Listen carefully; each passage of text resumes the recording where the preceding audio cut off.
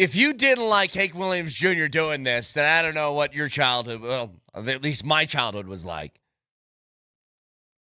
Now, I will admit, just hitting the it's better. What Monday Night's got now is better. But if you didn't like little Hank Williams Jr. screaming at you to get a game started, I mean, I don't know what to tell you. Broncos play in their... Brett, by the way, I was going down a rabbit hole trying to find a good recording of that song, and I found, you know how sometimes he would make different additions for special games? I found one that he made for a military appreciation or armed forces week. Yeah. And so the music video had like fighter jets flying over, and he was talking about get home safe, boys. It's time for the football. It's maybe the most American I've ever felt in my life about 5 minutes ago. Well, I remember SNL did a skit about this where it was Chris Farley doing that song in the studio. And he is just drunk and screaming. He's like got a bottle of Jack in his hand. And remember, it's Chris Farley, so of course it's hilarious. And he just goes, "I'm ready for some football." Just the entire bit is him doing that. But game tonight, and after watching yesterday, a few things, like I watched the Raiders and Cardinals game from yesterday to get a look at Fernando Mendoza.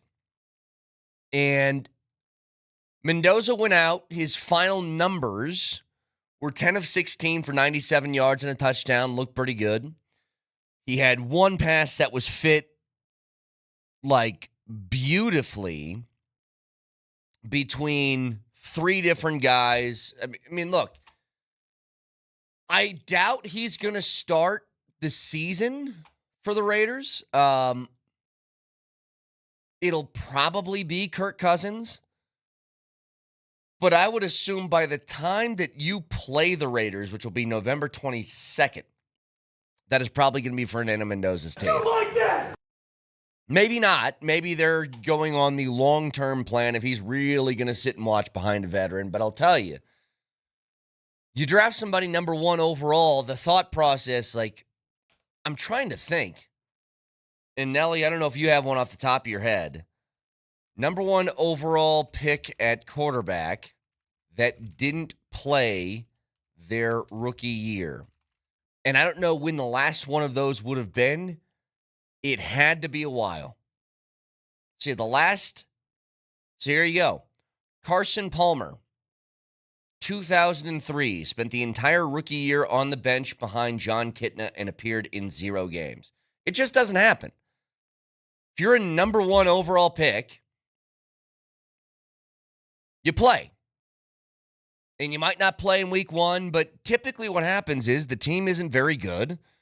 So you hit a point in the season where you've been sitting down and the team stinks, and so they throw you in there. November 22nd is probably right around the time that'll happen, because that'll be 2, 4, 6, 8, 10, 11 weeks into the season.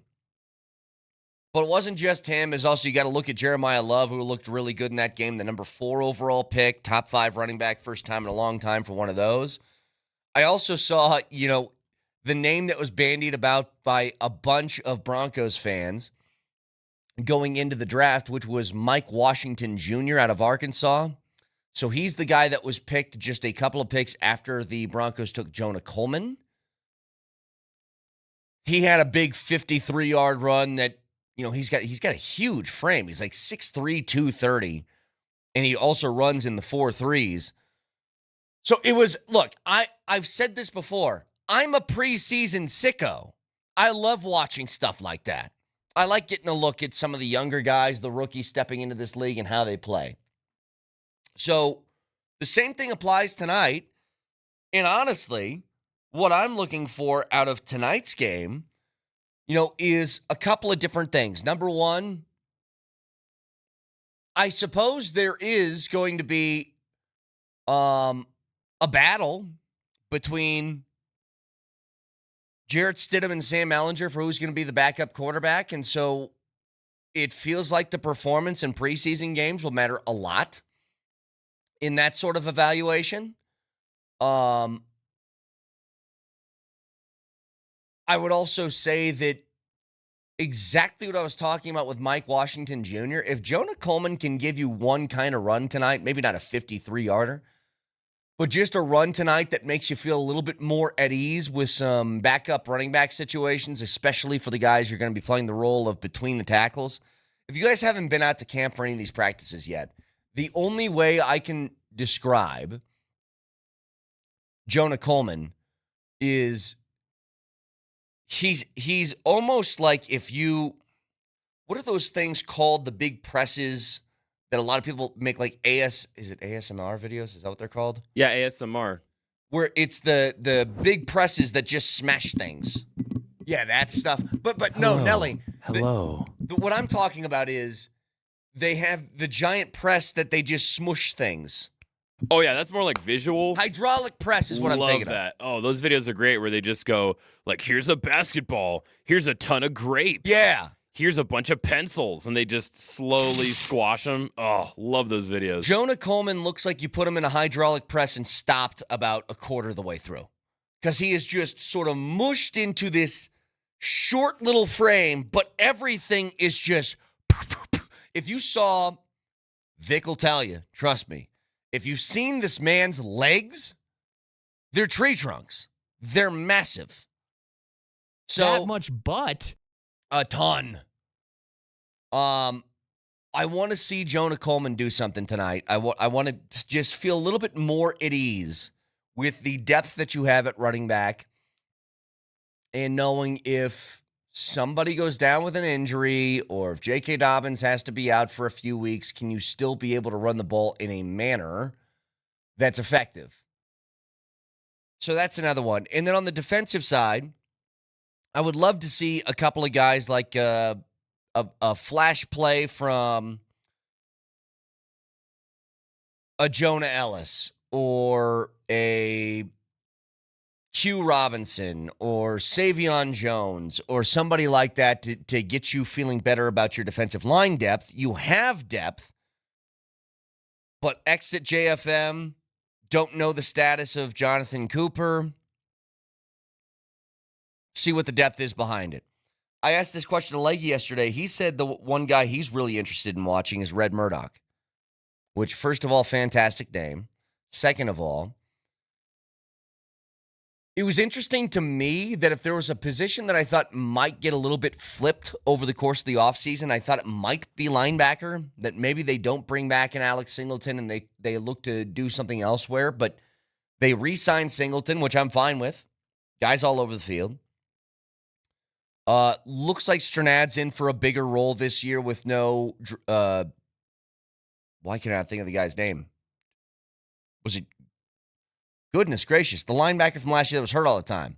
Greenlaw? Dre Greenlaw? Yes, Dre Greenlaw. Woof. And then he came back and then immediately got suspended. Yes. But you have him exit. You bring now Strnad into a bigger starting role. But if Murdoch can be a player for you, maybe somewhere down the line he takes over the green dot. He's in command of your defense, and you can kind of get younger, I guess, at that position. So just a few things to look for in that game tonight. We'll get to some of the Nuggets schedule release stuff in just a bit. Something that's really cool that's happening today. Avalanche individual game tickets go on sale at 10 a.m. You can visit coloradoavalanche.com/tickets. But we're going to have keywords all day on the 20s. So all you need to do is text the keyword with your first and last name to 303-504-0925. One winner per show gets a pair of tickets to the home opener for the Avs versus the Kings on September 30th. The second chance drawing is available at altitudesportsradio.com/AvsTix, and we'll announce the winner at 9:55 this morning. So keywords on the 20s all day for your chance to win a pair of tickets to the home opener of the Avs against the Kings. Texture says, is Red his real name or is it a nickname? The actual name of Red Murdoch is Khalil Elijah Murdoch. How did he get the name Red? Well, let's see. How did he get the name Red. Looks like people first called him Big Red when he was young, which was later shortened to just Red because he had red hair and freckles when he was born. I know that life. Why aren't I a linebacker?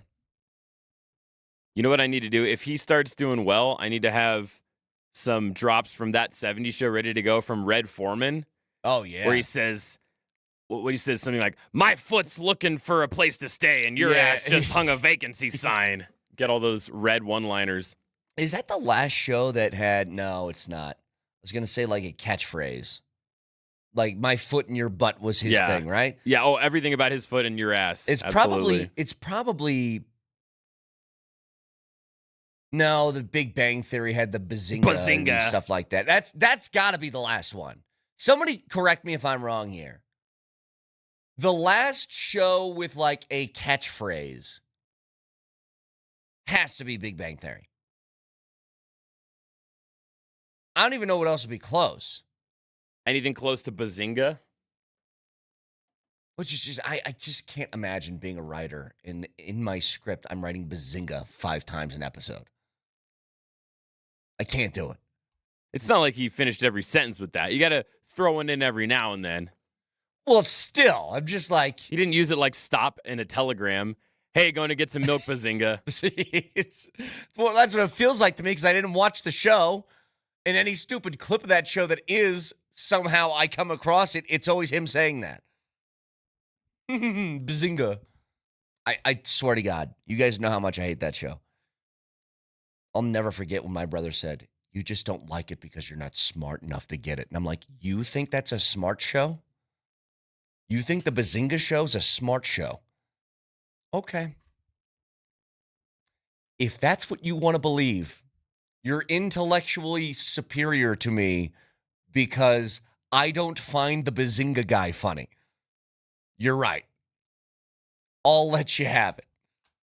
Didn't know my brother was Stephen Hawking over here. 303-504-0925. So a lot more to discuss with the Broncos tonight because I am very, very interested to see a number of things. Even though they aren't opening up the playbook, it's going to be very vanilla. I want to see sort of the pacing of the offense with Davis Webb. I think a major part of moving from Sean Payton to Davis Webb is trying to establish more of a rhythm. The amount of times last year that you would have plays coming in late, and here's what you got to do. You got to give your quarterback time to assess what the defense looks like. There's got to be at least a little bit of, you get 10, 11, 12 seconds up at the line. Bo Nix gets a read of the defense. Maybe he checks out of a play, or maybe he sees, what's going to work against X formation that they are lining up with. Like, this is all part of the dance, but you can't do that if you run up to the line with 6 seconds left because the play didn't get in fast enough. So 303-504-0925. Oh, here's one. How I Met Your Mother had Neil Patrick Harris saying that legendary line. That's a catchphrase. Adam on the text line saying, this is the way from The Mandalorian. That phrase definitely caught fire. That, of course, that wasn't network TV. That was the Disney Plus streaming Mandalorian. Okay. I'll take your word for it. I was never a Star Wars guy. And what I mean by that, it's not that I didn't like it or whatever. I just never got into it. I haven't made the investment into it. So The Mandalorian is not something I watched. But is this the way a catchphrase, or is that just a way that a Jedi person speaks? No, the Mandalorian, that's what he said. That's what various characters in the show say, where they're like, oh, let's do this. They go, this is the way. I got you. Affirmative. Let's move on. Oh, gotcha. 303-504-0925. Shop Mazda Text Slam on price, one person, 1 hour. Back after this.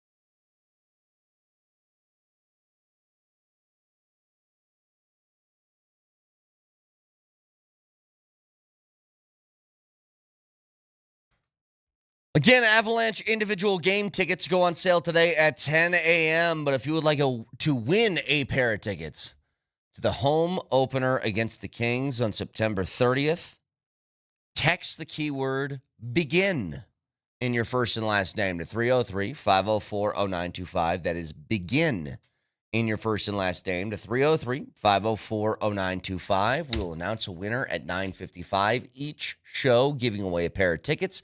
And each hour on the 20s will have a key word. So stay tuned for that all day today if you want to get into Ball Arena for the home opener for the Avs.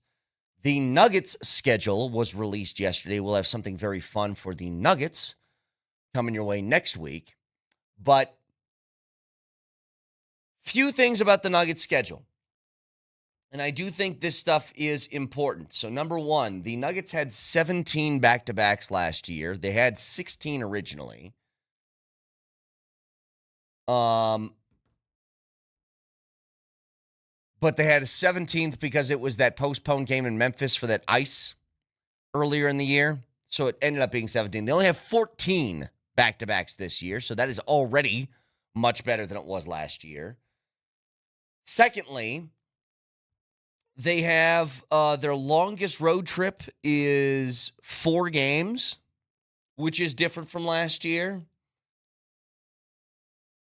And I just think the schedule and how the teams that they have and how they're stacked up just seems like a lot more fair. Now, fair being whatever word you want to use instead of fair, justified. It just feels like the Nuggets get the short end of the stick with the schedule a lot. But they have a couple stretches. The month of September is going to be a really, really fun schedule because you play Philly, you play the Lakers, Clippers, and Lakers on a Saturday, Monday, Wednesday. Then you head into Golden State for the Christmas night game. Then there's a back-to-back Indiana and Minnesota, and then you close out the month playing at Minnesota. Like, that is a huge stretch of games. And Brett, quickly, by the way, did you look at exactly what our giveaway is for Nuggets tickets next week? I didn't know if I was allowed to say anything. According to the email our boss sent, we are allowed to let people know that next week we are going to be giving 4 listeners a Nuggets Pick'em Plan 4-pack, which means you can pick 4 games, no restrictions. Yep. Any 4 games you want, and you'll win 2 tickets to each of those games. So I was just going to say, as you're running through the schedule here, people, think about what games you would attend if you're going to, like, if you win these. Yeah. Because that'd be awesome. Yeah. You get to pick any 4 games you want of the entire schedule, and you get it. You could pick the home opener against New Orleans on October 24th, or you could pick the Lakers in Philly and OKC in Minnesota, like whatever. You get to choose whatever games you want. So that's all coming your way next week in what I think is a pretty amazing prize. Now, today, you get your shot to win the home opener to the Avs season. So that's every hour on the 20s is those key words. But the Nuggets schedule released, and it feels a lot more, again, fair as opposed to previous years. And what the Nuggets have had to deal with from a schedule perspective. You know, all of this includes, by the way, a game that's going to be played in Mexico City. And even despite playing in Mexico City, they're traveling fewer miles than they did last year. So all of that just coming to the conclusion of it feels like on paper a lot better of a schedule than it has been in previous years for them. Now, going back to the Broncos part of things, they play tonight. They signed a center. I believe his name is Lasitis Smith. Sounds like a disease. You got Lasitis. Lasitis? I don't know how to say his first name.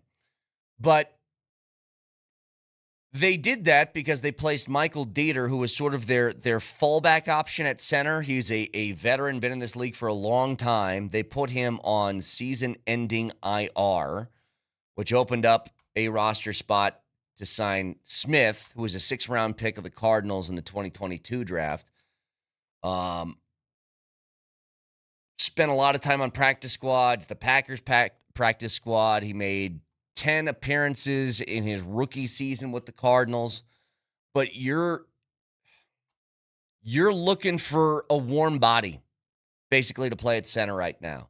And I think a number of different factors went into Bo Nix not playing tonight. Remember, he did make the trip with the team to Atlanta, but I don't see any purpose in throwing out a quarterback that, number one, is coming off ankle surgery. Number two, is going to be on a 4th-string center or somebody playing out of position. It's one of the more underappreciated positions in all of football because we give offensive linemen their due. We say Quinn Miners is a really good guard, or Garrett Bowles, you need some sort of anchor at left tackle, or, hey, man, you need a number 1 starting wide receiver. You need somebody that's going to push the pocket on the interior of the defensive line. Like the guys who do the dirty work in football, we give them credit for being the guys who do the dirty work. The center, outside a quarterback, might have the most responsibilities on an offense. They're responsible for lining up protections. They're responsible for calling people out. They're responsible for a number of different things. You know, watching preseason football yesterday, I watched 2 or 3 different games flipping back and forth. Do you know how many times, Nelly, I saw a fumbled snap because it's the preseason? Even basic stuff like that matters. And when you start to get into territory of 4th-string offensive linemen, that now becomes an issue. So seeing who performs at center is going to be important. Now, I don't know the extent of how long these timetables are for, your Wattenbergs and Forsyths and guys like that. But for the moment, you need to find somebody to snap the football. And we talked about this with Legwold yesterday. Quinn Miners is fully capable of playing center. But I don't think anybody wants to go from, well, you have perhaps the best right guard in the league, move him to center, and now you're trying to fix 2 positions instead of 1. So there's a lot of juggling going on here. And if there's one thing that I think the Broncos offensively had a main thrust of that made things go, it was their offensive line was, how do I want to put this? I mean, obviously one of the best in the league, but I think it masked maybe some other problems. It gave Bo Nix a little bit more time to find an open receiver.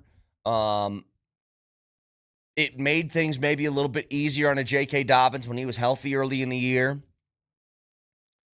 When you can't protect, your offense isn't good. And that applies to any team across the league and any quarterback. If you go back to that Super Bowl, that was the Chiefs and the Buccaneers. You guys remember that one? Where Mahomes was getting absolutely demolished. I think they had problems at both tackles going into that game, maybe backups in both spots, and he was being eaten alive. And that was still when that Chiefs offense was sort of high-flying, bunch of points, all that stuff. Completely shut down because he couldn't protect. Well, center's a very, very important piece to that. Like, always has been, always will be. So to me, if you can find somebody that's at a minimum trustworthy, then you should be in at least decent shape until you get your starters like Wattenberg and Forsyth back. So something else just to look for tonight. But I am very much in this camp of, winning and losing in preseason does not matter. It's just, can you find some things along the way that you can believe in?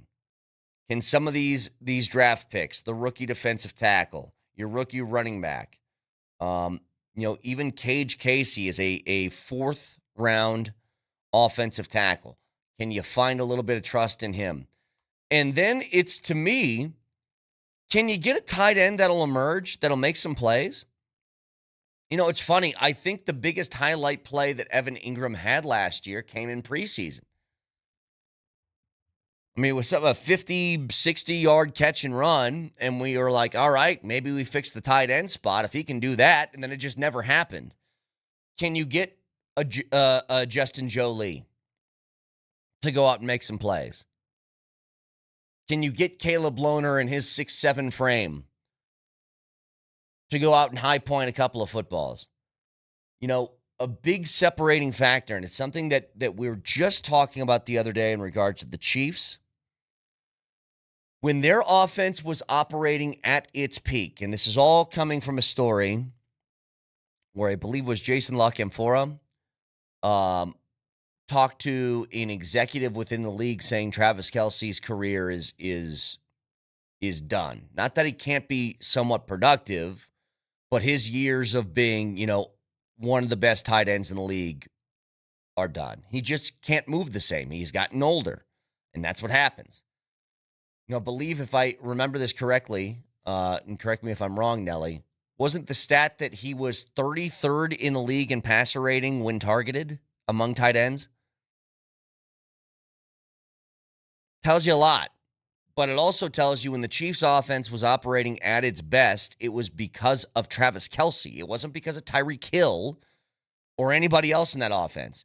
It's because Travis Kelce dominated people. In much the same way, the Patriots, for years, had an offense that felt unstoppable. And this isn't taking anything away from, you know, a Danny Amendola or Julian Edelman or anybody like that. The reason their offense was so good was because Rob Gronkowski was a freak of nature. He was a gigantic polar bear that you couldn't stop.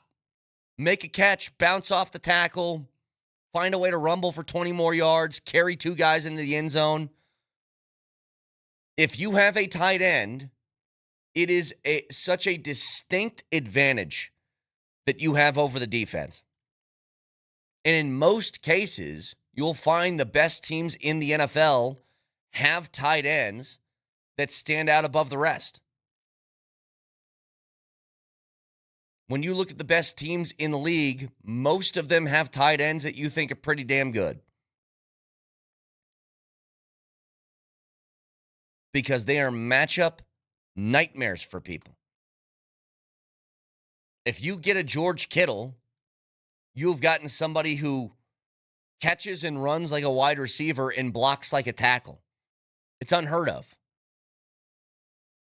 Can the Broncos find any of that? And can this new offense turn Evan Ingram back into a weapon? You know, Ingram's a really interesting case for a tight end because he's not, if you see him, he's not built like a tight end traditionally. He's not like this massive towering figure that you're like, whoa, that dude is huge. He's 6'2", 6'3". Kind of stocky. He's got speed. But the thing with him, he had like one gigantic year in Jacksonville where he had 114 catches for 963 yards. And then most other seasons that he's had have been sort of middle of the road. Dealt with a lot of injuries early in his career when he was with the Giants. But it's a matter of, can you now find that guy in a way that Sean Payton calling plays and running the offense couldn't? Trying to find a goddamn joker. Not even that. It's like, can you just find production at all from tight end? So can a Caleb Lohner, can a Justin Jolie, can a Dallin Bentley, can a, you name it, one of the 15 tight ends that you have on this roster right now, can one of those guys make a number of plays to make you more comfortable heading into the regular season? You know, and it takes sort of a two-fronted effort. There has to be a commitment from the play caller to feature that position, number one. And number two, it's got to take the quarterback finding that guy And I think maybe it was a combination of both going back to last year that just weren't up to the standard that you wanted. So 303-504-0925. Keep that number handy because, again, Avalanche individual game tickets go on sale at 10 a.m. today, but we're giving you the opportunity to win a pair of tickets to the home opener against the LA Kings on September 30th. And all you have to do is text the keyword BEGIN in your first and last name to 303-504-0925. Keywords on the 20s every hour. Each show giving away a pair of tickets. We'll announce our winner at 9:55 this morning. So, get a chance to get in the building for that home opener. There's a second chance drawing that's also available at altitudesportsradio.com/avstix. So if you don't win on the air today, you got a chance to win online as well. So when we return, a couple of stories. One surrounding, when you have somebody, we were just talking about Evan Ingram had this huge year in Jacksonville a few years ago, hasn't quite been able to replicate it. I don't think I've seen a fall off as drastic and sudden as the one we're witnessing in real time right now. We'll get to it next.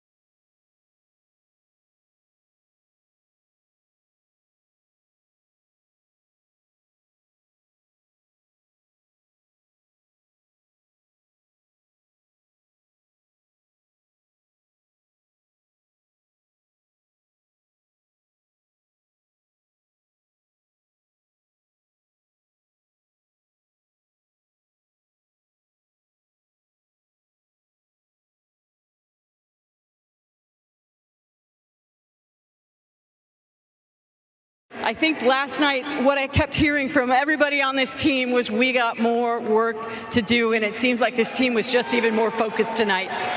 Yeah, I mean, I think most people heard what I said last night, might as well win the whole thing. All right, Aaron, back up to you. Naughty Cal. Naughty Cal. Naughty. That was last year. Was that the ALCS or ALDS or something like that, or late in the regular season? I don't know. That was Cal Raleigh. Cal Raleigh, who last year finished second in the AL MVP voting and did so because he hit 60 home runs as a catcher. Now, Cal Raleigh over the last few years, in 2023, he hit 232 with 30 homers. In 2024, he hit 220, but had 34 homers and 100 RBIs. And last year, hit 247 with 60 bombs and 125 RBIs. To do that as a catcher is remarkable. And you thought maybe we're on the brink of seeing, another superstar. He's in his late 20s. He's still got some time left to play. Cal Raleigh this season is hitting 159 with 12 home runs. He has, I believe, less home runs than Aaron Judge, and Aaron Judge has not played since May. It's a remarkable drop-off. And one that is hard to really find and replicate in other places. Guys have had spike years before. Guys have, had a big season followed up by a little bit of a stinker, but not quite to this extent.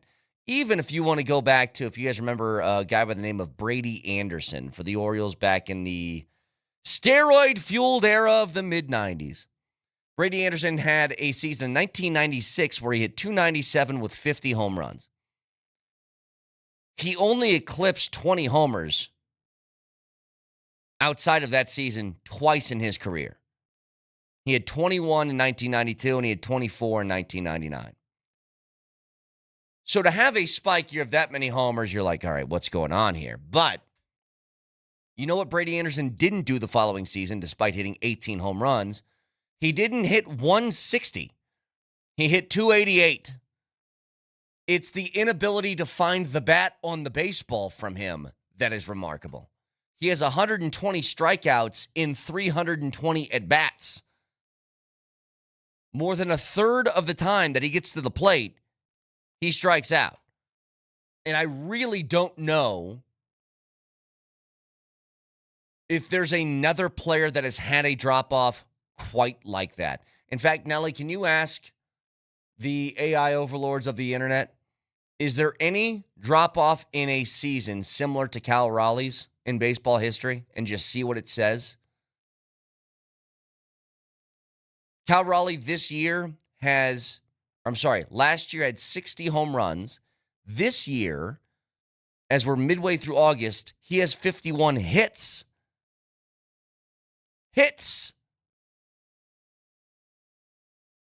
And I want somebody, if you guys got a name, throw it out to me, 303-504-0925. Give me the person in sports that had that much of a peak year to immediately fall apart like that.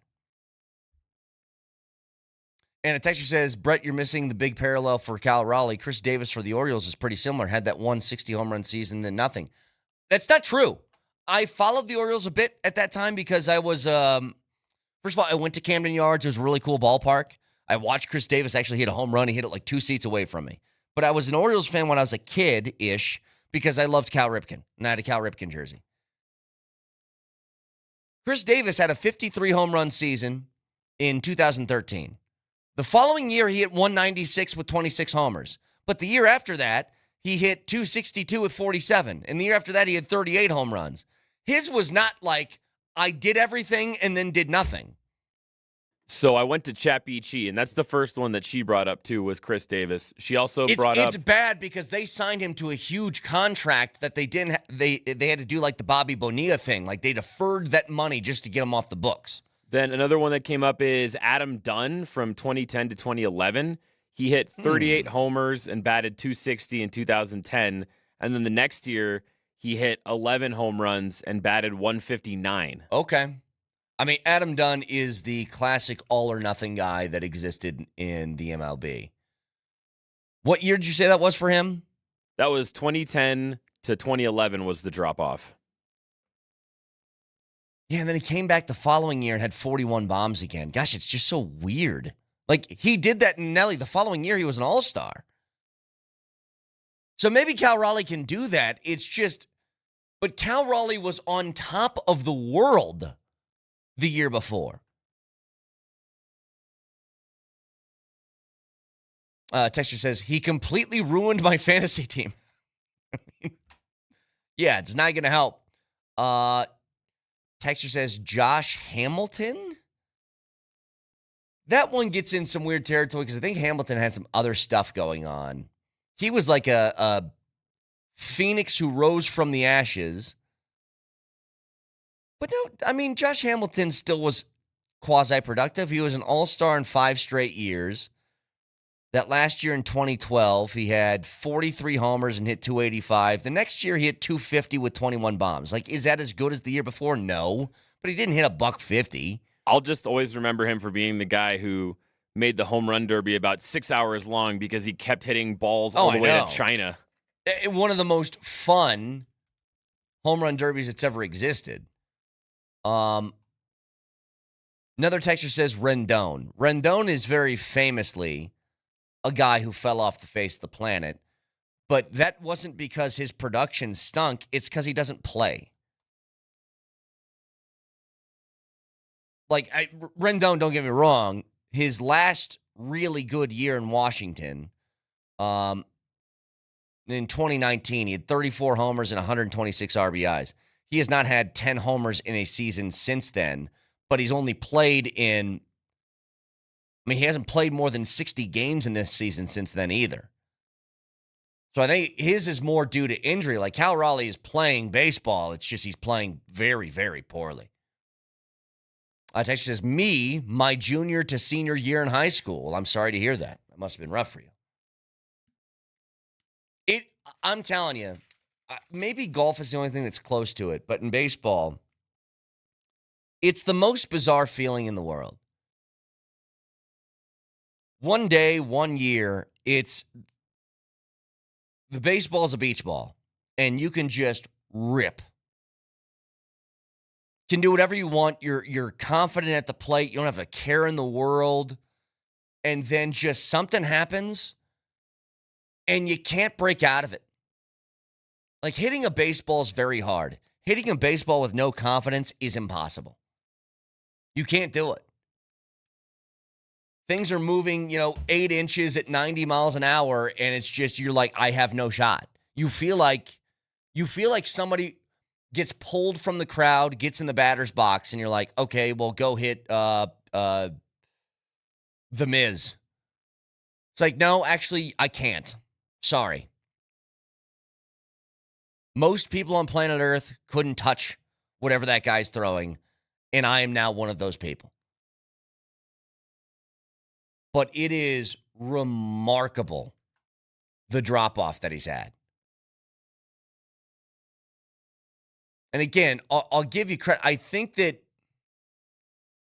Chris Davis is close. No, he also had this story. He said it was because he took Adderall, and then that became a banned substance within the league, and so then he had focusing problems or whatever. He had some sort of excuse about it. I think that was it. But these guys that just go up there and they're bombers, they're the ones that this can happen to. You typically don't see it. Like, Ichiro's not going to have a year where his batting average falls off 130 points. Because his entire job is like, I'm going to get the ball in play. Cal Raleigh's job is, I'm going to hit the ball 500 feet. Speaking of guys who hit the ball far, Netflix last night had the Phillies and, who was it? Phillies and who was playing in the Field of Dreams game? Twins. And Schwarber hit 2 of them into the corn. I'll tell you this, I'm almost ashamed to say it. Nelly, did you have any idea the Field of Dreams game was happening last night? Nope, not until I saw highlights on Twitter. And actually, one of the Schwar bombs was going across Twitter and in the outfield wall. I think he hit it to right field. Yeah. There was a FanDuel ad on the wall, and everybody was going, the disrespect to shoeless Joe Jackson to have a betting ad in the Field of Dreams game. Well, you know what though? Like, is that just because did that game used to be on ESPN, or has that always been Netflix the last few years?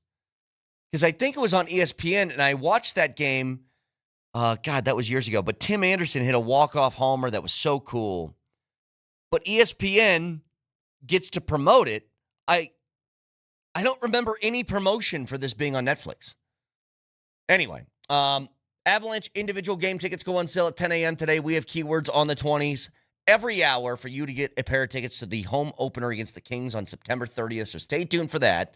You can watch the show live on Twitch, twitch.tv, search Altitude SR in the search bar, the Altitude TV simulcast. You can also watch on YouTube. If you subscribe to the channel, you don't miss anything from Denver's #1 sports station. Altitude Sports Radio 92.5. Moser, Lombardi, and Kane next.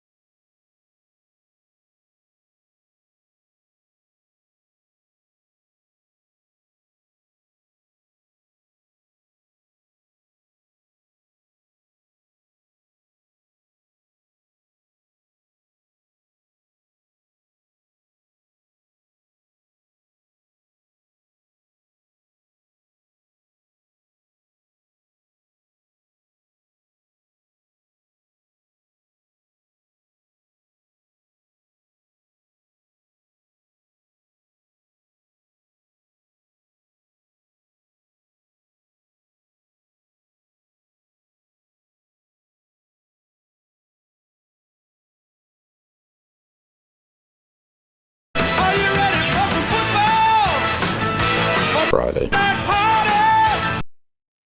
You guys miss Hank? You miss Hank?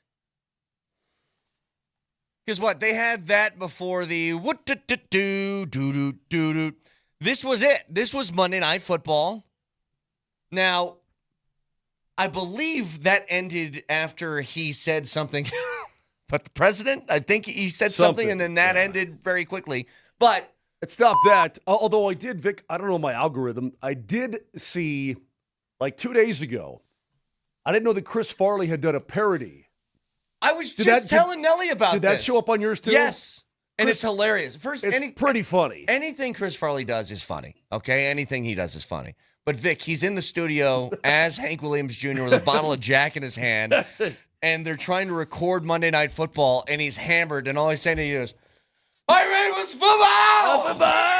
He's just shouting. It was good. So, anyway, Broncos' first preseason game is tonight. I will remind those who weren't listening in the appetizer, every hour on the 20s is a keyword for you to win a pair of tickets to the Avs home opener against the Kings on September 30th. Individual game tickets go on sale at 10 a.m. today, but you can win tickets if you text in those keywords, so stay tuned for those. Wait, so we're giving away Avs tickets today? And That's killer. Next week, with the Nuggets schedule officially released, we're giving away a 4-pack of the people's choosing. They choose any 4 games. Get the flock out. Any 4 games that they would like to go to for the Nuggets next year. A lucky winner's going to get out of town. Come on. What would you pick? Well, we'll get there in just a bit. Charlotte, Utah, before we get to New Orleans. Before we get to the Broncos and their first preseason game, I watched a lot of the Raiders game yesterday because I wanted to see Fernando Mendoza. Looked pretty good. Yeah. He had one throw in this tight window, sort of timing throw over the middle in between 3 different guys, fits it in perfectly. I mean, Mendoza seems to be the real deal. I know it's a preseason game, but we watched it with him in college. Like he's got the goods, okay? Something else from that game that I don't know how many Broncos fans tuned in for it, but if you guys remember when the Broncos drafted Jonah Coleman in the 4th round, I think it was 2 or 3 picks after Jonah Coleman was another running back who was drafted that a lot of Broncos fans wanted. Do you remember who that was? I know. Yes. We saw him rip off a from Arkansas 50-yarder last night. And DMac, if I recall correctly, DMac was all over this guy. Well, he's 6'3", 230 pounds, and he runs a 4.33 or something like that. Mike Washington Jr. is his name. No, yeah, he's in Arkansas. He's one of the Rednecks boys. So, yeah, Brandon. if you were wanting him and then disappointed they didn't get him over Jonah Coleman, well, last night, because he got first crack at making an impression, he made a pretty good impression last night, too. But in watching the Raiders, they started Kirk Cousins. My guess is this year they will start with Kirk Cousins. My guess is also when they play the Broncos for the first time on November 22nd, Mendoza is going to be the quarterback then. Because I looked this up. Do you guys know the last number 1 overall draft pick who was a quarterback that did not play a snap his rookie season? Can you name him? Pat. No, I was going to say Pat. Let me think this through. The last number 1. Overall, number 1. Overall number 1 at quarterback. Steve Young? No, not that far back. Give me a hint. Where do you go to college? No, it's going to be too obvious. Sam Darnold? Your mom? No, Sam Darnold actually did. His first pass in his first game was a pick 6, funny enough. Carson Palmer. He sat behind John Kitna in Arizona. You're kidding. That was 2003. So I say all this to tell you, Mendoza's going to play this year. Oh, Probably not right well, away. Whether or not it's because Kirk Cousins is good or bad, Cousins is going to miss. Dude, it's very rare that a quarterback doesn't miss a series or a half or a game. They get beat the snot up all the time, and so it's very rare that the backup doesn't get a snap. We've been remarkably fortunate around these parts. Outside of an AFC championship game. Outside of the friggin' AFC title game that Bo Nix has been in the lineup the entire time. Well, he's not going to play tonight. He did travel with the team. He will not play in this game. I think a lot of that has to do with, number 1, the ankle thing, number 2, turf, number 3, 4th string center, where they just signed. Did you guys see this guy? Is it Lasitis Smith? Lasitis? What? Because they put Michael Dieter on season-ending IR. Can you believe what's going on with their snappers? What's I'm saying. Oh, thank you, texters. I said Arizona. Carson Palmer was in Cincinnati behind John Kitna in Arizona. But they have all of these centers that are hurt right now. They're just trying to find a warm body to be put out there. If I'm Sean Payton or Davis Webb, I'm like, hey, Bo, we're going to take a break this week. You just rest that ankle. You watch. Well, that's what they're doing. And I probably has something to do with that. Oh, for sure. But they signed Lasitis Smith. So he is another warm body that's going to come in here. He's a 6th-round pick in 2022. You know, Legwold brought this up yesterday with us. He's like, could they move Quinn Miners to center? Yeah, they could. But now you got to fix guard. And why fix 2 positions when you can just try and focus on one? I'm not sure why you would mess with an all-pro guard and say go play somewhere else. You just take a backup offensive lineman, say, see this pig? Throw it between your legs when he tells you to. What do you want to see tonight? I want to see a clean, non-injury type of game. That's what I want to see. You know, the issue with preseason football is when you see something great, you go back to, well, it's just preseason. If you see something bad, well, it's just the preseason. Mm-hmm. So what are you to believe if it's just the preseason? I think this is the same thing that applies in really any sort of preseason thing. You know, it's like Nuggets Summer League. Mm-hmm. When Trevin Brazil has a big game, I think individually when you recognize stuff like that, that matters. Whether they win or lose doesn't. But look, I'm telling you right now, if Jonah Coleman goes out and has 8 runs for 72 yards, I'm going to be pretty pumped about it. I think that'll be cool. If Caleb Lohner has 6 catches and a touchdown, cool. Oh, it's okay to be pumped. It's just I just assuming that that's going to translate to the regular season is where I draw the line. You just mentioned Summer League. You remember Hunter Tyson when he was all Summer League team? Yeah. Dude, who was my guy that I loved in Summer League? The 7th overall pick, the guard who ended up washing out. Yeah. Emmanuel Moutier. Yeah. I loved him in Summer League. And you know why? Because he looked friggin' awesome. And you know what it mattered? Jack squat. I still think, though, you can recognize with some guys, if they make a play or they do something, like look, it's not gospel, but it can be an indicator of what they're capable of, and you want to see guys play well. I mean, I don't think there's any question that the Broncos are using these preseason games as the evaluation tool for who's going to be the backup quarterback. Yeah. I bet you whoever plays better in these preseason games is probably going to be named the number 2. Yeah, and listening to the guys talk about the 2-minute drill that they did toward the end of our escapade out there at Broncos camp, and I know we'll be there Monday and Tuesday. I guess the play calling at the very end of that was not super terrifically good, exciting, maybe good stuff on that 2-minute drill, not throwing to the sticks and that kind of blah, blah, blah, blah, blah. So, yeah, I want to see the play calling. I want to see Webb's cadence with that.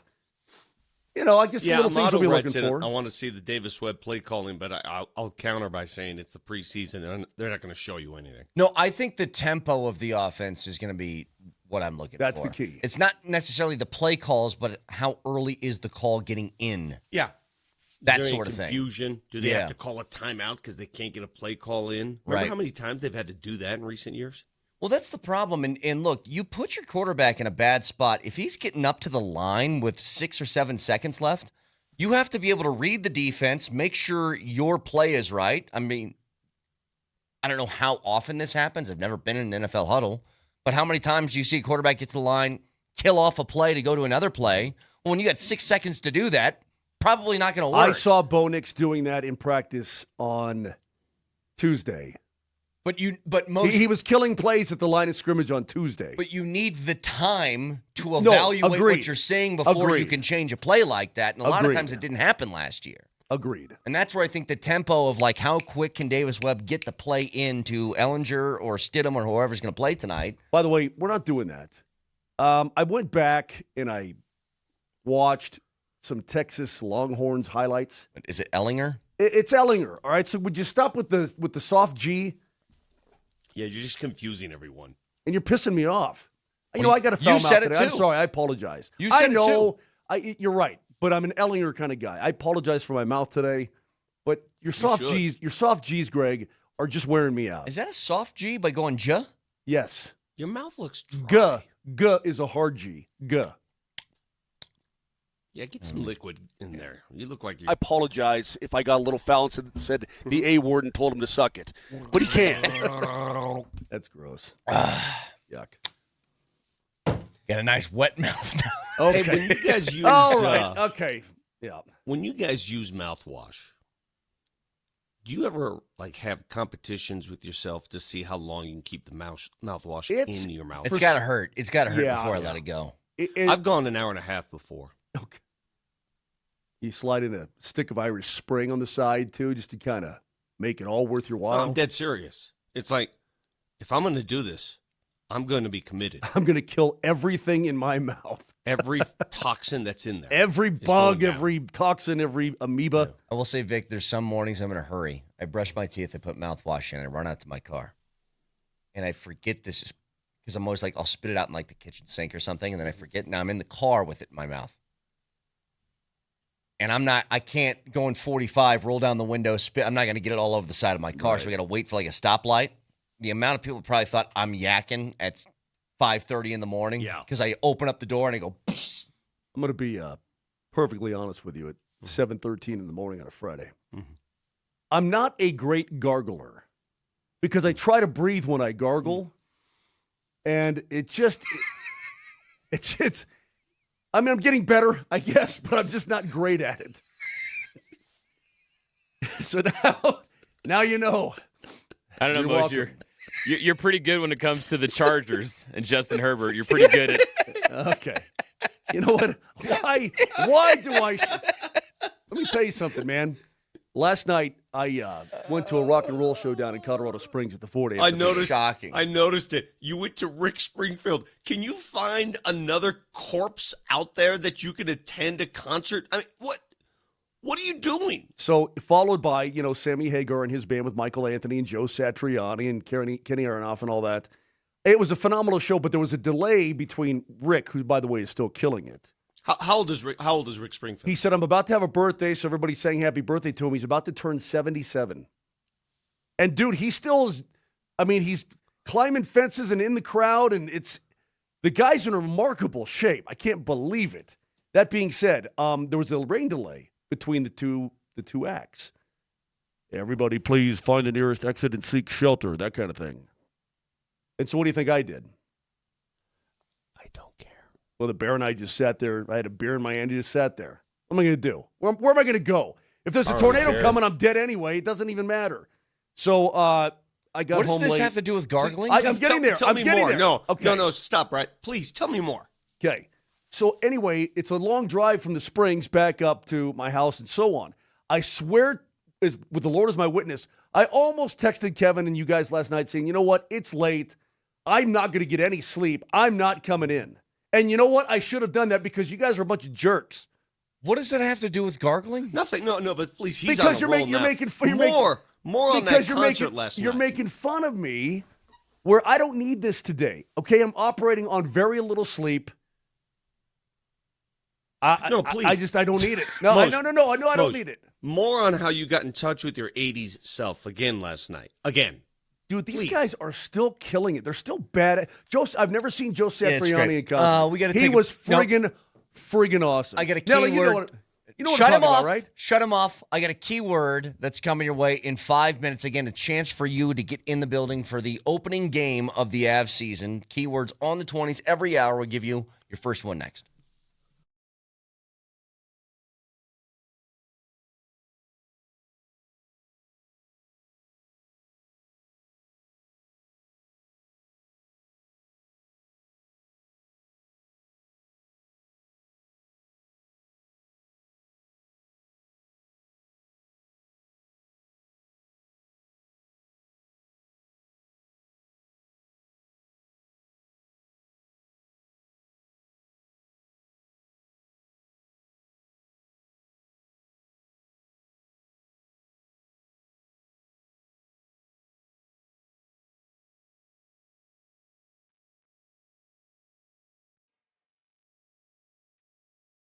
Guys, how do you know if you've got low T? Low testosterone. You probably don't feel like you did in your 20s and 30s because it happens gradually. And before you know it, you're like, man, I just don't feel the way I used to feel. Is it a decrease in libido, putting on a little weight, maybe less productivity at the gym, poor sleep, you're waking up feeling tired, brain fog, sad or depressed? All that stuff can be signs of low T, but you can get fixed at the Rocky Mountain Men's Clinic. Listen, I've been talking to you about this for some time. It works for me. They are the best. I mean, they're doing great with me. I'm very, very happy, and I think you will be too. So take 2 minutes out of your day to go to their website, RockyMountainMen'sClinic.com. Check it out. Take the low T quiz, 10 simple questions, yes, no answers. Takes 2 minutes. Schedule a consult. They're very accommodating. It's very easy. You'll find the clinic near you. They got 5 in Colorado. And zip on over there and get taken care of. They'll draw your blood results within 30 minutes. You'll love it. Here's the telephone number, 720-440-7900. And don't forget about those new medical strategies they have, TRT, GH peptides, NAD+, GLP-1, PDA, and more. The number again, 720-440-7900. Go online, RockyMountainMen'sClinic.com.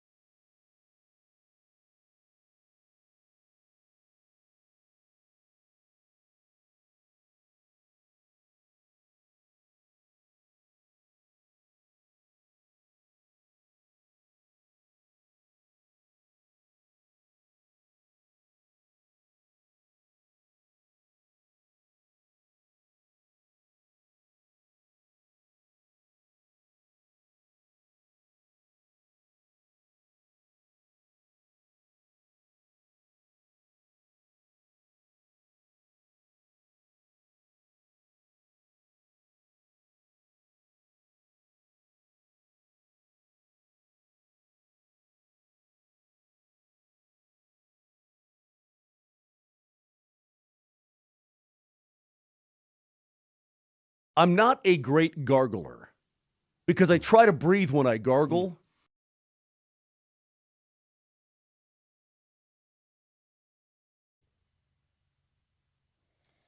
All right, again, every hour on the 20s, your chance to win tickets to the Avs home opener against the Kings on September 30th. Your keyword for this hour Wait, hold on. I figured it out. Hang on, let me get the word out. The keyword for this hour is launch.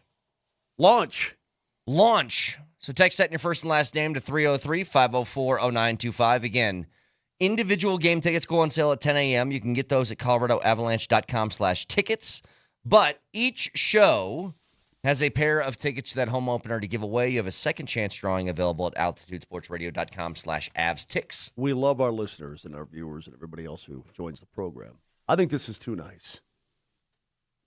I think we should have waited until late September. You have no idea how nice we're about to be over the next few weeks to our listeners. Really? You guys have no idea what you guys are capable of winning. Having to sit through Moser stories in the opening segment. Well, hey, listen, man. Why is it that I got no sleep and rocked out last night, and you look like you slept under an elephant? What's your story? What do you mean you rocked out? I rocked out. You're at a stage. There's only one way. 80-year-old people. There's only one way to rock. Killer stuff, man. Because I try to breathe when I gargle. Hey, so yesterday the full Nuggets schedule came out, and there's a few things that I think are beneficial to what has happened to them over the last couple of years. If you guys remember, last year, the Nuggets had 17 back-to-backs. It was 16, but they got to 17 because of that canceled or postponed game in Memphis for that ice storm that rolled through. They only have 14 this year. It wasn't just that. Last year's joke of a schedule, the reason why it was so dreadful is because there were many, many, many times that the Nuggets were on the road for 3 games, would come back home for 1 game, and then back on the road again. Yeah. And the 1-game homestands were the bane of their existence. You have a 1-game homestand, it's not like being home at all. It's just a quick trip. So they've limited those this year. There are only 6 1-game road trips this year compared to 13 last year. 13 times last year they went on the road for 1 game. 13 times. It's stupid. That's ridiculous. In and out, 13 times. So last year they had a 7-game roadie. I think their biggest this year is 4. So they don't have as rigorous a schedule. It's much more user-friendly. There's no excuse there. Their schedule is one of the best I've seen, to be honest with you, in quite some time for the Denver Nuggets. And do you remember when last year I sort of got into it with the NBA because I released a lot of information about the Nuggets schedule, and some NBA people reached out to me saying, "Hey, it's the roll of the dice. Everybody gets a bad schedule, and you guys got one." Do you guys remember that in March? Oh, yes. And I heard from the NBA people. And well, isn't it funny how much easier the Nuggets schedule is this year? So think Vic, they noticed? Are you the squeaky wheel that greased the skids for this year? I'm just curious, everyone listening right now. Do you remember the conversation I had with the NBA, and I had it behind closed doors, when they said, well, it's just it's a one-off. It's nobody intended for the Nuggets to have. And then all of a sudden this year, it's one of the easier travel schedules they've ever had. Yeah. Interesting how that happens. I do recall that it was a bit of a tempestuous time for Vic Lombardi. Well, I mean, it was just ridiculous. I mean, the schedule from last year's All-Star game to the end of the season was one of the dumbest schedules I've ever seen. Yeah. I don't disagree with you. Well, thank God, because they were due to have a schedule that's a little bit easier for them this year because they've been dealing with this for the last couple of years. It hasn't just been, last year was extra awful. But as you mentioned, Vic, less back-to-backs, less 1-game road trips, able to actually stay at home when you're playing at home. We talk about this all the time, but that stuff doesn't apply as much as like when you play in Philly or New York, you can play a game and go home. Yeah. You can do that No, easily. On the East Coast, at least the hockey guys, Vic, you know this. The guys, when they come in, the travel's way different in the West, obviously. A lot of those guys, Vic, it doesn't matter if you live in New York, but you're playing in, Boston or, or upstate New York in Buffalo, or even in Toronto, whatever, you're home and in bed by midnight. Yeah. You know what I mean? You're home and in bed and ready to go, as to where, we're landing at 3, 4 in the morning and the whole next day is wasted. There is a difference. But Vic, have you looked at this schedule overall? Oh, not only have I looked at it, I've already picked out the I was going to say, I'd like to attend. Did you already pick out the games that you like to go on the road with the Denver Nuggets? Let me guess. CJ, there are 4 trips that I've requested. I don't like to go on too many, as you well know. Right. But there are 4 road trips that I've requested. Now, mind you, New Orleans and Phoenix. I have to work around. Yes, that's one of them. I have to work around like the Broncos schedule, because we'll be doing Broncos post-game shows this year. I have to work around a lot of things. So there's some trips I just cannot make. Okay, you wanted to go to Philly to see LeBron. You're exactly right. That's on my list, because I think so that's an altitude game right now. No, it's an altitude game. I wonder if Network will pick it up, but right now it's an altitude game, and I think that would be a fun game. I would say Clippers and Lakers, December 21st and 23rd. God, how did you know? Yep. Because it's L.A. Okay. And you go to L.A. And you go to L.A. in December. Plus, you want to see your daughter, so there's one more trip. Hold on. You guys are 3 for 3. This is. I know. This So is yeah, unreal. it was Philly. It was the Clippers and Lakers. I got it. Lakers, Daddy! I got it. One The more. back's Orlando, Miami, and then Washington and Brooklyn. You got it. Really? Nailed it. Dude, I know you better than the cleanest chicken knows your ass. I know you. You nailed it. Nailed it. And That's how long- those are my requests. That's how long we've been doing a show together. Me and Moser, all we had to do was look at the schedule. We go, all right, Vic's going on that one. He's going on that one. He's going on that one. But there is a bunch of great games sandwiched in here. Now, we're going to have this contest next week where you pick your 4 games of the year. You can pick any 4 games for the Nuggets, and you go. That's crazy that we're doing that. Which ones would you choose if you had to pick 4 home games for the Nuggets? Well, I would choose one of the Minnesota games, no matter what. Maybe the first Minnesota game. Because if you're the Denver Nuggets, and listen, again, am I speaking out of turn when I say this? Should revenge be on your mind against a Minnesota team in a regular season I would game? think so. I mean, maybe you want to do something about the mouth of Jaden McDaniels. The first time Minnesota comes to town, according to the schedule, is December 28th. It's right in that December Christmas 28th. week. People will take that week off. Everybody does, except for us. So that's definitely on my list. That's a game on my list. The Philly game, if you want to see that stacked. Where team, is Philly? That's March 20th, a Sunday. Do you want to see the defending champs come to town on the 2nd of January? Yeah, I guess. And I think I'd like to see an OKC game. Having said that, Last game they of the open year. the season on the road at OKC. Guys, I don't know about you, but I like opening the season on the road. I prefer it. I prefer a tough test on the road. And it doesn't get any tougher than Oklahoma City. Yeah. Would we all agree? Totally. It doesn't get any tougher than Oklahoma City on the road to open the season. Let's see what you got. Yeah, I think I'd hit that San Antonio game too. Which one? Dude, you could almost, there's 2 games that the Nuggets play. It's March 3rd and March 7th, where they play San Antonio the 3rd and then Minnesota on the 7th. Those would be 2 games that maybe you want to make a week out of it. Mm-hmm. I mean, you got to see. Oh, that's a great idea. Make a week out of it. You That's got a to great see idea. Wemby in person. Yeah. You got to see it once, right? That freak, have to. Because I think he was, Vic, if I remember right, they came to town last year. It was Black Friday. I don't think he was playing. He missed one of the games, yeah. Yeah. So anyway, that's a look at the Nuggets schedule as we move ahead towards this year. Yes, Moser. I just think that's remarkably nice of whoever decided to do this. So obviously, it wasn't me. I wouldn't let people pick their own. But you get to pick your own games next week. That's killer. Yep. The Nuggets also have a game on November 7th in Mexico City against Indiana. And it's a 3 o'clock start. So it's an afternoon game in Mexico City to kick off a pretty good road trip. Yeah. So Hey, that dude, should be an interesting one. That right there, I'm calling it right now. Mm-hmm. That is a dub. And you know why that's a dub? Why? because Mexico City's elevation is even higher than Denver. Yeah. That's actually an Indiana home game. Yeah. So the Pacers, who are absolutely sea-level turds, those guys are going to be sucking wind in Mexico City, and our guys will be feeling just fine. I want you to know that I picked the March road trip, the 4-game roadie, Orlando, Miami, Washington, Brooklyn, not just because I like the warmth of Orlando and Miami that time of year. Ah, right. I've never been to Washington, D.C. You're kidding me. I've been to Georgetown University, but I've never, toured any of the – I've never been. I've never seen the history. Is that the only place I've been that you haven't? Might be. Well, Vic, you're going to have, let's see, that game's the 21st, so then you're going to have the 22nd and the 23rd off to go tool around the National Mall and see all the museums and see the Declaration and see the Bill of Rights and all that kind of stuff. I've never been.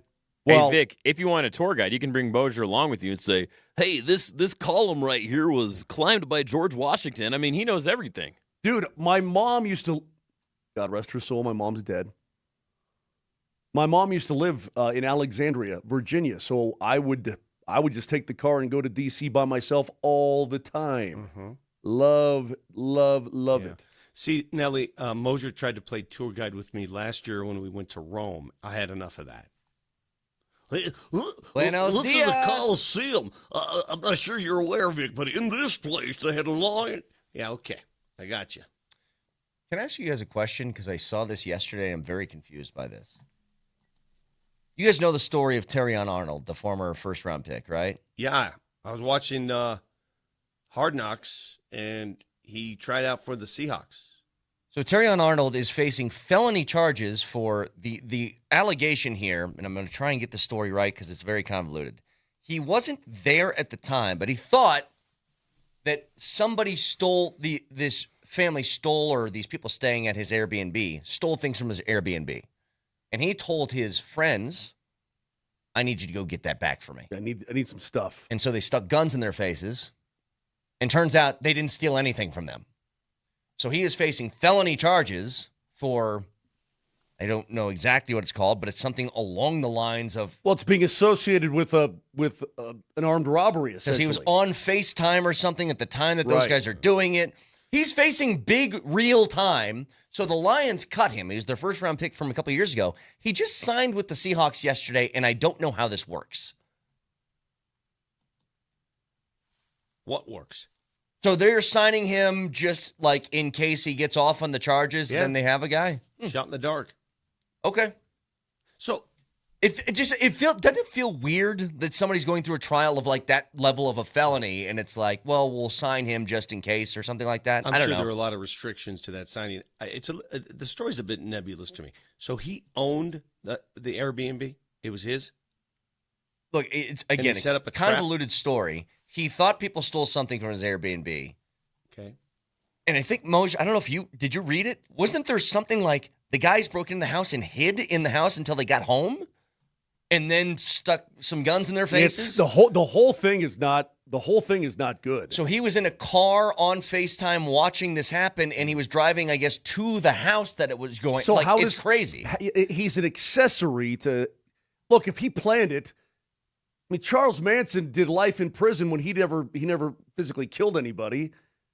But if you plan it and you're executing it and you're the mastermind of it, So you're going to prison. 8 felony charges, including kidnapping and armed robbery, is what he's facing. How could he possibly even try out or sign with the team? Well, that's what I'm How wondering. is the league not like, hey, whoa? I mean, because the Lions, this guy's a first-round pick. Dan Campbell goes, guess what?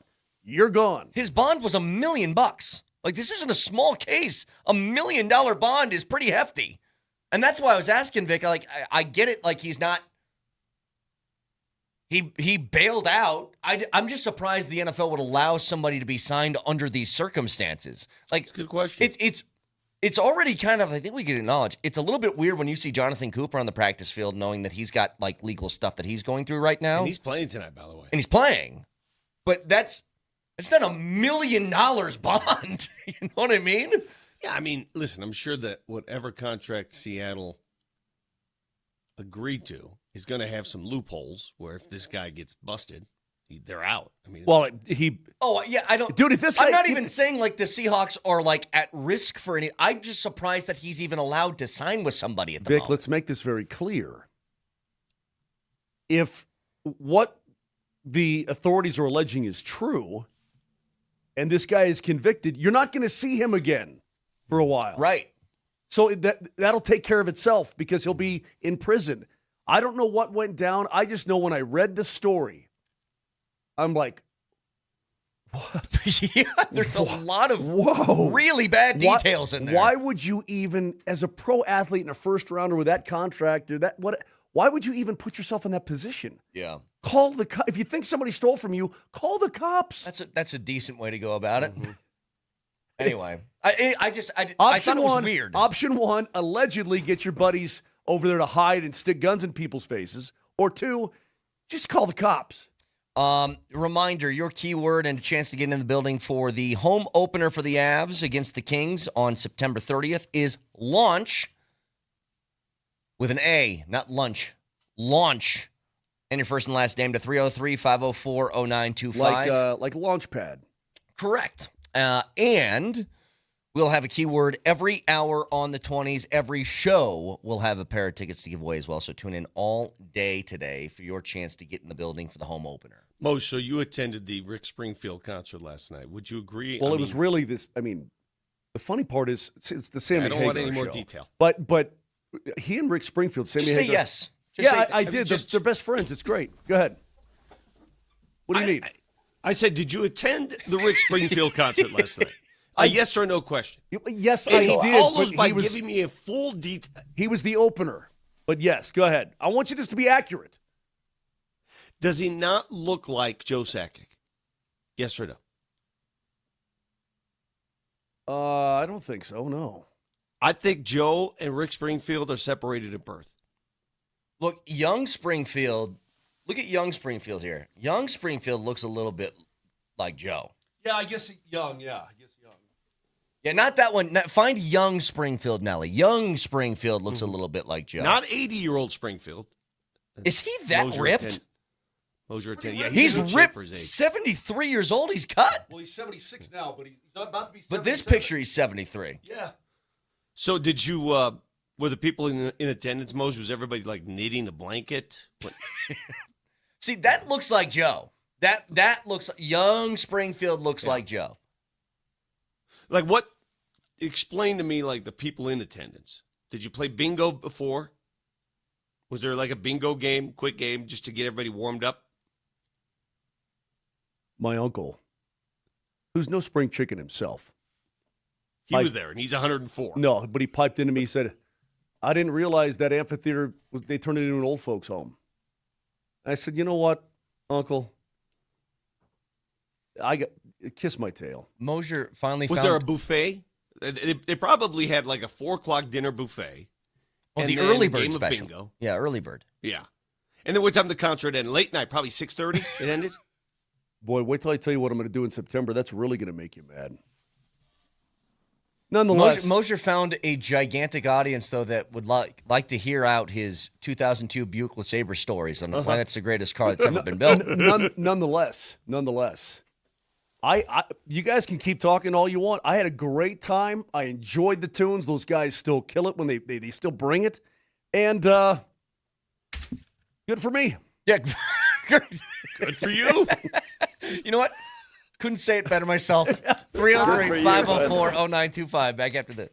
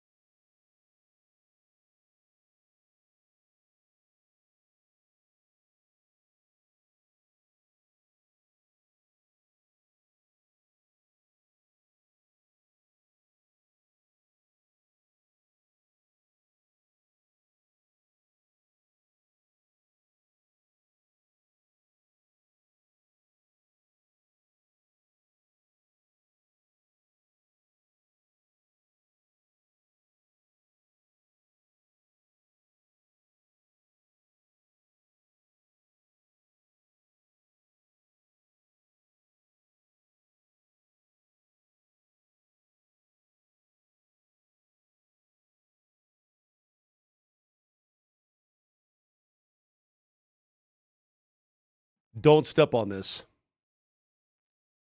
I'd never. When I wake up in the morning, love. See, now this is music, Moj. This is what music sounds like. This is so good. If those greedy execs in the music industry didn't piss off Bill Withers so much that he was like, I'm done with this, he's amazing. Oh, the late, great Bill Withers. Dude, when this song, are you ever driving down the road and this song comes on? I mean, like, I don't even want to look at another human. I don't want to talk to the song is called Lovely Day, and every time I hear it, I'm like, I'm going to have a lovely day. It makes me feel good.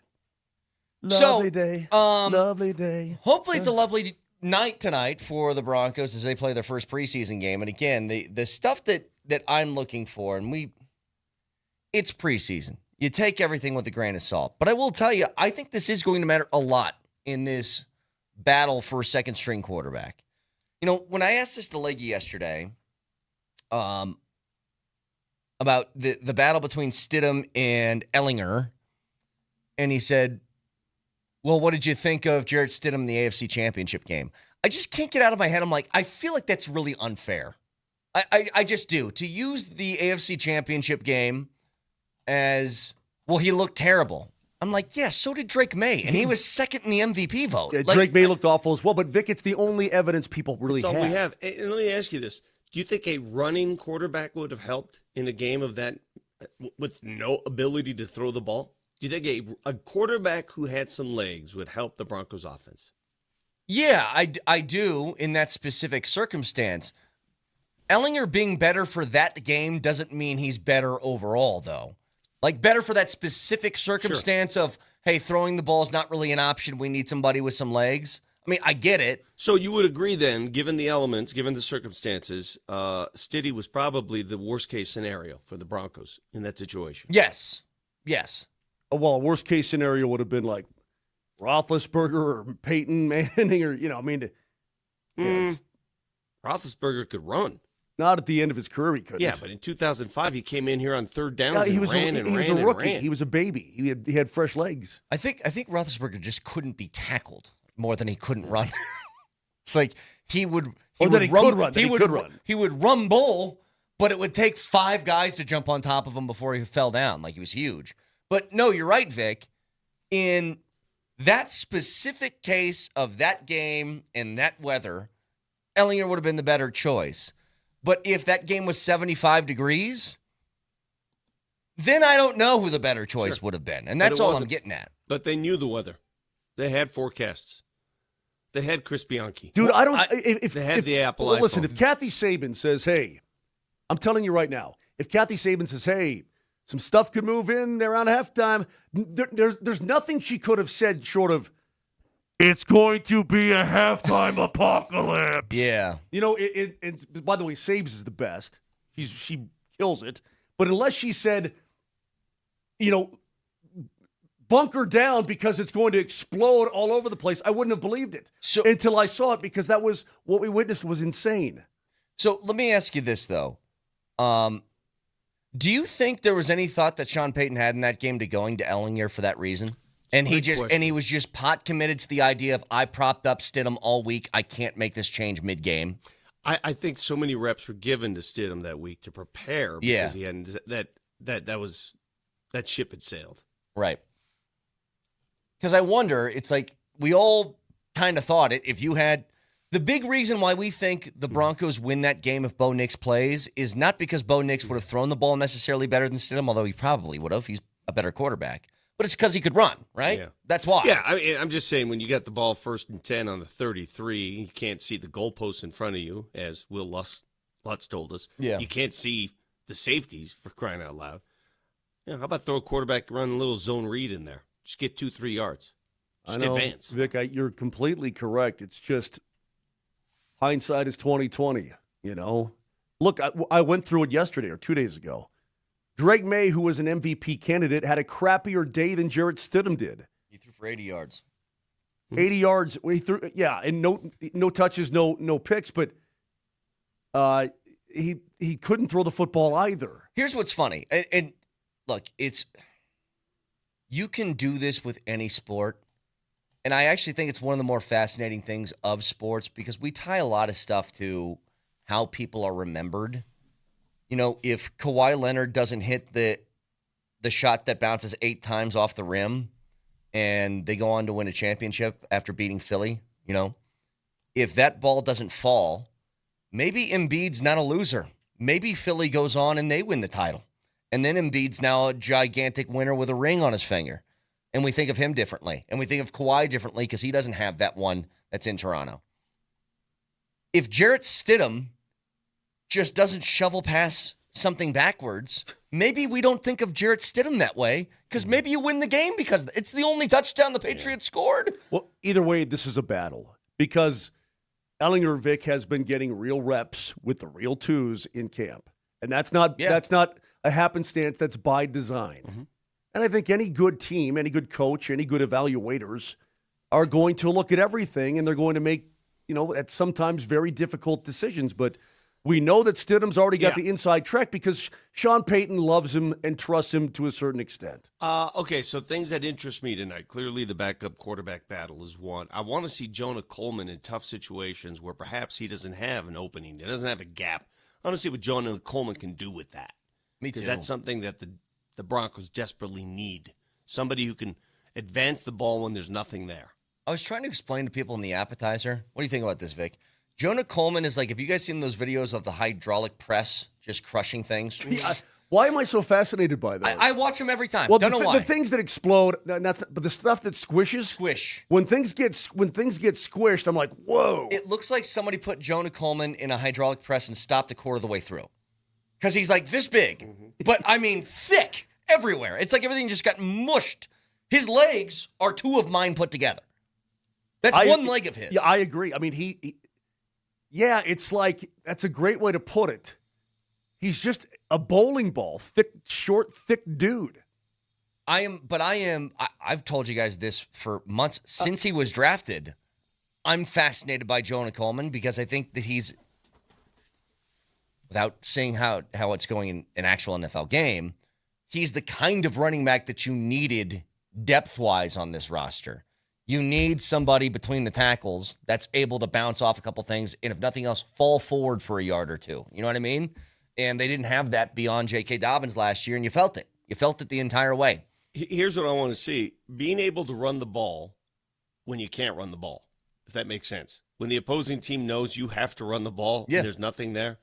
How many times did the Broncos in key situations, not only they lost yards, I need to see advancement. I need to see him fall forward. I need to see little chunks here and there. If I see that out of Jonah Coleman, I'll be very excited. Yeah, I like that, dude. I completely agree with you, but he's not the kind of guy that's going to bust through a linebacker. He's going to have to be a guy that kind of hides until he finds a hole. Then he can, use his power to move forward and maybe fall forward, but he's not just going to – he's not running dudes over. I'm sorry. He's just not. Who? Coleman.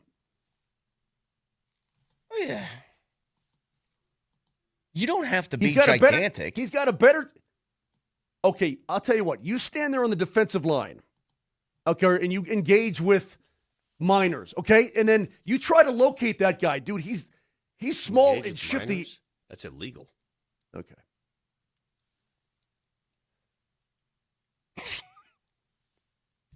What?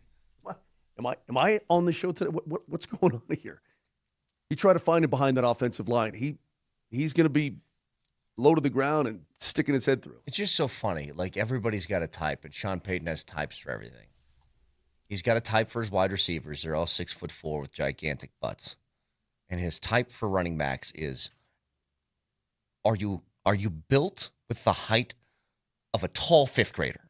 Because if you're that, then you can play in my backfield. I mean, wait, is Deuce Vaughn still on the roster? No. No, he's not, right? But signed Deuce Vaughn to a practice squad thing last year. He had Darren Sproles, Jaleel McLaughlin, Jonah Coleman. They're all this big. Yes. Like, they're that big. Yes. But you're right about this, Moj.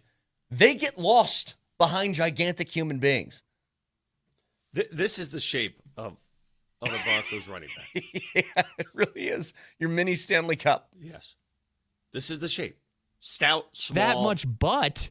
Big backside, big here. Just big up in here. Yep. Big legs. Big legs. You know who else has big legs? Usually, gymnasts. Well, yeah, because you got to run and jump and do flips and land and. Well, then why did that what's-her-face break her ankle? What's the matter? Wasn't strong enough? She did it. What do you mean? I mean, she landed it, but she still broke something. I was at the gym yesterday, and I saw this guy continuously jump over this 30-inch thing, back and forth, jump, jump, jump, jump, 30-inch, jump, jump. And the first thing that came to mind is, do you think Moser could jump that thing? Like, give him 8 tries just to jump it. Probably not. That's a pretty tall jump. I mean, give me a little while to train, maybe. He's too old to do that. I weigh $180. So if I slimmed down, if I got down to like 174, your vert doesn't have. I mean, let's doesn't have a lot to do with your height. So let me train. Let me get some leg days in, and then maybe I'll give it a shot. I mean, Aaron Gordon's 230 pounds, something like that. Oh, he's also way more powerful. He jumps pretty high. He's also way more powerful than I am. It's the first thing to go when you age, your ability to jump.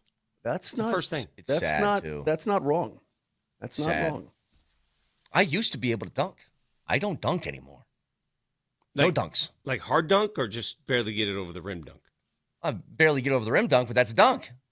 Could you barely get it over the rim dunk? I used to be able to. Don't do Oh, the shut! dunk Just hoop thing. shut! Just stop. But quit while you're behind. No, Vic, I was not Dr. J when I was dunking. To answer your question.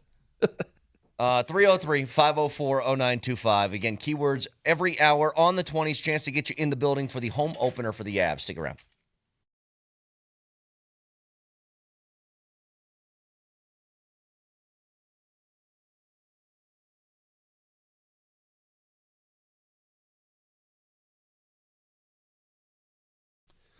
You know, I go right into the Google machine and I type in AAA, and AAA Service Plumbing, Heating, and Electric comes right up. It's right there. AAAtoday.com. That's the website. AAAtoday.com for all your home service needs. And I say all needs. No need less important than the next. If you have an issue with an electrical outlet, if you have an issue with a leak, if perhaps your water tank downstairs ain't working the way it used to, call and contact AAA Today, AAAtoday.com.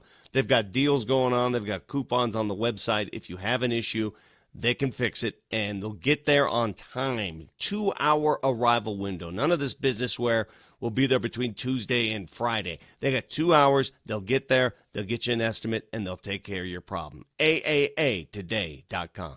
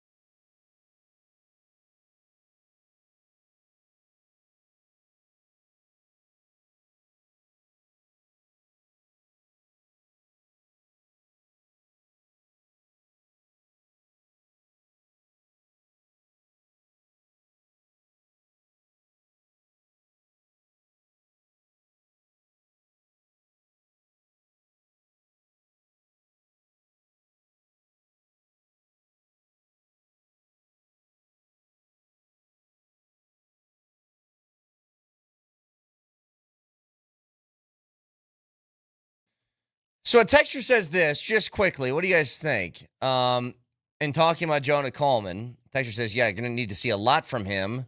You all gawked over Estime, and we see how that ended up. Fair.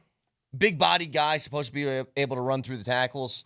I mean, Estime, if I remember right, he had a big issue of holding on to the football. He did. Who's the texter? What number is that? It was Brian on the text line. Brian, let me explain something to you, Brian. After doing this, Vic, you and I have done this for so long. Look, I've seen a billion guys flame out. A billion. That being said, it's still okay to have some optimism regarding a guy that you think can help your team.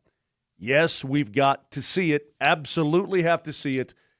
But it's okay to be optimistic when you spend a third-round pick on a guy and you hope that he's a guy that can actually tote the rock a little bit and help you. It's okay. He's right, though. I mean, I was looking at Audric Estime being like, I don't know how that guy doesn't run everybody over. Yeah. But when you don't hang on to the football, pretty hard to find playing time. You know who we haven't talked about? I can't remember the last time we talked about him. Finish that nanner. Finish that nanner and then get that thought out. Like a cow chewing his cud. You know what? Something else I was just thinking about. The Broncos' first You guys pick, know anything about Red Murdoch? the Broncos' first pick in the draft, Tyler Onyedem. We don't talk about him. Well, he is. Here's the thing. It felt like knowing they're losing JFM, go out and get somebody else on the interior. I am curious to see him. He was their first pick of the draft. That was in the third round, but first pick of the draft was him. He is competing with Malcolm Roach and with Awazarike and Savion Jones and Jordan Jackson and those types of guys. If he can be a rotational player that gives you good snaps, cool. Well, the word has been in camp that he's, I don't want to say a pleasant surprise because, Well, how much of a surprise can he be? We haven't mentioned his name. You happen to miss some days when we had Leggy on and we talked extensively about him. And the word on the street is that they think this guy can help them. So that's good. Mose, you wanted to mention something about Mendoza, who made his debut yesterday. Did you? I don't care about his stats, Vic. Do you? I don't care about preseason stats. Do you? He looks calm in the pocket. I was going to say his poise looked pretty good, and this is the truth. That guy can throw the rock. I mean, he can throw the pig, dude. He's got a bit of a rocket there, and he looked poised in his. He looked the part of an overall number one to me. Moj, on the other side, what'd you think of Jeremiah Love for the Cardinals? God, he looked good, man. God, he's a stud, dude. He looked good. Dude, what did he go with? 4th overall? What did he go? 4th? Yep. I'm telling you, running backs, if you can find somebody of that caliber, oh my God, is it fun. So we're getting this guy could be a Bijan. Well, he better be. I mean, he better be. But we knew that coming out of Notre Dame, Vic, we knew that he was going to go high, and we knew this guy was good. The only fear I have in a guy like Jeremiah Love is his running style could promote injury because he throws his body anywhere. He tries to hurdle people left and right. He'll try to stay upright. He'll out sprint. And it's a kind of running style that could get you hurt. Even in yesterday's game, Vic, when I was watching, he had a run. He was going up the sideline. Yeah. It's very clear 3 Raiders are descending on his position. He has nowhere to go.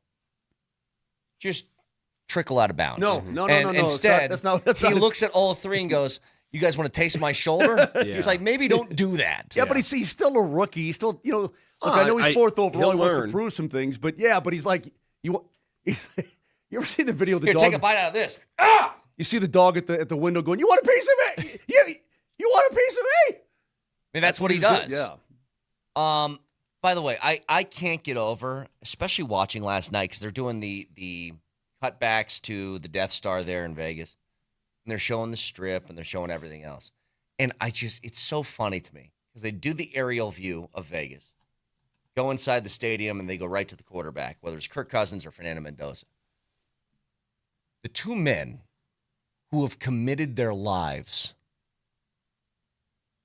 to not sinning live in Sin City. And there's a quote from Fernando Mendoza. This was yesterday before the game, I guess.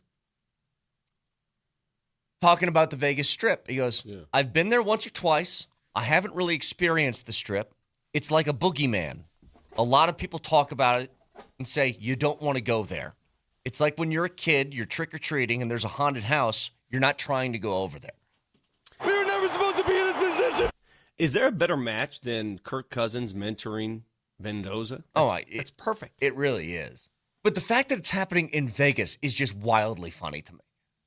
Out of all the places they could be. Sin City. Well, I mean, look, he could play for the Falcons, and their practice facility is next door to Magic City. That's true. Hey, just remember, every city has a sinful portion of the city available if you want to find one. Even Denver, as John Morant found out. Yes. But the city isn't called Sin City. Yeah, Vic. There's a sin section. There's sin sections. We call that Glendale. That's okay. All right. I'll never forget it. When I first moved here, I got an apartment in Glendale. I didn't understand it. My address was Glendale. And I go, I'm in the middle of Denver. I don't understand. Glendale might be one of the most unique little enclaves. It really is weird. But I passed by a toy shop, 2 strip clubs, a Chick-fil-A, and a Bed Bath & Beyond on my 2-minute drive to my apartment. I go, what is this? And don't There are forget no the zoning Glendale laws. Super Target, baby. Shout out 1806. Boom. It's like Houston, dude. If you've ever been to Houston, there are no zoning laws at all. Houston's the only city where you can have a strip joint, a funeral home, a school, and a park on the same block. It's just so bizarre to me. Well, I guess the bottom line is, and I don't want to get too hypersensitive about it, but if this guy looks the part right now, and he's going to have his ups and downs, but Vic, if he's a true number 1 overall pick type of quarterback, this division is going to be it's just going to be a nightmare for a decade. It really is. I mean, just in terms of quarterback play, because these guys are all good. Can I relate another quarterback that was in Bo Nix's draft to something else? When J.K. Dobbins goes up to Andy Lindahl and pinky promises that he's not going to get hurt this year, and he says, I'm going to play in all 17 games. Just honestly, what's your first thought when you hear stuff like that from him? That's a hope and a prayer. Right? That's not born in reality, that's born in hope, right? Well, yeah, and I can understand his sentiment, though. But I mean, he's not trying to be hurt. He wants to stay healthy. He's doing what he can. Let me give you a quote. This is an amazing ACL. You should never have any more knee problems for the rest of your career, the doctor told me. That's Penix, right? That's the guy who's had 5 season-ending injuries, including 3 torn ACLs. Michael Penix. What's your first thought when you hear that? That's tough to hear, dude. That sounds like a guy convincing himself of something, right? Well, isn't J.K. doing the same thing? Well, that's what I'm saying. Like, that's why it feels very similar to me in that, here's what's funny. Penix is being put in the J.J. McCarthy thing of quarterbacks in that draft. Those are the 2 guys that absolutely have not worked. The other 4 have all made the playoffs. And I think they've all won playoff games, haven't they? Drake May has. Yeah, Bo Nix Jaden Daniels. has. Jaden Daniels made 3 of them made championship games already. You're right. And did Caleb Williams win a playoff game, or did he just make it? Did the Bears win one? I don't think they did. Or didn't they win the crazy... yeah. That crazy throw. Yeah, The yeah, one that yeah, made you're the right, they Madden did. cover Yeah. where he's hitting the that's Air right. Jordan pose. That's correct. They've all won playoff games. 3 have made championship games. He's in the category of J.J. McCarthy as like a failure, but I don't even think that's based off of play. And That's we're still early, but what did I say about the 6 quarterbacks in that draft? What did I say? Let me see. Let me get on my notes. 2 are going to be What good. year was 2 this? would be I bad. said, no, 2 would be okay. I said 2 are going to be great, then 2 are going to be, nice starting quarterbacks in the NFL, and then 2 are going to flame out. Mm-hmm.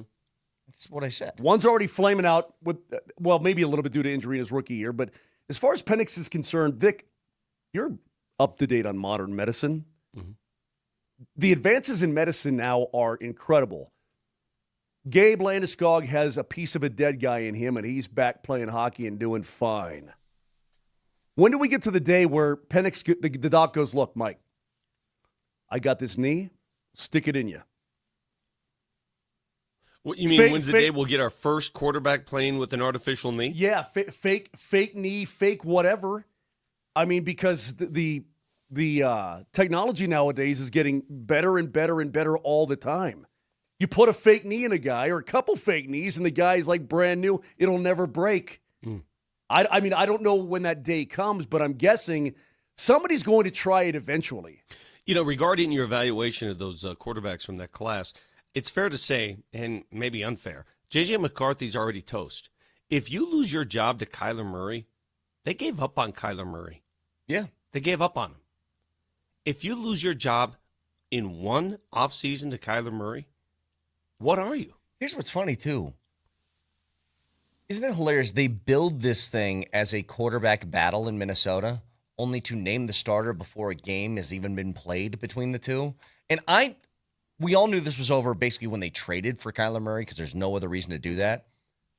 I knew it was over when his teammate from last year, Adam Thielen, who is now an ESPN NFL analyst, said this about the battle. I think it's Kyler Murray's job to lose. I do. I think it's Kyler Murray's job right now. But if JJ comes and shows up and shows exactly what he wasn't doing well last year, and he shows, first of all, when you see JJ in person and you're around. See, that's all I needed to hear. I'm like, he's never played with Kyler Murray. He did play with JJ McCarthy, and he's like, oh, Kyler Murray's starting. Yeah. You know, hey, Vic, you know who has not made a move for a veteran quarterback? Washington, Chicago, Denver, and New England. And that's all you need to know. I mean, Tua, dude, God bless Tua Tagovailoa. God, it's still hard to say that. God bless Tua, but he's this close to having his eggs scrambled, okay? Yeah. And he's Tua Tagovailoa. That's the guy. And he's going to probably win the job in Atlanta, and then the Vikings are like, damn. Yeah. You know, the other thing I'm going to look for tonight out of the Broncos, by the way, Broncos 5 o'clock kickoff against Atlanta. What is Jahdae Barron? I know. What is he? Well, right now he's the backup to every cornerback spot on the field. He's the number one guy. He'll back up Surtain, he backs up Riley Moss, and he backs up Jaquan McMillan. That's what he is. But it's, as much as you hate it for maybe him in particular, I don't know if I've seen an NFL team that is 4 or 5 deep, if you include Abrams Drain, where they're like, yeah, I like all of them. I think they all could start. Teams can't find 2 corners to start. 2 of them. Well, who was it where the Broncos were playing them and they had like both their corners, like their top 3 corners out? Was it? They like their top 3 corners, yeah, top I remember 4 what you're corners talking about. were out of the. They're just all injured. That might have been the Chiefs. Is that what they're bringing guys in off the street just to play? Well, we'll get back to this in just a second. Got another keyword, a chance to get you in the building for the Avs home opener against the Kings on September 30th. The keyword next.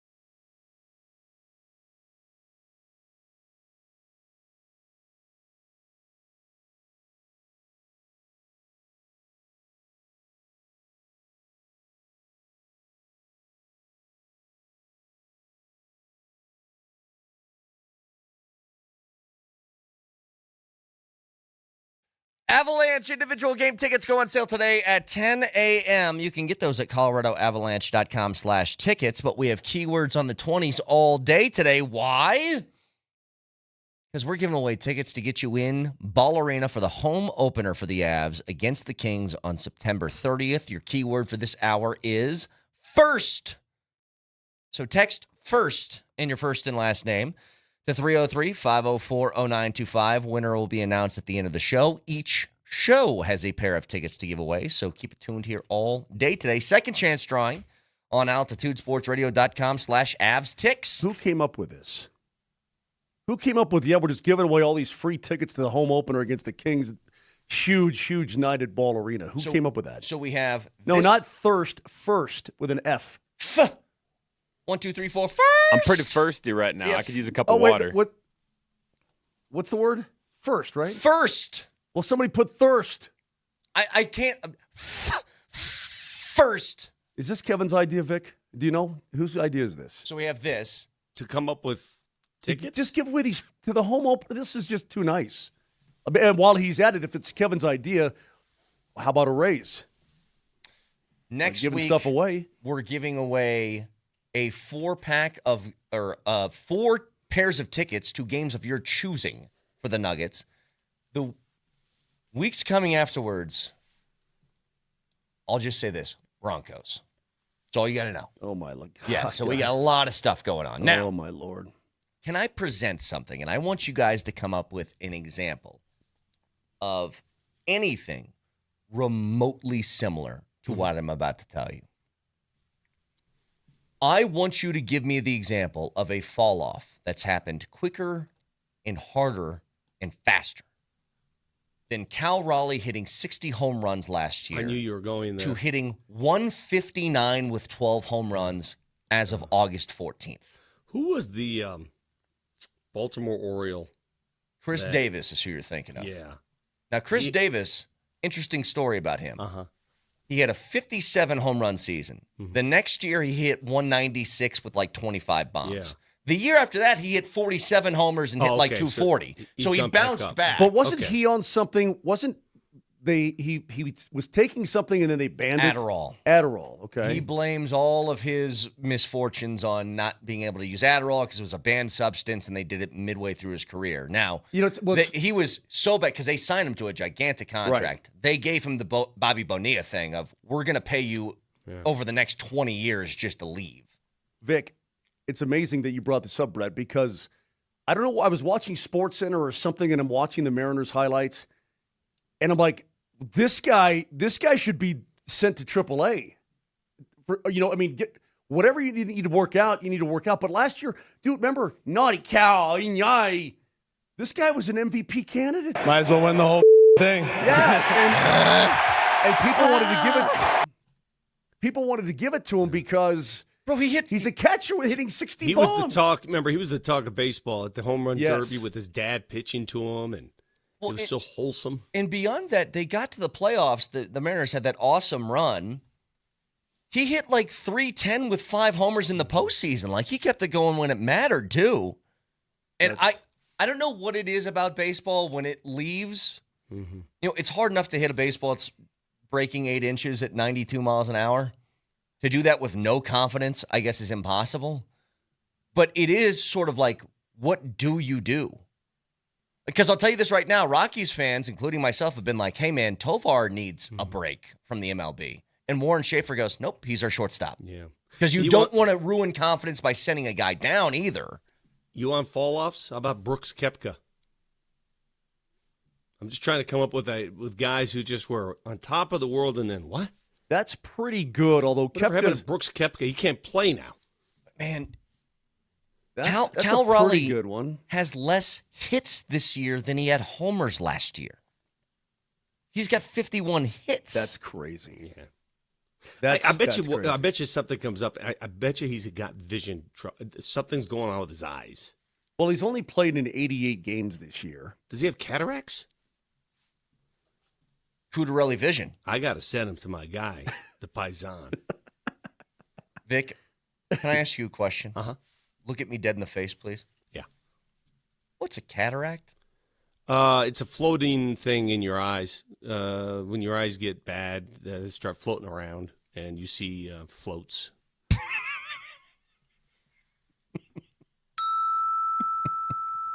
That's the professional definition. Nailed it. Yeah.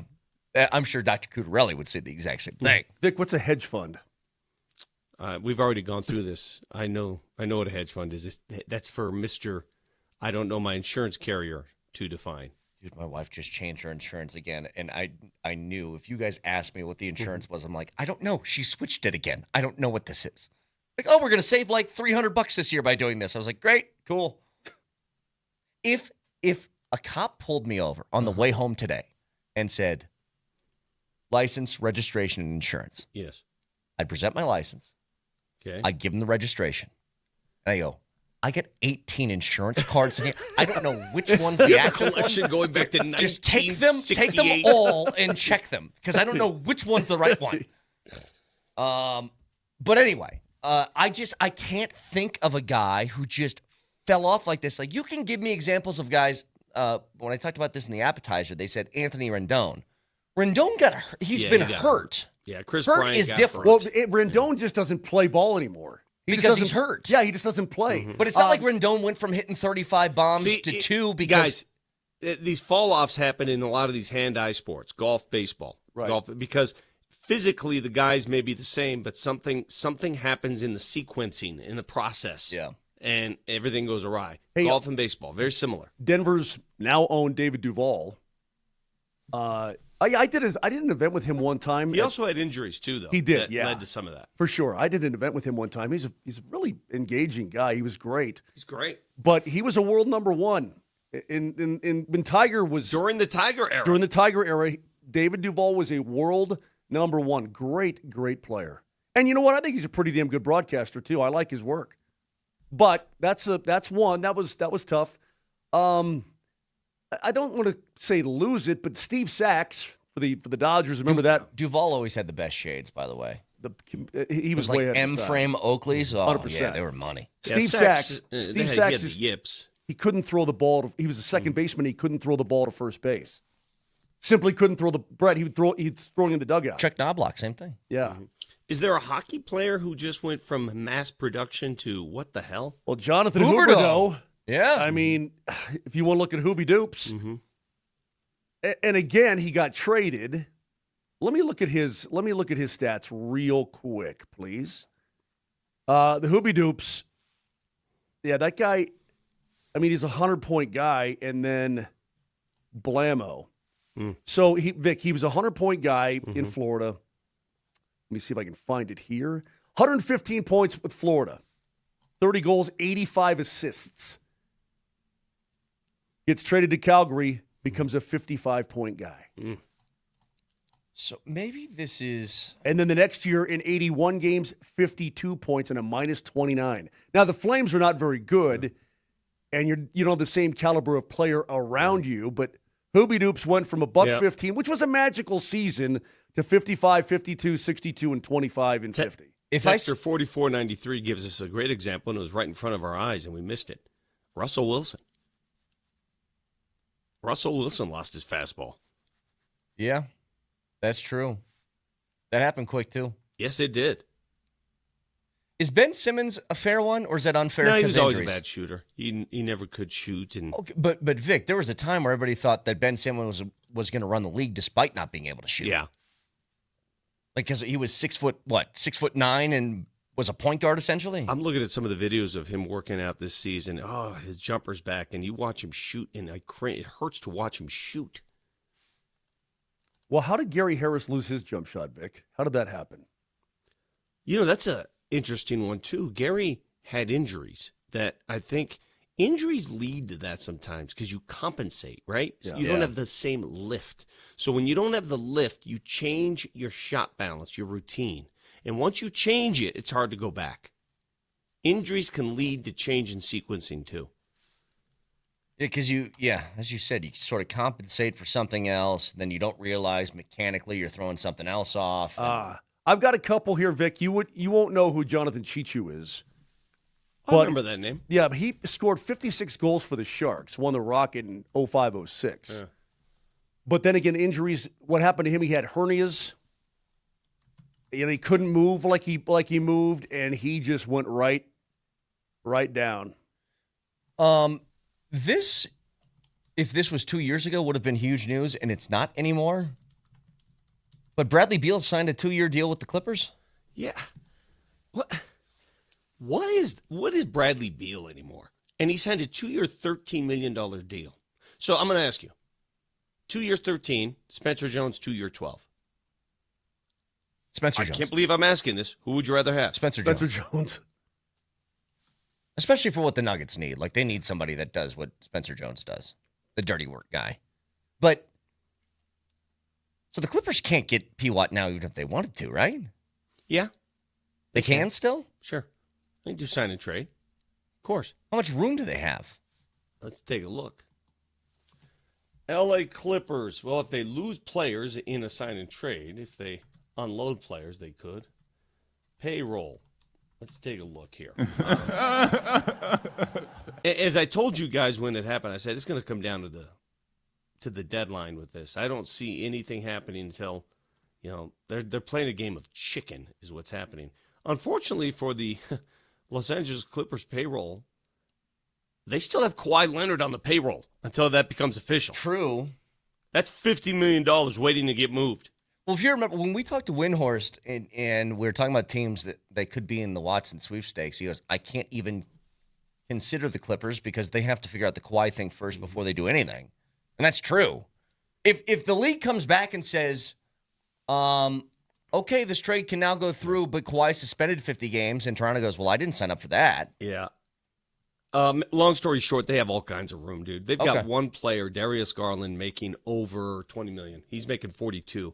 After that, every other player on their roster is making under 20. Oh, so they're going to be terrible. 14. Huh? Oh, so they're going to be terrible. Got it. Well, I mean, that's the makeup of their team. They don't have these big contracts on their team. They've got one, Darius Garland. So if Kawhi, they rid this Kawhi contract, which is expected to happen, they'll have plenty of money. But that's the team that can make the Peyton Watson thing happen. Who did they get in that trade? Was that Brandon Ingram and Grady Dick or something like that? Yeah, and Ingram, let's see. Where's Ingram? Oh, they're not even on the payroll yet. Never mind. They're not even on the payroll because Kawhi's still listed there. Right. So the Ingram contract is coming this way. He's above 20 for sure. Yeah. That's what I was saying. I was like, you're getting some money in return for that Kawhi stuff. Yeah. Didn't consider that. That's a good point. When I guess these things take time. But can you go into the regular? You can't go into the regular season. I don't know without having this resolved, can you? Ingram, you've got this trade that is in limbo right now. How do you welcome those guys back onto your teams? Ingram is owed $40 million. He's at the $40 million mark. Damn, 40? Yeah. Vic, the fact of the matter is, if they wanted him, they would throw him an offer sheet. I'm gonna read you some salaries. And I hate to do this. I hate to play this game. But, this is where we live now. I'm looking at the Nuggets payroll. And if you had a chance to adjust payments, what would you adjust them to? Well, that's unfair. That's unfair. Well, I told you it's because you're gonna make me reduce Aaron Gordon's money because he can't play as much, and I don't want to do that because he's worth every penny when he's healthy. Well, it's a game that's going to be played because it's one of the reasons why the Nuggets are stuck in this predicament because the money is so top heavy. Nikola Jokic is due to make $59 million. Would you even touch that? Not a chance. Okay. I would give him more. He's worth every red cent. Jamal Murray's due to make $50 million, just over $50 million. I'd like 10 back. Yeah, 40 sounds like a pretty good number. Okay. Aaron Gordon's due to make close to $34 million. I'd like about 12 back. Cameron Johnson's $23 million. That's fine. I'm okay with that. Christian Brown, he's got an ascending contract. He's due to make $21 million this year. 21's actually not too bad. Yeah. I know it's going to continue to rise as it goes on. $21 million though is not that bad. Listen to us talk about. I mean, these salaries are insane, man. The sixth highest paid player on the team is Zeke Naji, $7.5 million. All of that needs to be zero. All of it. It's not his fault though. I know. I'm not. This sounds like I'm bashing Zeke because I think the guy can play. Because when I've seen him play, Brett, I'm like, well, that guy can play, but he doesn't. I know, but he doesn't play. But I'm like, when he does play, I'm like, that guy can play. Spencer Jones is now junk. the 7th highest paid player on the team. He's at $6 million. That's perfect. Fine, perfect.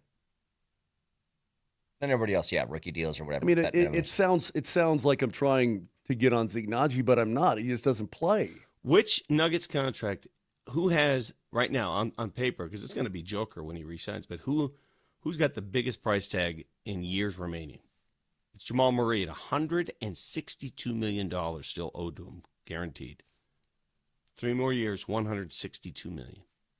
No, if he was an all NBA player, it's hard for me to really parse through the sounds Jamal like we're being contract. Unfair. Yeah, I agree with you. Jamal played really well.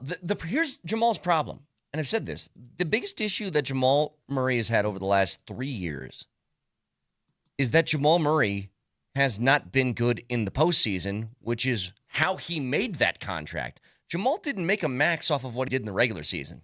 He did it off of going crazy against teams like the Lakers every year in the postseason, putting up 50-point games, carrying teams to victories, hitting big shots. So going back to what we were talking about, the sign and trade, the only way the Denver Nuggets could receive a player that makes any money is if this Peyton Watson signed and trade also included Zeke Naji as part of the deal. So here's what it would look like. If a team out there is not willing to part with a draft pick, say, now we're not going to give up a first. Okay. Would you give up a player we're going to use, and then you have to take on the Zeke Naji contract as well to allow us to scale below the apron? You see what I'm saying? Mm-hmm. So if you combined the Zeke Naji contract going out, $7.5 million, and whatever contract you got coming in, that's got to be the contract coming back in has to be less than $5.5 million. It would have to be something that I really like. It would have to be, because if not, then I'm just hanging on to him until the deadline. Try and trade. What are you doing there, Moser? This makes my head hurt. Vic, again, I'm probably the guy you want to speak. I'll do my very best, but this NBA nothing infuriates me, confuses me. I find bewildering than the NBA CBA. I can't. Jay makes a great point. And what you can and cannot do, it drives me absolutely bonkers, Vic. Jay makes a great point here. He says, guys, stop acting like Zeke's $7 million has been the issue with the Nuggets. That's a small number in regards to the others. And you're right. Yeah, everybody likes to, if they didn't have that contract. That's nothing. I mean, it's the top heaviness of the team. But Vic, it's not the Zeke contract. I just want a guy that plays for that money. For $8 per, I want a guy that plays. Reminder to you guys, you want to get in the building. Ball Arena opener for the Avs and Kings on September 30th. The key word for this hour is first, like the thing before second. First, in your first and last name to 303-504-0925. Oh, by the way, next.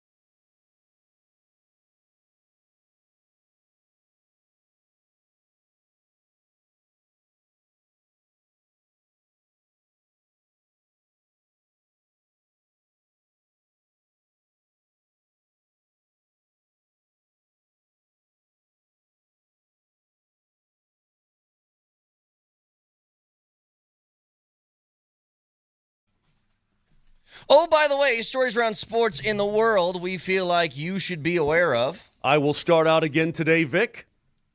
We've got a real problem still brewing in Baton Rouge. Jaden Daniels, he wants his Heisman back now. You saw that, right? Yeah. He doesn't want LSU to hold on to the replica of his Heisman and all this kind of thing. Wait, he has the actual Heisman. Yeah, but they got a replica there. He doesn't want. He's like, get rid of it. Oh, jeez. Hold on. Well, cornerback DJ Pickett, who wore number 3 last year as a freshman, says, I'm not giving up the number 5. I'm not doing it. He goes, look, I quote, and the fact that we're this deep over a damn number, I've worn the number my whole life since I was 4 years old. It was the number I was promised by LSU. I wish Jaden the best, good player. He did real good here at LSU, so that's all. I mean, Look, this is how about... Hang on, give me that quote one more time from Lane Kiffin. What did he say? One more time. Well, I just read DJ Pickett's quote. Oh, gotcha. But here's the story. How about this? Jaden, this Pickett kid is the best corner we've probably ever had here at LSU. He's the top corner he was the top player in the friggin', the recruiting 2 years ago. How about this? How about we let him wear it for the rest of his LSU career, then we'll retire it? Yeah. What if it's if a Lane number. survives it? It's a number. I know. It's a number, okay? First of all, this is what I think. Jaden Daniels, stop being so soft, okay? It's fine. But secondly, we talked about this a lot when Dion came to see you. You can do a lot as a brand new head coach by respecting the past and the things that happened before you. If Lane Kiffin came out and said, you know what, he is a Heisman, we should probably not let anybody wear this number, it might win him a lot of kudos. And at worst, he would piss off one guy, and that's the Pickett kid. And then you tell him, dude, it's a number. Go make your own. What muddies the waters? All right, I'm gonna name quarterbacks for you. You tell me what college they're associated with. You ready? Mm-hmm. Tim Tebow, 15. Florida. Are you talking number or a I college? said college. Okay. Florida. John Elway, Florida. Stanford. Joe Montana, Notre Dame. Dan Marino, Pittsburgh. Jim Kelly, Miami. Jaden Daniels. LSU. He spent 2 years at ASU too. He did go to LSU. Arizona State first. Yeah, He but won the spent Heisman. 2 years at ASU as well. Okay, Joe Burrow spent 3 years at Ohio State, and he won a Heisman at LSU. He's a Jalen LSU. Hurts. Jalen Hurts is, Oklahoma. Well, he started at Alabama, and then Tua said, hey, what's up? And therein lies the issue with today's portal is these dudes bounce around. Fernando Mendoza, he's an IU guy. Played at Cal. Yeah, but Russell Wilson is a Wisconsin Badger, even though he spent 4 years at NC State. I think it's just kind of where you accomplished most of your stuff at. Carson Beck, Miami or Georgia. I don't know. Who knows? Hey, Nelly, I sent you a video. Can you pull this up? Because this is really interesting. So there was a massive cocaine bust near Ecuador's border with Colombia. They found all of these kilos of cocaine in the back of this truck. But Vic, do you know who's on the packaging? It's Holland. What? Erling Holland. What are they trying to sub them off as cards?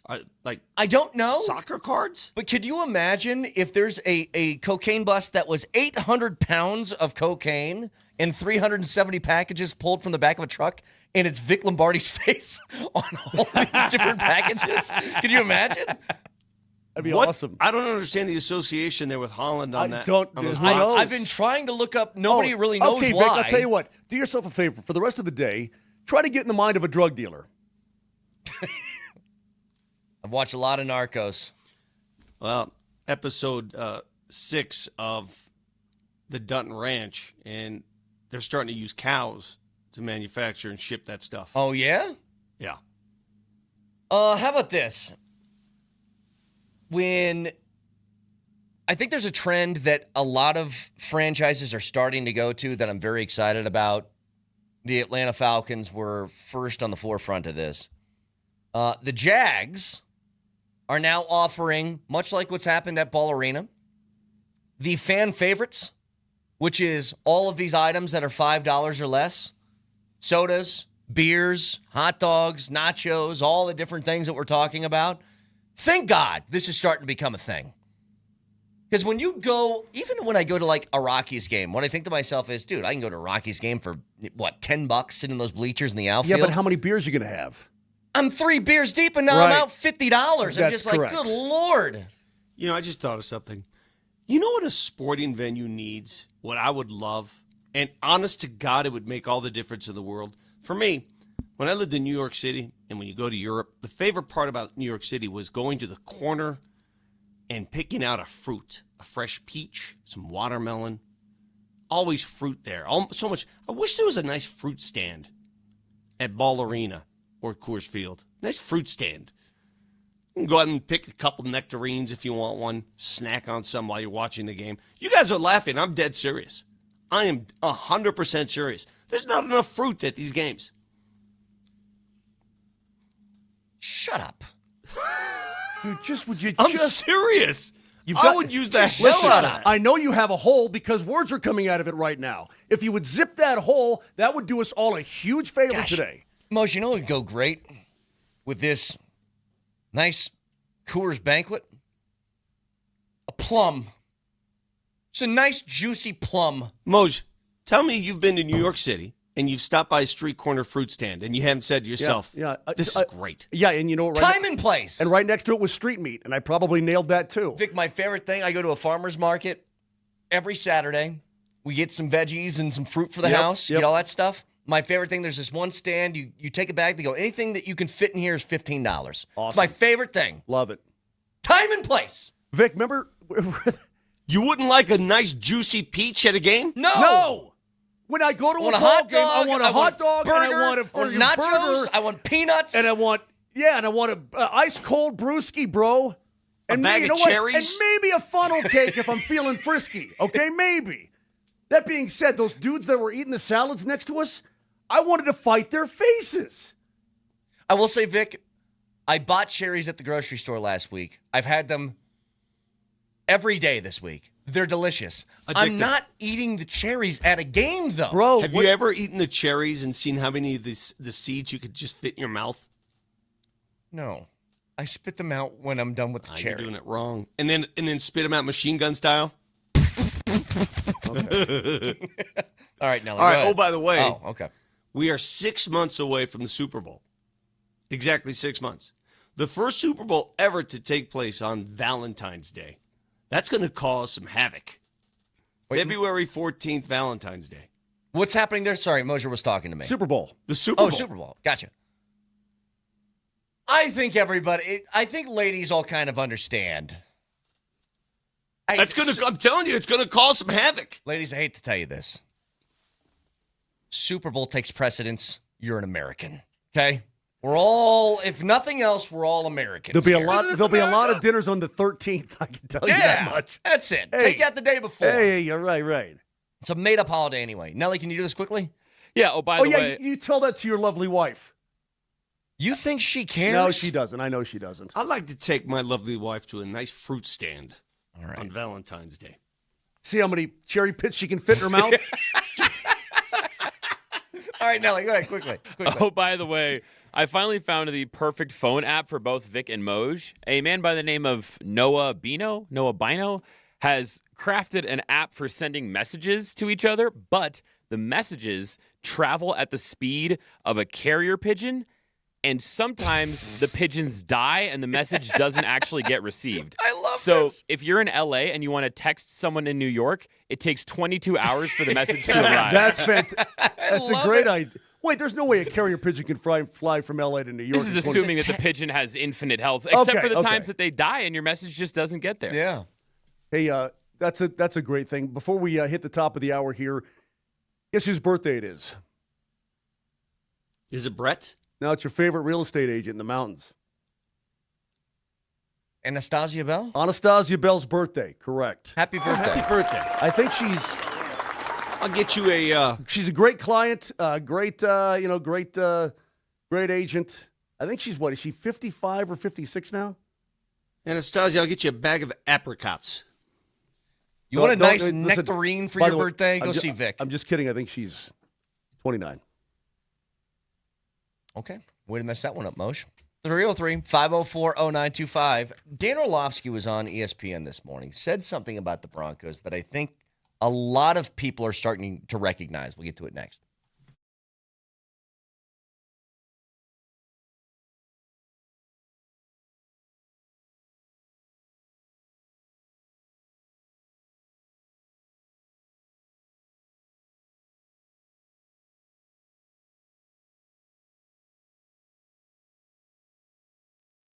It's going to be an awkward transition for my friends over at Surfside, but we were just talking about how Erling Haaland, the soccer player, had his face on bags of cocaine. Can they put my face on a Surfside can? That's what I want, because that's how much I love them. I want to be represented everywhere that has to do with Surfside.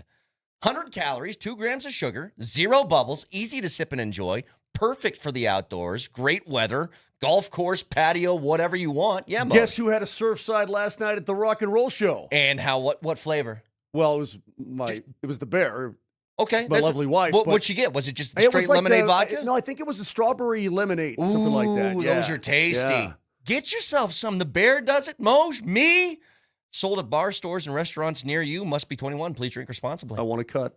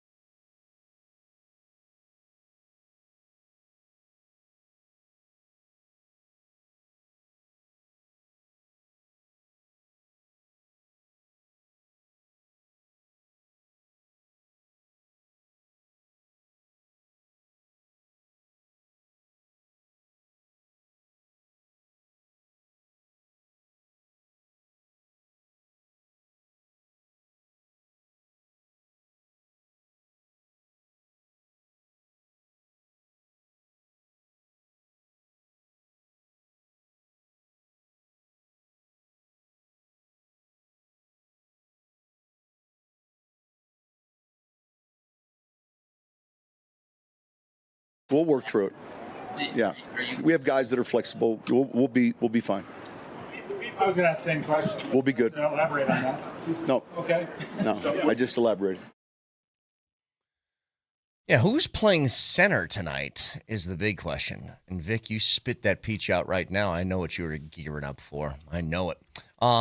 Who's playing center and how big of a concern is it? So we'll get to the game in a second, but Dan Orlovsky was on ESPN talking about the Denver Broncos and said this. The Denver Broncos are the best team that for some reason hasn't been talked about since the Bo Nix injury. This was the number 1 seed in the AFC playoffs last year, and their highest paid player was Russell Wilson. That salary is off their books. Their quarterback costs $5 million this year. They traded their first-round pick for a guy that is a 100-catch walking dude in Jalen Waddle. This roster is absolutely loaded. It's a Super Bowl winning coach. They're going to have one of the best offensive lines in football. They got plenty good players on the perimeter. They'll have a top 10 run game. They got a clutch quarterback. They've got a defense that is as good as anyone's in football. They are the best team that for some reason we are constantly overlooking. So the question always is, everything he said is true. They're returning. Except, I agree with everything except he made a statement there that was more about being optimistic than anything else. He said they'll have a top 10 run game. I don't know if they will. If they do, we got something. They did last year with J.K. Dobbins until he got hurt, and they still finished the year pretty damn close. Like, to your point, Vic, it is, I guess, not a guarantee, but if you look last year at the running numbers, rushing yards per game, the Broncos were 2, 4, 6, 8, 10, 12, 14, 16th in the league, so right there smack dab in the middle. That was a top 10 unit, though, before J.K. Dobbins left with injury. Now, I think the answer is pretty simple. How do we do the math in the NFL if your team's good or not? A lot of it is turnovers. It's how good's your quarterback. Yeah, but a lot of it is turnover. We talked about this before. If you win the turnover battle, usually the numbers and the record reflect. It was an anomaly. That was weird. I'm saying from purely like a casual point of view, which teams are good? Well, the Bengals are going to be good because they have Joe Burrow. Quarterbacks. And the Chiefs are going to be good because they have Mahomes. I think the reason why they've maybe flown under the radar, despite all the things that Orlovsky said, I don't think people are convinced of Bo Nix yet. That's it. I think that's the reason. Because everything else you can't deny. Top 5 defense in the league, really good offensive line, added things to your wide receiver group with Jalen Waddle, all those different details that make up good football teams. You know, we talk about the Broncos, well, remarkably healthy. Well, I mean, they did lose their starting running back, and they did lose their quarterback in the AFC before the AFC title game. So it just goes to show you that a 1 or 2 key injuries, bro, can derail a lot. Because you're right, they were going to be a top 10 run team last year if Dobbins doesn't get hurt, because he was toting the rock that well. And now we're going, okay. But also keep in mind, a lot of things, Brett, that we look stat-wise, they were anomalies for the Denver Broncos last year. The 11 wins in a row, okay, but the 1-score wins, Vic, the lack of turnover winning overall for the season should not be a 14-win team. So I guess there are little hedges that I have in regards to the Denver Broncos along the way, including this year's schedule is going to be more difficult. Just trying to look this up. So let's see here. Through week 9 of 2025, because JK got hurt in the 10th game of the year. I'm just trying to figure out where the Broncos ranked by rushing numbers, because they were, I think J.K. Dobbins was 5th in the league. He had like 750 yards rushing at that time, which he would have been on pace. I did the math a couple months ago, but it was something like 1,300 yards. The last 1,300-yard rusher I believe the Broncos had was Clinton Portis. Like, it's been that long. CP? Wow. 1,300 yards, yeah. And that's what he was on pace for before the injury. Now, again, all of this is with the giant caveat of, well, that means you got to bank on him staying healthy, which is never a given. Well, keep in mind, though, Mike Shanahan, Vic, his running game overall, the scheme was terrific. he produced a 1,000-yard back in Mike Anderson. Honestly, Brett, under Mike Shanahan, if you're a running back and you don't have a 1,000-yard season, at least, then that's on you because they're gonna draw up a game plan and a scheme that's gonna get you an opportunity to get some yards, baby, and tote that rock. And the game has changed in the last 20 years, too. I mean, so things have changed over time. It's going to be a huge factor, though, and I think that Bo Nix taking the next step, like that's the only thing that you need to convince people of, especially with him still being under his rookie contract. If Bo Nix goes out this year, makes the leap that we hope he makes in year 3, consistency's dialed in, maybe Davis Webb is running an offense it's a little bit more in rhythm early in games, I think everybody would look at the Broncos and be like, that's legitimate. Here's what's funny, though. The Patriots had all the stuff that we were talking about last year. The same thing. Really good defense, really good quarterback play, and they're even being doubted right now, which is weird. And doubted is a weird way to put it, but I think NFL.com had their power rankings last week. They were 12th, which seems weird for a guy who was second in MVP at that position with a team that's really good around him. Yeah. It's, you know what? Who's not outside the Rams, and again, people are wondering, can they stay healthy? But outside the Rams, who's not being questioned? The Seahawks are, Sam Darnold, he's not even in the top 10, and he just had back-to-back 14-win seasons and won a Super Bowl. I mean, people love to question, but you find me a team that doesn't have people questioning what they really are. That's the modern NFL, though. That's the beauty of it. You can find holes. You can poke holes in any team. Pretty easy to do. Hey, tonight. Dude, real quick, though. If Aaron Donald comes back at the age of 35 and he's anywhere near what he was before, the Rams are going to wreck teams. Unless Stafford goes down. Yeah, and then they've got what?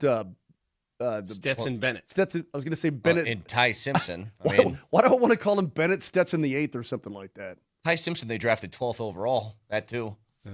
Well, he's the lady in waiting.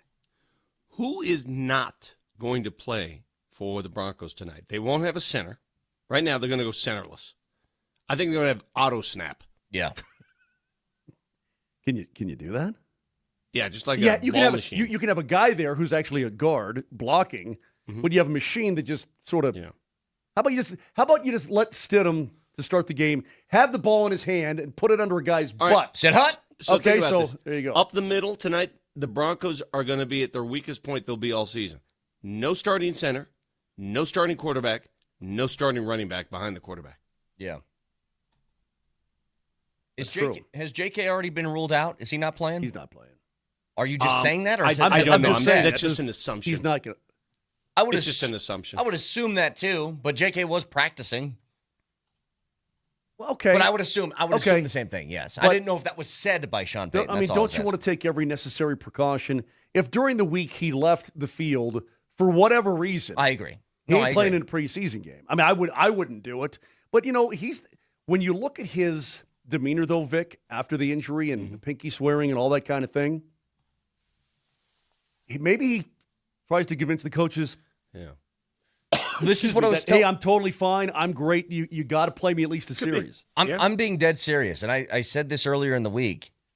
There's a part of me with J.K. Dobbins that he is so hell-bent on not being hurt this year that he'll play hurt. That I'm almost thinking, is he going to play through an injury that he shouldn't because he's trying to prove a point, and that's not beneficial either. Mm-hmm. Being so gung-ho about I'm going to prove to everybody that I can play a full season, and if you have a really bad injury that you're just trying to get through, that's not conducive to success, and that could put you in a worse position to be hurt longer term. I don't want that to happen. It's too important. So you just heard at the top of this broadcast, at the top of this segment, Dan Orlovsky, what did he say about the Denver Broncos? What did he say? Everything is awesome, essentially. Right. But they'd have a top 10 rushing unit? Is that what you're talking about? Yeah. I mean, he just basically painted a picture that how is this team not going to win the AFC, right? Mm-hmm. And I'm looking right now, which is interesting, at Dan Orlovsky came up with a series of rankings for NFL quarterbacks. He ranked them through arm strength, through traits, ball placement. Yeah. Exactly. He had mechanics, footwork, decision making. All right, so this is the same guy who says the Broncos are going to win the AFC based on what he said there, right? Where do you think he has Bo Nix ranked in arm strength? Top 10. Not on the list? Not on the list. Where do you think he has him in ball placement? Not on the list. Nope. Where do you think he has him in mechanics? Not on the list. Not listed. How about decision making? Probably not on the list. Nope. Pocket presence. I think he should be on the list on this one. How about escapability? He's not on the list. Second reaction ability. Working outside the pocket. Well, he's got to be up there with that. Yeah. First one. He's ranked number 6 on that. Rushing ability. He's got to be top 10. Yeah, he's number 9. Oh, he should be high. Wait. Mayfield. Yeah, give me who are the people in front of him on that? Lamar Jackson, number 1. Josh Allen, number 2. Drake May, number 3. Caleb Williams, 4. Justin Herbert, 5. Jalen Hurts, 6. Patrick Mahomes, 7. Baker, 8. Bo Nix, 9. He has Justin Herbert above Bo Nix on rushing ability? Yeah. So of the 8 categories that he has for quarterbacks, he's only got Bo Nix top 10 in 2 of those 8. Well, and Vic, that's the difference. The internet sleuths did a little digging and found out that 6 of the 7 top-ranked quarterbacks across his lists are represented by the same talent agency that he is. I don't buy Maybe a little home cooking? Yeah, I don't buy that. I don't think that he's doing his analysis based off of who his agent said to say. I mean, there's. Well, he has a big relationship with Stafford. I'll tell you what's interesting though. How many yards do you think Herbert rushed for last year? Well, he had to run for a lot because remember he was playing with one hand. Yeah, remember and he was playing without fake hand he had. Yeah, and he had. Remember the Nicolas Cage hand that he trotted out there for the last couple of weeks? Yes, and he also. Wait, what's the Nicolas Cage hand? That's from Moonstruck. Remember? Oh. I lost my bride. Remember? I lost my bride. His left hand. Johnny has his glove. hand. Johnny has his bride. It was just sitting there. I mean, and you couldn't close the hand. It was just like, okay. All right, got it. Oh, real quick, the Bear and I, one of our favorite lines, Vic, because you love that movie. It's all Italians. Chrissy, give me the big knife. How many yards did he run for? Do it. 498. Okay, it's way more than I thought he ran for. How many did Bo Nix run for? Last year was 356. There you go. I think he should run more. I do too. He's even said it. So I mean, when you talk about 356. So when you talk about escapability and whatnot, I mean Herbert. I mean, God, he did it against the Broncos. That one he ran down the sideline. Remember that and slid, man. Bo Nix should have around 500 yards rushing a year. That feels like a comfortable spot for me. Because what is Josh Allen obviously runs a ton. I'm not even going to put Lamar in this discussion because he's basically a running back as well as a quarterback. But Josh Allen, he on average. Josh Allen? Mm-hmm. Yeah, he gets around 500 a year. He's at 579, 531, 524. A couple years before that, he ran for over 700. But 500 rushing yards a year sounds like the right number for him. Go out, make some plays with your legs. I think with Josh Allen. Do you know how many touchdowns Josh Allen has running the football? Here's his last 3 years in rushing touchdowns. 14, 12, and 15. Oh, my God. You know what? I know he's a terrific rusher of the football. I had absolutely no idea he had that many touchdowns. That's insane. So it's amazing. Got one final keyword, a chance to get in the building at Ball Arena for the home opener, Avs in Kings on September 30th. Your final keyword next.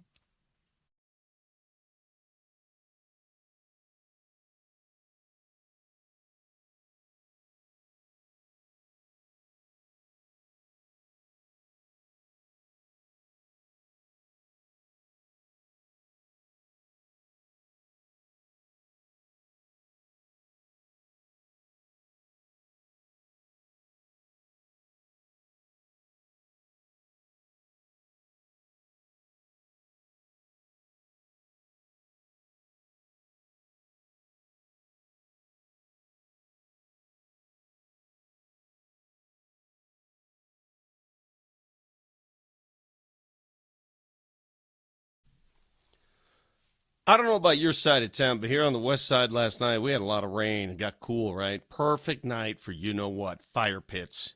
Fired up that fire pit, got in the sauna, turned on the television, enjoyed a cool summer evening on the patio. And nobody outfits your patio better than Flatirons Fire and Design. They have everything you might need. Go check out the studio. Go check it out yourself on 53rd and Bannock, North I-25, or go online today and check out the expansiveness that they have in that showroom. That's flatironsfire.com. Flatironsfire.com.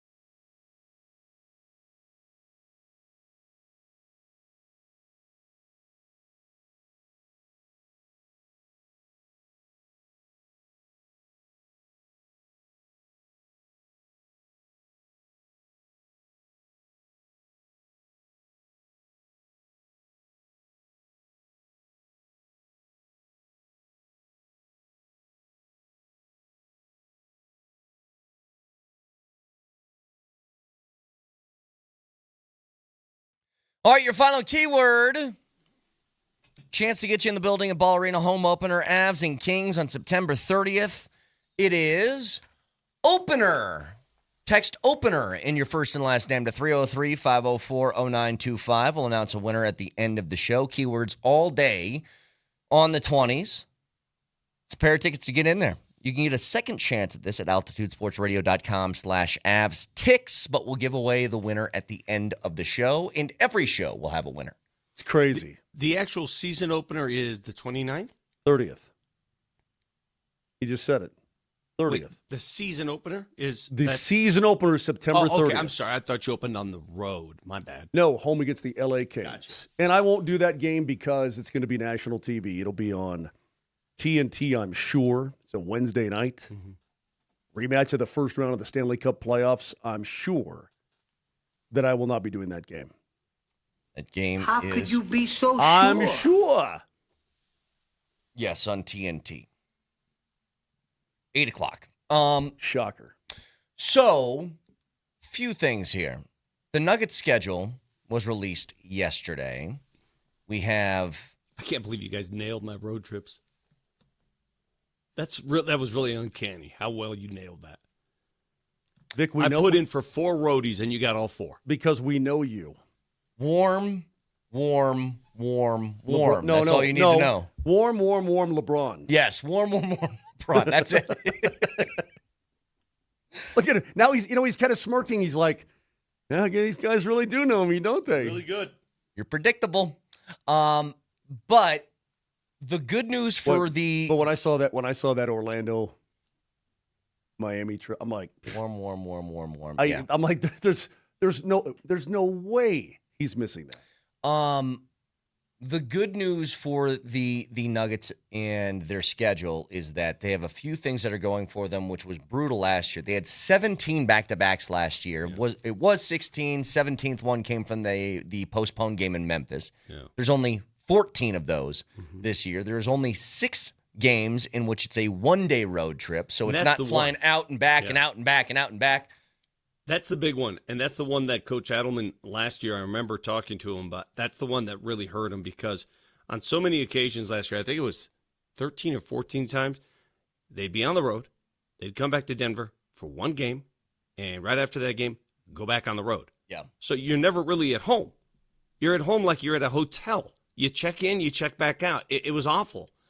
You need to establish at least 2 or 3 games or days at home to enjoy home, to get used to it again. Otherwise, it feels like another road game to you. And this year, the schedule is much more user-friendly. The NBA did him a solid.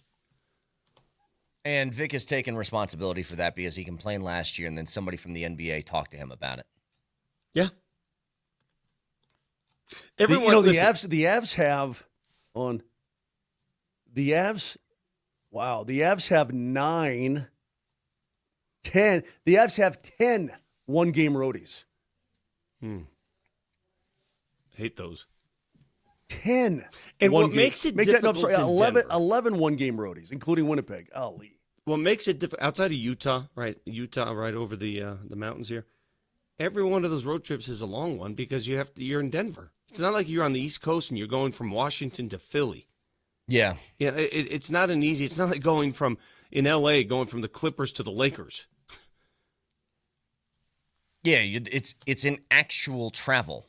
You have to travel. The teams out east on those one-game roadies, it's not even the only thing that makes it a roadie is that you're playing in another barn. Right. Because you're back in your own bed by midnight. It's so simple for those guys.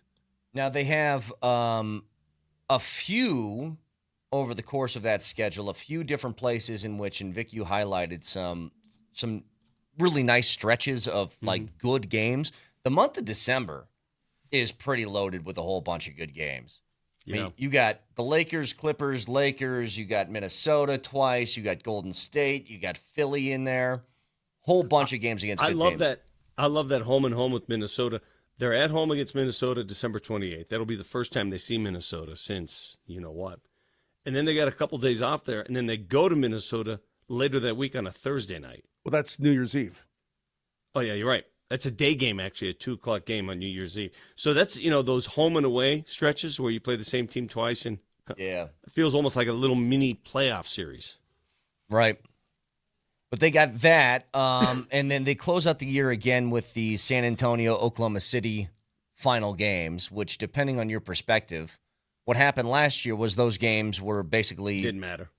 you're playing OKC and San Antonio in games they didn't care about. Mm-hmm. I mean, what was the only thing that was on the line for San Antonio? They played Wemby to get him to the number or something like that? Is that what they did? Yeah, to qualify for his max. And the same thing with Jokic. He did the same thing the final game of the year. But you're in a conference, and I guess more importantly, a division that is stacked with the best teams in the league. That's what you got. I don't think it's any sort of funny. At the end of LeBron's decision, there were 3 teams in the mix. Who are they? Eastern Conference, Eastern Conference, Eastern Conference. Yeah. He knows. He's smart. Mm-hmm. I do the exact same thing. I'm not going to deal with this stuff out here anymore. Oh, you want me to team up with 40-year-old Golden State people and get our teeth kicked in? No, thank you. Before Utah moved from Phoenix to Utah, the closest team was Phoenix or Dallas. I'm talking about for the Avs. Dallas. Utah. Give me 2. Or Mini, right? I mean, it's still an hour. It's still an hour and a half at least on on the airplane and getting home. I mean, for teams that are sort of geographically isolated, Vancouver was forever. Now they've got Seattle real close, but teams that are geographically isolated, man,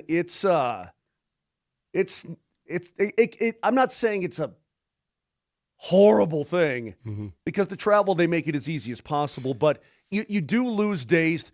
Vic, again, they've started to stay over a couple times. You do lose days. If you walk in the door, coming home through customs from Vancouver, and you walk in the door at 4 a.m., the next day is shot. You can't really do anything. Maybe you can do some film in the afternoon, but the whole day is ruined, man. You're exactly right. Man, I just thought of something, too, because usually, the Nuggets come home to altitude, and they have that altitude advantage. They play that one game in Mexico City. It'll be the first time that they've actually had to go up in altitude. Well, that's why I already said they called that a dub. A dub against Indiana Flatlanders, man. So we're at 5280. What are they at? I think Mexico City's got to be around 8,000 feet. The hell's going on? It's elevated plateau. What is it? Help me out, Brett. Mexico City elevation. It is 7,350. And they up there. Hey, man. I wasn't too far off. It is one of the highest major metropolitan areas in the world. What is the highest? Somewhere in Tibet? Highest major. Let me think about this. Metropolitan areas in the world. This. Hold on. Let's get our geography. Okay, it can't be anywhere in Switzerland. Though Zurich's too small. Is that? Woo! No, Zurich is a pretty major city, bro. Okay, all right. Zurich's got to be up there. Hold on. Let me look Brett, shut up, Brett. Yeah, Brett, don't you try to tell us. Shut up. We know our geography. What about Bogota? No. Yes. Really? Bogota, 8,533 feet. It is third. Wow. Okay. Well, Mexico City right is there. fifth. Okay. So hold on. Let's see if you can get one of the other 3. Well, Denver has to. Denver's not. Okay. Denver's not on there. Mexico City's fifth. Define major metropolitan city. Yeah, how many? What's the population? What's the minimum population? Is it 5 million? Well, one of these has over 2 million people. The other one has 2.7 million residents, and the other one has over 5 million. So those seem like pretty major metropolitan areas. Japan is very mountainous, but I don't think. Yeah, I think those are on the coast. No Japan. Shut your dirty mouth. Let me think. One of them's in China. Not in China. Not in China. Okay, you better shut your mouth. Brett, would you Santiago? Shut up. Chile? It is not Santiago, Chile. Is it somewhere in Peru? No. You better quit talking. I swear. Well, I'm gonna have to say something if you guys keep getting this wrong. Is there a place in South Africa? No, that's flat, dude. No, I'm gonna give you the number 4. I'll leave the top 2 for you to keep guessing. Number 4 is Addis Ababa in Ethiopia. Oh, yeah. 7,726. I think it's Addis Ababa. All right, go on. Ababa. Addis Ababa. Ababa. God, you're top 2. You're brain dead. Stop. I'm not going to stop. I'm looking at my Give me the continent. Hold on, Moser. I'm looking at my world map in front of me. And the Alps, Zurich is the only one I can think of in the Alps. Is there an Austrian town that has a bunch of people? No. I mean, no, I'm just mad. God, you're making us look stupid, and I don't like to look stupid. This does make me mad. It's got to be somewhere in South America. How about Pakistan? It's got to be somewhere. Islamabad. It's got to be somewhere They're in both the Andes. in South America. Yeah, in the Andes, Vic. Think of the Andes. All right, So, I already somewhere gave in you Uruguay, Bogota. Not Uruguay. Paraguay. No. Chile. Paraguay. No, Chile. Some not sort Chile. of Uruguay. No. Quito, Ecuador is second with Damn it. 9,134 feet. Now the highest one. Well, hold on a second. 2 million people live here. La Paz, Bolivia. Oh, 12,693 feet is the elevation. where Butch Cassidy and the Are you Sundance kidding me? Kid got it. 12,693 feet above sea level. Crazy. Like, what do they do? 2 Dude, million on people. top of a 14er and just saying, "Hey, let's go play ball." Do you know how hard it would be to live in La Paz and go play dunk hoop? Well, I mean, if you're born and raised dunk hoop. I mean, 12. What did that say? 12,000? Like, over 12,500 feet. Well, Crazy. either way, the Nuggets are going to kill the Pacers in Tough Mexico to boil City. water. By the way, did you guys see Kyle Schwarber last night as the Phillies played the Twins in Iowa for the Field of Dreams game? Ripped 2 bombs out there in the cornfield in right field. How do you feel about the Field of Dreams thing? Here's my question. Hang on. I love it. I think it's good theater. I had no idea it was on yesterday. They do a I didn't terrible see job any marketing. advertising for it. Yeah, well, there's been a lot of social media. I think it was cool the first time, and then after a while, it's like, okay. It's a cutesy little thing. I mean, you can do it once a year. What's the problem? What do you hate about fun now, Moj? What's the fun that you hate? Well, what I do hate is they've put up like gigantic bleachers and all that kind of crap. I don't like that.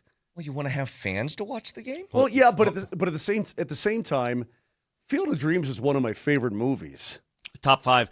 I do like the way when they announce the players, they come out of the corn stalks. That's cool. Dude, the first time that they walk out or into the corn, if that doesn't move you as a human being, then I don't know what to tell you, man. Well, one of the greatest lines in motion picture history is, "Pop, you want to have a catch?" Dad. Not says Dad. It wasn't. Do you want to play catch? It was, do you want to have a catch? It was pretty awesome. I mean, I hate that they say it that way. I never once played catch with my father. No, actually, I did. I threw a football at him once and broke his finger. But it still got to me. I'm telling you, man, it's a. Hey, I know that movie by heart. You know how tough Easy was? So he took us camping. My cousins from Italy came to visit, Armando and Umberto, and we went camping. And I'd never been camping in my life. I was like, I don't want to go camping, whatever. So we went up to the mountains, and we were playing a little catch with a football, and I threw him a fastball, speedball, broke his finger, and it was mangled. And he just didn't even complain about it. He just sat there for the rest of that trip with that mangled finger. Didn't go anywhere, didn't get it fixed. I think he put a couple sticks on it. Well, dude, your old man grew up. I don't know how to tell you this. Your old man grew up he worked, bro. Your old man put up with a lot of crap before he came to the U.S. Yeah, but I mean, he withstand the pain of having a broken finger. Yeah, but your old man, that's probably the least of his concerns compared to what he grew up with. He worked the land with animals, bro. I've seen it. Your old man was a stud. You ever broken a finger? Yes. Yes. In fact, this one, my ring finger, damn it, is permanently crooked from football. See that? Permanently crooked. Is that when you were from football? Is that when you were getting all the cleats ready for the players? His headphones got unplugged. You didn't hear it. Is that when you were adjusting the locker rooms for when they came back in for halftime? And you got your finger stuck in one of the lockers? This finger is permanently bent from football. Sorry. Is that when I know. It's a holder. When you took the water bottles off and you're handing off one of the water bottles and maybe you got stuck. So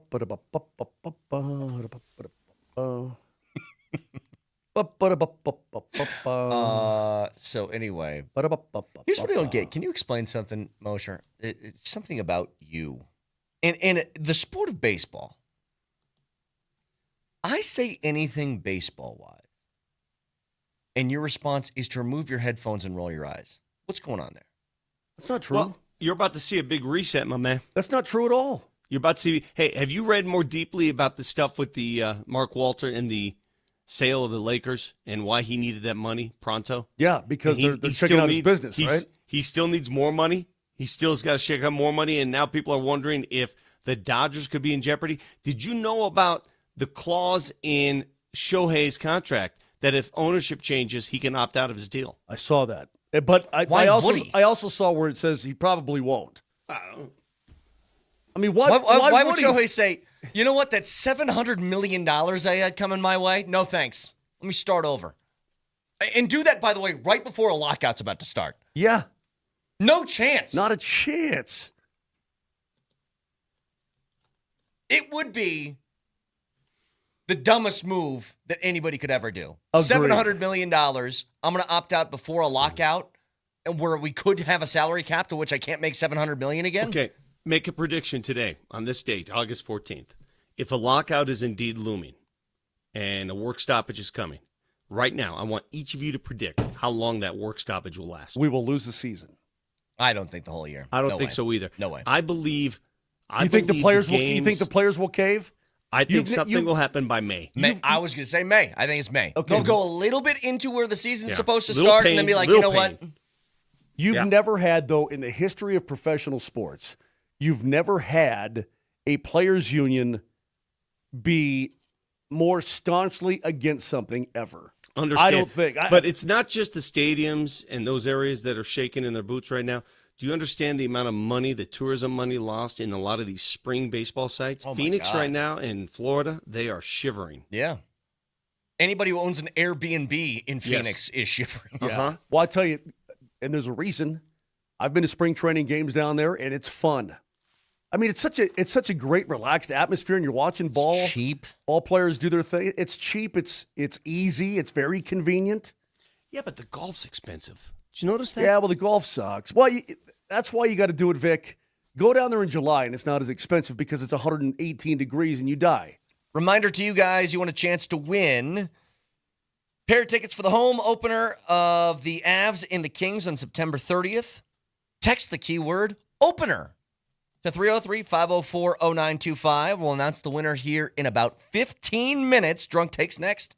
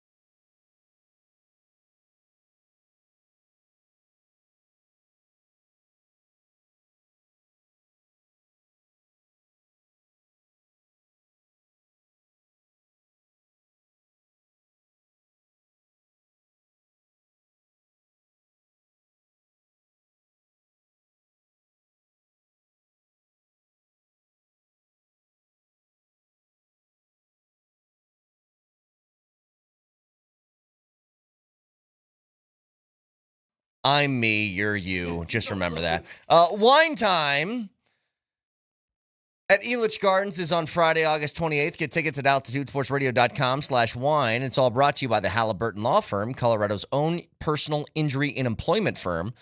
Learn more at thehalliburtonlawfirm.com. Speaking of tickets, 10 a.m. this morning, Avs tickets go on sale. We'll give away a pair of tickets at the end of the show here, but get in line. Get all the games that you want. Pick them, choose them yourself, get in that queue and be ready to go. 10 a.m. this morning, Avs tickets go on sale for the season. I've been going through the schedule a little bit in my own head on what games people should go to. All of them.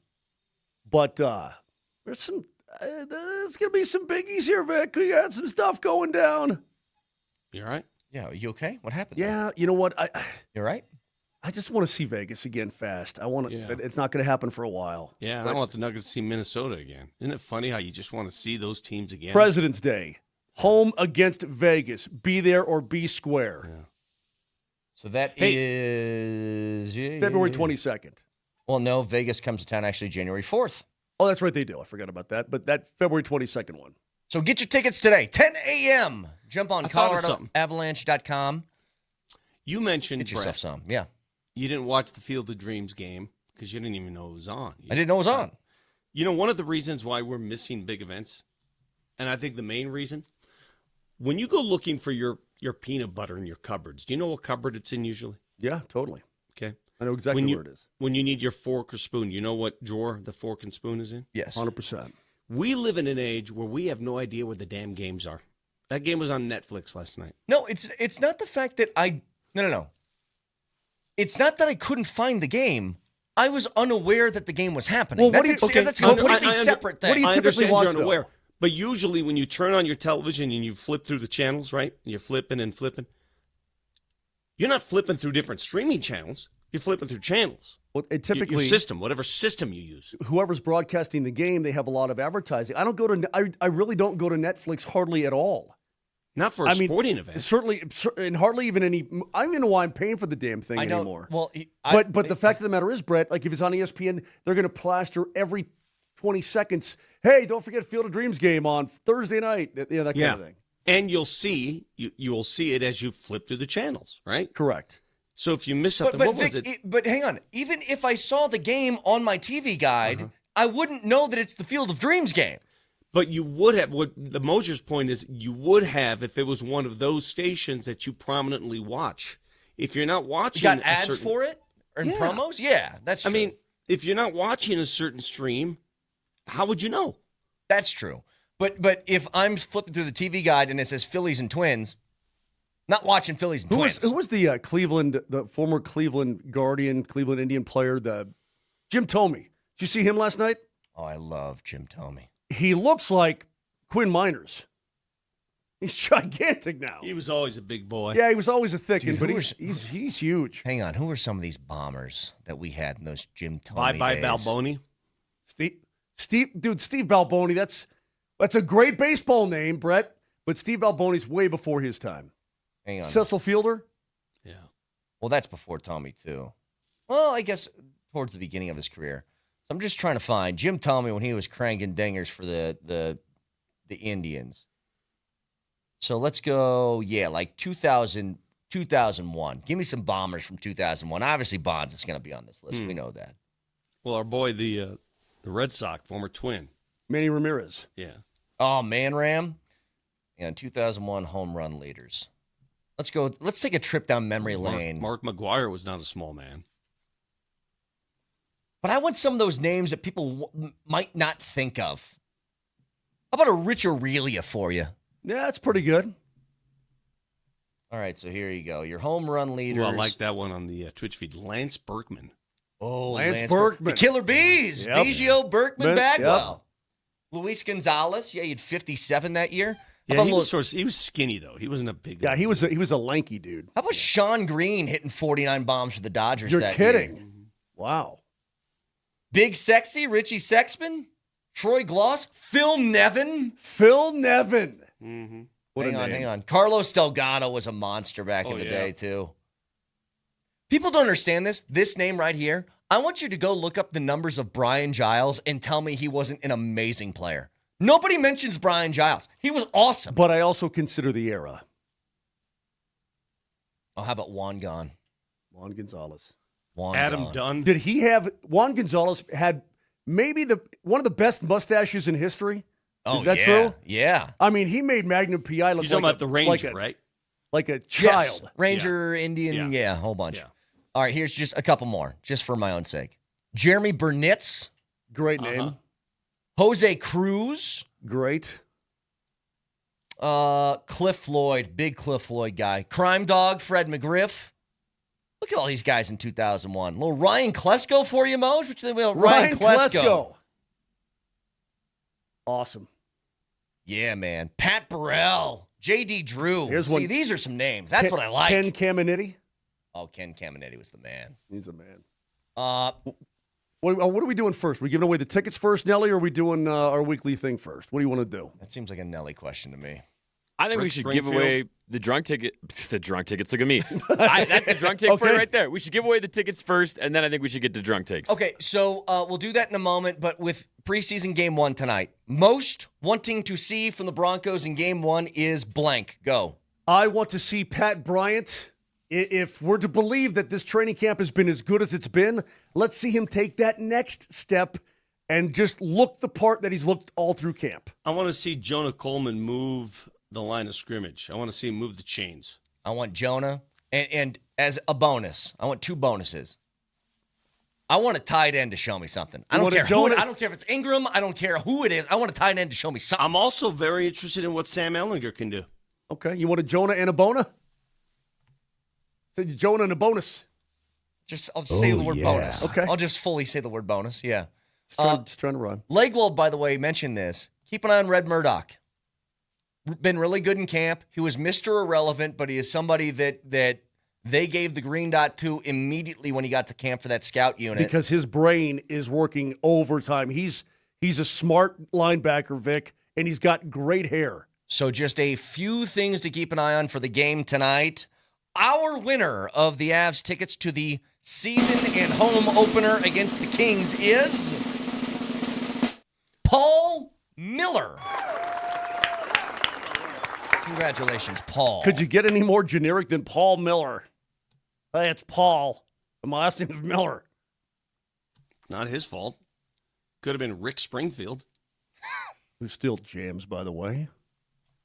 I don't like when you make fun of people's names. Your name's stupid, too. I have a dumb name. My parents were stupid. Yes, I agree. My last name should not be pronounced the way it is. And my first name, Mark with a C, is really, really dumb. Papa Moj is out there. He was hammering peanut butter and tuna fish sandwiches. And he's like, what if we put a C at the end of it? He's probably delirious from peanut butter and tuna fish. God dang it. Did he think he was getting over on the world when he did that? Who knows, man? My mom wanted, God rest her soul, she's dead. My mom wanted to name me Kevin. You look more like a Kevin. You do. You look do. Hey, Kevin Moser. Shockey, do you hear what they're saying about you, man? You They're look making like fun a of a Kevin. Yes. You look so much like a Kevin. 100%. Oh, thank you, Moj. My nephew's name is Mateo. When he was a kid, we would call him Kevin for the hell of it. He'd start crying. He would cry. My name's not Kevin. Sounds like a big baby to me. It sounds like a bully to me, man. Kevin Freeland.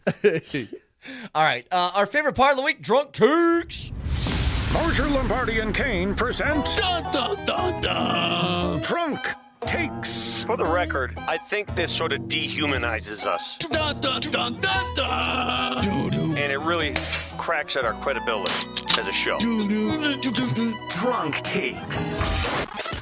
Drunk takes are clips from throughout the week. We slow them down to half speed. It makes it sound like we're hammered. Nelly, would you rather have T-Rex arms or T-Rex size arms on your legs?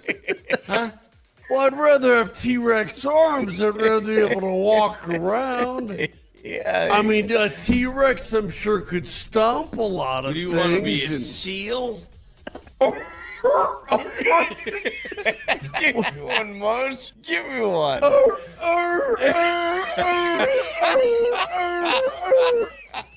Jeez.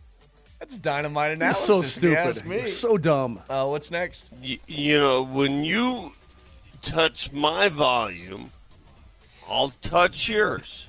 Oh, you want to touch my knob? Yeah, I just touched your knob. You can touch my knob. I There just you go. touched your Good knob. job. Do not touch my knob. Ever. It's a weird thing that was happening out at camp. Right? Beginning of the show, too. Go ahead. But it's striking how the eyebrows stay the same color, but the beard, the hair. So it's like what's his face? The dual hole that was here, Nurkic. Drapes don't match the carpet. Yeah, that had nothing to do with it. Again, I asked a very pertinent question after you said that, which is, how do you know that? And turns out most just didn't know what the saying actually meant. What's next? I think Vic's right on the money. And I don't want my quarterback. I mean, I don't know that he off. is, but I think Vic. I think you're on the. You're sniffing. You're sniffing up the right hole. God. What's the wrong one? All right, what's next? Like, I want to walk into the bathroom and have, like, the urinal suck out my pee for me or something. Like, I want it that futuristic, okay? Look, if I'm spending $1 billion on a stadium, give me some bells and whistles. Things that don't come out right, That was the day Brett wanted personal catheters for every attendee at a Broncos game. Yeah, just, drill a hole underneath the seat, snake them up. Very simple. I don't want to leave. I don't want to miss the action. What's next? Are you saying the catheter should be part of the season ticket package? Maybe they drill holes underneath your seat. You can just run it up through your pant leg. Okay. Maybe that's how you do it. Gotcha. I actually enjoyed my catheter. I'd walk around with it. I would never have to worry about. I'm not sure that sentence has ever been uttered by a human being in the history of mankind. I actually enjoyed it.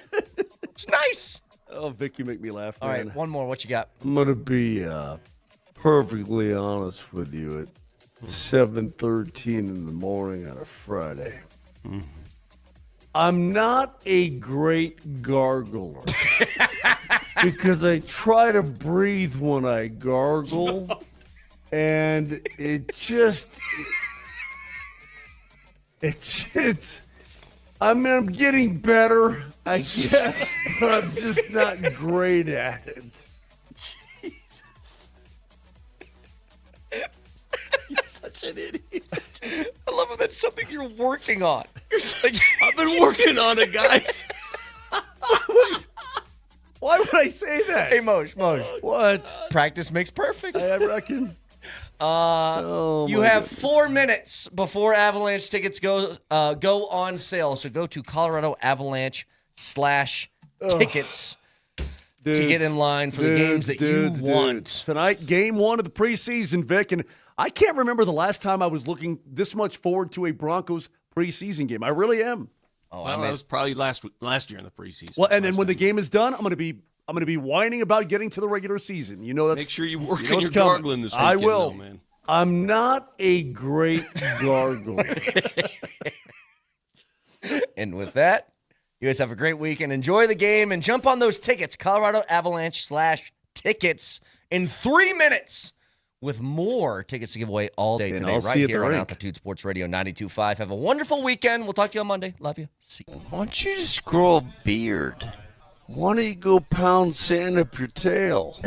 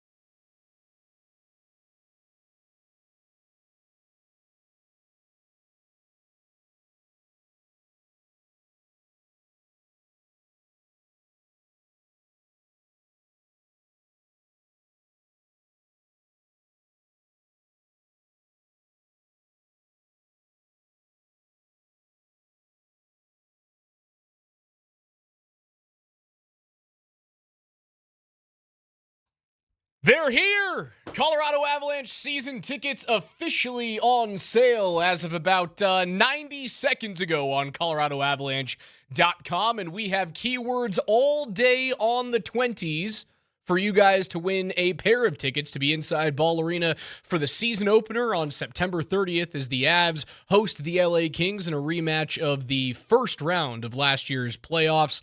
So stay tuned for that in about 15 minutes from right now. Welcome into the morning sprint. Alex Ryan-Emmy alongside shortly the coach Mike Sanford, Chris Mitchell behind the glass, and a handful of hours away from the preseason kicking off.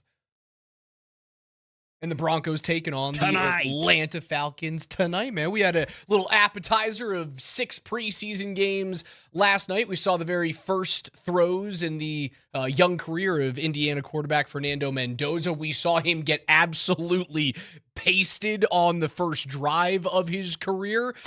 Got treated to the Joe Burrow experience as they were driving down the field, playing with the ones. He's connecting with Jamar Chase, and the Bengals offense is looking great. And then what happens? Well, they spent millions and millions and millions of dollars trying to make sure that Joe Burrow wouldn't get sacked, and then he gets sacked in the preseason again. The Steelers hammer the Packers, the Patriots and the Colts play to a 13-all tie, and the Chargers wallop the Texans. The lamest game of the night was the Titans and the 49ers. Nothing going on there. But the Fernando Mendoza thing was...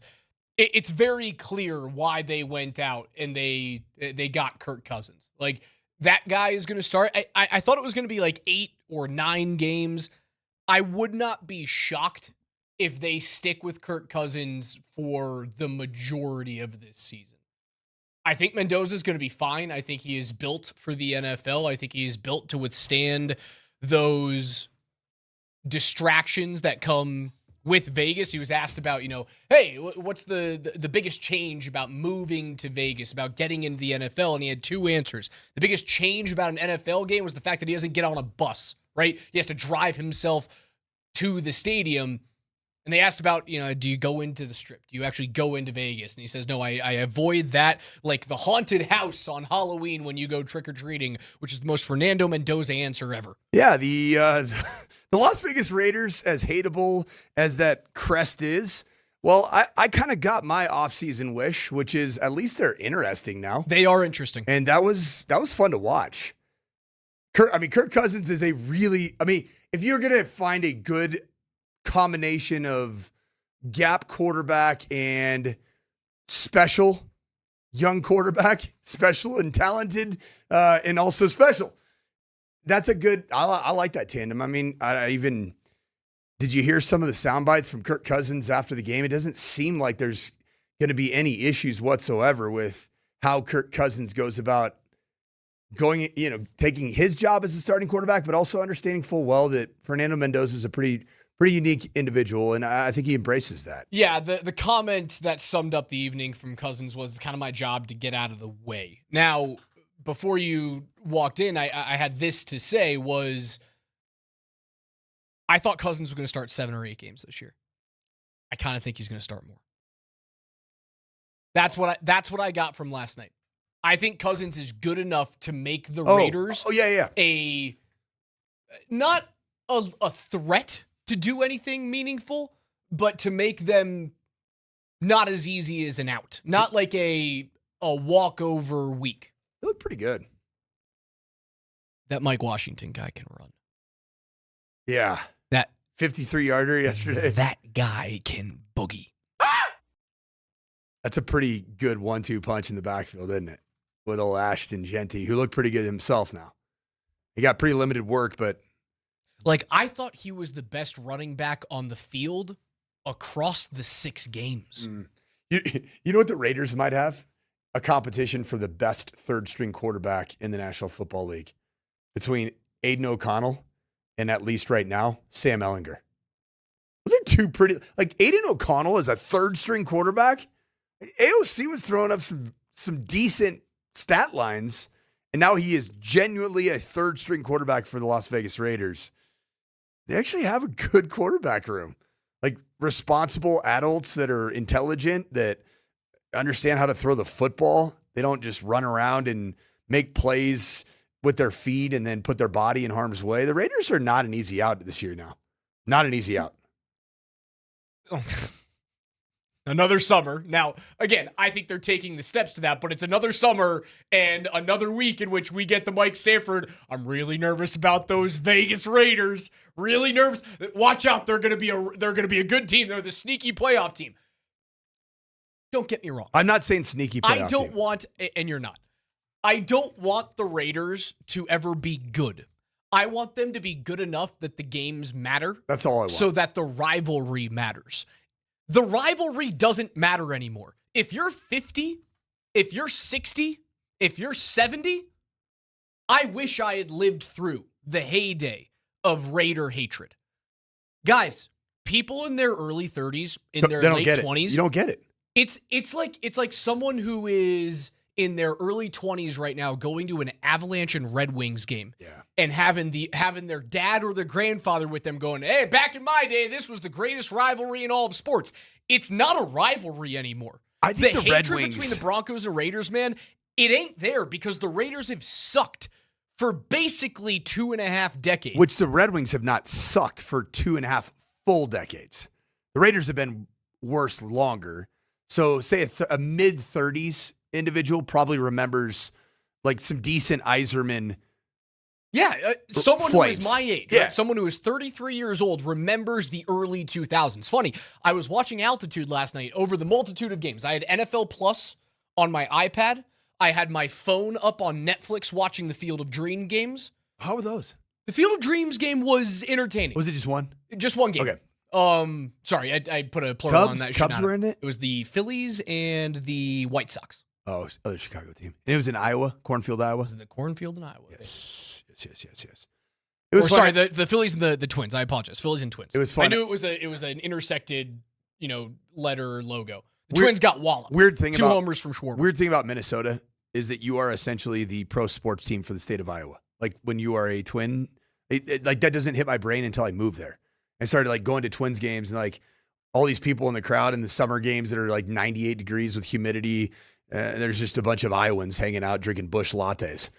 Like, oh yeah, we're just up here watching the Twinkies. Yeah, I wasn't like paying heavy attention. Schwarber went yard on like the 5th pitch of the game, and then he did it again a couple of innings later. I enjoyed the scenery around there. I think it's good once a year, but I was trying to figure out what I was going to watch on my big TV in the living room, and I thought I was going to watch a football game. And I put on the Steelers and the Packers for a little bit, which had no juice whatsoever. Although Drew Aller looked really good. Drew Aller's stat line was like 11. Well, go ahead. I thought his stat line looked better. Okay. So from what I watched of that game, there was a lot of backpedaling and throwing off of his back foot, which I think if you were to go in and watch the film, you would see Aller and go, there's a few things we need to nip in the bud there, Mr. Nittany Lion. Yeah. He's got, you think about it, that guy's got a long ways to go. Based off how his college career went and the physical attributes that he has, he's not a guy that's you're gonna snap your fingers and you got yourself anywhere near a ready starter. But yeah, big for him to complete well over 80% of his passes in an NFL preseason game, like he never really did that at Penn State. No. Which is pretty wild. And then of course, Fernando Mendoza was awesome, man. He was freaking awesome. What he did from under center on the play action and just ripping a ball down the middle of the field, not the touchdown pass, but the play action shot that everybody is talking about that are the football quarterback gurus. When I saw that, I said, okay. He can play. Yeah, he's built for the league. It's kind of what I've been freaking saying all offseason, and everybody thinks I'm an idiot. And then the other rookie, there's another rookie quarterback. God, I'm trying to blank on. There's three quarterbacks in the rookie class ended up having a good performance, and I'll figure out the other one. So we'll see what Ty Simpson does this weekend. See what because it ended up being a bit better of a rookie class than a lot of people thought. Oh, Carson Beck. Carson Beck didn't play last night. I'm saying in week 1. Yes, in the Hall of Fame game. That we've seen of the rookie quarterback class that we all made fun of outside of Fernando Mendoza, and many made fun of Fernando Mendoza, Dan Orlovsky. Like it's not as bad of a class as a lot of people once thought. There are a bunch of talented QBs, namely Carson Beck and Drew Aller, that just didn't have great collegiate careers. Doesn't mean that they still don't have the requisite talent to be good if they go into situations that can help bring them along. Jeremiah Love is awesome too, by the way. Awesome. Does he run a little too upright for you? I I was trying. Maybe I'm he's trying so to nitpick. powerful. Like he's very powerful, but I watched. He just felt like he was running with like no knee bend whatsoever, and still the fastest and most elusive player on the field. Almost Herschel Walker. Kind of. I know from my vintage, like Walter Payton was kind of an upright runner. Eric Dickerson, that's the guy. Eric Dickerson was a bit of an upright runner. You don't see it very often. I mean, look at the Right. It felt weird. You don't see it a lot anymore. You don't see It's a lot of Adrian like, Peterson was a bit of an upright runner. Obviously, he was very tall, very long, and it was hard to. How tall is Jeremiah Love? He's not that tall. It's. I mean, he's what is he? 5'10", 5'11"? He's built like the traditional NFL running back. 6 foot 215. Okay, so back. he's 6 feet. It's Yeah, taller back. Okay. But like AP was like 6'2". Dickerson was tall. Like 6 foot is a taller back than, I think look at the Broncos running backs. Those guys, I would say they have natural knee bend. They have natural center of gravity, low center of gravity. That's what I like to say about myself. And then I also said about Audric Estime. Man, that guy had really good God-given natural patience as a runner. AKA, you're not very fast. You're slow. It's a long way to get back around to. Like, I was trying to figure out what to watch on the big screen, and I stuck on a few of these games, but then I turned on Altitude. And Altitude had a replay of Game 7 of the 2001 Stanley Cup Final. A game that I was at as a, 8-year-old at the time. Where were you sitting at Pepsi? Or it was home? It was home, yeah. I sat in two different seats. I sat in section 136, like 12 rows up right at center.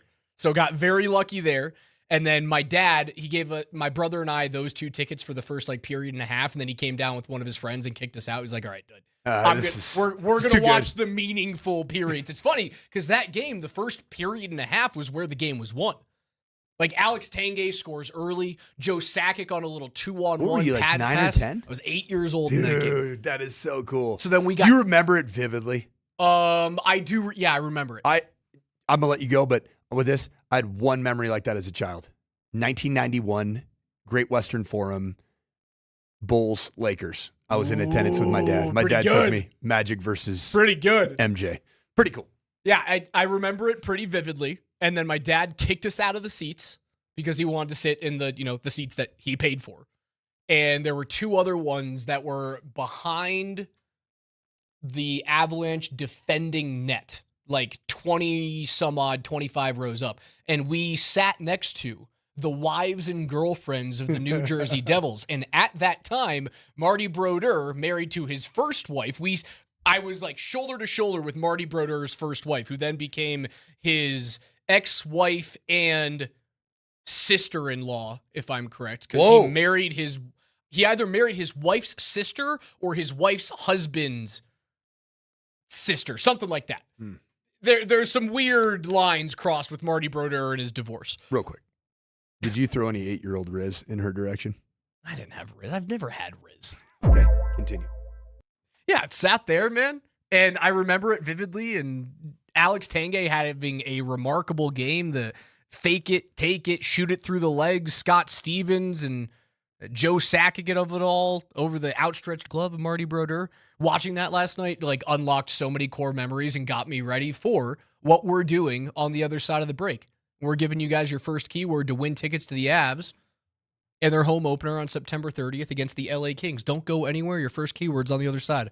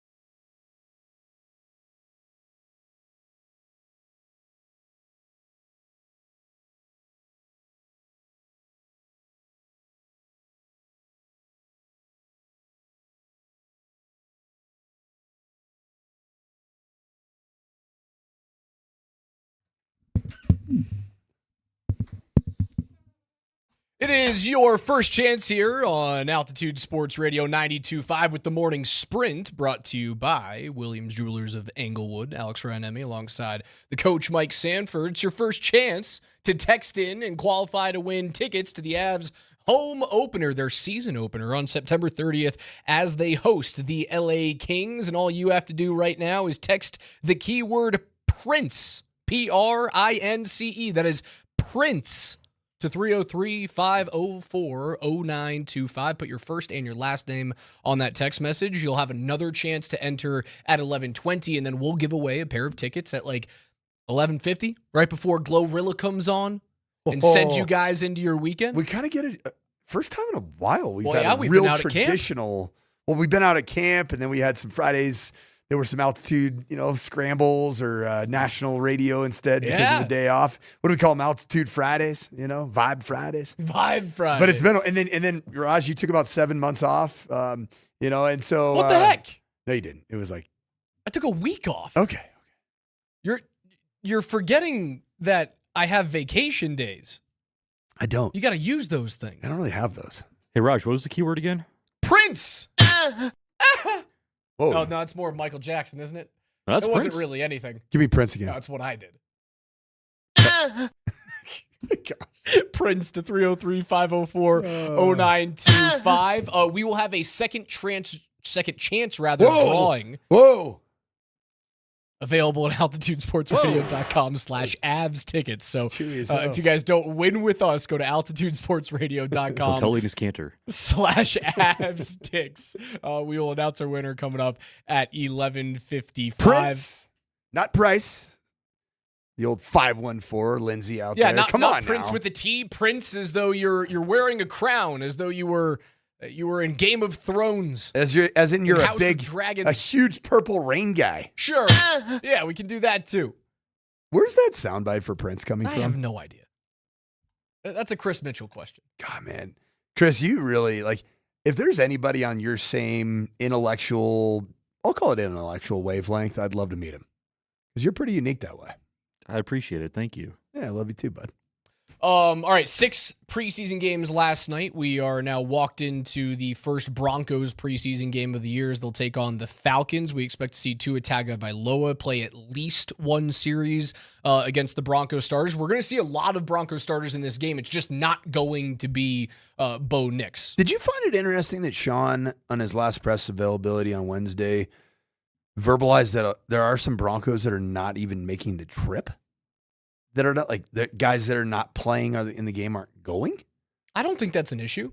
I'm not saying it's an issue, but just have you heard of that? In preseason NFL football, such an interconnected sport, is it guys that are just getting extra prehab, rehab? Also, why do you need to put a guy on a cross-country flight twice over the course of a couple of days when he's dealing with a back injury? Really smart.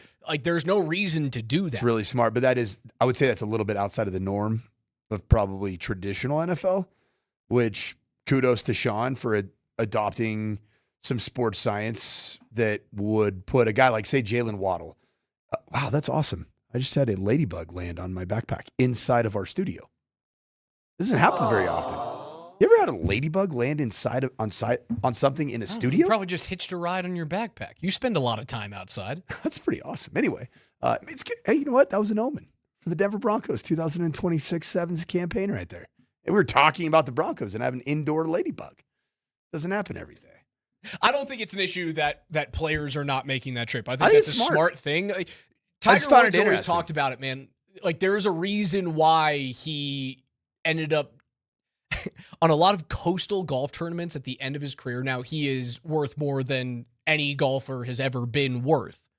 He would spend time on his yacht rather than in a hotel or an Airbnb because he was most comfortable and his body got the most rest in a perfectly manicured area.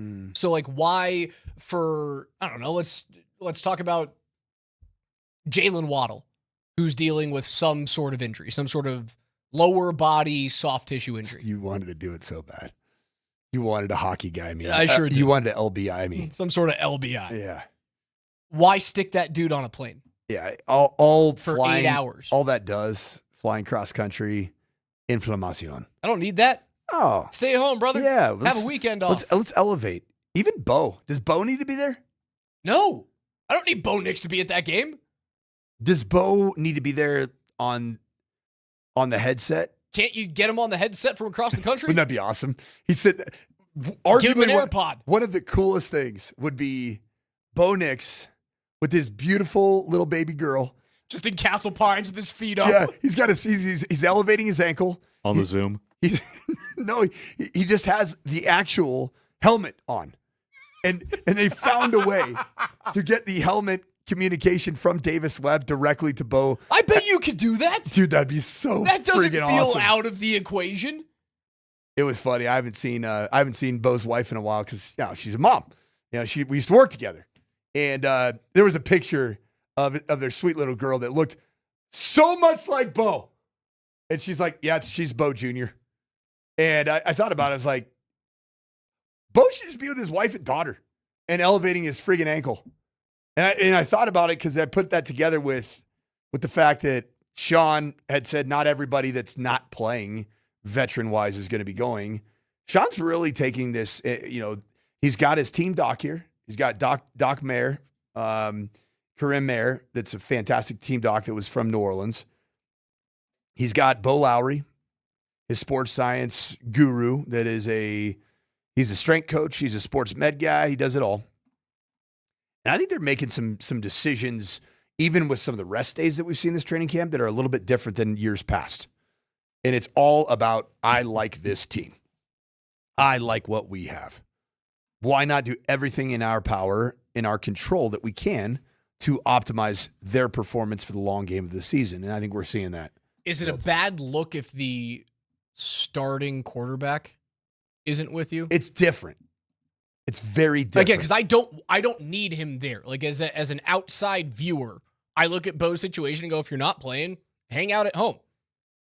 I think what it's basically telling you, if you say you don't travel Bo Nix, you don't travel Jalen Waddle, I'm guessing Luke Wattenberg. Well, Luke Wattenberg, dude, just get more elevation ice and treatment. Why even, whatever may ail you, why even create a potential for even a kind of a steadiness as a slowdown of rehab and recovery? I mean, Cortland Sutton, a guy that got 3 vet rest days, like, you're not playing court. Why bring Cortland Sutton? It's a big old dude that's been, he's been going pretty long and hard for quite some years. Also, the other thing is, like, this isn't being played on a Sunday. This is a work day for the Broncos. Fair. Yesterday was a work day for the Broncos, not a travel day. It was a work day in terms of how training camp goes, right? Every single Sunday they have had off. They're not playing on Sunday. They're playing on a Friday. Like, this is, I'm sure there are scheduled days and hours with the trainers over the past 24 and now going into 48 hours that, like, yeah, you have stuff on the docket. I don't need you on a flight. We don't have to do that remotely in Atlanta. It makes perfect sense to me. As long as the Denver Broncos that are not on the trip for wise and intelligent reasons don't pull a Josh Reynolds. And I know ultimately that was pulled on Josh Reynolds, but he was in a place that, frankly, when your team is out grinding, you probably shouldn't be. Am I right in saying that? And it ultimately ended up being in what's the matter, dude? Why are you laughing? Didn't the Josh Reynolds thing happen? Shotgun. Yeah. It all happens at the when wheel. your team is out grinding, you shouldn't be. That's fantastic. Did you not realize what Freudian. you just said? Completely Freudian. You didn't make that. 100% you didn't set yourself up Freudian. for that, dude. It was fantastic. Yeah, it's funny. It was so good. See, I'm learning. Excellent. So I hang out with. I have a daughter that's in that kind of what is it? Gen Z? That's like, are you Gen Z? No, I'm a millennial. I'm a millennial. You're an old millennial. No, I'm not. I'm a millennial. I'm the Millennium Force. But my daughter's generation, I believe, which is Gen Z, they have I say as a football guy, grinding is working hard. When were you born? What year? Stop, bro. I'm just wondering. Do you want my social also? Would you like my the county of birth and my county of residence? Yeah, I was born in 1982. So the year of our Lord. The millennial generation starts in 1981. You're an old one, buddy. No, I don't think I'm an old one. I think I'm an original one. Okay, I'll give you that. Yeah. Mm-hmm. But I think that the decision to leave several Broncos back, insofar as there's no issues, and I guarantee you Sean told them, hey, nobody's going to the shotgun dubs. Nobody's going to the dub. No Willies here. And that probably is going to, the kind of guys he's leaving back are probably guys that aren't potential shotgun Willies guys. The other thing that we didn't talk about yesterday in terms of like, oh, why isn't Bo playing? Or depending on who doesn't get into the game, whether it's Cortland or Waddle, if Nick Bonito or Pat Surtain end up sitting out. Atlanta's a turfed field, man. There's a reason why you're starting your 2s and 3s. I don't know if you need a lot of your number 1s playing on that field. That is turf. That is rife for injury. I'd rather you come back home, play on Friday in the preseason game a week from today. Keep them off turf. I think they have 4 games on turf fields this year, which is... It's not very many. It's some of the lowest in the league. Not to mention the Falcons... Was that the stadium that was... No, it was Gillette. It was not in compliance turf-wise post-World Cup. Wasn't it Gillette where they had removed the turf field in order to put in a grass field for the World Cup as a host stadium? What a disaster. Gillette not being a grass field is crazy to me. Yeah, it's weird. Like the Patriots and turf don't go hand in hand. The Falcons and turf go hand in hand to me. Well, you kind of have to. Right. That makes sense to me. Yeah. Patriots and grass, 0 sense. Okay, so which returning starters make sense to play tomorrow or tonight? Excuse me. Hardly any. Seriously, I know Sean's alluded to the fact that there are some starters that are going to play. Okay, let's go through it. J.K. Dobbins. No. H-E double sticks, not. no. Stay home. H-E double hockey sticks, heck to the no. R.J. Harvey, Jonah Coleman. Play. Get in the game, brother. Play. Bo Nix. No. Makes no sense. Not and playing. he's not going to. So Stidham and Ellinger. Sweet. Go crazy, Let's boys. have fun, bud. Wide receivers, Cortland Sutton. No. Jalen Waddle. No. Troy Franklin. Yes. I agree. Let's go to the wide receiver 2s. This is just off of your depth chart. Marvin Mims. No. I would agree with you, no. Pat Bryant. Yeah. Yes. I want to see the... You know what needs to happen? Those that didn't get how many tickets are available for a Broncos training camp practice? Is it like 2,000 a yeah, day or 1,800 something like that? to 22. So essentially 10 days that we've been able to be out there times 2,000 tickets. If you're not one of the 20,000 that have been able to watch the Pat Bryant show, I think for Pat Bryant's case to be heir apparent to Cortland Sutton with maybe some immediacy, significant rotation at other spots, he needs to go out there and do what he's been doing all training camp and just put an exclamation point in preseason game 1. I'll end the wide receivers with Pat Bryant. Everybody else, you are going. Colby Katzis, baby. Lil Jordan Humphrey. Come on, Hakeem LJ. Butler. Oh, Hakeem baby. Butler's going to make a play. Then everybody's going to talk about it. I don't know if everyone here is going to talk about it. It's going to be at other stations. It's going to be, I also think it might be like a national thing when they're getting into like the 2 p.m. segment on NFL Network. Yeah, and they're going to show a Thursday, and then they're going to show highlights of his UFL season as well. Yeah, they'll get real former juiced up Battle about that. Hawk who had 2,700 yards and 39 touchdowns over the last 2 UFL seasons. Because he is a freak. Oh, that also reminded me. Have you guys seen the videos? As I digress, we'll get back to the Broncos and who should and shouldn't play. You guys see the videos of that kid who does the bird calls at his school? I have not seen this. Unbelievable. It's been going through social media for the better part of like 2 months. He knows every bird and can do the calls perfectly. He's on the spectrum, and the kids at school love him for it. The Atlanta Hawks asked him to do their schedule reveal. Oh, that's cool. For each of the teams as though they were like their state bird or what bird represents that team. And because of how bad that franchise is, he just said, respectfully, I'm going to decline that opportunity. He did it. It was very good. Okay. Moving on. That's my squirrel moment of the day. All right, tight ends. This is interesting. Evan Engram. Ooh, no. I disagree. Why? You haven't been good enough.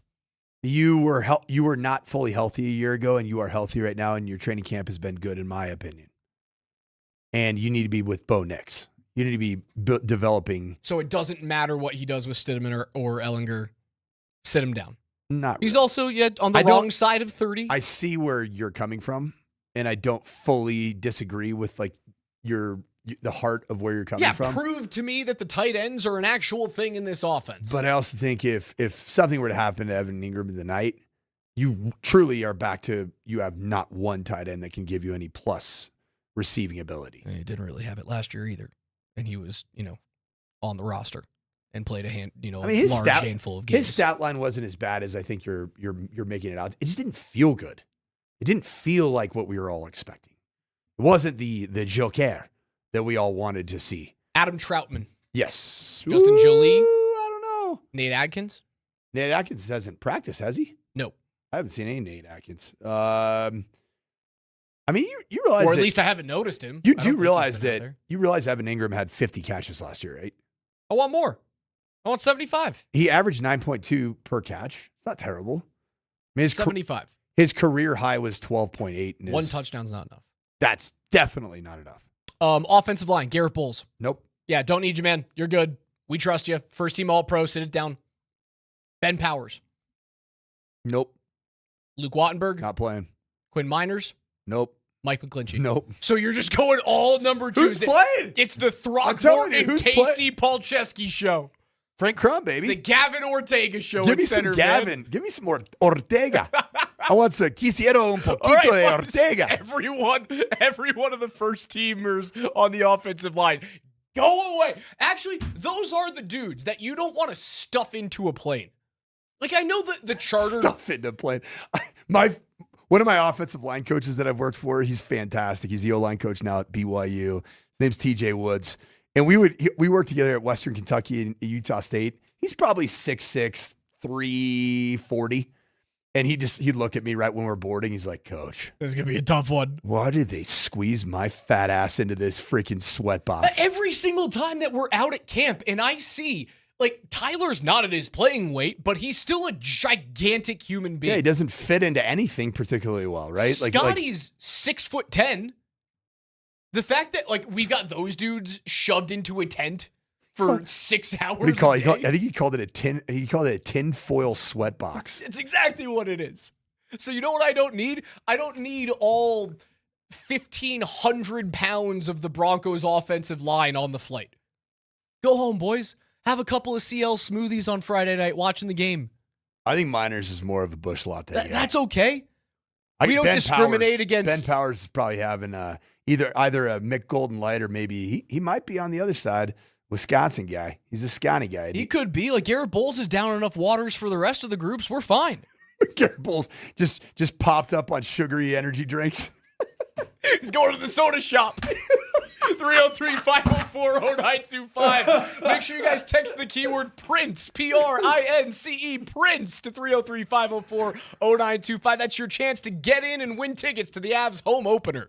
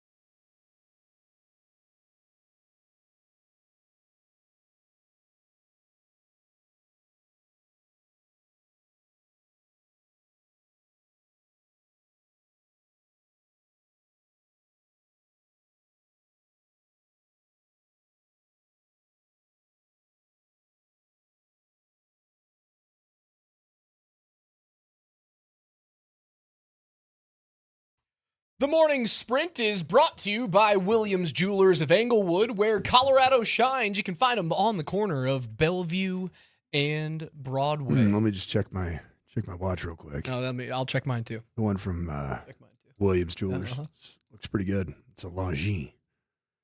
It's still got a second half past a freckle. Well, let me look how much time we got. You got at least a few more seconds to text in Prince. Yeah, you sure do. PRINCE. Hurry up right now. 303-504-092 for your 0925. Thank you. For your chance to win what, Raj? Avalanche tickets. They open up the season September 30th at home against the LA Kings. Who else? It feels like they always open up the season against the Kings, but a rematch of round one of the playoffs last year before everything fell apart in the Western Conference Final for that team. Before we get back into the conversation about the Broncos, as I choke over a chicken wing from 303 Bar and Grill. As you nearly cease to exist. Tonight is a good night, don't you think, to go to a place like 303 Bar and Grill? Absolutely. Like a local sports bar. Like I'm kind of wanting to do a little pregame. I might go to the concert at Empower Field. Little Zach Bryan tickets are pretty inexpensive. Tonight? Yeah, last night was the first night. What do you mean inexpensive? The last time that Zach Bryan was in town, those tickets were like $300. No, the Thursday night tickets, like last night, they were as cheap as like $28. Come on. Swear. Yeah, you can get in the building right now for $50. Should I buy the baby some of those? So I'm solo dadding it this weekend. Oh, you should totally solo dad it and get the things. Buy the baby cans. Baby cans, man. Baby earmuffs. Hey, do you think as one of my children is sitting in the studio with us, if you look across, do you think I ever put baby cans on him? No. No chance. And there's a reason he is how he is nowadays. There's a couple of screws loose up there, and I'm sure there was a rock concert or two. Yeah, he's got that silly star chromosome going on there for sure. There's just a constant ringing in the back of his head. Like, thanks, Dad. Oh, what was I was getting into? Because we're giving away Avs tickets, man. I saw the latest from Elliot Friedman that the range for a Cale Makar deal. Okay. Reported to be within. Can I guess? Yeah, please. I think the very lowest it would ever be is 14.5. Lower than Elliott's range. Okay. So probably actually, 16? You're very close. Okay. Elliot Friedman said if the deal is an 8-year deal, and what the Avs and Makar's camp, according to Elliot Friedman, are not necessarily in agreement on is the term. I think Joe Sakic... Term length? I think Joe wants the 8 years. I think Joe just wants to go, I want to lock you up until you're 36 years old and you only play here. And then by the time you're 32 and you're still in your prime, this deal looks like an absolute steal. I would assume that the Makar camp, the Makar family, wants to go a little bit shorter on the term so that you can then maximize your deal at age 30, 31, 32, something like that. You get another big-time deal. Friedman said if it's an 8-year deal, he thinks it could be in the range of $132 to $138 million, which would range from about $16 million a year to $17.5. Something around there, which if you tell me... Take that in a New York second, brother. It ends with a 6 or a 7? Run away. 6-7, 6-7, 6-7. Go streaking down the field. Run away. I hope that thing happens, man. My favorite moment. We're getting close. We are. We were talking before the break about Denver Broncos with this extremely experienced roster that are coming back and really having had a chance to go to a Super Bowl in not only bringing everybody back except for John Franklin Myers, Dre Greenlaw. That's it. But adding Jalen Waddle, like that's kind of nice.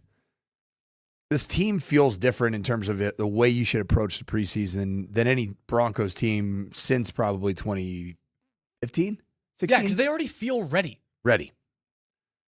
So defensively, is anybody really in that camp of guys that really should play that are a starter right now? All right, let's go through it. Malcolm Roach. No. DJ Jones. No. Zach Allen. Heck no. Jonathan Cooper. What, just like make him pay the price? Kind of. Hey, we're standing behind you, but because we don't need, on the opposite side, Nick Bonito to play in Atlanta, hey, you're the standard bearer. in terms of the Broncos pass rush. You go out there, and it's kind of an understood thing from Jonathan Cooper going, you've had my back. I've been in camp. Yeah, I'm going through my off-field issues that seem like it is, this is my problem that I've created.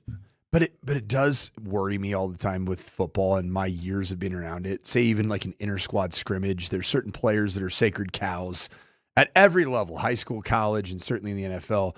It seems sometimes almost like counterintuitive as a coach. That playing is a punishment? Yes.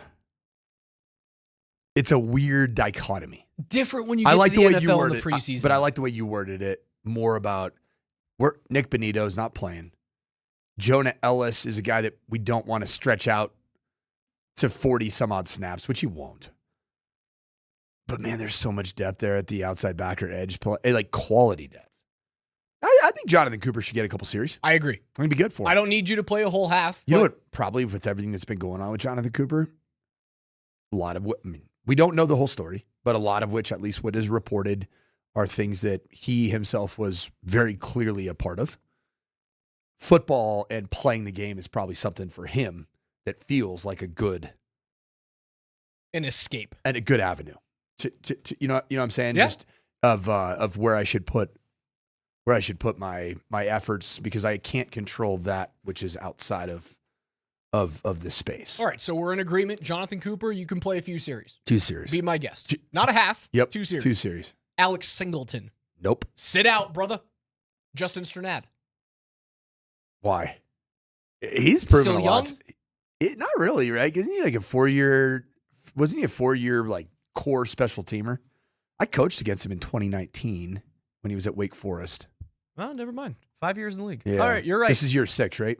Why does he feel like he's 26? Because he's like a brand new linebacker. He's just been a 4-core special teamer. He's finally elevated into like, you weren't thinking about the it. 11 dudes who say their name on the broadcast. What he was 2 years ago, Raj, is a really good 2098 young. Yeah, a really good preseason game linebacker 2 years ago. Okay, I agree. Don't need you. Nick Bonito, don't need you. Nope. Jonah Ellis? Yes. I need you to play. DeAndre Tillman? Yes. Need you to play. Ioma Wazirike?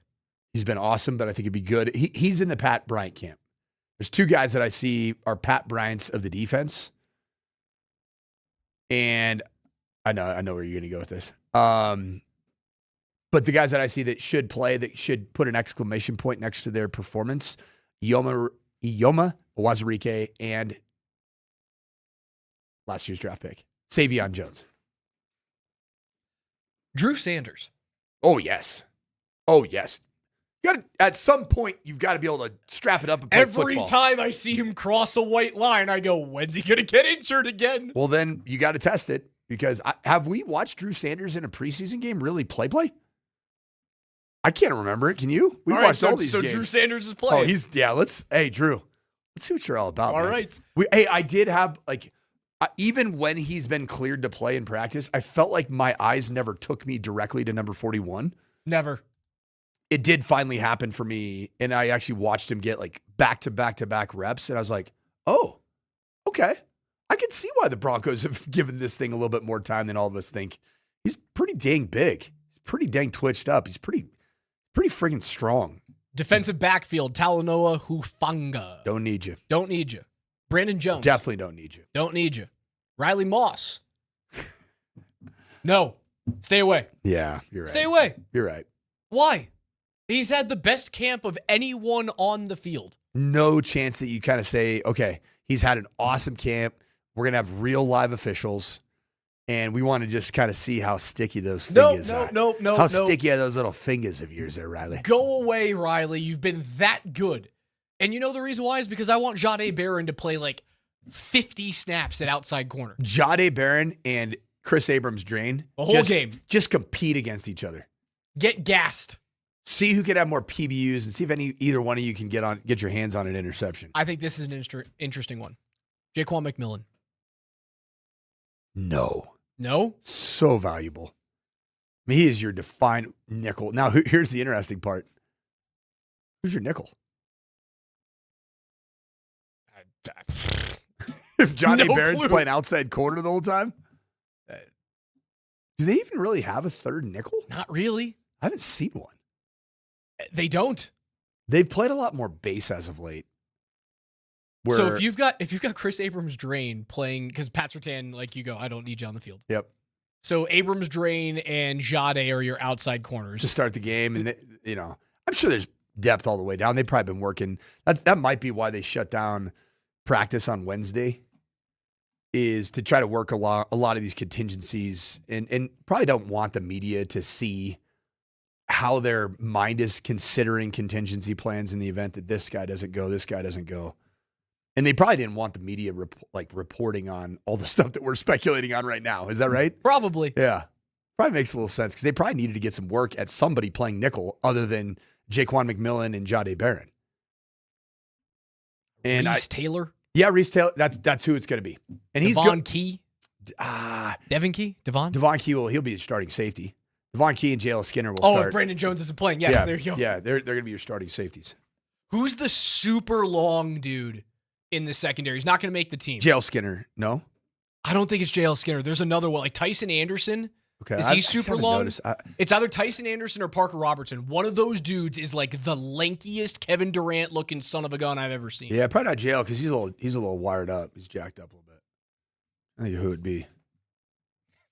It's funny. We went through this list like we've got like 4 dudes, 4 starters across like the offense and defense. You go, you got to play. Who are the starters? Troy Franklin. He's not even really a starter. He is listed as in terms of your 3 wideouts. No, Marvin Mims is. Yes. Mims is the listed starter at his position. Son of a gun, you're right. You know what? Okay. We're gonna throw him in for sake of argument. Sure, he's in the rotation. He's a returner. He's a starting. He's a rotational receiver. Yes. So is Pat Bryant. Troy Franklin, Pat Bryant. Yep. Evan Ingram, but you don't want him in. I do. I'll take him out then for you. Nobody on the offensive line. Adam Troutman. Did we say yes or no? You said maybe. Yeah. But they also like why? Why is I agree. Like let Justin Jolie go run around. Yeah, and then we could maybe see some Dallin Bentley as well. Sure. Nobody on the defensive line. Jonathan Cooper on the outside. That you weren't really comfortable with it. Yeah, because it sounds weird, doesn't it? Nobody else on your inside linebacking core. Benito out. And nobody in your defensive backfield. So you have 4 dudes across 22 players that are like, yeah, get in the game, suit it up, strap it up, brother. You know what everybody else is doing right now? They're sitting at home with their baby on their lap, with the helmet on, listening to the helmet communication, watching a football game. That's it. If you guys are missing hockey, you guys can get your fix on Sunday, August the 23rd at Magnus Arena as Joe Sakic, Peter Forsberg, and Milan Hajduk, as well as other Avs alumni, take on the University of Denver alumni. Visit coloradoavalanche.com/back-to-hockey for tickets. Did you see the new center ice logo? It was gorgeous. It's sick. And also yesterday, it's a mic drop. At my other job, I was sitting down for lunch, and I just happened to stumble upon 2 hockey men. And I was a part of the DU alumni coaching staff and general manager meeting between George Gwozdeck. They were talking about all the different things about this game. They're all fired up, man. Is Adrian Wiedemann playing? Yes, Wiedemann's playing. Wiedemann was a heck of a college hockey player. Hey, Wiedemann's going to be. He's a good dude. He's going to be playing, and he's the general manager of the DU alumni squad. And George Gwozdeck, he's the pit boss, or he's the bench boss. Okay, man. So. I was literally sitting in the middle of it. I was like, dude, I have got to go. And they invited me to go to the locker room. I'd be like a little kid. Never been in a hockey locker room pregame. So excited. 303-504-0925 is where you guys can reach us. It's preseason week number 1, baby. You're here.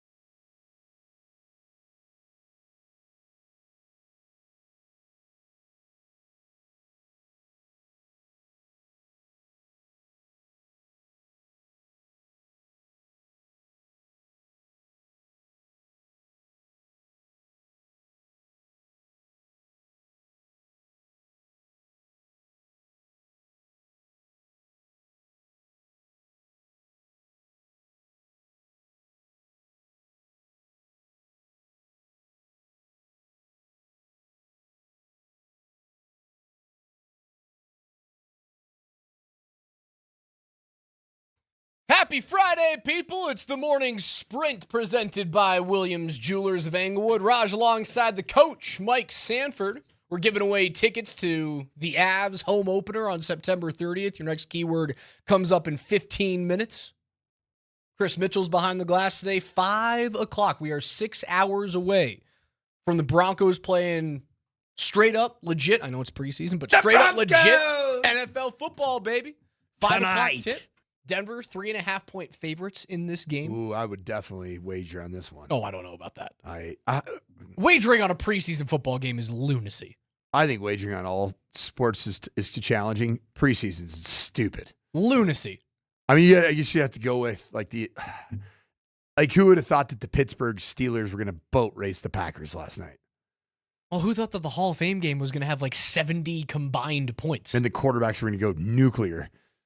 Carson Beck and who went nuclear for the other? Who did they play? What were the two teams? Arizona. And, it was Kenny Pickett, wasn't it? And Haynes King. Haynes King went. He's the one that he didn't go nuclear, but he won the game. Him being a dog. Haynes King with the looked ball legit. in his hand. He looked good, man. He could be he could be Taysom Hill. That thing's kind of died, hasn't it? Yeah. The Taysom Hill thing. And you remember the Ronnie? God, what was the guy's name? It was when Ricky Williams was at the Miami Dolphins, and they had the true Wildcat era. Who was that? Was it Ronnie Brown? I think Ronnie Brown is correct. I'm almost positive Ronnie Brown is correct. I know he was an Auburn back. Ronnie Brown. Yeah. Those offenses were so much fun. They were, and then it just died. It was Ronnie Brown and Ricky Williams, and it just kind of just died, and then it never came back. Ironically, at Stanford, I was coaching there. We studied it, and we put in the entire Wildcat package. It was really good for us for another 3 or 4 years. Why did it die? Why was it successful for 3 NFL seasons and half a decade in college? Everybody at the time was playing cover 4. So that's 2 high safeties. And when you have 2 high safeties and then you add legitimacy at the quarterback position, it makes you need to get your numbers reacclimated. And it was really good against cover 4 systems because of your numbers you weren't mathing defensively on a correct scale. What's happened is everybody's gone to single high safeties. And the Broncos are a single high safety outfit greater than 75% of the time, especially on first and second down in the middle of the field. And as a result of that, you have an extra element in the box, therefore, that you kind of lose that numbers advantage of the quarterback being a viable, elite run threat. So it's just that the numbers aren't the same as what it used to be. And then you take away the true ability to throw the football, and it just kind of becomes, it's not great. Even Taysom Hill, who's a more than competent thrower of the football, it still kind of felt a little weird, right? Yeah, watching him throw the ball with the glove on, it didn't feel like he was when he took a drop, he didn't, you didn't see, that's an NFL quarterback. You're like, that's an NFL gimmick. Just kind of lost its luster a little bit. Yeah, so the Taysom Hill thing in terms of, hey, can he extend his career by being a Sean Payton guy and come to Denver? That's died on the vine. Very clearly when Sean went, we're going to have some conversations when we're in Canton and Drew Brees going to the Hall of Fame. That conversation was I appreciate you, man. Thanks for your time. I don't have a spot for you. Yeah, and I actually think that when Sean said it, using the media as a public, that was his no. I actually think it was trying to help out Taysom. Because I'm yes. somewhat I'm interested to the point of not saying no. Correct. That maybe someone else would be like, oh, Sean still think he's got something in the tank. Let's bring him in. It's almost for a like look. Sean's an unofficial agent for Taysom to get some other deal, which he probably will not. He's too old, man. 36, dude. 36. Yeah, those offenses were so much fun. I always thought that the RPO and the zone read game when it came into the NFL was going to go the way of the Wildcat. It was eventually going to work its way out of the league. Still here. It's still here. I ain't Alive going and well. anywhere. Is there anything happening in the collegiate and high school game that you go, oh, that could be the next great fad? question. It's a really good question. I think here's what I would tell you is the high school game, at least right now in the state of Colorado, man, it's gone much farther away from spread, tempo, no huddle, shotgun. And there are teams, and frankly, the best team in the state for sure for the last decade has been Cherry Creek. And they've been a huddle team that snaps the ball almost like every 38 seconds. And it's weird because you kind of think, that team has got so many great athletes. You're thinking that they're going to try to run about, 50 plays before halftime to get up by 50 points and then just have a running clock for the rest of they end up scoring essentially 50 points against everybody in the state almost.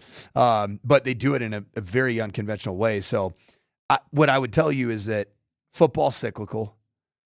And I think that I still believe that like tempo is still something that I believe tempo is making a comeback because it requires these more complicated defensive schemes to simplify.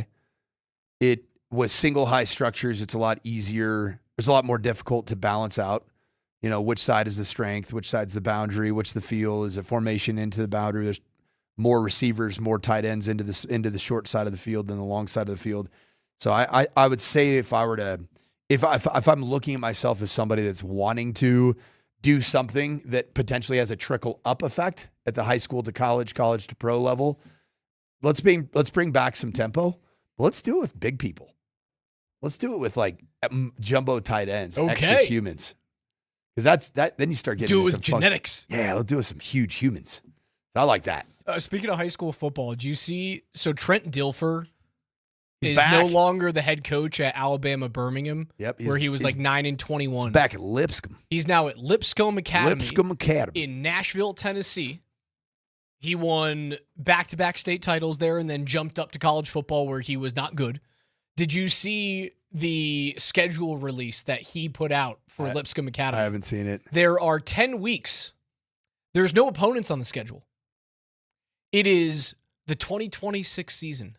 Us versus us. Oh! So every single week they shall remain nameless and faceless. Stupid. That's so dumb. The dumbest football guy thing ever. Okay, so I had an open date because I had a team cancel. How stupid is that? I want to kick that. Oh, brother. So full transparency, Dilfer and I are buddies. Okay. I like Dilfer. Dilfer and I have known each other for a long time. I recruited his high school, Lipscomb Academy. He was there before. He offered me a job when I got fired at CU to go on his staff at Alabama Birmingham. And frankly, I didn't want to do it. He sounded like I was like talking to him like, I don't really want to work for you. You sound like you're lost your dang marbles. But I had an open date in my schedule because there was a team from California that just canceled the game with like a couple, like 6 months until the season. I ended up filling it with Modern Day. I actually called Trent Dilfer about getting a game. Hey, did you know he was already scheduled against himself. It makes sense now. I was like, I can't find a game. He's playing a full year of us versus us. Inter-squad matchups. So it is such a football hardo thing to do. It is. Football's dumb. We're dumb. I'm stupid. What are we doing? Don't say that, bro. Okay, thank you. Yeah, we have to have positive self-talk here. Okay. But I will say this. On our text thread, Steve Nelson sent out, producer Steve Nelson, he sent out a Joey Molinaro skit of every high school coach in America the day before school starts. I didn't see it until after I had done the exact same speech to my team. And I'm like, I am a caricature. It's again, we put out a video of it yesterday of me making fun of you because there will be a video within the next month that you don't produce, that you don't have the say, the go ahead on, that will come out of your high school. And it'll be a slow-mo version of Mike Sanford taking his headset off and making a call. It'll be a 7-second cut of something that actually took a 1.5 seconds in real time. It's going to happen. Well, and I'm going to make fun of you for it. Before that happens, can I just say that there might be nothing worse than if I actually was the guy that said, hey, is there a way? Close up on me. Can you do like I want a shot? Like probably, I really like it if it's like power stance, hands on the knees, kind of looking up, scanning the field side to side. Breath. Yep. Breathing hard. And then just a rising fists in the air, celebrating a touchdown. Can you do that in slow-mo for me and release it on a video for the worldwide At least to you're see? not that guy. Wine Time is at Elitch Gardens on Friday, August the 28th. You guys can get your tickets at altitudesportsradio.com/wine. It's all brought to you by the Halliburton Law Firm. It's Colorado's own personal injury and employment firm. You can learn more at the HalliburtonLawFirm.com. Don't go anywhere. On the other side, Chris Mitchell's NFL notes and another chance for you to enter to win tickets to go see the Avs at their season opener on September 30th as they play host to the LA Kings. Your next keyword comes up on the other side of the break. Don't go anywhere.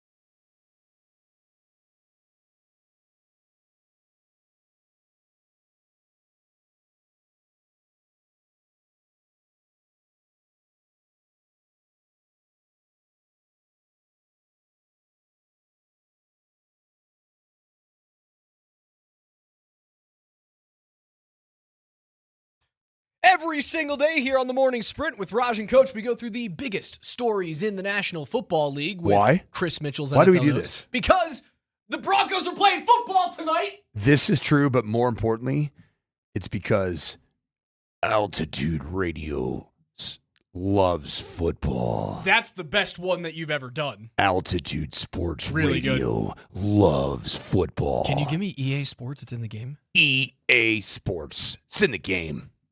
Guys, it's pretty good.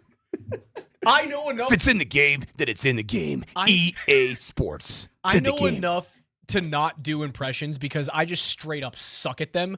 Sanford's good. You've got a handful of like, hey, I can go in the bag and pull this out whenever I want, and that's more than I can do, and I appreciate When that. I'm not in coach mode where my voice is essentially just shot to smithereens and I have more levels of octaves in my voice, I typically can be even better than I am currently. Hey, before we get into NFL notes, did you know if you text the keyword Duke, D-U-K-E, Duke, to 303-504-0925, put your first and your last name on that text message, you will be automatically entered to win 2 tickets to the Avs season opener on September 30th as they take on the LA Kings. We will have a second drawing available on altitudesportsradio.com/AvsTix. And if you don't win on any of those, guess what? Avs tickets went on sale like 90 minutes ago. So hop on to coloradoavalanche.com and go purchase tickets to your favorite games. Again, your keyword this hour is Duke, D-U-K-E, like where Coach K coached. And also, it's a position of royalty as well, correct? Where is the Duke on like the line of British hierarchy? It's below a prince. It's below a prince, but I think it's like the next one below I think a it's prince. it's pretty close. It sits directly below king, queen, prince, or princess. Yes. It is the highest rank of the British peerage and European nobility system. And you do probably have some cousin type, or is it by marriage bloodlines? Could be a duke. I believe you can marry into it. I believe Duchess? you can be. How about that? A duchy. I believe Duke and Duchess is part of duchy. That's what you would call both of those things. Oh, the duchy. douche-shy. I could use a little douche-shy. The second most senior. Can you guess the second most senior rank after Duke? Court jester. Not quite. The Marquis. Oh, that's interesting. Followed by the Earl or a Oh, Count. I love a good Earl. A Viscount is right after that. And then a Baron. We talk about barons as though they're like way higher than they actually are. No. A baron is the 5th and lowest rank of the peerage. Do you think that that's what Trump was doing? Just make sure that he knew that Baron, hey, know where your place is, listen, young man. bud, you're down there, Baron. Hey, fella. It's because he has to look up to him his entire I life. know, That Baron's dude's like tall as heck. 6'11". He's Scotty Hastings size. It's the craziest thing ever. Oh, Mitchie, save us, football. Duke. That's what you got to text if you want to get tickets to the the Avalanche. Go ahead. Yes, Avalanche. Home opener, season 30. Other than September that, 30. If you want tickets to the Avalanche, just generic, the Avalanche. If you want to see copious amounts of snow rolling down a mountain, then you need to text the word Duke to 303-502-40925. Oh my goodness. Chris Mitchell, save us. Save us. One more time. Hey guys, guess what? Tonight. Actually, let me do that again. Tonight. Yeah, the Denver Broncos play some football for the first time in the big 2026-27 season. They're in Atlanta taking on the Falcons. Kickoff for that bad boy is at 5 p.m. John Denver time. Sean Payton said he expects the starters to get 15 snaps. Bo Nix will sit out, which means that Jarrett Stidham and Sam Ehlinger will be splitting the reps straight down the middle-ish. So who you got? Who do you want to watch? I'm so excited to watch Sam Ehlinger play football, but I worry that it's going to be against like the threes on the Falcons. Sean Payton has the ability to direct the surrounding supporting cast for Sam Ehlinger. Does he want Sam Ehlinger to potentially shine in this matchup tonight? Then he probably gets in a lot earlier, and it might be by quarter. It could be like first and third for Stiddy and second and fourth for Ehlinger. If it's, I really believe in Jarrett Stidham and I'm going to double down my allegiances, kind of like I have with guys like, name them all, Adam Troutman, Lil Jordan Humphrey, Michael Bandy, Adam Prentice, Will Lutz. Adam Prentice. You keep going down. Who was our guy before? Michael Burton. Michael Burton. Yep. So we'll find out. I personally hope that Sam Ehlinger gets a chance to compete. And Mitchie, I love you. You are a encyclopedia of all things football and sport, but you are you don't pronounce his name correctly, and I'm gonna call you out on it once and for all. It is Sam Ehlinger. Hard G, not a J. Sam Ehlinger. There we go. Okay. Stidham's gonna get the first half. That's just what's gonna happen tonight, man. Right? Kill him. He is Sean's backup. He believes in him. They paid him. There's a reason why he is a very highly paid backup quarterback in the league. They believe in the guy. And you know what? I know I've said it so many times that the image of the AFC Championship game and the backpedaling chest pass will never leave me. The guys who run the football operation for the Broncos look far past one piece. Should they? You tell me, Coach. That's pretty significant. I mean, what is a backup quarterback? What should a backup quarterback that's making $6 to $8 million annually be able to do? Not make the catastrophic mistake. So, I don't know if he can win you go out and straight up win you the game, but don't lose it. And that's what happened in the AFC title game. But I do firmly believe that Peyton is going to give Stidham the first half because that's what he does with his entrenched dudes. He's going to force Stidham to lose. He will force Stidham to force Sean's hand. Correct. But as for me, I'm looking forward to Sam Ehlinger at some point in time tonight. Grab something called the Duke and put it in his hands and take a 5 to 7 step drop and rip the Duke all over the football field there at Mercedes-Benz Stadium in Atlanta. You know what the Duke is? It's the nickname of the NFL football. And it's the greatest football ever made. It is unbelievable. I have tiny hands, so I would like to say that like a middle school-sized football is the greatest football ever made. I will say that not only do you have tiny hands, but you also smell like cabbage. That went over my head. Austin Powers. I am an old millennial. You know, Tony has small hands, smells like cabbage. Oh, I got it now. Hey, carny folk. Mitchie, what's next?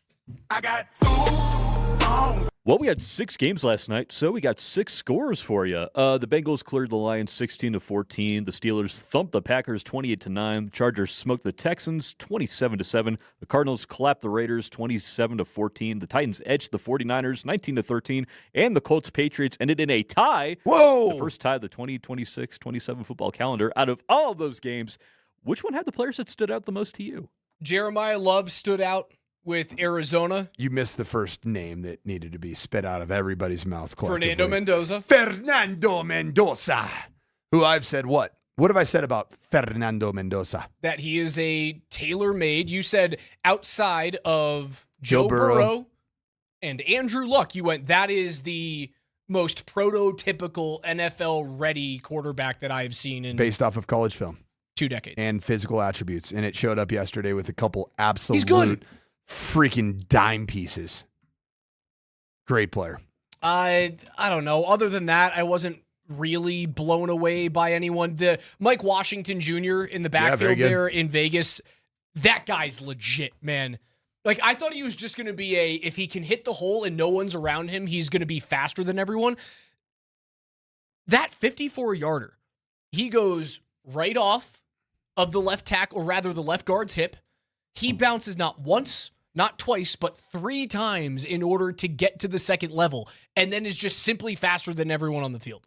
Did you see that? He's really good. Did you see the second round drafted Deshaun Stripling that had the crazy high point on the sideline for the 49ers? Great play. I did not. He's a guy that you kind of say, oh, is that going to be another one of those Kyle Shanahan cats like Brandon Ayuk was? Well, they need it because Pearsall's hurt again and gone for the season. Here, look at this guy right here. I'll get it to you here in a second. It's like a full... The guy had 7 catches for 63 yards in the first half and looked fantastic. The other one that I recognized, talk about a barnacle, man. For 17 years, Josh Johnson is still a quarterback in the league. 40 years old, Josh Johnson. Threw 16 passes for the Bengals last night. University of San Diego fame. How the heck is that dude still in the league? Here you go, Raj. Unbelievable, this is pretty Josh good, man. Johnson. Deshaun Stripling right here. this is like the kind of one coming up here is the kind of play that you want to make right here for a rookie wide receiver. You'd love to see a Pat Bryant type play, 50-50 ball on the sideline. That's just a well-thrown ball. It's a great you know what's funny is Adrian Martinez I was watching 49ers football. I'm like, is that Nebraska's old quarterback, Adrian Martinez? Kyle Shanahan, you really are him. Like, you can develop quarterbacks because he was terrible. He was horrible at Nebraska. He was a complete bust. Mitchie, what's next? 3, that's a magic number. What a great song. From ESPN, sources told Adam Schefter and Ian Rappaport that former Lions cornerback Terrion Arnold plans on signing with the Seattle Seahawks. Arnold, of course, is still facing 8 felony charges stemming from a kidnapping and robbery in Tampa back in February. The Lions cut Arnold a day after he posted a $1 million bond to get out of jail. Arnold met with the Saints, Giants, Texans, and worked out with the Seahawks on Sunday, which I'm pretty sure showed up on the latest episode of Hard Knocks. Asked earlier this week about Arnold's potential availability given his legal situation, Mike McDonald said, quote, "I think we understand that anything is kind of on the table, and that's where we're at in the process," end quote. The deal is expected to just be 1 year. I mean, he's a good defensive back. He's going to be playing for the Seahawks. 24th overall selection just 2 years ago. He was a pretty solid rookie. Now, he only played 8 games last year for Detroit, but he is, if you think the Jonathan Cooper situation is ugly, the Terrion Arnold situation is muddy and ugly, and it looks as though like he was doesn't the add ringleader up. in it. The whole thing doesn't make sense, does it? It's weird, brother. It almost as if something's just wrong with Terrion. Like, something's not inherently right with the way that we have been able to gather the information publicly and what's available for us to see. Terrion Arnold, like, I don't get it, man. Like, there's so many other ways that you could make a wrong right, and that's not one of them. Like, that's the furthest that you could ever do with when you're such a public figure, like an NFL first-round draft pick. Take away the off-field issues from Terrion Arnold and put him into the Seahawks defense. You now have Devin Witherspoon alongside Terrion Arnold, alongside Nick Emignori, and Julian Love as a safety. Like, that defensive backfield is therefore the best in the league. It's either them or Philadelphia. You can throw the Broncos in there, but for my money, whew. If I'm sitting there just kind of thinking and ideating around that kind of defense led by that kind of secondary, I got an idea for what you could call it. It could be the Legion of Boom. Sorry. That one did. Airball. That was an airball. I'm not gracing that with a laugh. Come on. I'll laugh at you. I will not laugh with you on that one. It was a designed airball. Chris Mitchell. Mendoza! Clint Kubiak is slow rolling Fernando Mendoza after his NFL debut against the Cardinals last night. Kubiak didn't say that Kirk Cousins is officially QB1 after last night's preseason game, but he basically said that Mendoza's going to have to pry from Cousins' cold, dead hands. Quote, "Kirk's been getting reps with the ones. I think he's had a solid training camp, and it's his to lose." Did Mendoza's 97-yard, 1-touchdown, 10-for-16 performance accelerate the timeline for him to be the Raiders' QB1? No, I don't think it accelerated the timeline. In fact, the performance of Kirk Cousins, to Raj's point, which I kind of disagree with, I think that is the reason why Fernando Mendoza might be left on the shelf a little bit longer than first expected. This is not Jacoby Brissett to Drake May type of a timeline. And do you remember Jacoby Brissett kind of keeping the seat warm in New England? And by the way, Jacoby didn't play particularly great that year. And the New England Patriots were horrific. I feel like this is it's almost as if Kirk Cousins is going to make this team significantly better by just high-level, mature, competent quarterback play for as long as he can until his body just says, and then it'll naturally become Fernando's job. Remember what the Raiders were under Derek Carr? Like, they were a viable team. They were a team that honestly had the Broncos numbers. They're fun for a handful of years. With the first couple of years of Grew. With Josh Jacobs back there as a running back. Now they've got Ashton Genty and Mike Washington, right? Arkansas, Mike Washington? Yep. University of Kansas. Really good running back game and the best pass-catching tight end in football in Brock Bowers. I think if they stick with Cousins, they are a very difficult out. Now, The question is, how long do they stick with him? We were thinking that it was going to be, I don't know, maybe after the Buffalo and the LA game in week 6 or 7. Yeah. They go on the road to take on the Jets. Like maybe that would be an easy way to ease him in. But then they come back home and they play Seattle and Denver. If they're like a 2 games below 500 team by the time they play the Broncos in week 11, I think they hold on to Cousins. They go into the bye week, week 13, and then the final 5 games of the year, Fernando Mendoza. Where are you putting the over-under right now on Raiders wins? You, after last night. 6.5. It's probably fair. Because I think they're better than the Dolphins. I think they're better than the Saints. Jets. I think they're better than the Jets. I think they're better than the Browns. They're not going to go. They're not going to go over in the division either. No, they'll jump up and they'll grab someone. It might be you. Yep. Might be Denver. Could get got. They're better than Arizona and they're better than Tennessee. Those are 6 teams right there. So I think 6.5 is like the perfect Vegas number. Because then it's like comes down to they win 1, 0, 1 or 2 AFC West games. If they win 2 AFC West games, like are they an 8-win team? The line right now from Vegas is 5.5. Okay. I would take that. I'm not a betting man, but I would take that. You know what, Raj? Do you know what just happened to you? You just got a good old-fashioned case of Sanforditis. Son of a gun, I did. Which is Raiders hype I did. in the month of August. You just can't really suck with Kirk Cousins, right? Like, he's not that type of quarterback. You're not going to be great with him, but you're not going to suck. And there's some pretty fun, good, young, mature pieces around the quarterback position now. It's such a good division. It is a good division.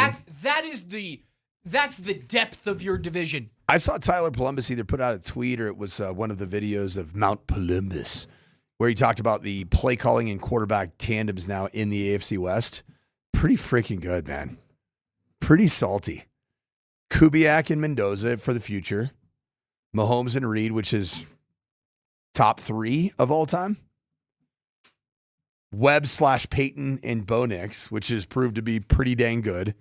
And then really it's McDaniel and Herbert.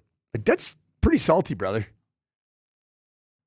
There's some football horsepower, intellectual horsepower, and spinning football horsepower in that crew. The NFC North 2 years ago had the Lions at 15-2, the Vikings at 14-3, Packers at 11-6, and Bears at 5-12. I don't believe there's a 15-2 team in the division. I don't believe there's a 14-3 team in the division. But I also don't believe there's only a 5-win team in the AFC West. I think 13 wins gets you the AFC West. But I believe the bottom piece, whether it is the Raiders or the Chargers, because I don't think the Broncos are going to fall that far, I think the bottom piece is like a 7-win football team. It's brutal, man. It's a gauntlet to be in there. By the way, you guys can still get in. Text to the keyword Duke, D-U-K-E, Duke, like the Blue Devils, to 303-504-0925. That is your final chance for the morning sprint. Duke. As in the football that the National Football League uses. It's called Duke. As in the next highest line of nobility after Prince and Princess, Duke.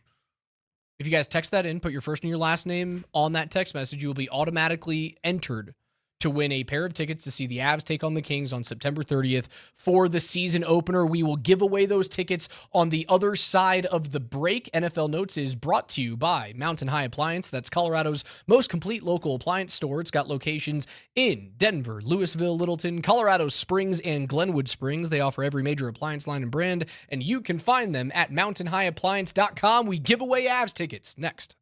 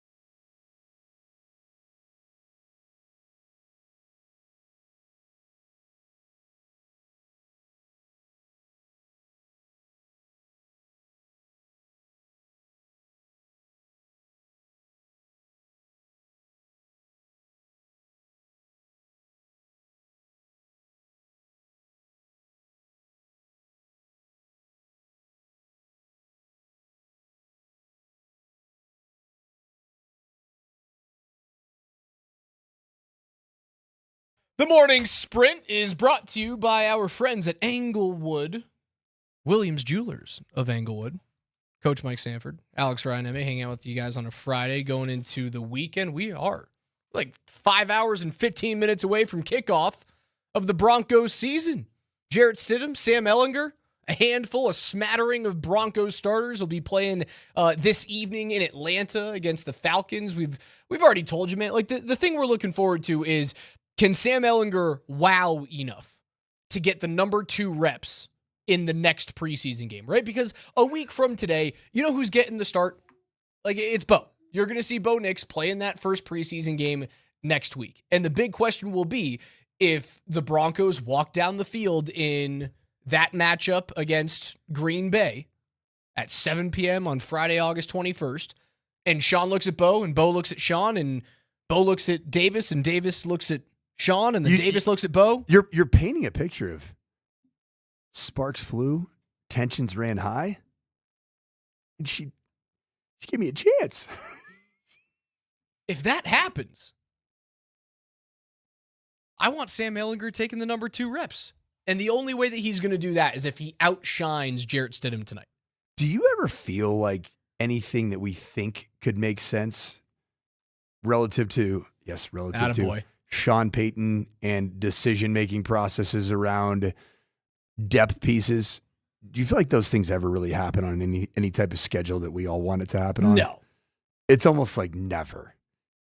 Almost purposefully. I actually feel like there's times that Sean Payton, even though he promised 3 years ago that Jarrett Stidham was the spark that we all needed here in Denver, Colorado, not Russell Wilson, who had actually that year beaten Josh Allen and the Buffalo Bills, had beaten Patrick Mahomes and the Kansas City Chiefs. But the spark was Jarrett Stidham. The spark didn't really materialize, did it? Nah, the spark was Bo. And then spark was Bo Nix. And then we all got fired up about Big Stiddy Committee. You can go to a Stiddy Club if you choose. You know what? I do not regret a single minute of that. Of the Jarrett Stidham fan club, of the Big Stiddy Committee. Like, Tyler Polumbus just walked past the studio. He's going to be on here in 13 minutes from right now. To the point where Polumbus went out and purchased a Stiddy City rope hat. Went out and bought one and was wearing it in the studio the whole week. Not a great investment. Dude, I do not regret that for a single minute. I mean, it was fun. There is no other way that you should look at sport. It was fun, but it was fake. You always have a chance.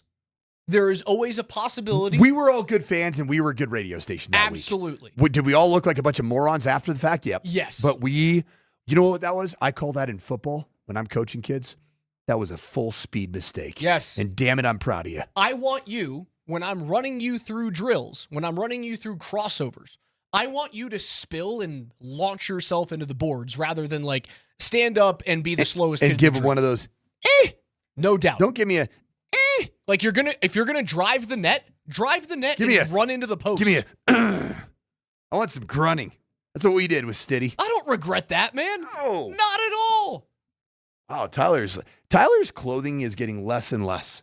Is there going to be a time where he just comes in the Borat kind of skin, the neon green one piece? Oh, the hog suit? The hog suit. I've never heard of the hog-kini? No, I think Polumbus is going to come in a hog-kini one day. I mean, the shorts are getting shorter. The cutoffs are getting they used to be just cutoff sleeves. Now it's like the entire back is revealed.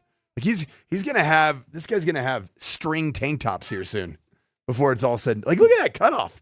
I am inches. When's ESPN the body issue shooting today? I just am wondering. I feel like the more in shape and more muscular that you get, the clothing is reducing in size. Well, isn't that the point of getting in shape? It kind of is. I was wondering, is the end game? Is the end game nudity?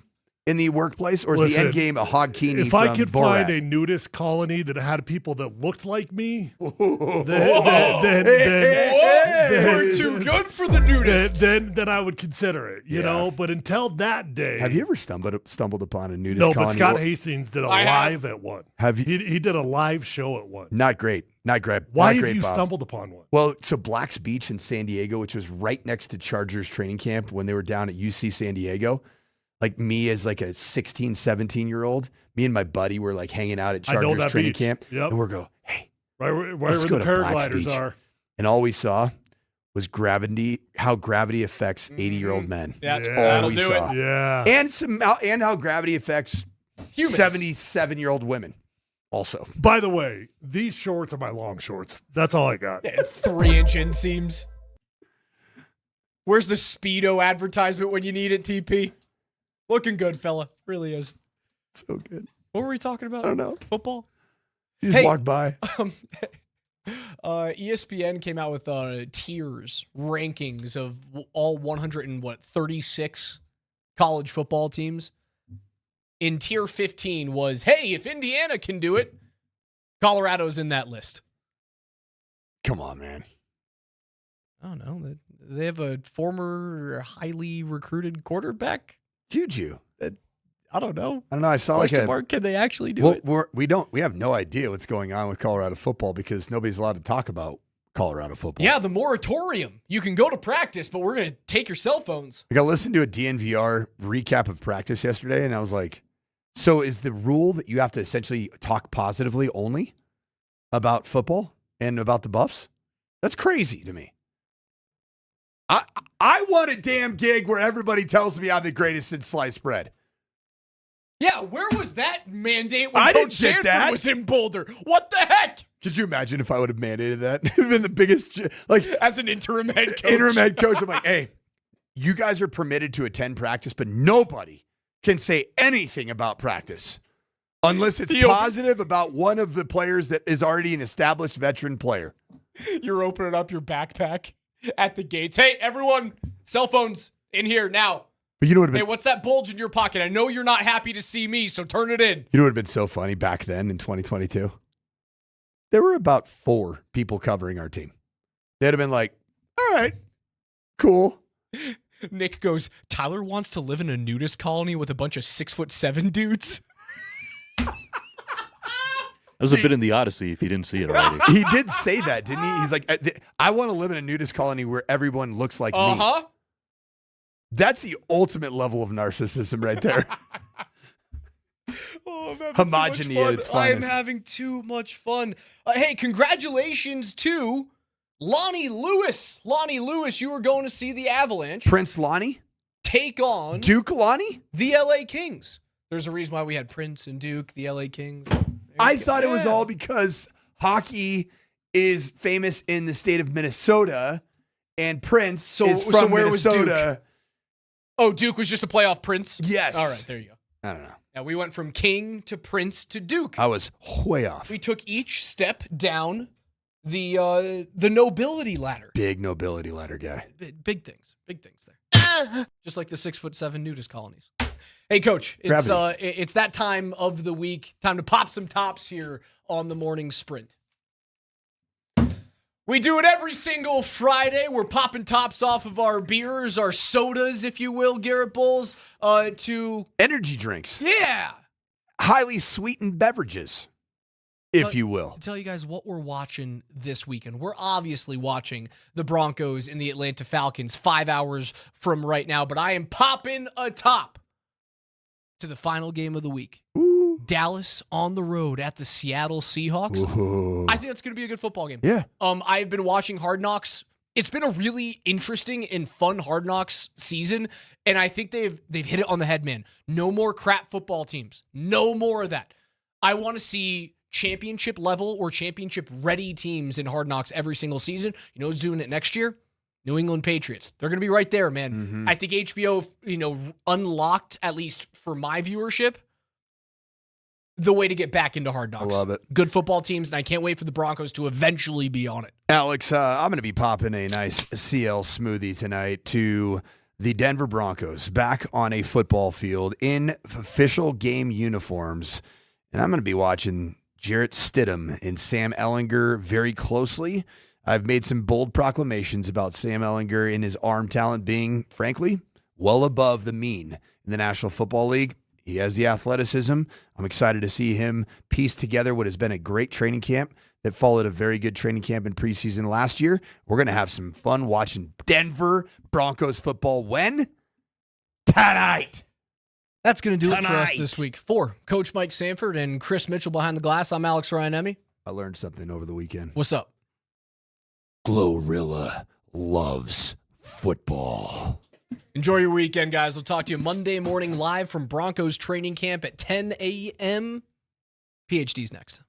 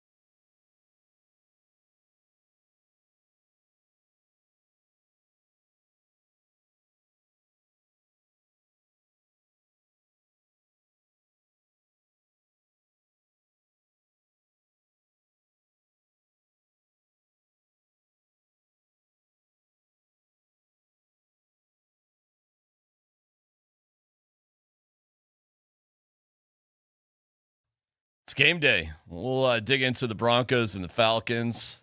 Stidham, Ellinger. Some people are saying nice things about the Broncos now, but what were they doing to you? They're playing a game with you, Scott? Trying to hide your bag or something? Or Well, just Tanner. what was that all about? I just saw it out in the hall and I hit it. Mean Dan. What do you mean? You left it in the hall? I went and got coffee, which I haven't got back there in a while, so I just left it down the hallway right outside the coffee room. And Dan, Dan went in there, and we were complaining about Tyler. Except Tyler doesn't have a coffee cup, so it wasn't Tyler. It was not me. But somebody had left again the Keurig all the way down at the bottom. Oh, that was not me either. It wasn't you, it wasn't me. Tyler, so. Scott's going to blame me. So it was Dan? Well, I said it was Dan first. Wasn't me. I don't know if Dan's ever got a cup of coffee. I did not. Today, but you have. Do you usually get coffee? I don't even I know usually this. do. Oh, do you? Yeah. So I thought he'd play a little joke on you? Well, I didn't know it was a joke. I just thought he was being stupid. You thought he was being stupid or you misplaced it? A joke would have been if it was filled with confetti and balloons. Moving it 4 feet underneath the chair is like, okay. Like a J.R. Smith, Kenyon Martin sort of joke. Yeah. Yeah, buttered popcorn in your car. Yeah. One of the greatest jokes of all time. Those boys were going after it. They were having some fun. Those were the days, weren't they? Those were the days. That was some spirit back then with the good old Nuggets. And everybody's like, why was Kenyon so upset? Well, let's see. Brand new Mercedes, $100,000. I don't get the big deal. White interior and butter popcorn all over it. Pretty funny. Yeah. I was told he had to take the car completely back. Really? Yeah. Oh, that's a good story. Who's going to win that fight? You could just give it back. I mean, you get butter popcorn in the car, and you can just be like, here, I would like to return this car now. Trade it in or whatever, but I guess the white leather was stained with yellow butter, and it got into the venting system, and so it was blown out buttered popcorn for next week or so. And I was told he traded it back in. You know what's funny is JR, I doubt JR was doing that himself. He must have paid somebody to fill it up, right?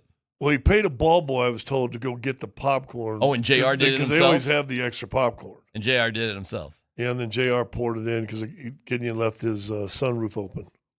Okay, that's funny. It's a funny joke. Is it? Yeah, he's a millionaire, Kenyon. He can get that replaced. Look at you. No big deal. Is it ever funny when you destroy property? Just a couple of bucks. Yeah, okay. What do you think? You don't think JR ponied up some dough? No, I know he didn't. You really? I'm pretty sure he didn't, yeah. Oh, wow. Yeah, that might be a little bit more of an issue. Yeah. And let's put it this way. Last time anybody saw JR that day, he was running for his life. You like Kenyon in that fight? In that fight. Kenyon versus JR? Yeah, in that fight. Really? Yeah. Oh, are you kind of saying Kenyon's a fake tough guy? Oh. Because you said in that fight. That implies that you were not taking him in others. Well, let's put it. I had a buddy of mine that played in the NFL for a while and played at CU as a lineman. You know him. Who was shoulder bumped at a club by Kenyon. Okay. Who turned around and started going, tough guy routine on our buddy. And our buddy said, you know I will destroy you before your boys even get over here. Kenyon just stared at him and then turned around and walked away. So, yeah, that's fun. But, he was tough for the time, for sure. Hijinks at the time. Yeah, tonight it's Ellinger and Stidham. I'm trying to figure out, listen, I get it. It's not the most important thing in the world, but it is. I was just trying to figure out who's starting pitching for the Bananas tonight. Oh, you are? That is tonight. I saw that. Are you going tonight? Yeah. Is it tonight and tomorrow? Well, I don't know. Do you know any of the pitchers on the Bananas? I don't know anybody on the roster. Do they have names on their jerseys? A dancing umpire and a backflip left fielder. Let's see. The weather looks all right. Might want to bring a light hoodie with you. Got mid-60s or so, but the rains are supposed to rain start around what time? 2. Game doesn't start till 7. You may be dodging some sprinkles there, my friend. Yeah. Ooh.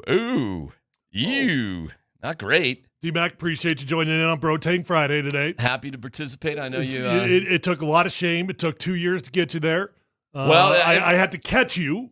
Well, I had to catch you wearing a bro tank on your own show when you refused to wear one on our own. Had I known this qualified as a bro tank in the first place, I would have been quicker to wear one. Well, but bro tank's just sleeveless. I'm happy to wear this. Had I not ever caught him, Scott, would we be here today? No, you called him out. but I did catch him, and here we are. Now we've got a unified show. I'll leave it here. I just want you to know that I appreciate you participating. And Tanner went total. I'm not a part of the team. I'm wearing long sleeves. But listen, anytime I can show off that I played adult men's baseball for the Denver Bulls for 8 years. Was that your team thing? This is Denver Bulls, baby.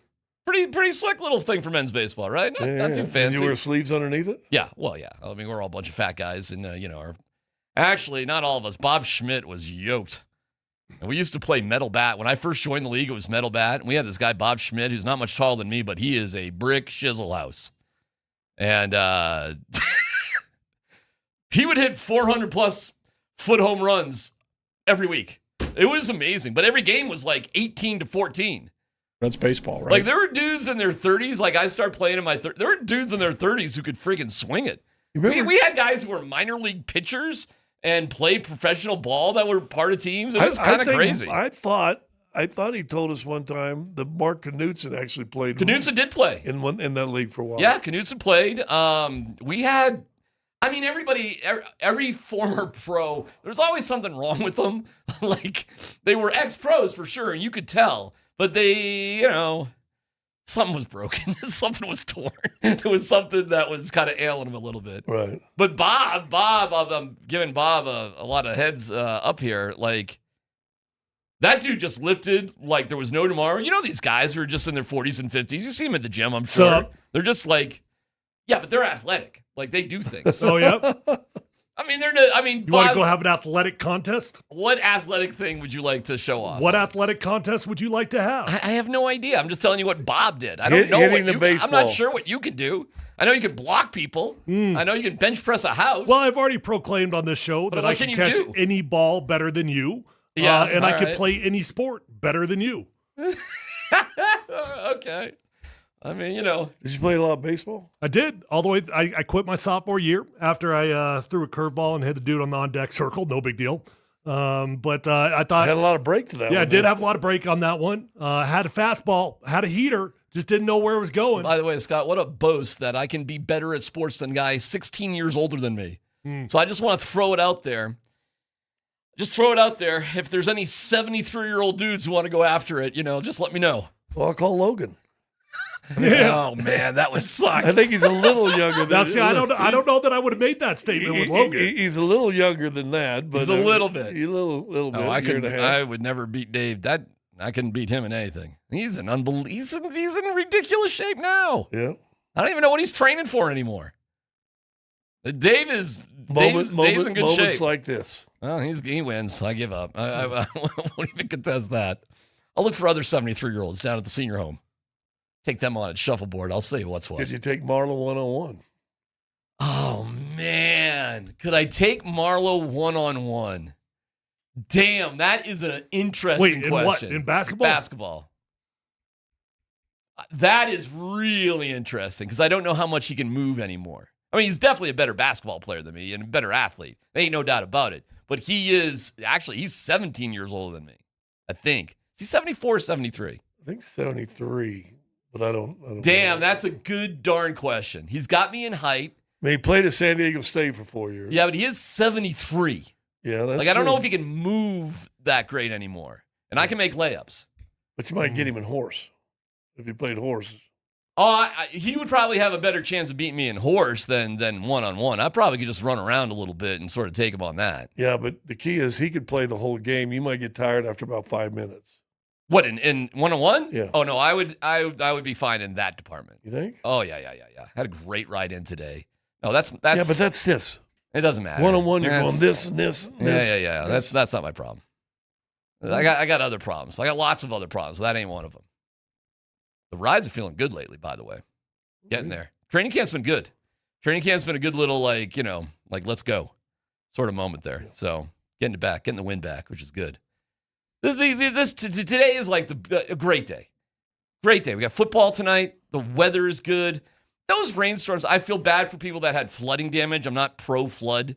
And I saw some video that looked awful for folks that were because it came down hard in a short burst. Yeah, so I'm not trying to laugh in your face on that one. But I just think we needed a good dousing, a good downpour, a good, just cleanser. Let's go. So, and I'm hoping. So, did you ride home in the rain last night? I started to, but I didn't have my. So I bailed out. And I just called the wife. She came and picked me up. So no, I did not. To answer your question, I didn't get caught in it. So I just sort of chilled, which is fine. Don't need to be a hero, Scott. What am I proving to anybody? Seriously, look at me today. You're looking good. I mean, that's fine. I love wearing my the Tour de baseball France is in there and canceling the leg at the Tour de France because of a little rain. Oh, yeah. I'm not Tadej Pogacar Jr. They're not stopping a time trial because of sprinkling on it. Yeah, that's. Remember the Olympics when they were wiping out on that bridge or right before the finish line? That one day it was pouring. Yeah. No, the cobblestones, the dirt, the rain, they do it all. They don't care. I mean, let's see. They don't give a crap. Get up there. I think I haven't ridden in the rain before? Probably. But you had your rubbers on. Just don't. When you got your rubbers on, you're good. I had no rubbers on. Dude, I came down from Loveland Pass to Keystone in the most torrential rainstorm of my life. That's where I thought I was going to die. Really? That could be dangerous. Because I thought I was doing pretty good to get to the top of Loveland Pass from Loveland Ski Area. Like, I did it. I'm like, oh, my God, I cannot believe I just did this. This is going to be fun going downhill. As soon as I had that thought, it starts pouring. And there's no escape. You're going down the pass. It is pouring out. I thought I was going to get hypothermia. I show up in the hotel. Give me my room. But bike stories. Yeah, you tuned in for bike stories today, didn't you? Who do you like, Ellinger or Stidham tonight? Seriously, who do you like? Stidham. Who's your guy? Well, Stidham, I think will have he'll have his best night of the camp. Probably. I mean, the dude's played in a lot of preseason games. Yep. And he's worked with. And by Davis. the way, Sam's not a young man. Sam's been around the block too. This guy's got plenty of experience. How old is Sam? Sam's been 28. I don't know, Is he but really? I bet he's at least 6-7 years, something like that. All right, I'll look him up. Sam Ellinger, Sam George Ellinger, is 27 years. Actually, he's 27, about to turn 28. Yeah. Turns 28 September 30th. Yeah, he's been around the block now. He ain't some bloom off that rose. I do think people think of him as this young dude. He's No. not. No. How old is Stiddy? Stiddy just turned 30. I know he just turned 30. It was his birthday last Saturday when his kids wanted to see Miles. And people wished him Congratulations. happy birthday. He's 30. Yeah, his clock is ticking too. If Ellinger outplays Stidham tonight, do you cut Stidham? No, not. I mean, are you asking after the game? I mean, it doesn't have to be right after the game, but I mean, at some If point. you're going to release him, you'll release him early enough to give him a chance to hook on. I'd probably not. Maybe that would be the nice thing to do. They used to do that. That would be the polite thing to do for sure. But nowadays, with only 3 preseason games, they got to get through that third game. So if Bo's not going to be playing in that third game, they're going to want to have 2 quarterbacks on the roster. I don't know. They might need money to sign another center. Did you see who they did sign? Lecitus Smith. I did.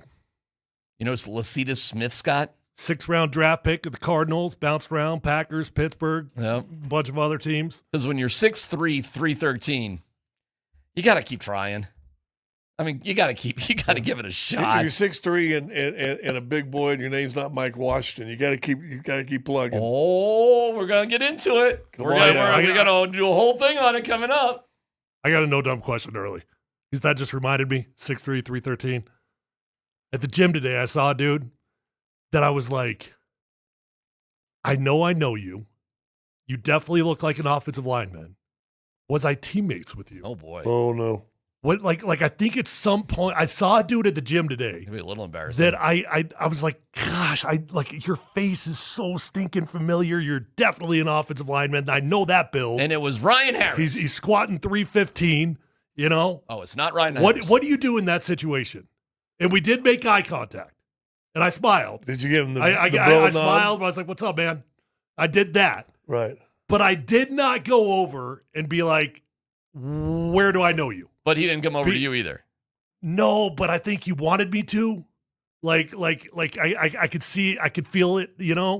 I didn't know what to do in the situation because I don't want to embarrass the hell out of myself if I was teammates with him. What team do you think he was on with you? I don't know. If I knew that, I'd be able to figure it out. He might have been. You know how many teammates I've had, though? Well, it would make sense if he was maybe a Bronco. He might have just been in training camp with you, too. That's what I'm thinking. Yeah. That's exactly what I'm thinking. I'm thinking that's probably exactly what it was. Yeah. Because who was that kid? As I got in the car and I was like, dang it, why didn't you just walk over there and be like, I know you. What's up? Who are you? What's your name? Where did we play? I think his name was Sam. He went to Thunder Ridge in Arizona State, and he was here with the Broncos for a little bit. Definitely not him. You know who I'm talking about, though, right? Yeah. Well, it could be somebody like that. Well, if anybody else knows another NFL offensive lineman that works out 24-hour fitness in Parker, let me know. Did you? Did you a little bit beat him a little bit in your? Oh no, I can't put 315 on the rack right now. Trying to discover the name. Did you ever sit there and have any empathy and goes, "This is how Scott feels every day." Yeah, a little bit. I mean, think about it. You went. This I just lived the best of Scott's life right here. Yeah. You know that one guy. That one guy was that guy. I found out a coworker of ours here actually worked with me at another station, and I had no idea, no clue. Who's Andy? That? Andy? It was Tick. I had no idea. Where was she was in the offices over at the other place. Well, it's amazing you wouldn't remember that as much time as you spend over. Was in she the there offices. when I was there? She might have been. Really? I think she was. I didn't know that. Yeah, neither did I. I was there too. That building was separated, though. Dan was there, and I had no idea Dan was there because he only interned in the morning. Well, Andy talks about when he worked at the Fan. I had no idea he ever worked at the Fan. Did you know Nate Kreckman pulled a couple shifts at the Fan for like 3 weeks? I had no idea. Yeah. I didn't know Andy worked. Actually, I did not know that. Andy did something there? Yeah, he did something there. Oh, I did not know that. I didn't either. I know Krecker did for just a little bit. Kind of like you at KOA.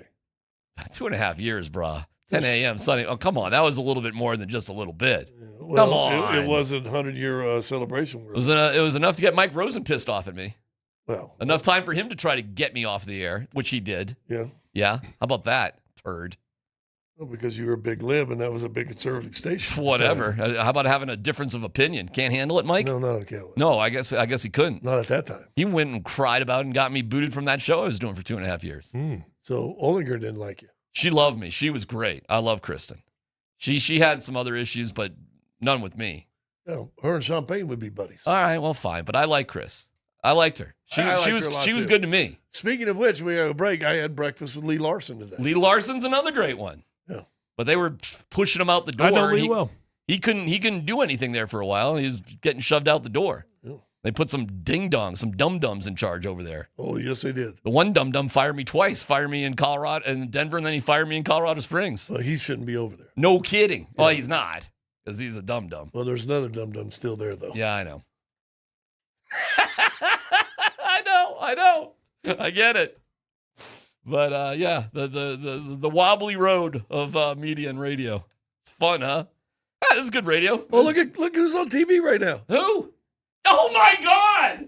What is Leggy doing on TV? With a suit. Dan, you got to record this. I mean, he used to be on TV all the time. Never seen this. Holy cow! Leggy on SportsCenter? Seriously, he was on all the time. He used to be on all the time. I can't even think of anything going on out here that would be worthy of putting him on TV right now. They're talking about the defense. Yeah, they're talking about. Oh, he's not in his kitchen. He's put in a tie. When's the last time we saw Leggy in a tie? Oh, that is choking him. That might be a struggle right there. He is killing that button, isn't he? Oh, that looks all right. Oh, I've killed a button or two. I know what it's like. He looks okay. Purple tie. I mean, now the key is that's a solid knot, though. I respect man that can tie a good knot. Is he wearing underneath that gray suit top? Is he wearing cargo shorts? Dude, I am so. Should we call Leggy and just say what the hell we is should that? have called him right now. On the air. See if maybe he forgot to turn his ringer off. Hey Dan, give Leggy a call just so we can have fun with him and talk about his purple tie. Now do you think he's been on a bunch of times? We just haven't noticed. Well, I don't know. I don't really watch it a lot, so that's potential. What's amazing, I mean, we have ESPN on. They're breaking down the Broncos. They're breaking down the Broncos. I got Orlowski talking about the Broncos. He loves them. Doesn't really like Bo Nix. I'll play it right now. I'll play you right now, Dan Orlovsky loving the Broncos. Check this out. The Denver Broncos are the best team that, for some reason, hasn't been talked about since the Bo Nix injury. This was the number 1 seed in the AFC playoffs last year, and their highest paid player was Russell Wilson. That salary is off their books. Their quarterback costs $5 million this year. They traded their first-round pick for a guy that is a 100-catch walking dude in Jalen Waddle. This roster is absolutely loaded. It's a Super Bowl winning coach. They're going to have one of the best offensive lines in football. They got plenty good players on the perimeter. They'll have a top 10 run game. They got a clutch quarterback. They've got a defense that is as good as anyone's in football. They are the best team that for some reason we are constantly overlooking. There you go. How about that? That is good. We'll Does that make up for him dissing your boy It yesterday? helps. It helps a lot. It is 12:20. We got to do a keyword here because we have Avalanche tickets to give away. Avalanche individual game tickets are on sale now. Visit coloradoavalanche.com/tickets. Keywords all day on the 20s. Text the keyword and your first and last name to 303-504-0925. One winner per show gets 2 tickets to the home opener, the Avs against the Kings, on September 30th. Second chance drawing is available at altitudesportsradio.com/Avs tickets. We'll announce our winner at 2:55. The keyword is robe. R-O-B-E. Which was a great movie in the 60s called The Robe. Robe. Feels like there's a joke there. I love Feels that naughty. Movie. It was a great movie. I love that movie. It feels a little naughty. It's about the centurion that grabbed the robe off What's your Jesus favorite part, after Dan? the crucifixion. What's my favorite part? Yeah. Where the robe is open when he gets up and doesn't realize it. Yeah. I think those are 2 different movies from what Scott was just describing. Yeah. Well, they didn't neither want to hear it. Robe. I heard you. I know you did. I heard But you both. listen. I heard both. Yeah. That's why I made that joke. It was a different movie than robe is the key word. Best of luck. Yeah, Mike Washington Jr. Fernando. We got to get into that. We got a problem. I told you. We got a problem. Details next.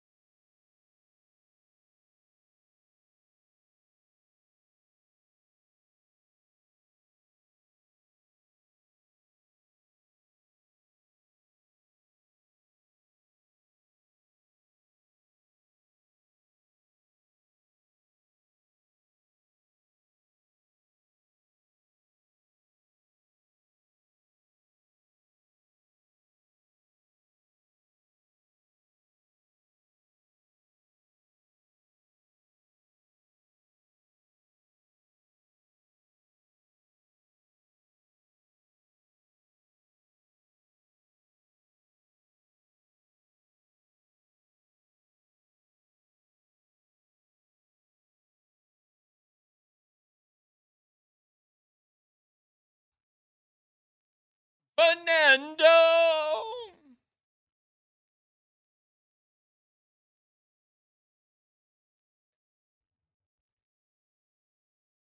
Last night, I don't even care what the score was. It didn't even matter because Fernando Mendoza led the Raiders to something. But yeah, let's hear a little bit of that amazing Raiders-Cardinals game, Dan. A straight I formation for Washington to run behind, and he's into daylight. He gets a block. Mike Washington Jr. all the way down to the 12-yard line. He rips off a 56-yard run. At this game, Mendoza, quick throw, low, and it's caught. The Mandalorian with his first Raider touchdown, and it goes to Jack Bess. Fernando Mendoza, 10 of 16 for 97 yards with a touchdown, and looked pretty good. Then his brother, awful cute, Max Mendoza, who is like a 15-year-old internet sensation, was sort of taking over the broadcast of meeting Tom Brady on the sideline. And Max Mendoza, the 15-year-old, sounds just as cheesy as his brother. Wait. Like a Patrick Mahomes brother internet sensation? Kind of. Like a TikTok guy? But like a cool, cute, should be on the Disney Channel. But like, what's version. he do? He does internet videos. I don't know what to do with my hands. He's Max Mendoza. Okay. Apparently you can look him up. Apparently he's, a teenage heartthrob YouTube kid. Look, I'm not into anointing guys off preseason games, but Mendoza looked good, man. That good. That dude looked good. He had one throw, dropped it right over a linebacker's head. It's a brave, bold throw, but you got to have the arm strength to hit it. And he hit that thing with ease, man. But that's not what everybody's talking about. Well, they are. But that's not what I'm talking about now, because Mike Washington Jr. Who we liked. The University of Arkansas. 6 carries, 63 yards. Now, this is a little slanted because he had 1 for 53, meaning he had 5 carries for 10 yards, which isn't great, but he broke it free. Question for you guys. I was ridiculed for liking Mike Washington more than Jonah Coleman. Ridiculed for it. Now, I'm not rooting against Jonah Coleman. I think Jonah Coleman will be cool too. But this Mike Washington guy, everybody told me he was just going to fumble all over the place and be a waste of time because Arkansas's offense stunk last year. Well, there's an all 11 of that big run from behind, and you can see the adjustments he makes in the hole real quick, which is more impressive than this side view that is playing behind us. 6'2", pretty good. 6'2", 228, ran the fastest 40, and has tape that is mind-blowing from Arkansas. Right. But we wanted another bowling ball. What's this, Tyler? What's this run from behind? Boom, plant, boom, go. Find That's the clean, hole. man. See ya. That's real clean. That even looks better than that side view, right? Yeah, he made 2 good cuts in there. Inside the hole. Dude, okay, I'm not discounting he looked good, but Love, oh my gosh. This guy looks like he's about to be a Hall of Famer. Jeremiah Love looks like he is about to be a Hall of Famer. And it took me 2 seconds to realize he is a clone of Adrian Peterson. He's a clone. Watch his playing style. Watch the way he runs. Watch the way the arms swing. He looks exactly like AP, man. Well, I mean, there's a reason why he was the 3rd pick overall. That guy's going to be the deal, man. By the way, and what's his name? Price up there in Seattle, the other Notre Dame back. He's going to be good. Problem is, he's going to be good too. Good on Price, but Love's got to play for Arizona. Yeah. All right. Do we have a problem in the desert with Vegas? With Fernando, Genti, Washington Jr., Brock Bowers, and, and Kirk Cousins, who's a veteran winning quarterback. All right. I have no idea at this point why they would start Kirk Cousins more than Mendoza. I do think they're going to be tough, right? And so when you say, do we have a problem? Well, I think for the Broncos to make the playoffs there this year, they're going to have to sweep the Raiders. They have to sweep the Raiders. Are you going to sweep the Chargers? Are you going to sweep the Chiefs? Probably not. You have to sweep the Raiders. Could the Raiders rain on that parade? Yeah, they're probably good enough to win one of those games. I think we have I think this year is this year, and the Broncos are the Broncos, and the Raiders are the Raiders, and that's good. in 3 years from now, what are the Raiders going to be? Yeah, that's the real question. It's not about right now. No. Think about the quarterback play caller situation going on in the AFC right now, AFC West. You got Clint Kubiak and Mendoza in the future. You got Mike McDaniel and Justin Herbert out there in L.A. You got Reed and Mahomes, and we'll see about Davis Webb. He's the only unproven one of the mix, but you've got Davis Webb and Bo Nix. Well, the good thing, pretty good. Mike McDonald, if all of a sudden Herbert blows up, will probably get another shot at a head coaching job. And if all of a sudden the Raiders go from the first pick in the draft to whatever, Clint Kubiak will be up there sooner rather than later too. So that's the only good news. The Raiders are going to be a problem. They're getting their shizzle together. And I think Tom Brady's going to have a very active voice in everything they're doing, and I think that's going to help. It's going to make a difference. And Gary's going to consult with Coobs Jr., and it's going to be something. It's going to be just like Mike did with Kyle. Well, remember I said Coob's yesterday. going to do that with Vegas. I said yesterday, the AFC West it ain't going to be easy. No, So you might win the AFC West and only win 9 games. It's another reason why this year for the Broncos is so critically important. Like this is your year. Because I can't tell you what's going to happen with these other teams. This is your year. You're set up better. Like Orlovsky was saying, you've got arguably the best offensive line, third-year quarterback under a rookie contract, experienced Super Bowl winning coach, great defense. Jalen Waddle gets healthy, knocking on wood, explosive playmaker. Like, seriously, what are the Broncos missing right now? Running back, when healthy, pretty good. Proven to be so. And then, listen, I like Mike Washington, but Jonah Coleman looks like he's going to be something. And we've been praising R.J. Harvey left and right for what he's been doing at camp. I don't know, guys. Well, it sounds like we'll win a Super Bowl then. I think if the Broncos aren't contenders for a serious contender this year, they were a surprise contender last year. This ain't no surprise. Listen, I did this podcast with Andy the other day, and see if you guys like this comparison. Last year with Bo getting hurt in the AFC Championship game, because I think there's no way they don't win that game if Bo plays. I really don't. Leggy goes as far as saying that he thinks they beat Seattle if he plays in that game. Okay. That's your Jacksonville season. When the Broncos won their first Super Bowl in 97, the year before they were heavy favorites. Got upset at home by Jacksonville. No one saw it coming. No one saw Bo going down the last minute of a game that you were already going to win. No one saw that coming and not be able to play any further in the postseason. Maybe that was your Jacksonville year, which now sets up, you're right, this is your Super Bowl year right here. Hey, this is the year right here. This is it. By the way, at 120, in honor of the Broncos-Falcons history, and this is a game you should crush, know your Super Bowl 33. You win absolutely nothing today. Oh, okay. Dan's got 10 trivia questions about Super Bowl 33. You win absolutely nothing. But thinking of the Falcons and the Broncos, you call that game. Yeah, some dude from Iowa had a big touchdown late to even give Atlanta any line. Hey. Oh. Don't spoil the trivia? Yeah. All right, that's coming up at 1:20. Another game of note from last night, the Bengals against the Lions. And we should get a chance to see him for the first time in stripes tonight. Burrow play fake. Burrow slung down in the backfield back at the 40-yard line. Got tossed down. I mean, I just had to laugh at the Bengals. I listen, if you want to play your starters in preseason, okay. But, I mean, whatever you're doing, just taking a sack. And listen, it wasn't the most ferocious sack. It was more of a coverage thing and just kind of fell down on him. So it wasn't like he got blasted or anything like that. But still, I'm laughing that they played him and he took a sack with Joe Burrow. Like, what are we doing? And he was limping, or he was stretching weird on the sideline. Well, he took a sack. I mean, it's not a sack. Yeah, I don't know why Joe Burrow's in a preseason football game ever. Yeah.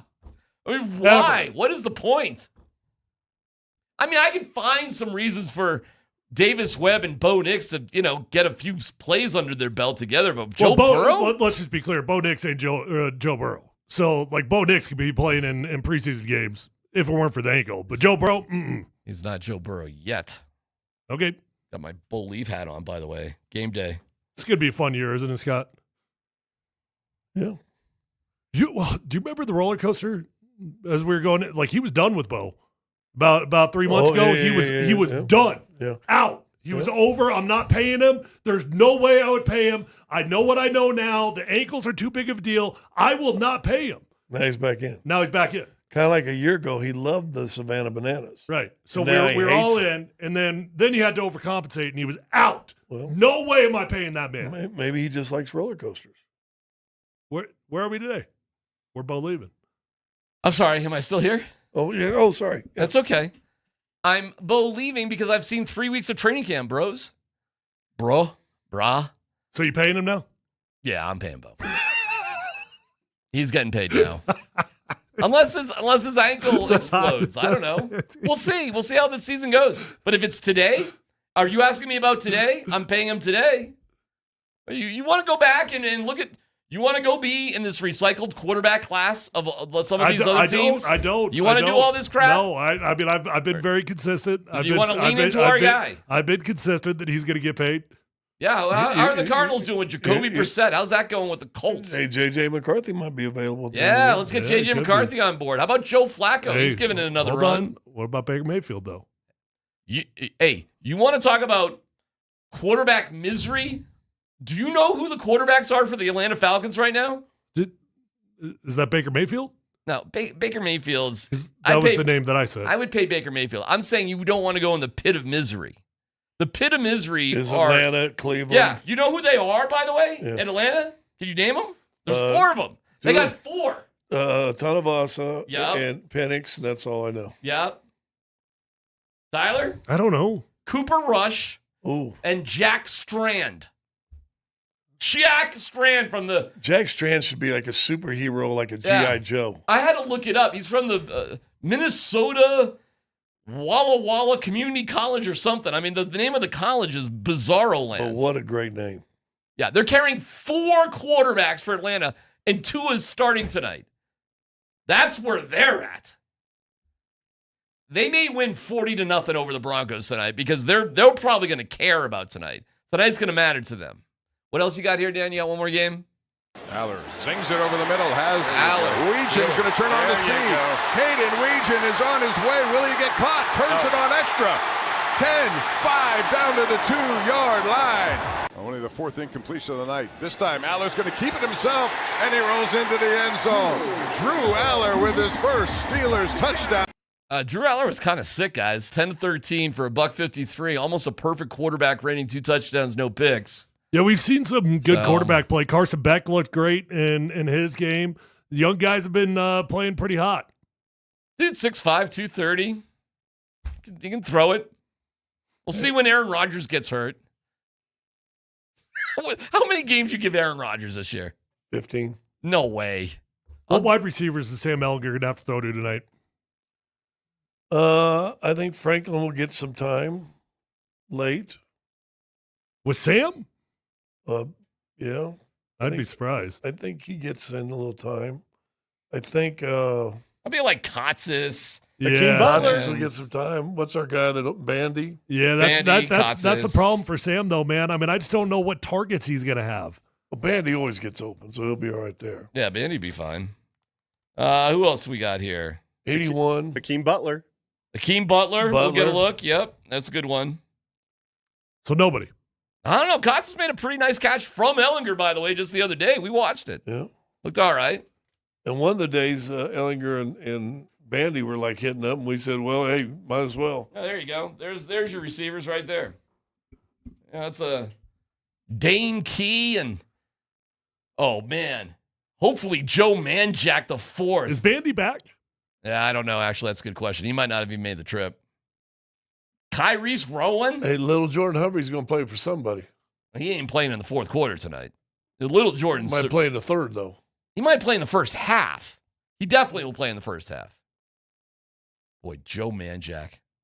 It's the perfect name between a plumber and a porn star from the 70s. The 4th. The 4th. That's you got to throw that in there. Yeah. Good old Joe Manjack. Yeah. I'm here to fix your plumbing and your wife. He needs to get a phone number that starts with a 4 and go. Joseph Manjack Plumbing, 4. Dude, that dude's phone number starts with 1-900. All right, we have a Parker Gabriel. Hey, I like my hair, by the way. It's looking good. I mean, I complimented it yesterday. You want me to do it again today? I like it. I'll put it up like you. Yeah. You got to go comb over, though, not the comb back. Oh, yep. That's what you want to do. You look like Santa's alcoholic half-brother. Mad scientist. Yeah, it's like Santa's dad. What do you mean 3.4 gigawatts? A combo of Santa Claus's half brother alcoholic and Christopher Lloyd's, his half brother. The back of your head's actually really strong. Yeah. The top's not so strong, but the back is really strong. You could cut in a sick mullet. I was thinking about that today. No, you should do that. You should go long and stringy on the top and thick and luscious on the back. So you just want him to keep vertical from the beard through. Like we start with the beard in a vertical way and just... Well, if he could connect his eyebrows into the goatee, that'd you be go great. all the way with the beard and just keep a vertical pattern in your whole head. Yeah. Yeah, that's a great idea. I would go for that. Sounds good. Might as well play for it. When else in your life? Yeah. Could you have cut in a mullet? Huh? Blessings. Scott, these are the blessings. Blessings. All right. Small miracles. We got an interesting Burnham Yard update from Parker Gabriel. There's one person, and I can tell you who it is specifically, who might try to hang up the deal. And she has the power to maybe do it. Wow. Details next.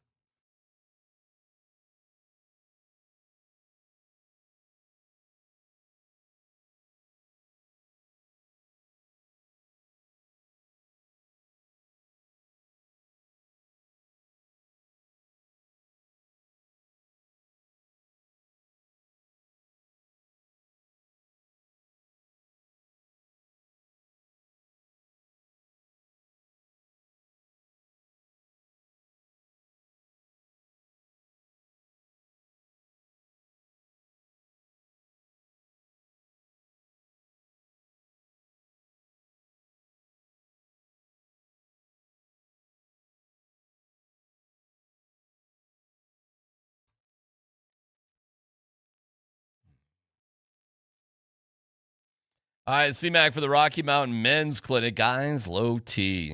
Man, you look terrible. You're feeling terrible. The love life is, what is going on? At the Rocky Mountain Men's Clinic, they have some answers for you. Their advanced medical strategies, including TRT, GH peptides, NAD+, GLP-1, PDA, and more. Treat low T and other hormonal issues to help you shed pounds, have more energy, enhance your body composition, improve sleep, increase the sex drive, and so much more. You could be like Joe Manjack. Be stronger in the gym, sharper at work, better in the bedroom. Every part of your life just like, yeah, I'm back. RockyMountainMen'sClinic.com. Take the low T quiz. Go from there. That appointment, the first one, $99. You sign up for T treatment the day of your appointment. That visit is free. Don't ignore the signs, guys. Call today. Take the first step towards feeling better again. 720-440-7900. RockyMountainMen'sClinic.com. Featured therapies are compounded and have not been evaluated nor approved by the FDA. Provider prescription required. See website for details.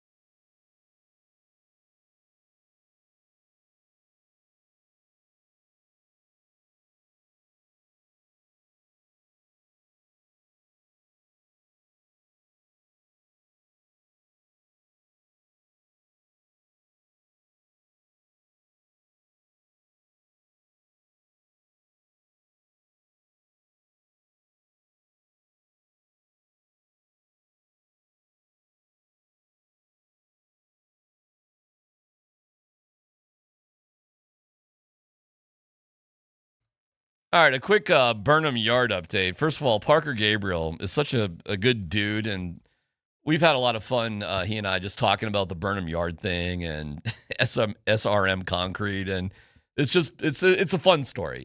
I don't know how interesting it really has been to listen to, but when there are significant things, I think it's worth bringing to people's attention. So he sent me a story. First of all, he sent me a photo of an SRM concrete truck in Atlanta. He's down there for the game, so they're everywhere. Then he sends me the story that's in the Denver Post today. There's a councilwoman. Her name is Jamie Torres, and her district encompasses both Burnham Yard and Power Field, that area, which is not really a very fancy area whatsoever, but wow, does that fall into her lap, right? Like all this very powerful things going on here. I've got a little sympathy for her and her constituents on this one. Denver Water, they've essentially made a deal to move Denver Water. Fine. Denver Water, most of the buildings you can put anywhere, it doesn't matter, but they have an emergency response facility as part of Denver Water that needs to be in a very central location, meaning it is important where this particular part of Denver Water goes. However, the emergency response area is an industrial building. Where they want to put it is Lot M. And Lot M is a satellite, very remote parking area for Empower Field. It's way out there relative to the field. It is right in the shadow of this area of Denver, this community called Sun Valley. And I'm telling you, Sun Valley probably has had a rough go over the years as they have just built highways and looping streets and traffic. I mean, it's just one of them areas where 60 years ago was probably pretty nice, and, they have just had it stuck to them over the years. The one thing they got in this Sun Valley area is Lot M. And they thought Lot M was coming back to them, and they were going to make it a park, right, or something. Yes. Something nice. Yes. Finally, Sun Valley residents were going to catch a break. Only to find out the plan for Lot M was to put another industrial building in there for Denver Water for emergency response vehicles. So this councilwoman, Jamie Torres, I kind of see her point on this one.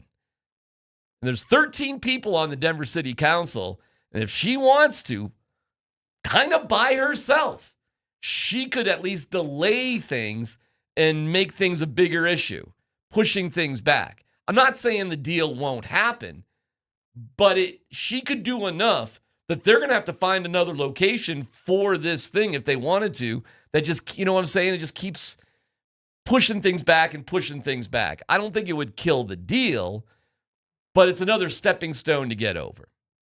So I'm not sure how you guys feel. This is the latest. And this has nothing to do with Burnham Yard, really. It's the location of Denver Water in an area we'll never see. Unless you're looping in from like 6 and Colfax and 25, in that kind of like mousetrap sort of area. So that's the latest with the Burnham Yard thing and where it goes. What do you think the resolution of this will be? And will the Broncos have to buy another piece of property to get this done? I bet they don't want to. I think this one is on Denver Water. Yeah, I think the park will go there. Nobody wants to. This will cause enough of a fuss. Yeah, nobody wants to anger the community leader. Well, this one is rough because the community she represents there, they don't benefit from Burnham Yard. They're close, but they're not that close. Other than less traffic, they could be affected negatively because, what does Federal and all those businesses do now? Do they go away? Do they? Well, Federal, yeah, is a little. They're trapped between like Federal and 25. Right. Like they don't get any benefits from Burnham Yard, zero, because they're on the other side of 25. They're where the parking lot is. Yeah, I know, but I'm saying there's a few businesses out there on Federal. Do they survive the move of the Broncos all the way over here? That's a great question. I'm going to say those are more neighborhood businesses that probably don't depend just on the Broncos, 10 times a year, whatever it is. Other than 10 times a year, the owners of those businesses probably you're right, make $4,000 a game in parking. You could be right on that. You could be right. People are parking in yards, and so Broncos agreed to originally pay for the move. And now what? You got to find a location. Yeah. I think it'll get hashed out, but I'm just giving you another example of all the hoops they have to jump through to get to the finish line here. Yeah. I mean, it's a big project, man. I mean, it's so much more than just a stadium. It's you're building an entire city, so there's a lot of headaches that are going to go with it. And I tell you this, man, I don't think they do this simply for the fans because it's what the fans want, unless they also thought this is our best opportunity to make the most money we possibly can. So if there was X amount more dollars to be made by going to Lone Tree and it was that much more simple, they probably would have gone to Lone Tree, even if that's not what the fans wanted. But whatever it is, the Broncos view it as this is all going to be worth it. All right. We'll have another keyword for Avalanche tickets. Michael Porter Jr. said something really interesting about his ring. I don't think it's the worst thing in the world, but the headline looks terrible. Well, which is what headlines are supposed to do. All right. Details coming up.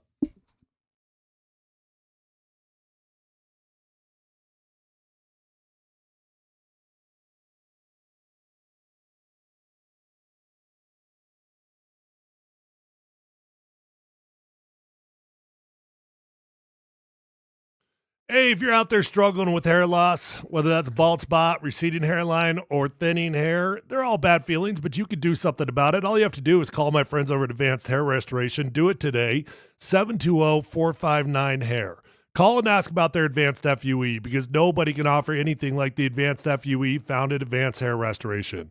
They've already changed tens of thousands of lives, and you deserve to be the next one. When you go to Advanced Hair Restoration, you're going to be in a calm and relaxed environment with the best of the best. Dr. Tanya Pauls is absolutely legendary. The entire staff at Advanced Hair Restoration is simply fantastic at what they do. And guys, they believe in what they do to the degree that they're going to guarantee your hair is going to grow for life. Lifetime guarantee with your own natural hair starting to regrow the very next day. So don't waste time. Pick up the phone. Call Advanced Hair Restoration at 720-459-HAIR. You're going to get 250 free hair grafts and $250 off. Or check out those before and after photos at advancedhair.com.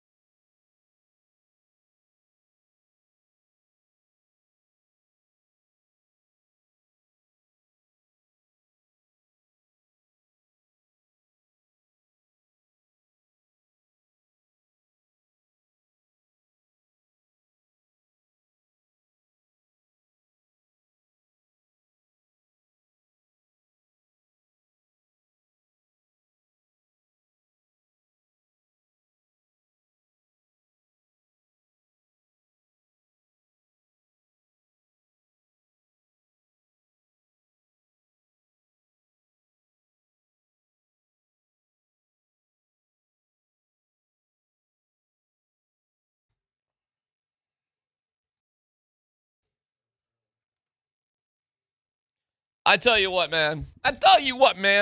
Wherever you're listening, we appreciate it. Cat Cave, my wife, she just blasts the app every morning. That's her thing. Just gets up, bam. I'll listen to Kaner at 6 o'clock. She's always like giggling about Moser, but she's jamming on the app. Powered by the Wilhite Law Firm. Injury lawyers go to willhitewins.com. That's willhitewins.com. The pocket full of shells. Rally around the family. The pocket full of shells. Oh, this is good music. We can keep this going, Dan, all day. It's going to be fired up for a Friday. A little football Friday. Amazing. Rage Against the Machine, and you look at it, and they're worth over $300 million. You're like, they're raging that machine. They're raging real hard. You like that rage? You like that machine pretty well, don't you? That machine's pretty good right now. All right, Michael Porter Jr. You know what, man? I'm always going to have a little soft spot for good old MPJ. You know why, Scott? You know why, Tyler? You know why? You know why? Because he's that guy that just seems to be a good guy, but he's naive enough to be lost half the time. Because he was kind when he came on our radio show. How many NBA championships you all think the Denver Nuggets are going to win? Ever? One? They got one. Scotty's done. How many more do you think are coming their way? Their window is short. How many? We better get one more with Jokic. How many Stanley Cups do the Avs have? Right. 3. How many Super Bowl championships the Broncos have? Right. My point being, the guys who are on championship teams, they earn a little extra soft spot in my heart. That's all. And for the Denver Nuggets, and he didn't have the greatest series in the world, but you know what? He was a starter on that team. Well, that guy was a starter on that team. He's also always been likable in terms of the human being. You know, he's always seemed like a little bit naive to me, maybe a little bit immature, maybe, but likable. He's never been a problem. He's never been an attitude guy. He just seemed a little bit naive or something. So when the headline comes out, Michael Porter Jr. wants to sell his ring or something like that. He said he wouldn't be opposed to it. And I'm like, oh, man, what is this? And then you got to listen to it. And when you listen to it, let me play it. Because I think his sentiment is what you want to have. Let me play it, and then hopefully you can hear that. All right. I'll sell my championship ring for not even that much. Really? Or what? It doesn't mean nothing to me. All right, so it will be a number. Because you got the championship. I got the championship. That's why do I need the ring? That's like trophies when you were growing up. I don't know if you played sports. You got a trophy. We got participation trophies. I was a good athlete. I don't know about you. You don't care about those anymore. I got a ring. Everybody knows I got a ring that's stamped on my. But I don't really care about the materialistic ring of it. Okay, this is the most cliche question, but if I go broke, I'm selling that joint. What he's saying is, I've got a championship in my heart. I don't need something materialistic like a ring. That's what I heard. More of his Christian values kind of coming out. And to me, I'm like, oh, okay, isn't that? Now, I'm talking to two guys with rings. So what's the value of your rings compared to the experience of winning them? I mean, isn't that what he's saying? Well, the rings are, gosh. Reminders of the experience? They're reminders that sit in a safe or sit in a closet or sit in a drawer for 362 days out of the year, and then you got a handful of days that you'll bring it out to show it to somebody. Or maybe you got an event that you want to go wear it to because you're doing charity. But they really just sit there. The only real value in the ring to me is the legacy of being able to give it to my son or pass it on, not because it's something I want him to remember me by, but it's just something cool for him to have. I don't know. I agree with what he's saying wholeheartedly. The ring isn't what you do it for. You do it for the experience, for the championship. People say I did it. Well, there's an old line, one man's treasure is another man's junk, right? So that to him could be just junk or whatever, but somebody, and listen, he ain't married and doesn't have kids, so He's not thinking big picture. He's still on the bulletproof stage of his life. Yeah, I mean, if I were to give him some old man advice, it would be like, I understand how you feel about it now. Why don't you just hang on to that bad boy and see how you feel when you're in your 40s and 50s, and let's not do something silly at a younger age just because that's how you feel right now. Yeah, but that being said, his sentiment is wonderful. You can't take that away from me. Yeah. I won a championship, just like you two did, in my sport, passionately, that I trained for at the highest possible level. And for that one moment, you were part of that team that achieved something nobody else did that year. And that's pretty special. Yeah. He talks materialistic, and he's like I said, he's a Christian man, and I think that's probably his values. I agree with you that my best memory, my two biggest memories of winning my championship as a player was sitting in the shower drinking champagne and watching everybody going crazy in the other room. The party afterwards with all my friends, and still boys later, it bonds you closer than maybe other teams you have. Mm-hmm. But I went probably 5 or 6 years. I had no idea where my ring was. Didn't even know where it was. No, I got to know where it is now, and I found it and all that, but I probably have worn it. And mine look like class rings now compared to I can't even imagine the rings these guys have. Mine looks classy now compared to what the rings look like now, but I don't wear it. What does it mean to you? I got a chance to be part of something bigger than myself, and we achieved something only a handful of people ever get to do. Would you sell it? Well, it would be the last one I would sell. Yeah. There would be others that would go before it. Yeah. Is there a number out there that, okay, if somebody offered you that number, okay, you can have it? Well, there's always a number. Yeah, I know. Is there always a number? So there is. I mean, all right, what's the number? Unless you're so filthy rich, the money doesn't matter to you. I got you. What's the number? There's always a number. Somebody came to you and said, "I'll give you $1 million for your championship ring in the box." What are you doing? How can I say no? Seriously, I'll go buy another. I'll go make another. Well, then we get into the game here. Yeah, then it becomes a game. And it's like, all right, $1 million, 750, 500, 250, 100, 100. As of today? As of today, 100 for your ring. Look, there's a number today. No. So no. Well, hold on. Okay. But here's the thing. There's a number today when you're not looking to sell your ring. And then there's a whole different number if you need to sell your ring. And, yeah. And that might be Clearly. 10,000. Clearly. Right. I wonder guys if have done that over the years. I wonder if Dennis Rodman has any of his rings. How many does he have? 2 from the Bulls? 4. 3 with the 4. Bulls. 3 with the Bulls. 5. 5. 3 with the Bulls and 2 with the Pistons. Nothing with the Spurs, right?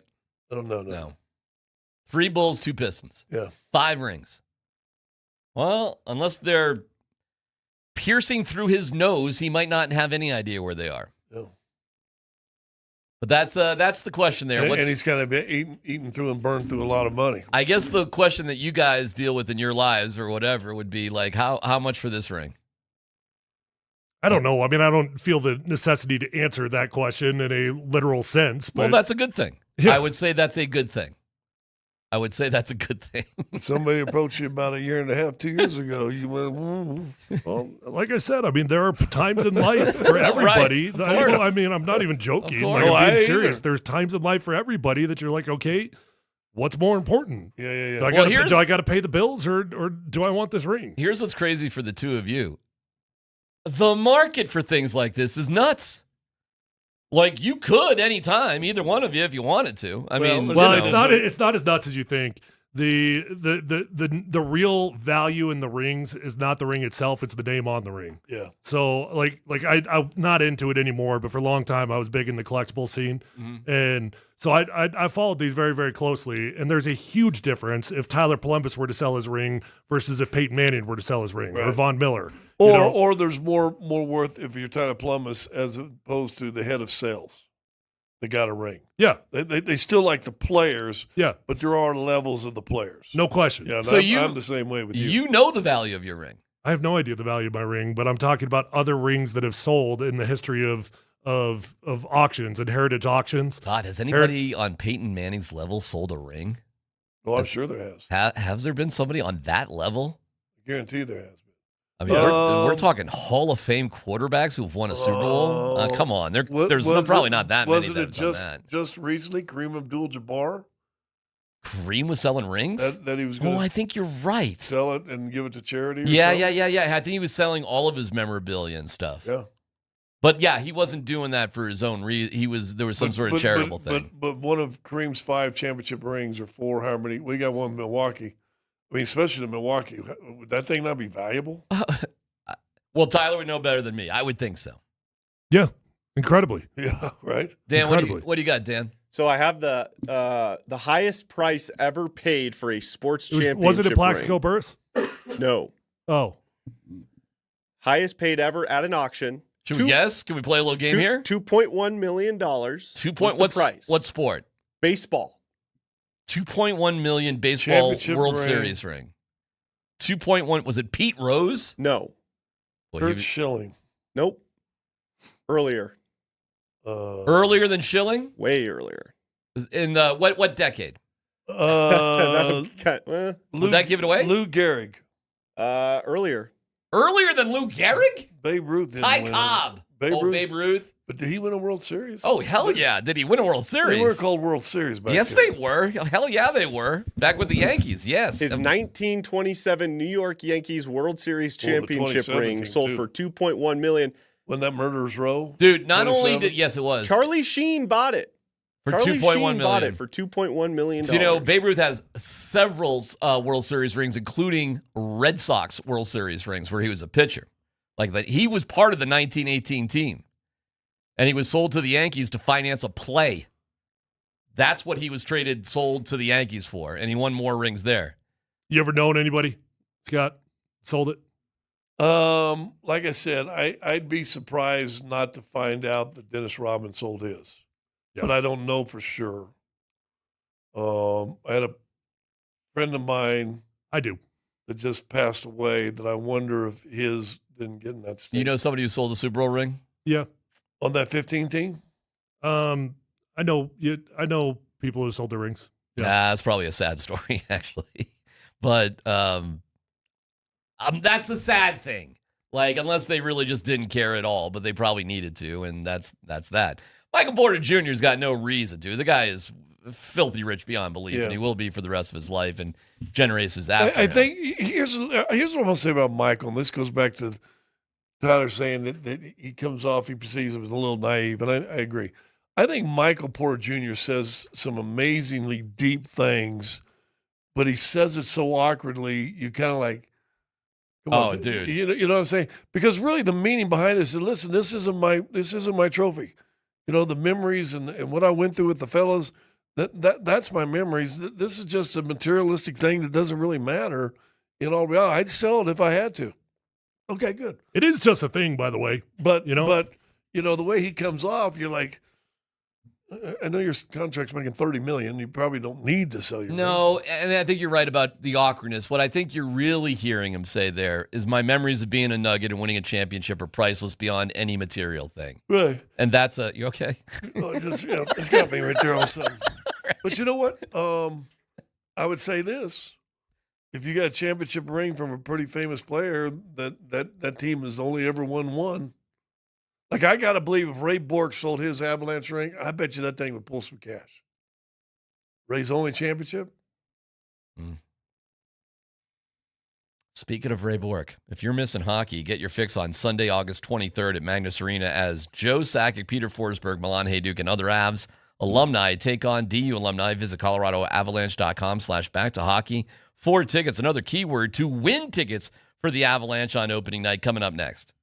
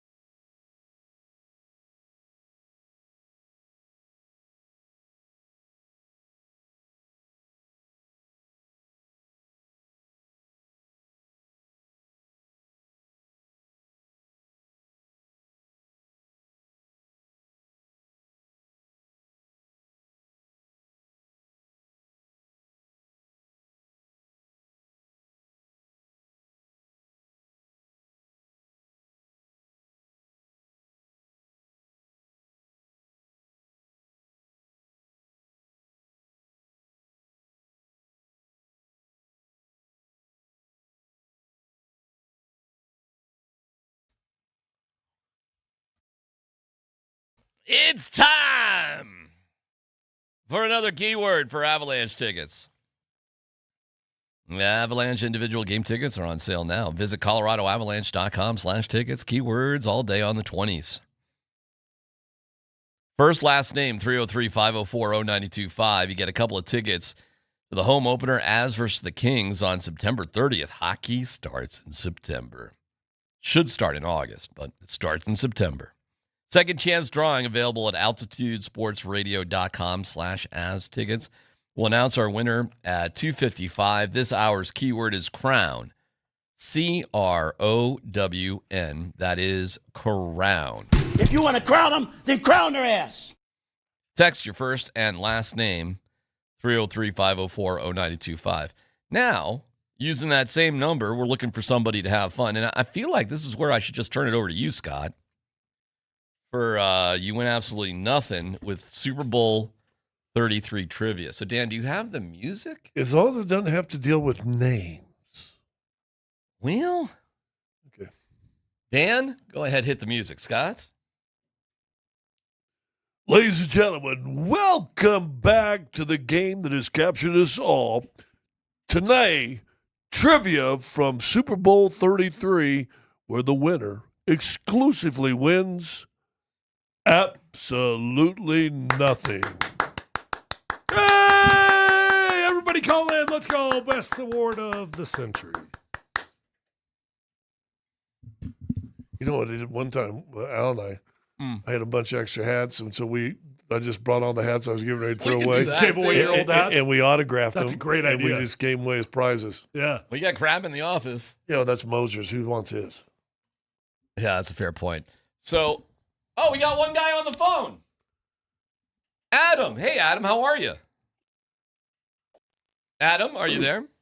Call in at 303-504-0925 for your chance to win absolutely nothing. Adam, are you ready to win absolutely nothing? That's exactly what I want. All right, cool. All right, this is Broncos Falcons trivia from Super Bowl 33. Huh? Tyler, you were... I'm sorry, what year? 99. 99. The I was 98 14. season, so it was 14? January Oh. 99. All right, well, you're probably paying attention to the Broncos. Oh, yeah. I've got memories. Okay. All right, Dano, what you got? All right, we'll start off a little easy, and then they'll get harder as we go, okay? All right, you ready there, Adam? How many does Ab have to answer to win nothing?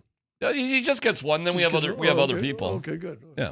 All right, what was the final score of Super Bowl 33, guys? Man. Well, that's a crud question. I know it. That's a legit question. Adam, you got it? I have no idea. Take a guess. 33 to 18. It was not a close game. It was Broncos all the way. Scott, you were on the call. Yeah, it was an ass whooping, and then I'm going to go more like I'm going to say he was off by one. He was really close. 33-19. I'm going to say 17. the Broncos were in the 30s and the Falcons were in the teens. Yeah. Or 33-20, maybe. 30s. Wait, 33 is a weird. No. Yeah, 34. Okay, let's go with 34. What was his other number? He said 17. All right, Adam, what's your final guess? Go 33 to 17. 33-17. It was not. Sorry, Adam. 38. You called the game. You were there. I know, but it's 38. Look at it. See it in your eyes. 38-20. Dan, 38-20? I'll say 34-13. You got one of them right. I got one of them right? Well, I must have got the 34 right then. That's right. So it's 34. Adam, you want to take another shot? We'll give Adam one more shot. People are screaming at their car right now. 34-18, 34-17. What do you think, Adam? I think it was 34-21, actually. 34. All right. What's the final answer there, Dan? 34-19 was the final score. All right, Adam, you win absolutely nothing on top of winning absolutely nothing. Sorry, pal. Yeah. Good try, though. Good news. You still got nothing.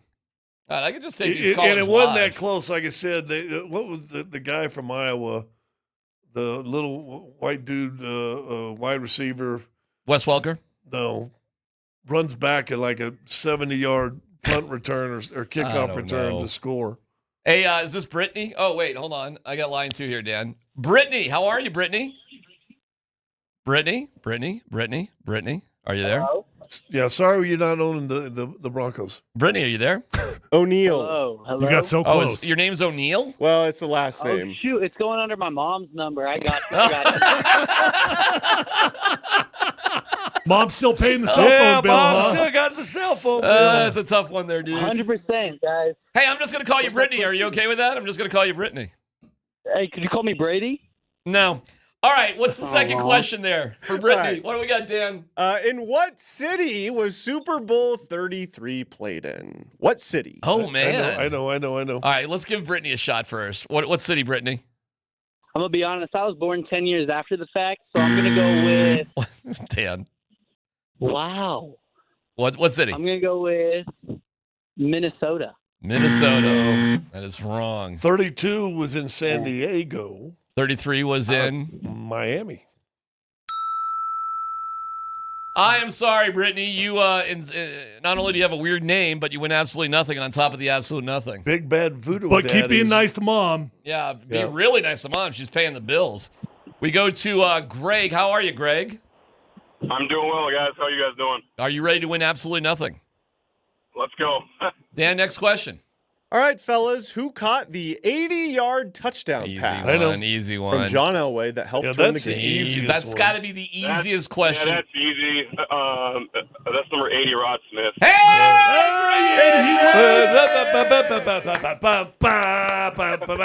Tell him what he wins, Scott. Well, Greg, we're going to reach in the bag, pull it out, and see. Drum roll. Greg, you win absolutely nothing. All Go right. Broncos. Go Broncos. All right. Kobe. We go to Yancey. Is this Yancey? Or Clancy? Janny? Giannis. Giannis? Polskill is the last name? Hey, Polskill. Are you there? Buzzkill. Yeah, you. Just start talking. Say hi. Right. Okay. We go on to Preston. Hey, Preston, how are you, pal? Hey, DMac, how you been? I'm doing good. Are you ready to win absolutely nothing? Oh, you know it. All right, Dan, you got another question from I Super got a Bowl lot 33. more. You got a lot more. All right. Fellas, which Broncos defensive back had 2 interceptions and set a Super Bowl record for interception return yards in the game? All right. You take a shot there, Preston. You get the first shot. I think I know who it is.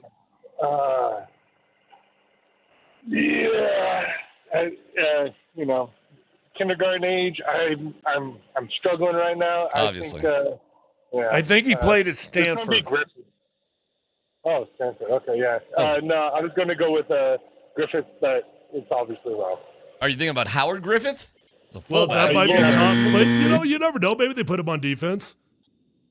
All right. Oh. Was it chicken? No, he wasn't. Wasn't chicken? No. DMac, you don't even have it. No, I'm not great on this. I'm not sure Chicken was on the team. He wasn't? Oh, all right. Who was it, Scott? Well, I thought it was. Did I work with him at one point? No way. I might have. Oh, you might have. I might have. You might have. On Orange and Blue 760. You might have. Go ahead, throw it out there. Well, I'm just guessing. I don't know. Go ahead. Ray Crockett? Is it Ray? Oh, good guess, though. Okay, that was my second guess. All right. My guess would be Gordon. Oh, Darius Gordon. Wow. Always with the W. Scott, you win absolutely nothing. Thank you. All right, we don't have any more callers right now. I think he had a pick good also job, in the AFC Championship game too. Dan, why don't you rattle through? We don't need callers here. Thank you, everybody, for participating. That was great. But let's go through some more, just All right, real fellas, quick. which Falcons defensive back was arrested the night before the game for soliciting an undercover officer, yet still played in the game? He won the NFL's Man of the Year. That one's hard to forget. Played in Green Bay before that. He played in the Super Bowl against the Packers the year before. Good call, Scott. Go ahead, Tyler. Eugene Robinson. Eugene Robinson. Yeah, that legendary. Have you ever talked to John or Rod about that? Like, we're going to pick on this guy because he probably had a pretty rough night? No, but it's funny, the 80-yard touchdown pass, which came right out of the halftime, right? They had saw something in the first half. It said they run this play, and the safety, Robinson, keeps biting in. Rod just run a post, and they ran the play action. Robinson bit in. And it was wide open. And he did have a rough night the night before. Yeah, well as it turned. Yes. I mean, yes. I mean, it's one of those nights that might have started pretty good. We have Monica on the phone. Hi, Monica. How are you? Monica, you there? Hey, sorry to hear about Chandler. All right, we go to Nate. Oh, I did see the Friends apartment when I was in New York. Oh, there you go. That's good. Hey, Nate the Great. How you doing, pal? Yeah, that's me. Hey, guys. All right, you ready to win absolute? First of all, how old were you at Super Bowl 33? I was 5. 5. All right, this should be a slam dunk for you. Go ahead, Dan. Fellas, who performed the national anthem at Super Bowl 33? Wow. Oh, man. That is wild. God. Say Madonna.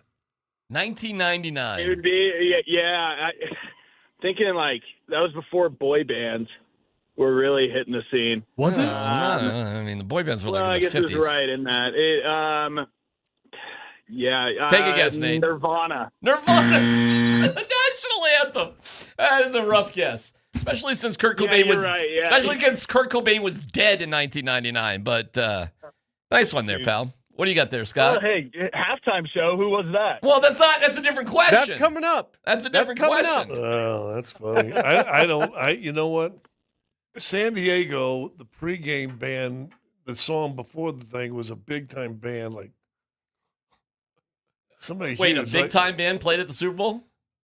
Can I give you a clue? I looked it up. I cheated. Can I give you a clue? Tyler was on the right track with the one I name. I know. I actually was. With the one name. One name. Was it female? One name female. There you go. Wow. Nailed it.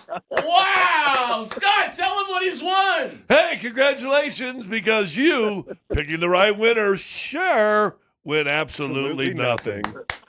Hey, thanks, fellas. No dumb question. Is Cher still hot? Hey, no. Yes. Was she ever? Yes. Yes. What are you going to do? At Nate, Super Bowl 33. Nate, what are you going to do with your absolutely nothing? Oh, man, I'm going to go golf and hope I don't get rained on this afternoon. That sounds fantastic, and we're not helping you with that at all. Yeah.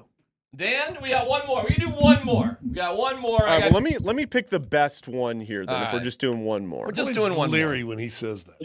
Cody, hi Cody, how are you, pal? Good. How are you? Doing fantastic. Are you ready to win absolutely nothing? Cody. Hey, our prize closet of nothing is getting worn out right now. That's fine. I beat Tyler when I played trivia with him last year. Really? Oh man! Hold on this radio show. Yeah. Wow. Do you remember the context? What were we guessing? It was the Olympics one. Oh no way! I don't. Yeah, I mean, I stood no chance. Well, let's see if you can beat Tyler again, Dan. What's the question? Guys, the Broncos became the first AFC team to win back-to-back Super Bowls since what other AFC team? I know, but I'll let Cody go first. I'm going to say not the Bills. They've never won, so yeah. Yeah. AFC. What do you got? Yes, AFC. The Patriots. They hadn't started their Patriots hadn't started their run yet. Nope, not yet. They had been to the Super Bowl, Jets had only won one. Colts had only. They hadn't won any yet. Oh, are you sure? Well, they won a championship, but it wasn't the Super Bowl. I thought it was the Colts. If I were it's to not guess, the Colts. Oh, I'm wrong then. Oh, I thought it was the Colts. My close guess would be the Raiders. Oh no, then it's got to be. All right, I know who it's got to be then. It's kind of obvious. You want to take one more crack at it, Cody? Terry Bradshaw? Oh, it was Miami. I'm sorry. Yeah. I whispered it, but I didn't have confidence. The Steelers. I did whisper it, but I just did. Anybody hear my whisper? Anybody hear my whisper? Did Miami not win 2 in a row? No. On their perfect season, no. But they got one. They did the perfect season. Steelers should have been one of those. Well, the Steelers won 2, then they lost 1, then they won another 2. Yeah. So they won back-to-back in different times, but they did not win 4 in a row. But they won back-to-back twice, I believe. But, hey, way to go, Cody. Scott, tell him what he's won. Hey, for playing with us and playing so well, Cody, you win Absolutely nothing. Congratulations, Cody. What are you going to do with that today? A whole lot of nothing. All right. Well, that sounds good. Thank you, Cody. Appreciate it. Hey, take that in, put it in a box, wrap it up nice, and give it to your wife. Dan, you got a couple of fun ones? A couple of fun, quick ones? Sure. Who scored the first touchdown in Super Bowl 33? TD. I guess it's not Rod. I thought it was Rod, but... John Elway. Howard Griffith. Yeah. Oh, no kidding. That was going to be my guess. Griffith. Yeah. He scored 2 touchdowns. They handed him the ball. Must have been like from the 1 or 2 yard line, something like that. Yep. All right, one more, Dan. I can't believe we didn't get a Dirty Bird one. You know, Tyler, I promise you, I was thinking about that. I was going to ask him, like, what was their touchdown celebration? It was the Dirty Bird. The Dirty Bird. Okay, we'll do one more here. All right. There were 3 artists who performed at the halftime show in Super Bowl 33. Just name one of Come the on, 3. Scott. You were one there. of the 3. It was right in front of you. Close your eyes. Imagine I had to go it. to the bathroom. The entire halftime? Yeah, no, because I did highlights too. So it was Scott. So it was hard for you to see who was performing. Oh, wait. No. Okay. So, was that your clue? Yeah. It was hard to see. It was hard for Scott to see. I was thinking who was Miami, performing. the most famous halftime show of all time. It was in Miami, but not at that Super Bowl. That was with the sound machine. Wait, No. I have a question. No, that was Prince Purple Rain. Did Dan just make a blind joke? Gloria No, it wasn't a Estefan. joke. I don't think so. Well, Scott, is he implying Gloria Stevie? Estefan is correct. Well, it's Miami. Tyler thought you were making fun of blind people. I wasn't. That was a clue. Stevie Wonder. That's right. So I was Stevie right. Wonder. Oh, you were making So fun I of was blind right. people. So I was right. You It was were a right. clue. Stevie Wonder, You were Gloria right. Estefan. How is that a joke? You were right. How is that a How is joke? it a It was joke? a clue. Okay. All right. It's a fine line between joke and clue. Yeah. I think you're making fun of blind people. I mean, a little bit. Did you guys see that interview? The Bryce Young. Wait, who was the third? Let's see. It was the Big Bad Voodoo No Daddy way. Band. They performed at a Super Bowl? 1999. They were huge. Amongst other. Now, here's the funny thing. They were also the Broncos house band when they in the party at the hotel the night they won it. Yeah. There you go. Now that's a trivia question nobody would know except Yeah. for somebody that's there. Did you guys see the interview with the dude who has no legs, who interviewed Bryce Young? I did. And Bryce Young said to him, "I just try to stay where my feet are." Have you seen this, Scott? No. The reporter laughed about it, so I don't feel bad about it. But it's one of the most moments that you'd ever see. Well, but and Bryce Young did not do it on purpose. It was just it's an expression, I try to just stay, focus, stay where my feet where are. my feet are standing. And the guy looks down at his own legless body. Well, you got to see it, man. Dan, can you fire that up? You get that really, or am I making fun of somebody? I don't mean to. Oh, be you're making fun. All right, I don't want to do that. I don't want to do that. It's just one of those moments. But the reporter had fun with it. Yeah. Well, I've seen that with a sightless reporter one time, and saying a question goes, "Man, I saw what you did at halftime," and the guy goes, the guy being interviewed goes.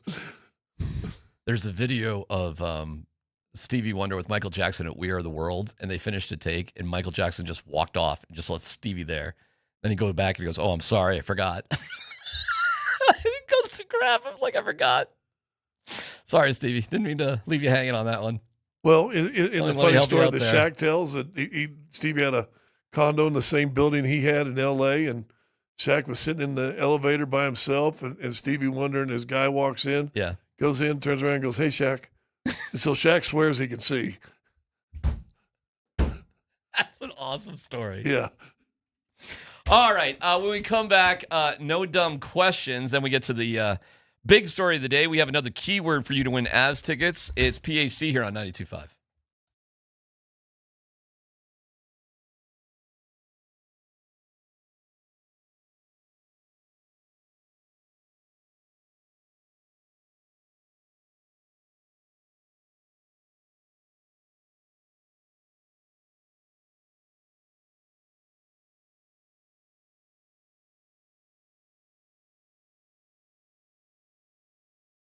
Hey, most people have a tax person here, an investment advisor there, and nobody's really talking to each other. Trajan Wealth's family office, they're going to put all that under one roof, the same roof. Your investments, taxes, and estate plan all on the same team, working the same plan. Learn more at TrajanWealth.com or call 1-855-TRAJAN1. If your financial life feels like too many logins and too many meetings with people who don't even really talk to each other, then Trajan Wealth is the team you want to talk to. Trajan Wealth's family office can change all of that. One coordinated team for your investments, taxes, and estate plan.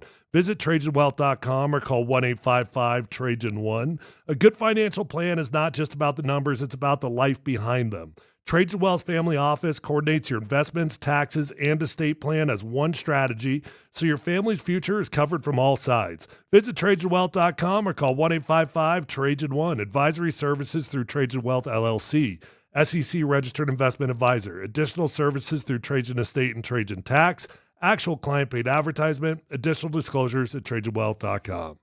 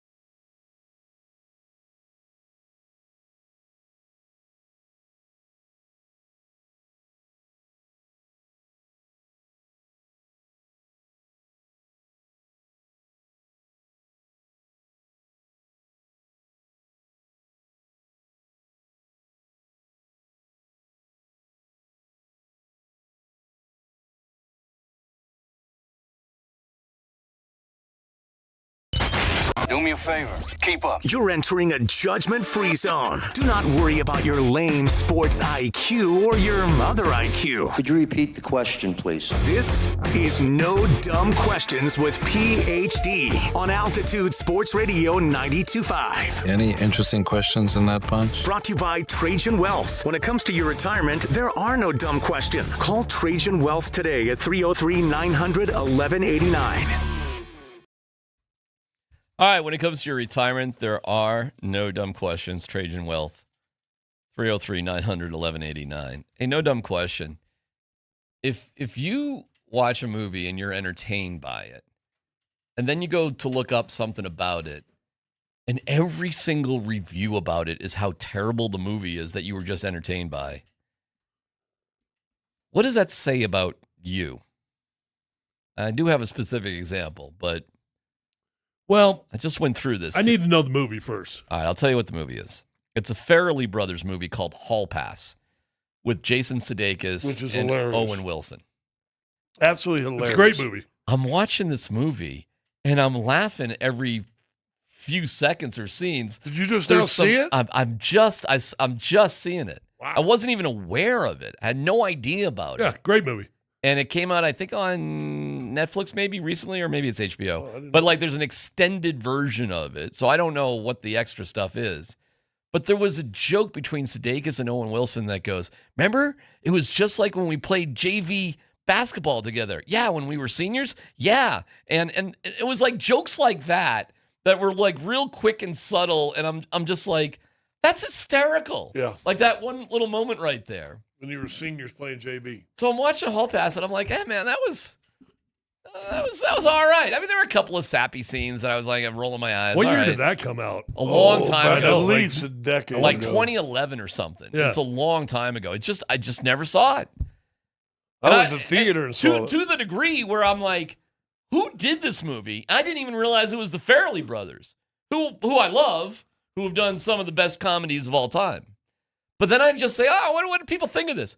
I don't know if I've seen a movie get worse reviews across the board than Hall Pass. I feel like comedy is hard for reviews. Now, all comedies get bad reviews. No, but you got to remember, listen, seriously. All right, so you guys both liked Hall Pass. I thought it was well, you know great. what movie got great reviews, what comedy got great reviews that I did not like was Airplane.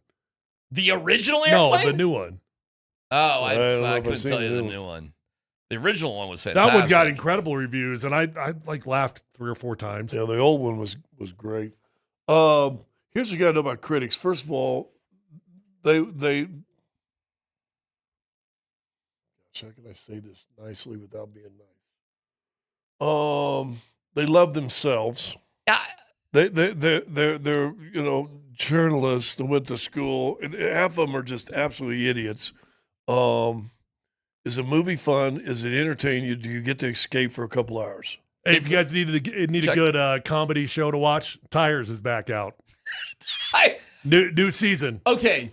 Watched the first episode last night. Here's where I am with Tires. I think I do love it.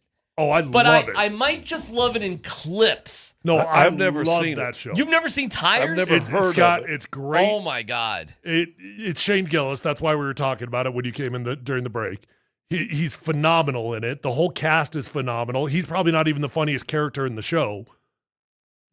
They've done a great job with clips with Tires. So you can see like... Oh, I did. Sorry, I meant Naked Gun. Somebody pointed that out. I did mean Naked Gun. Naked Gun. I thought it was that was Neeson very and average. Yeah, I thought it was terrible.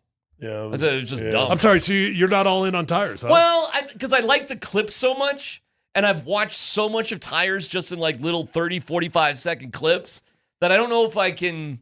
I got to admit, I don't know if I've ever tried to watch Tires just as a show. Oh, you got to watch it. It's phenomenal. Yeah, but that's your viewing habits. You're a clip guy. But it's an easy show to watch. It's like a 30-minute one. I'll check it out. But I'm telling you, the clips of Tires, like, it's Shane Gillis. It's funny. Then why haven't you watched it?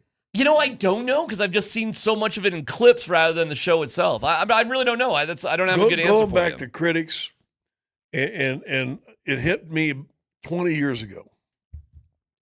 And there was a war picture that just all the critics thought this is the greatest war picture ever done. Such deep, so meaning. What was it? Thin Red Line. Thin Red Line was a tough watch. That was one of the worst movies I've ever seen in my life. Real slow. The critics all loved it. Yeah, I was like falling asleep what watching I do? it. Go online, and I love war movies, man. and you'll see like the rating.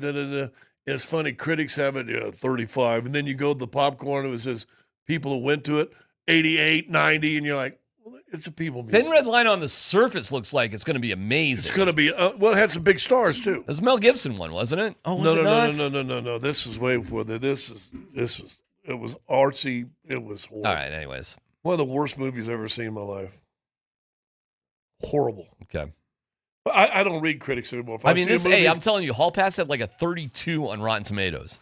Like, it wasn't liked by anybody, guys. I mean, it was like I bet you if you go back and look what the people who went to theaters said about it. All right, it was low everywhere. I was like, when I saw the reviews and stuff, I said, "How stupid am I that I like this?" Oh, it's unbelievable. But I thought it was. But you not to be a spoiler. But do you remember exactly how Hall Pass ended? The last line of the entire movie.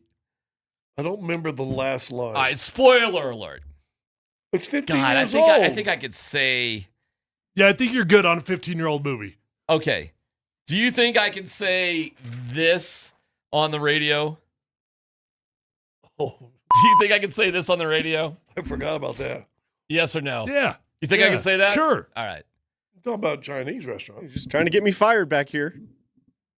I think I can say it, though, right? It's just double entendre. Anyways, the last scene of the movie, the whole premise is if you have a break from your wife or husband for a week and you don't have any guilt, you can do whatever you want. Yeah. But in this case, the woman took full advantage of it and the guy never did.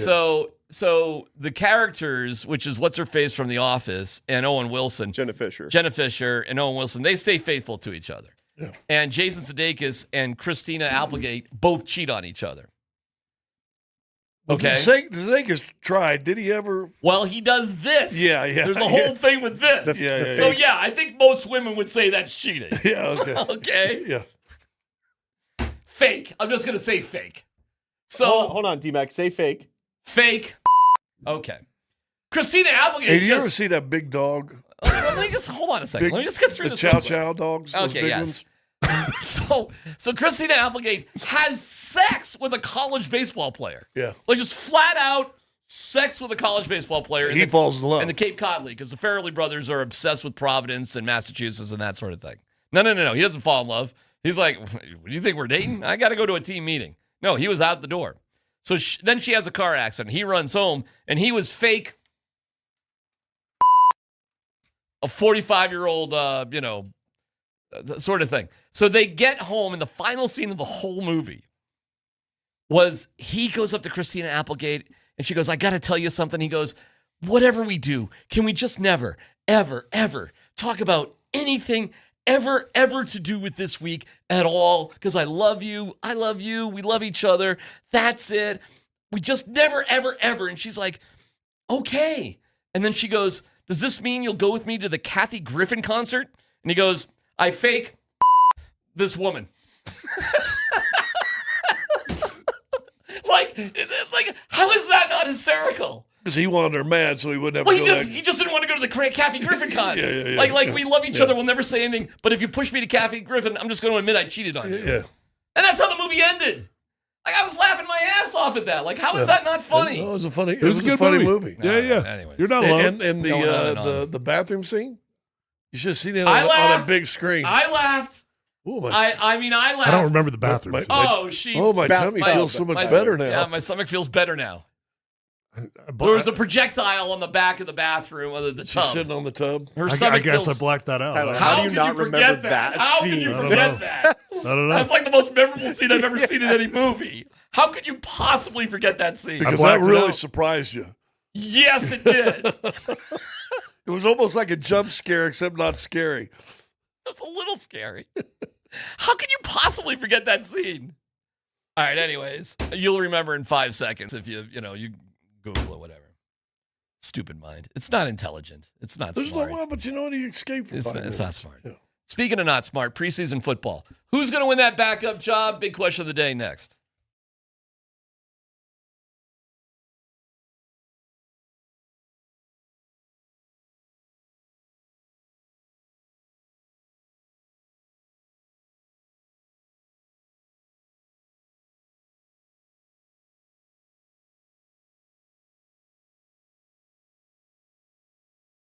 Hey, if you're in the market for a newer pre-owned vehicle, go to the best dealership in Colorado. My friends over at Phil Long Ford. I've been buying cars there for such a long time now. Bought my first car my rookie year, and I keep going back.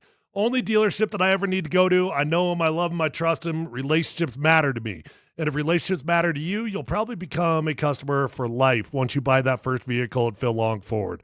Guys, they're going to take care of you, get you in, get you out, respect your time, give you the best price on the vehicle of your dreams. It's really as simple as that. One-stop shopping. Don't drive all over the state looking for a new pre-owned vehicle this weekend. Just go to Phil Long Ford. There's over 1,000 cars, trucks, vans, SUVs, electric vehicles, even commercial fleet vehicles on their lot right this minute. So whether you're looking for a new vehicle or pre-owned vehicle, the vehicle of your dreams is already on the lot at Phil Long Ford, and they've already got the best prices at Phil Long Ford.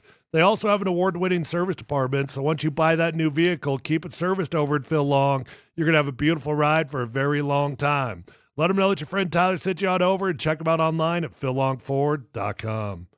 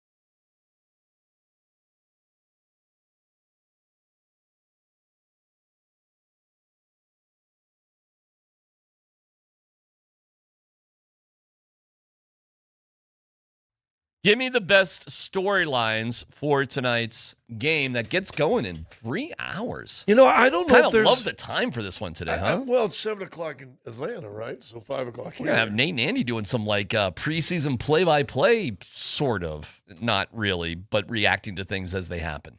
If they can get the game on here. It's on Channel 9. Oh.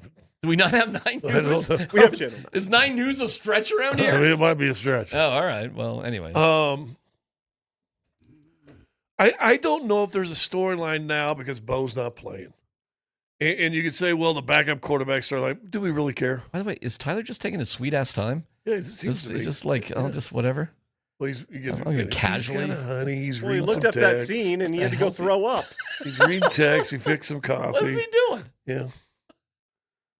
Act like when he comes in there, just act like we just started, so you won't make you feel bad. Let's do something nice for Tyler. Right. Okay. Right. So hold on. He's still walking in. I got a better idea. I got an idea. All right. Yada yada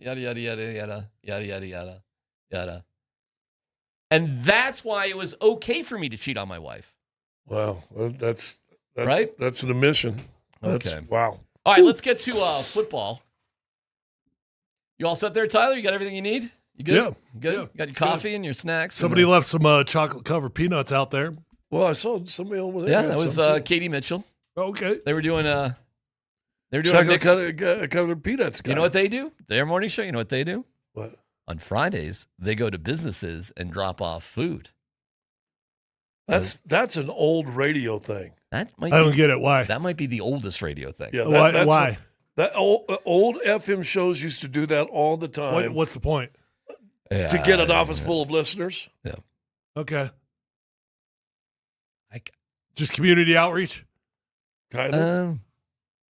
And meet the personality, get to see the guys. That is old school radio. That's going back. Yeah. We've all done it. Yeah. I have not. It's mostly an FM music thing. I pretty much thought that was over these days, but keeping it alive. Maybe something once as old as new again. So those are Jerry's nuts. All right. Well, let me eat on Jerry's nuts. Jerry has a nut company, and those are Jerry's nuts. I love Jerry's nuts. I have some chocolate-covered Jerry's nuts. They were delicious. That's what these are. Yeah. Jerry's nuts are delicious. Yeah. Period. Yeah. Great nuts. Mm-hmm. I agree. Sweet. Tasty. I actually haven't tried Jerry's nuts yet. Really? Go put some in your mouth. You'll love them. His nuts are still wrapped in the bag. Work the balls.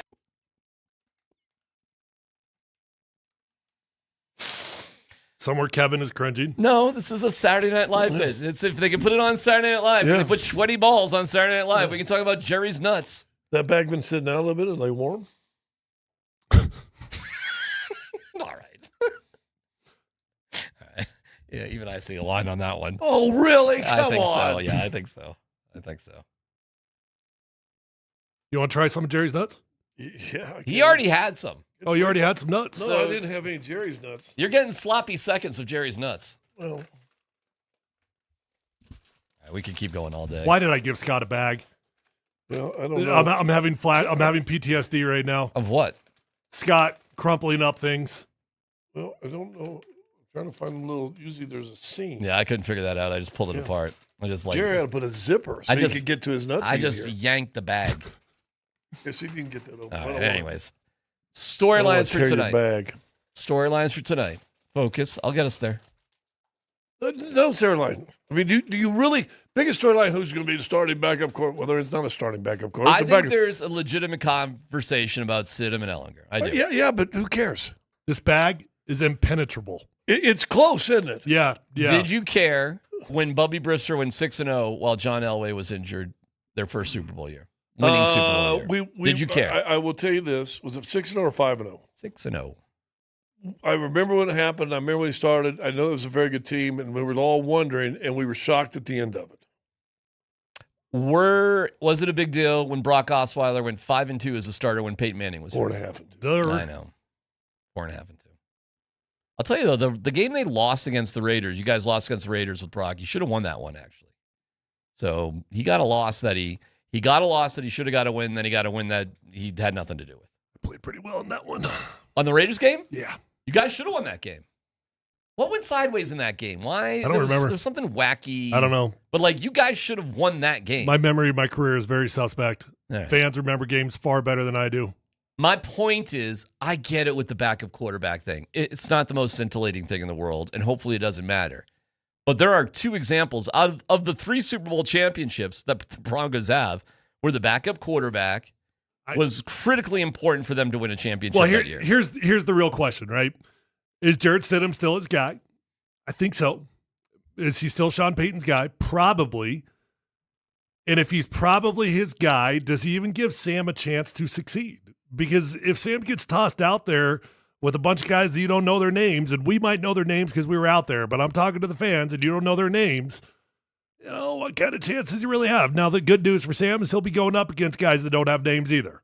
You know, so he'll be throwing to guys with no names, and he'll be going against guys with no names. But how much do you think tonight will matter, Tyler, in terms of breaking whatever tie is between those two dudes and making a multi-million-dollar decision? Because you can save money if you cut Stidham. I think that Sam has been the better quarterback of the two. And yet I still think, I've gone back and forth with this, but here's where I'm at today. I still think he's got an uphill battle in front of him, even though Jared's making $8 million. And even though it would make a whole lot of sense to cut a backup quarterback making $8 million if it's close, because I just keep going back to the fact that he's Sean's guy. Sean identified him. It's his dude, you know? So if that's his dude, then Sam would have to look so much better to the degree that I think it would take two things. Number one, Sam would have to look good. And number two, Jared Stidham would have to look bad. Yeah. Right? And I don't think Jared Stidham's going to look bad. No, you're probably right. In fact, it would not. Would it surprise you if Stiddy was like 7 of 9 for 120 and 2 touchdowns? Would that really shock you? No. I mean, that's a great game, but yeah. That's like a Drew Aller game. That's what he did last preseason. That's what he did last preseason. Yeah, I think he's going to be fine, and I think he'll probably play better than he's looked all preseason, where he's not looked good this preseason. All right, how much pressure is on Stidham tonight then? Isn't this weird that the guy would play in the AFC Championship game? Listen, I think he'll play in this league somewhere with somebody. I think he's a good backup quarterback. But it becomes, is there a power struggle of Sean likes him versus the team saying we can save $5 million? That's the decision. But here's the other thing. The team doesn't need $5 million. That's another Not good this point. year. You know, and it doesn't do anything for next year. So it's not like you're getting ahead of things. They don't need the $5 million. True. They need a center. But it's still $5 million. But they don't need it. But it's still $5 million. All right, let me give you another one. When you see a couple of breakout performances like Mike Washington last night, a couple of good moments. Who do you want to see a good moment from the Broncos? They don't have to win the game. The results of the game, like the Raiders lost. Who cares? I'll give you one, and I don't have a name with it. Tight end. Okay. I want to see the tight end used in the offense. I want to see the tight end effective in the offense somewhere across the middle or something. Do you care? Last year when Evan Ingram was playing in a game in which none of the starters were playing, and he caught a big pass. That was the second game. He got like a 53-yarder, right? He only had 2 catches that game, but one of them was like 53 yards from Stidham. Yeah. I mean, they're putting Ingram on the line more. They're having him block a little bit more, and they're feeding him a little bit more. Somebody wrote a story after they listened to me say it. Yeah, how about that, huh? There you go, Tyler. Well, Nick Osmotter's a big fan of yours. There's been a concerted effort to get Ingram just involved with more in this training camp. Would you guys agree with that? No. Yes. I would not. You would not? I would not. Do you not remember last year's training camp? Well, I wasn't out there last year, unfortunately. He was catching more passes last year than he is right now. Then what happened in the regular season? You tell me. I will say this. I will say the first half of the first week of camp, Ingram was all over it. In fact, I saw a couple drops. I'm like, dude, okay, he had a few drops. Second week, hardly anything. He had that one big moment in that game, too, and then nothing. I was all in on Evan Ingram after training camp last year because he had a fantastic, like all the practices were great. And then the game, he had that big one when none of the start. I don't know why he was out there, but he was out there and he got that big pass and we're like, let's go. Evan Ingram can still do it. No, I would like to see moments from the tight end being more effective in the offense. That's what I'd like to see. I got a prediction on the Evan Ingram thing, though. All right. And I did notice it, and I did point it out that he was in on the line. They were using him in bigger personnel. They were using him in blocking situations. He was out there in 9-on-7. Usually in 9-on-7, he goes to the other field, and he does one-on-ones with the wide receivers and the defensive backs. Mm-hmm. I've been noticing all this, and my prediction is this one of those things that you're going to see in training camp, and then you're not going to see in the regular year because what's going to happen, you're going to get to the regular year, and you'll be like, oh, yeah, he still can't block. Well, I remember Shannon Sharp, that was a knock on him, where Shanahan goes to Shannon and said, listen, I don't need you to be a blocker. I just need you to get in guys' way once in a while. Because they wanted to keep him on there. They didn't want to sell out. Okay, Shannon's out. It's a run. They wanted Shannon to be in there. Is it enough to be a chipper rather than a blocker? Well, Get in people's way. Well, that's just in the passing game, though. Right. Because can't be a chipper in the running game. No. And then if you're not in during the run plays, it's a giveaway, isn't it? Right. Like you're just kind of. And that's why Shanahan wanted Shannon. Yeah, because it's a sure tip. If your tight end is only going to be in there during passes, I mean, what? I'll agree with you on that one. Like, my God. Unless you're seriously going to line your tight end off the line every single play. No dumb question. When we watched Sean Payton and Shanahan talking to each other, maybe the big question from Sean should have been, how did you get Shannon Sharp to block and be able to use him and not have to hide him on rundowns? I mean, that could be a legit question from a guy that knew how to do it. Yep. Yeah, Shannon was in great shape, obviously, but compared to the size of these tight ends, Shannon was small. He's bigger than Evan Ingram. He's okay. You know what? Was he, though? Are you sure? I think so. Playing days, he was? I mean, Shannon was always super He still had fit. on EAS hats, didn't he? Yeah. Yeah, and he was always muscle and fit, that sort of thing. But you think he was bigger? Yeah, I think he was. I think he was. I think he's 6'2", 6'3", and then physical. He wasn't. She's not 6'3", is he? 6'2", 6'3". I thought he was more like 6'1", 6'2". Shannon's 6'3"? He's 6'2", 6'3". Yeah. Okay. What do you think Evan Ingram is? 6 foot 6'1". I bet he's listed the same as Shannon Sharp. I bet he's listed the same. I think they're pretty. I mean, I got it. Here's what they aren't. They're not 6'5", like all these tight ends are these days. That's for sure. What do you got, Dan? All right, Shannon Sharp during his playing days was 6'2", 228. Evan Ingram, 6'3", 240. What? No way. Evan Ingram is listed as 6'3", 240. Yes. Yeah. Boy, that seems like a stretch. Yeah. But I think he's taller than you guys think. Who? Evan. Oh, okay, fine. Because I was just saying they're similar size. That's all I was saying. Scott was saying Shannon's bigger. To me, I would have thought Shannon was bigger. way bigger. But apparently not. Well. So I was right. Yeah. Well, you were right with the fudgy stats online. Okay. Hey, you know what? Good on you. Okay, well, I'm just saying I was right. You know what you are? You were right. You're an online right wizard.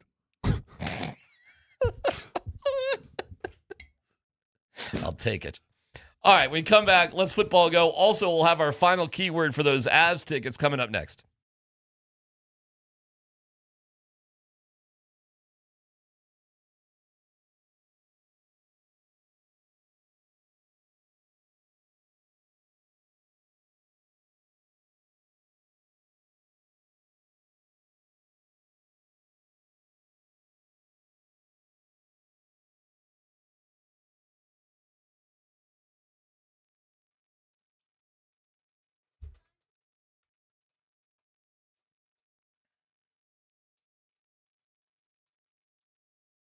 What's going on? DMac for the Rocky Mountain Men's Clinic. ED can affect far more than your sex life.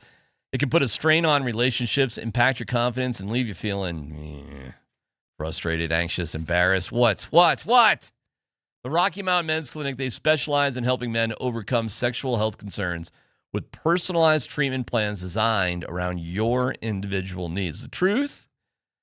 A lot of guys just live with ED for years before seeking help. It's embarrassing, the whole thing. Well, the Rocky Mountain Men's Clinic has licensed medical providers. It's going to take the time to understand your unique medical situation and recommend a plan that's right for you. And these advanced medical therapies work, with treatments having success rates well over 90%. Rocky Mountain Men's Clinic uses advanced medical science to empower male performance with therapies that go far beyond pills. So call today and find out why their advanced treatment strategies offer so much more. There's 5 locations up and down I-25. Super easy to find. So just hit them up, 720-440-7900, or visit RockyMountainMen'sClinic.com.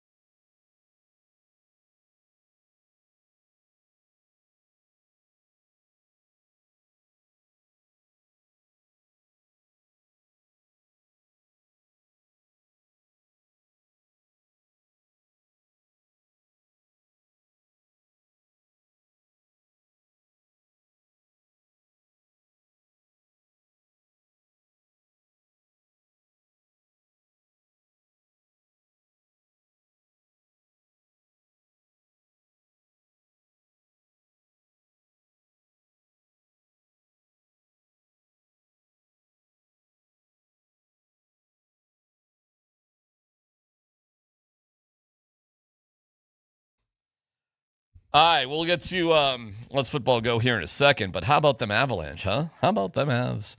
Avalanche individual game tickets are on sale now. Go to coloradoavalanche.com/tickets, keywords on the 20s. So here we go.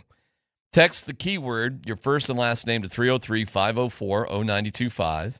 One winner per show, so Nate and Andy have another chance to win later on. It's for the Avs and the Kings, the home opener on September 30th. There's a second chance drawing available at altitudesportsradio.com/Avs tickets. And we'll announce our winner in about a half hour or so. So the keyword for this hour is scepter. Yeah, boy. Who's going to know how to spell scepter? S-C. You want to give it a shot? You want to give it a shot there? You got to turn your microphone on. S-C-E-P-T-E-R? That is correct. There I you would go. have done R-E. If we were in Canada. Scepter. But here in America, S-C-E-P-T-E-R. Because we're in America. Why isn't it Skeptic? I was watching, I go down some wormholes, man. I was just watching like Lynyrd Skynyrd Freebird solo, like the ending minute or so of Freebird. They go, fly, Freebird, yeah. And then the song goes for another like 2 minutes, which is arguably the best part of the entire song when they get into the guitar solo to end it. I think it's longer than 2 minutes. Like the singer stops singing, well, the song certainly, but I'm talking like he'll say, fly, Freebird, yeah. Then walk off right, for forever, which is awesome. And the singer just watches off stage because he does not say another word in the song for the last 2 minutes of the song. Free bird, yeah. All right, I'm going to go get my oil change. I'm going to go get a haircut. I'm going to, hey, girls, let's go. We got time. Like, this goes, how long does this go for, Dan? Are you looking at it right there? 4 minutes. This goes for 4 minutes? 4 minutes. What other song does the singer stop singing and the song goes for another 4 minutes? In-A-Gadda-Da-Vida? No way. They sing the whole time through In-A-Gadda-Da-Vida. Do they? The big solo's in the middle. The In-A-Gadda-Da-Vida solo is in the middle of the song, but he comes back in for the end of it. I think. That's a pretty long time. You might have to check my math on that one. I think the Freebird song is close to 18 minutes long. Well, the live version. And the last the album version 4 minutes. The album version is like 7.5. I was right about Shannon Sharp. You want to go over two? I don't know, King of the Internet. Well, I just know that. Wizard of the Internet.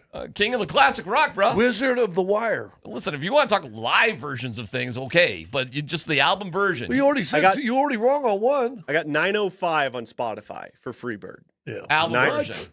905. I never knew these things. There's a radio edit that's close. Apparently, to like I've never ever listened to the entire song in my entire life. Oh, you haven't listened to the entire song of Freebird? 9 minutes? Yeah. I thought you liked America. I guess not. Oof. Wow. Okay. Have you ever heard In-A-Gadda-Da-Vida? Is that English? It is English, so it's okay if you don't know that because it's an English thing. But not knowing, you've not listened to. I'm so disappointed, and I'm not wearing sleeves today. I never knew it was a 9-minute song. This is like breaking news to me. Dan, did you know it was a 9-minute song? Yeah, because I'm a true patriot and American. Okay. Right. Yeah, God bless likes America. We should just stop the show now. Is Nate here? You want me to? I can leave 34 minutes early. Let's go. You want me to do that? Yeah, you want to kick me off the show? Start my weekend early? Let's. Football.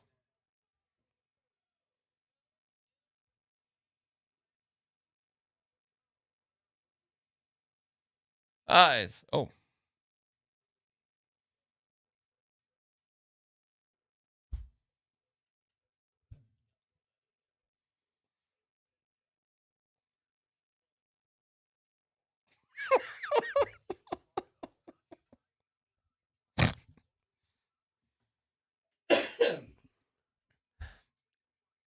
Standard album. Standard album, 9 minutes, 8 seconds, like Dan said. Yeah. Live versions between 14 and 15 minutes. Yeah, sure, of course. Yeah. By the way, that's a weird scenario I projected with Joe Manjack because I said, "Hi, I'm the plumber. I'm here to fix your plumbing and your Brought wife." to you by. That means he's talking to the guy. Yeah. Which is kind of weird. It's a weird porno. That's at least courteous. No, but knock, knock. Who's there? Oh, it's a guy answering the door. I'm Joe Manjack. I'm here to fix your plumbing and your wife. Oh, okay. All right, let's get Dan. What's story number one? Thank you. Dude, are you going down to the What? bananas tonight or something? You're going to the bananas tonight, dude. I'm not torturing I'm watching the Broncos game. I cannot wait to sit at home on the 75-incher. Plop down there. Starting game time at 5 p.m.? Are you kidding me? What time does the Rockies start? They're in San Fran, so that's probably a 7:40 start, something like that. I got a great night lined up. I'm not moving off that damn couch. Between the Broncos at 5 and the Rockies at 7:40, yeah. How many bottle of wines will you have? I've polished off a couple this week, so I might want to take it easy on that one. By the way, I know why. Is football a wine drinking sport? Not really. Alcoholism is. But the thing, the thing is, I have another reason why. Remember how tough Tuesday's show was in the tent? Yeah. It was extra tough for your boy over here. Oh, you're a little hungover. Oh, man, that was not the right day to have polished off the Pinot the night before. Oh. No. Dan, what do you got? What's our first story? All right, we played this earlier on in the show, but there's been narratives going on, especially with the national media, not so much here, about the Broncos being the team no one's talking about, the team that is overlooked. Well, Dan Orlovsky disagrees. The Denver Broncos are the best team that, for some reason, hasn't been talked about since the Bo Nix injury. This was the #1 seed in the AFC playoffs last year, and their highest paid player was Russell Wilson. That salary is off their books. Their quarterback costs $5 million this year. They traded their first-round pick for a guy that is a 100-catch walking dude in Jalen Waddle. This roster is absolutely loaded. It's a Super Bowl winning coach. They're going to have one of the best offensive lines in football. They got plenty good players on the perimeter. They'll have a top 10 run game. They got a clutch quarterback. They've got a defense that is as good as anyone's in football. They are the best team that for some reason we are constantly overlooking. Guys, last time I checked the Vegas odds, I believe the Broncos had the 12th best odds of winning the Super Bowl. Do you guys agree or disagree that the Broncos are being a little disrespected or overlooked heading into the season? Who is the team that lost the NFC Championship game? Why am I blanking? Rams? Rams? The Rams, yeah. Yeah, so we are by far the lowest of the Final Four. I think New England was a fluke to go as far as they do. So if anybody should be below. Actually, I have no idea. Where's New England on that list? They should be way down. I'm just assuming they're higher. I don't know. Let's ask Diana Rossini. You know, I get it. I get a lot of it. I don't know. Like, part of the reason why I get it is because I look at the schedule. But I think on the national stage, I'd be shocked if anybody's like really dialing in on the schedule of all these teams. So I think it's a little bit lazy if you're not including that. But when you include the schedule into it, I don't have a ton of beef with saying they're like 10, 12, somewhere in that ballpark. That's going to leave you in the hunt, by the way. So all you got to do is get in the hunt. And once you get to the dance, we'll see what happens. I said this the other day, and we get all caught up in the 6 games. If you're truly a Super Bowl contender, is a 6-game start really that hard? I mean, really? No. Not if you're a Super Bowl contender. Well, a 6-game stretch is not that hard, Scott. But yes, it is tough at the beginning because Broncos don't have their stuff figured out yet. Well, neither does the Kansas City Chiefs and. But how many of those Rams teams got a first-time play caller? Well, the Chiefs getting their play caller back on 3/4 of a leg. How'd you feel about a quarterback coming back off an ACL? Less than a year. Not great. Yeah. Not great, Bob.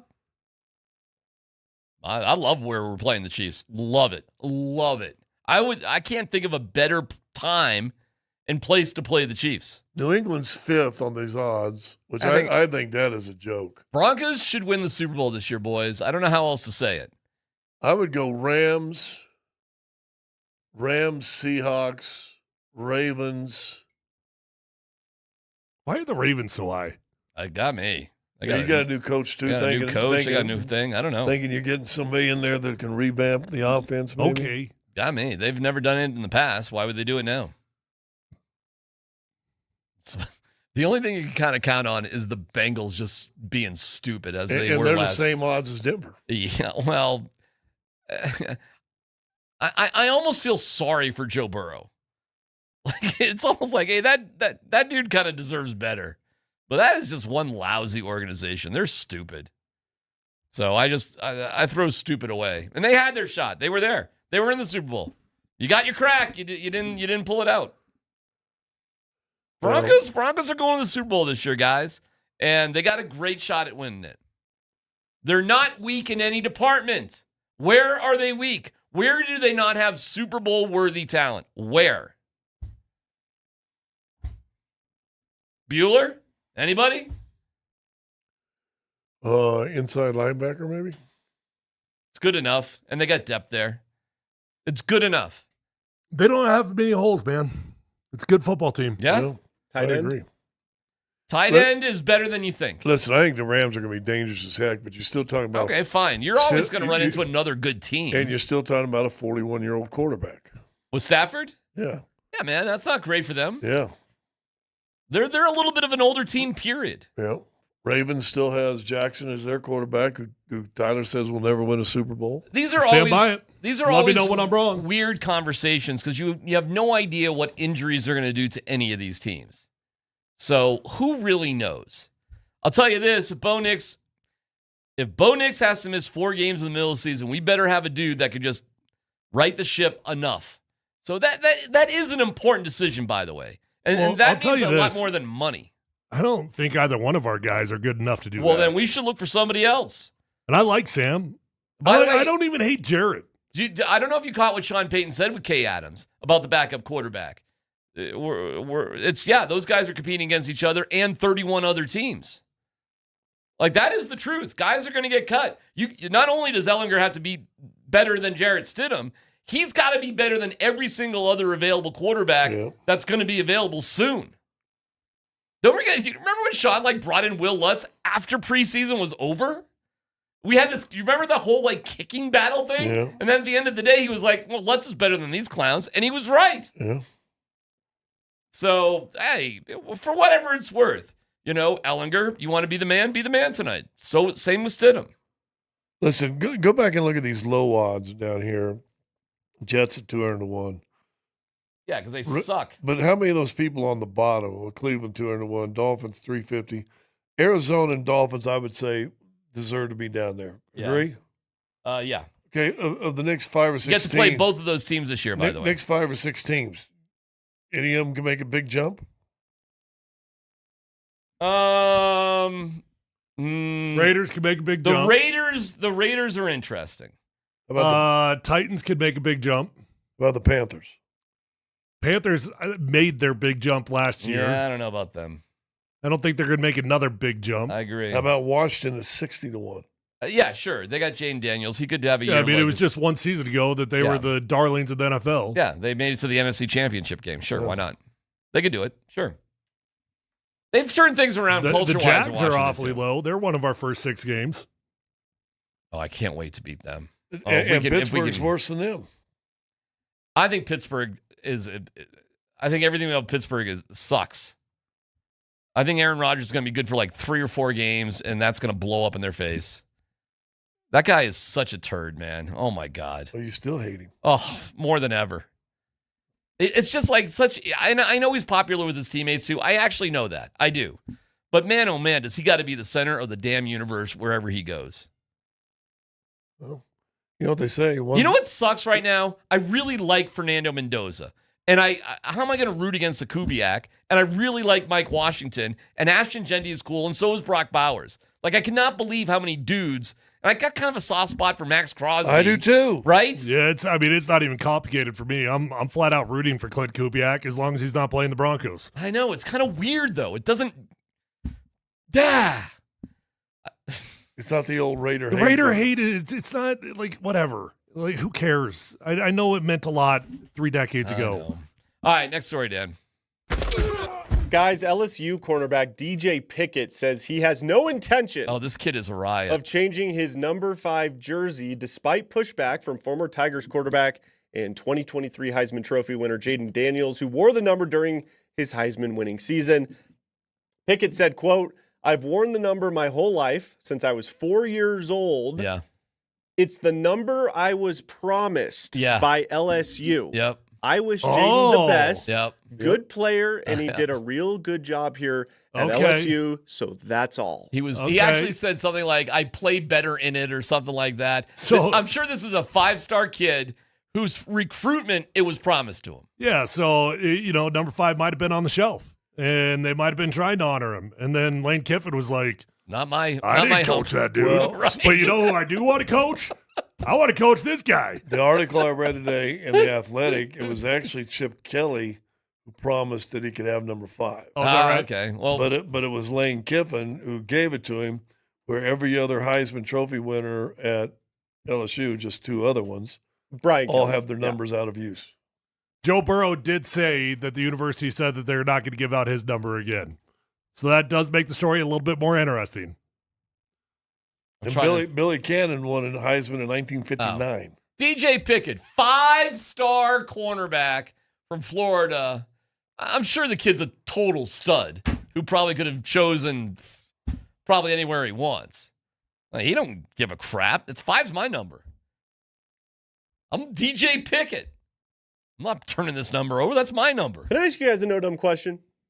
Yeah. Do you think this is Jaden Daniels doing or his mom? His mom. It's his mom. He doesn't. Listen, I think he's a little whiny on this. However, you got to watch quarterback. You know it's his mom. Again, you talk about leaving the legacy behind, and they've got a history of Heisman Trophy winners retiring that number, and now all of a sudden they pull his out. I mean, I can see where you'd be upset. I don't know if you need to go and. You should not be passing out a Heisman winner's number. Right. I agree. It's simple as that. No. That number goes on the shelf forever. But you wanted DJ Pickett.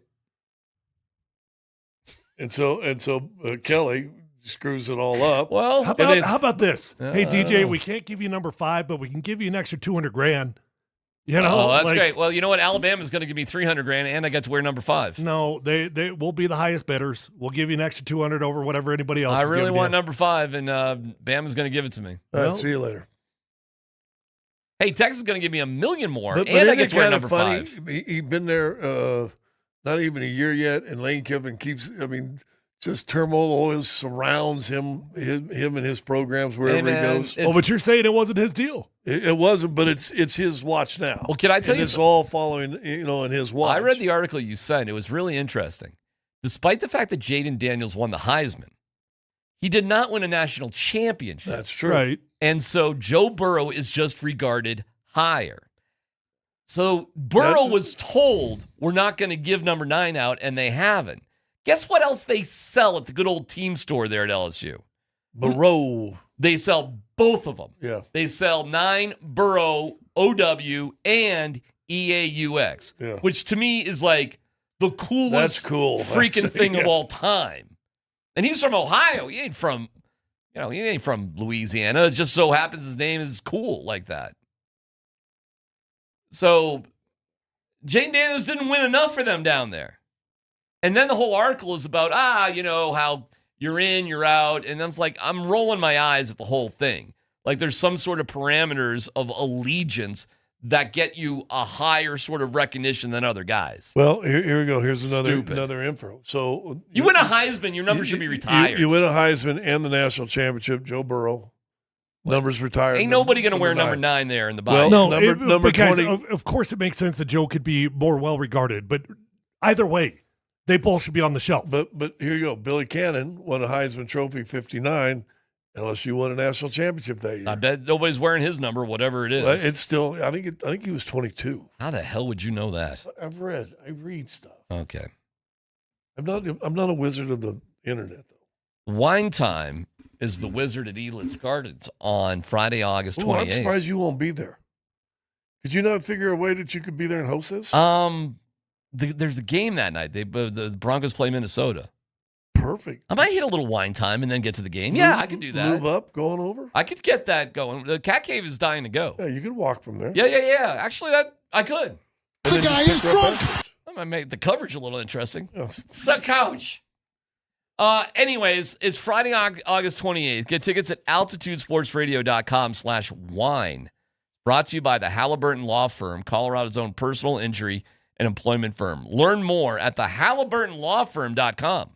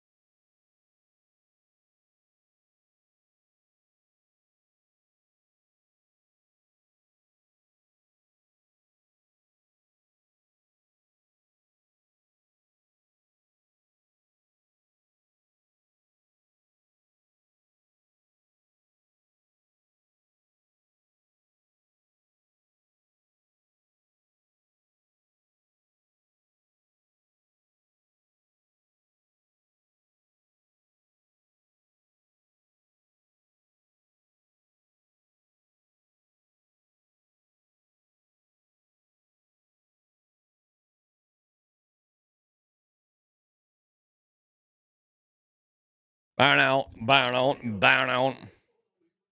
They're gonna bleed.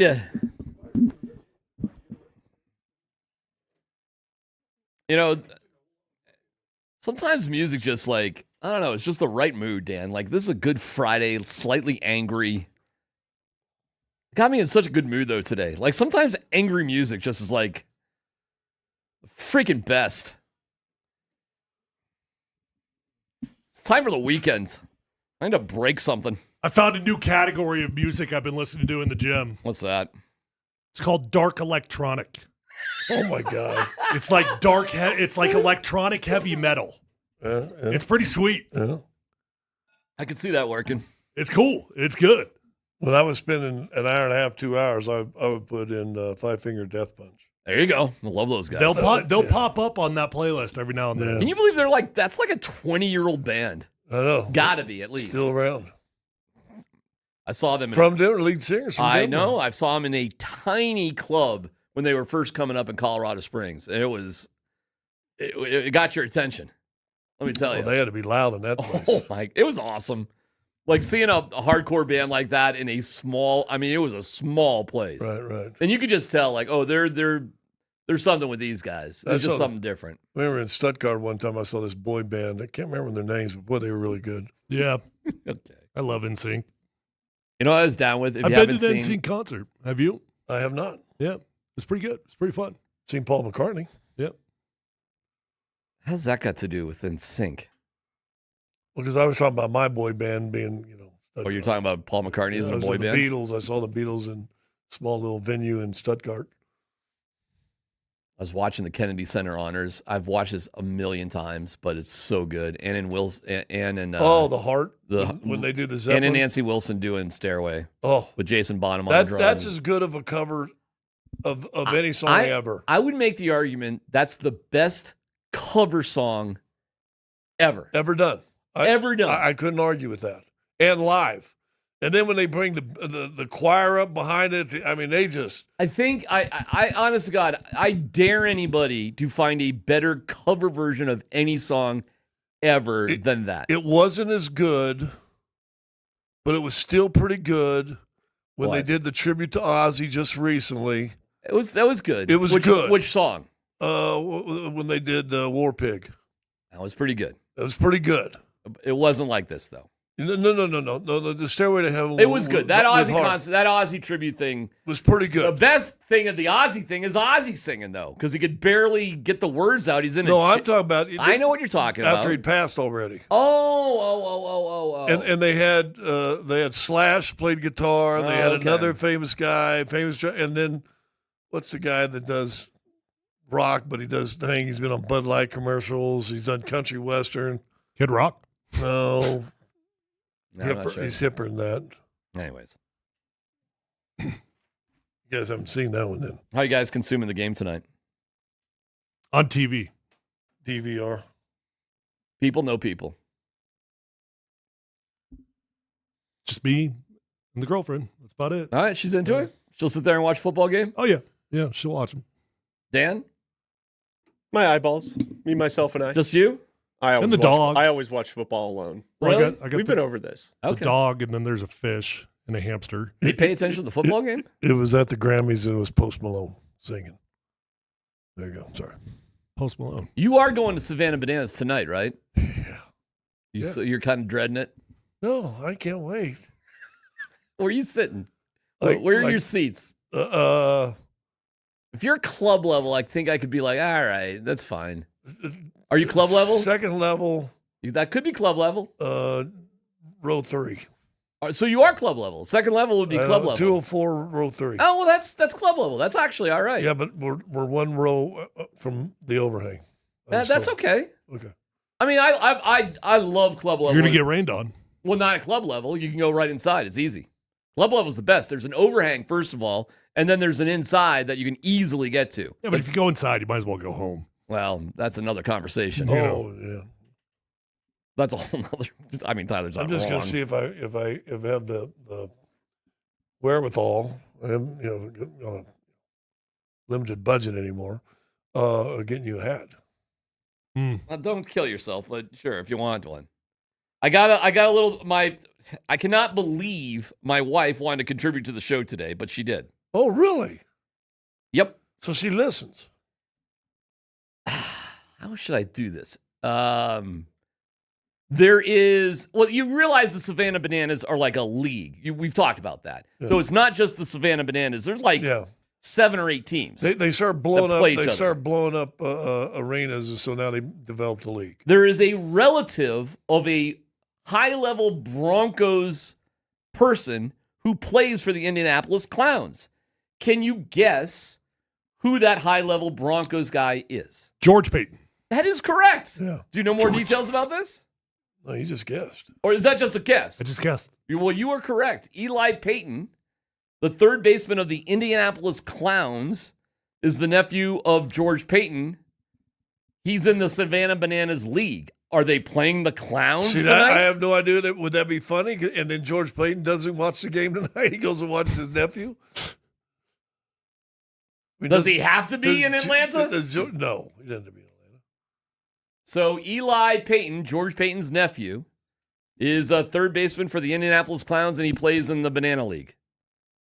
What's his signature trick? Well, it looks like he puts the ball between his legs before throwing it over to first base. Good trick. Oh, I've seen that guy. Because they all do this. Oh. They literally. That's a good trick. Yeah, God forbid you just pick the ball up and throw it to first. But let's put it between our legs. Let's bounce it. Let's throw it off my head. Yeah. Let's, kick it. Catch it with your shirt every now and then. Sure, catch it with your shirt, Oh, here we go. Yeah. The Savannah Bananas play the Indianapolis Clowns today at Coors Field. Well, if you're going to the game, say hi to Eli Payton. That is George Payton's nephew playing third base. I want to there know for if the George Clowns. Payton stayed in town to see his nephew or if he left to go to see a meaningless George Payton is preseason if George game. Payton is seated that game, he will get crushed. Why? It's his nephew. Because there's a Broncos game on. What's he going to do for the game? I'm not He saying ain't taping no you're ankle. wrong. I'm just saying George Payton cannot go to the Clowns. Oh, I bet he goes. At what point do you think you will be bored to tears at the Savannah Bananas game tonight? 2:55. All right, we're going to announce our winner. Do we have a winner there, Dan? Did you already find him? I did. Did you already send it to me? Yes. Oh, why don't you just announce it? You can do your. Our winner for the Avs Kings tickets is Charles Winks. Congratulations, Charles. What's up, Chuck? He wins more than nothing. You win something. He's going to the first Avs game in September, man. See the Kings game. Is that regular season? That is regular season. Isn't that crazy how they always September. start so early? Well, 84 and games then their now. seasons basically end at the same time. It takes forever. It's 84 games. Well, this year it is. They had to find balance in the force, so they're now playing 84 games. If we get 2 more games, hold on. Uh-oh, the warden? Uh-huh. Oh, boy. Am I getting you in trouble? No. We'll just pick it up. Well, say hi, honey. I can't wait to go to the game tonight. Hey, here it's going to rain. Awesome. Savannah Banana time. I mean, hey, listen, in defense of the Savannah Bananas. Oh, he's calling her back. Oh, are we about to hear this? Well, I thought he was. Stay tuned, everybody. We FaceTiming. Yeah, she FaceTimed me. Okay, here we go. That thing like all up in his nose. Yeah, I know. I'm trying to hear the ringer. It's like your podcast now. You guys ever watch Scout when he picks his own? Wait. Hold on. Oh, Under a tree. My car is under a tree. What's going on? It's hailing, she said. They're taking the light rail down and they're getting hailed on, and she's got an old car that she wants destroyed, and she goes, and it's protected underneath the tree right now. Yeah. So I guess who's taking Well, her you're off to car? a good start. Hail. Hell yeah. Wait, how are you getting to the game tonight? Well, I'm going to take her car. Where are you parking? Oh, I don't know. Whoever's waving me down. Does Scott just admit to it? Never mind. The whole thing is just, it's a whole thing. It's 50,000 people, man. Yeah. It's bad weather. Yeah. It's stupid baseball. It's not even a sport.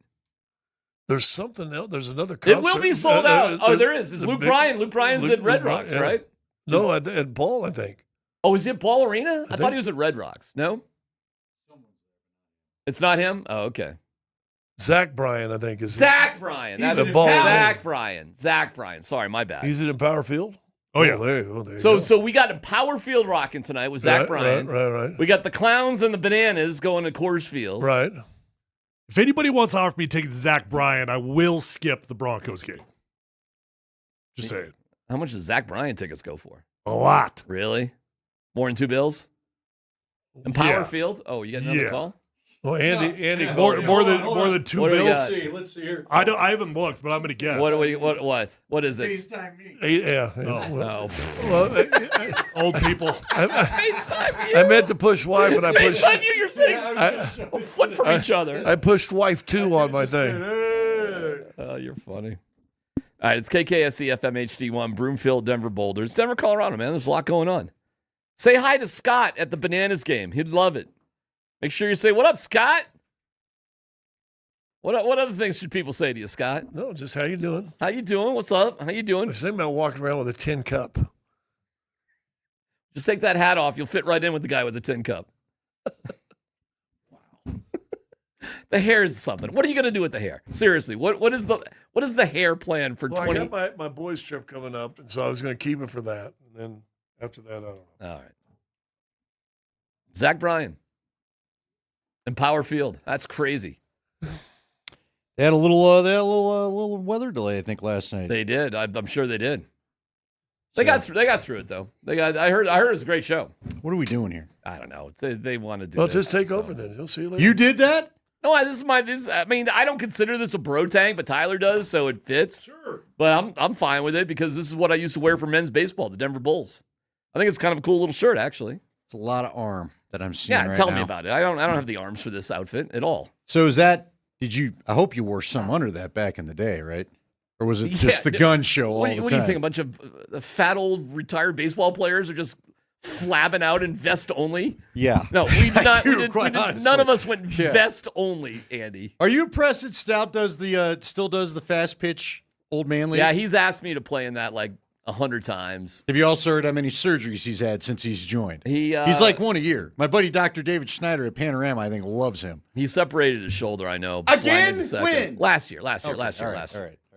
I know he was all knocked up from that. Now it's just you and me. I've thought about playing. I mean, it's over 50. I mean, it's kind of pathetic. But I figured I could pitch in that league. I'm sure I could pitch and hit and do everything. Well, yeah, nobody runs hard.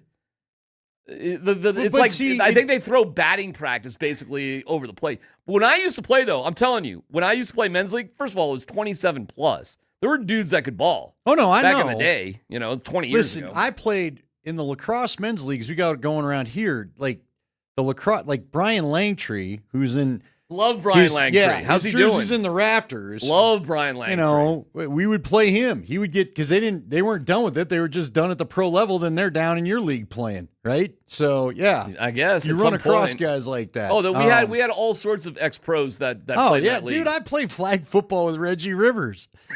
It was hilarious. Some guy was running his mouth at him. I'm like, bro.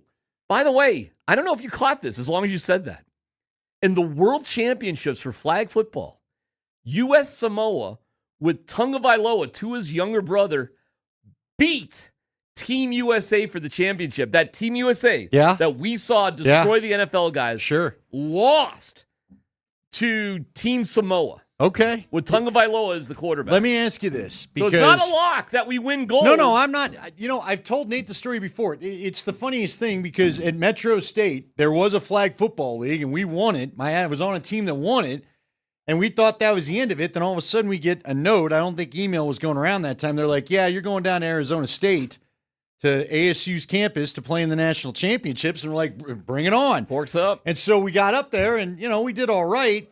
And then all of a sudden, we went against a team that was like, they had the rugby shuttle going. It was gay. We didn't know what to do against them. But, every time we got near a guy, it was like rugby shuttle. They somehow got it set up every time. Did they do that? Like, what was the secret sauce to them beating the U.S. team? That I knew the headline is a miracle. Who's the Never quarterback that always, is it Scoot? Who's the name of that? Hoosh? Who's the flag football quarterback that says the NFL guys shouldn't be playing in this? Hoosh. Yeah. Was Hoosh not playing in this one? Oh, I know he is. Yeah, but he's not necessarily their primary quarterback. He does a little bit of that, but they got another guy. I think he's the only white dude on the team that's more like a pocket passer sort of dude, as we saw. But let me ask you a dumb question. Maybe more athletic than he looks. A little bit. High motor guy. The son of a coach. He's a gym rat. High football IQ. Good fourth down over midfield receiver. Really smart guy. He if US Samoa, if we're doing the Olympics, is US Samoa US or are they their own country? Well, how many countries have signed up for this? Because if they don't have enough, they can be their own country. Well, that's what I'm asking. You know what I mean? Like, if you don't have enough, do they get to be their own country against U.S. Samoa against U.S.? Are we going to have American Samoa has competed in 10 Summer Olympic Games since its debut in 1988 and 2 Winter Olympic Games. So they're America, but they can still be against America. American Samoa. How about that? Yeah. All right, that's pretty cool. It's kind of like how, Puerto Rico's in the World Baseball Classic. All right, but this is the Olympics. U.S. territory. I understand that, but let them have it. This is the Olympics. It has so much integrity. Although it would be funny if it's like the World Baseball Classic and it's the United States playing California. Yeah. Which California would hold its own. I was about to say, California and Texas would be like, yeah, we're just going on our own. Texas wants to secede every 2 months anyway. We're seceding from the WBC. Just let them have it finally. We're not competing for you. I was realizing you guys get to do a little instant reaction during the. I know it's crazy, man. The they don't game play tonight. a lot of these East Coast preseason games for good reason. How They do don't you, like to travel this far. How do you guys handle that with the game? Are we doing a little? Hey, we're fixing to find out. We've never dealt with this. Oh, Literally, seriously, never dealt with it. It's never We've happened? never had a 5:00 game with our show on. Yeah, I don't Maybe remember on ever a Saturday, but having never done on a this. weekday night like this. So you have to do. You can't do play-by-play. Says who? Well. We don't have express written consent of the National Football League. But I suppose you could do instant reaction. Yeah, we'll see how this goes. The good news is, like, Bo's not playing. Yeah, but aren't you going to talk about the playing. game Well, as the game goes on? Yeah, but yeah. I'm kind of curious how you guys are going to do that. It's going to be kind of fun. I would. We have a variety. You're asking him. We have a variety of other NFL topics that we'll be doing in the 5:00 hour today while keeping an eye on the game. And yet him has to deal with me reacting to the game as it happens. Yeah, real he won't be actually paying attention to anything I'm saying. Right, like you're not going to be distracted with the Well, actual here's game the thing. on? We got to figure out how to get Nate's TV to the right thing. It's Channel 9. Well, I know. Is that Channel 9? I would appreciate Here's the thing. that. You got old men. If we know how to do anything as old men, it's work a remote and find the dang channel. Wait, are you telling and me yet they've are you somehow telling me wiped that out here? Is Channel 9 going to be an adventure to find? Well, you know how to turn these darn channels off the DirecTV boxes? I've never even thought about it. Also, yeah, well, we have. Is this starting Monday? We did. Is this a Channel 20 or a Channel 9? Thank God. It's a Niner affair. Checked. Okay. Because on YouTube TV, had it been 20, I wouldn't have been able to record it. I don't know what I would have done. Because that's where when it's Channel 20, out come the rabbit ears. Okay. Niners back on Fubo, though. It was off for a long time. It's back on. We found it? Okay. By the way, speaking of the Niners, how much Niners Titans did you guys take in last night? Literally none. None, but I watched Aren't you disappointed in me? I actually did watch What some the of hell it. is going on I today? know. Well, you wanted to watch, so you weren't in Arizona, Fernando's Vegas land? Niners and Tennessee was the first NFL Network game, and then Raiders Cardinals was the second one. So you're locked into, you don't have the NFL app? You don't have the NFL Game Pass? I have NFL Plus. I didn't even feel like going to get my laptop. I was just like, yeah, it's on the TV. It's good enough for me. Again, it's preseason football. I had music on. I was doing a puzzle with my kids. Fernando was kind of sort a fun, Fernando was a fun watch last night. Jeremiah Love, he was to me. Jeremiah that dude. Love. Mike Washington Jr. He's a pretty good time. Here's the thing. We are literally enshrining preseason Hall of Fame people. Can I get excited about Dejon Stribling? Did you see this guy last night? If you'd like. Please, go ahead. You fired up about Drew Aller? Rookie receiver for the Niners. This dude kicks ass. Fun player. Okay. Yeah, really enjoyed him. Did you guys see Kyle Shanahan's mustache last night, by the way? Was it still look like Tyler's? Strong to quite strong. Was it like Tyler's? Yes. He also has a large cast on his hand. How are the stitches in the face? I was going to say, don't ask any questions. Actually, good call. Maybe the stash was covering up facial stitches. Well, he got 40, I heard. There's a lot. Great. But he's going with the stash. I thought it suited him. I thought it was a good look for Kyle Shanahan. I bet he's covering up a couple. I legitimately did. I can't believe that I watched some of this last night and you didn't, Andy. I'm hurt more than anything else. Yeah. I had my own little adventure going on last night. Okay. I won't trying to reconnect things to the internet. I won't ask any further questions about that. But no, there were things last night that kind of caught my eye a little bit in the preseason football. Plus, there was the Field of Dreams game last night. You had Kyle Schwarber hitting a couple into the corn. That didn't waste any time. That was a good time. Why do they wait to do that this time of year? Doesn't make any sense to me. I don't know. What's that? The Field of Dreams game. Well, because you want the corn to be of a certain height. Oh, okay. It looks better on television, so you Can't do it a little bit. Get some props and as a Midwesterner. Do that thing in May or something. I can tell you. Yeah, that game would be really stupid without corn. Yeah, it's later in the summer. Fair point. You want the corn to be a little taller. Again, we have no props to put in the field just to. I think if you can just wait a couple of months and then it's just till it's gross and muggy free. in August and half the places you want to do it. I mean, because if anything says the place I want to go in August, it's the Midwest. Did you have a little tear when fat Roger Clemens was reenacting the scene playing catch with his son Cody? Let me tell you what bothers me. Fat Clemens about. Okay, I like the Field of Dream game. You don't think that's run its course? They haven't done it in 4 years, and they actually did a whole bunch of upgrades to the ballpark. No, I think it's a cool, fun thing. It's a nice change of pace. There's 162 of them. Like, throw something different at me. I'm all for it. What I don't like about it though is the worst line in the entire movie is the one that they repeat over and over again. Hey, have a catch. Hey, Dad. You want to have a catch? Yeah, I never understood that. It's play catch, yeah, dorks. Exactly. It's not have a catch. Have a catch. Is that you're from the East Coast? Did you have a catch or did you play catch? I've heard the expression, but there's so many stupid moments of that movie. It's one of the how most smart overrated. Are the people telling you that? It's got to be one of the most overrated baseball movies of all time. So have a catch. Saying something dumb like have a catch would fit right in with the rest of the stupidity of that movie. It's like, and I get it. The movie is just sappy as it can possibly be. Hey, let's let our daughter choke of a hot dog until the miracle ghost rescues her. Like, that's fine. We're just going to let mom and dad wait for the ghost to rescue the kid. Burt Lancaster. Burt Lancaster with the save on that one. Yeah, Moonlight Graham. But he can't go back in the game. That's it. He can't go back in the game. These are the ghost rules. That's the way it works with ghosts. It is. Andy, this movie. Seriously. Well, I've seen it. Okay. Not recently. Not recently. Because it does not, does not treat Field of Dreams well. Yeah. I don't think. There's some weird ghost rules, Nate. It's an extremely dumb movie. Okay. It is. And oh my gosh, we're gonna lose all the listeners now. The hate texts are gonna flow. Here's the problem with it. The okay? hey dad, the catch thing is stupid too. Okay. Awful. It's awful. Again, have a cat. Which, again, after the game, Kyle Schwarber is getting interviewed by whoever the sideline girl is from Netflix, and she's just like, do you remember the first time you had a catch with your dad? I'm just like, we don't have to talk like that. Just because somebody wrote that into a movie 30 years ago, you don't have to talk like that. It's fine. You know, I might have played catch with my dad 1,000 times. I actually did this. Yeah. I'm like life in a normal Rockwell. I lived small town, dead end street, and I played catch with my dad. As did I. 1,000 times. Sure. Not once did I ever say, let's have a catch. Let's have a catch. Never he would show up with a glove and be like, hey, you want to go? And I'm like, hey, that sounds good. Let's go. Yeah. It was like something like that. You know, it was along those lines. Have a catch? Have a catch. Who talks like that? Kevin Costner I don't know. does. Kevin Costner and Ray Liotta do, apparently, and whoever the actor was that played his dad. Spoiler alert, it's his dad. That's what it's all about in the movie.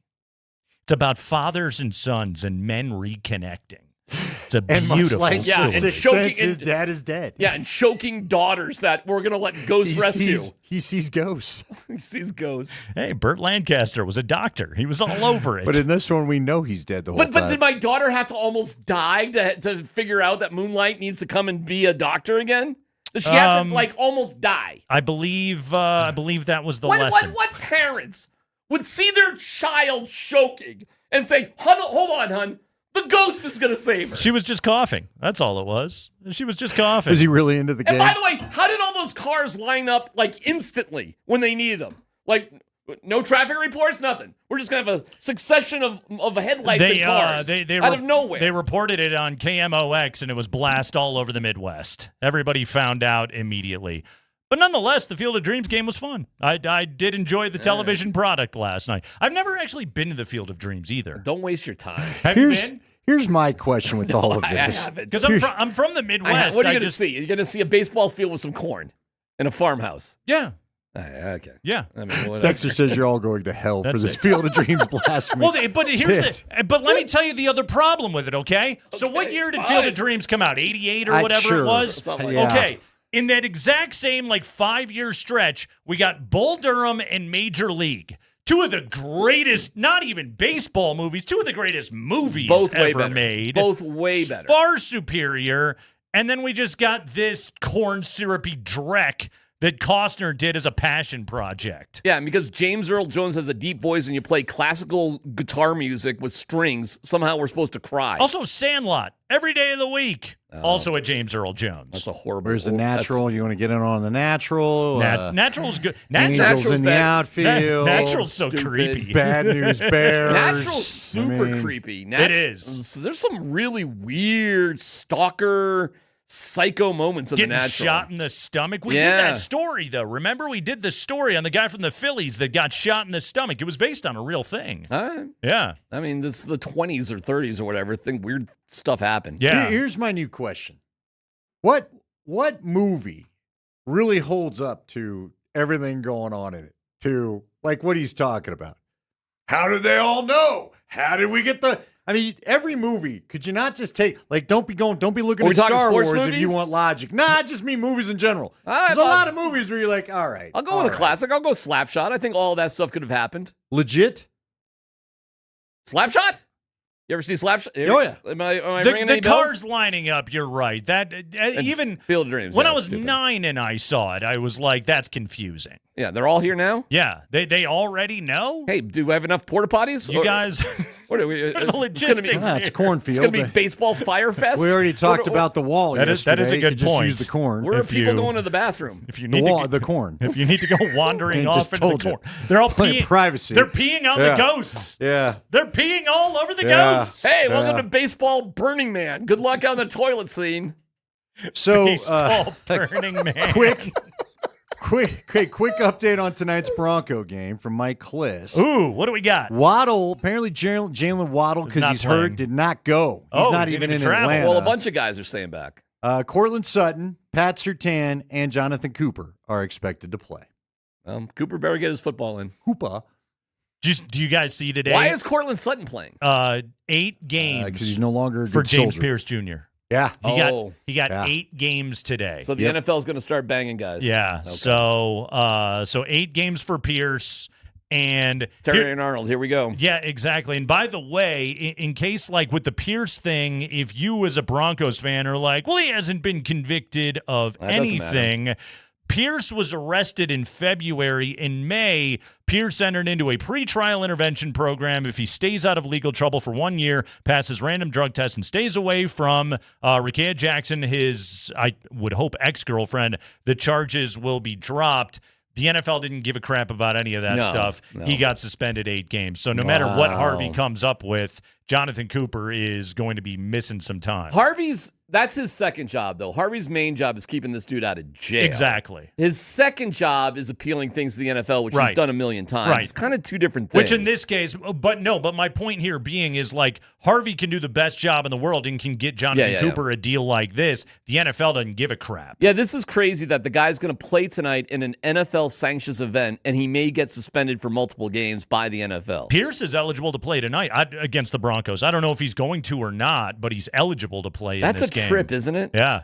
Yeah, but they've done this. I feel like they've done this. Remember when we were waiting on the DJ Williams kind of verdict? They still try to get these guys in shape. DMac's old buddy Derek Wolfe, he was suspended 4 games for violating PED policy. He played in the preseason. Well, Prater did the same thing. And then he remember? sat Prater the 4 had games. the same thing It going is on. just and so then- weird how the NFL has a delineation between preseason and the regular season. Right, It just exactly. doesn't seem to make any Well, sense. do you know we've been doing the preseason Hall of Fame? Do you know what we had to go through to get stat access to that stuff? Good luck. I was thinking about the other Double day. authenticated. Somebody was reminding me about Ola Kirim or something. Ola Yeah. Kirin. Yeah, Hey, we updated. We put him in the other day. He's in. He's been inducted. Right. 64-yard field He made goal. a 65-yard field goal in the doesn't matter. 4th and final 'Cause it's preseason game. But Doesn't count But the for record anything. didn't count. Yeah, There's nothing. I've been covering the NFL, like, I don't know, all of us, 30 years maybe. So just 100 preseason games in my life. Watched.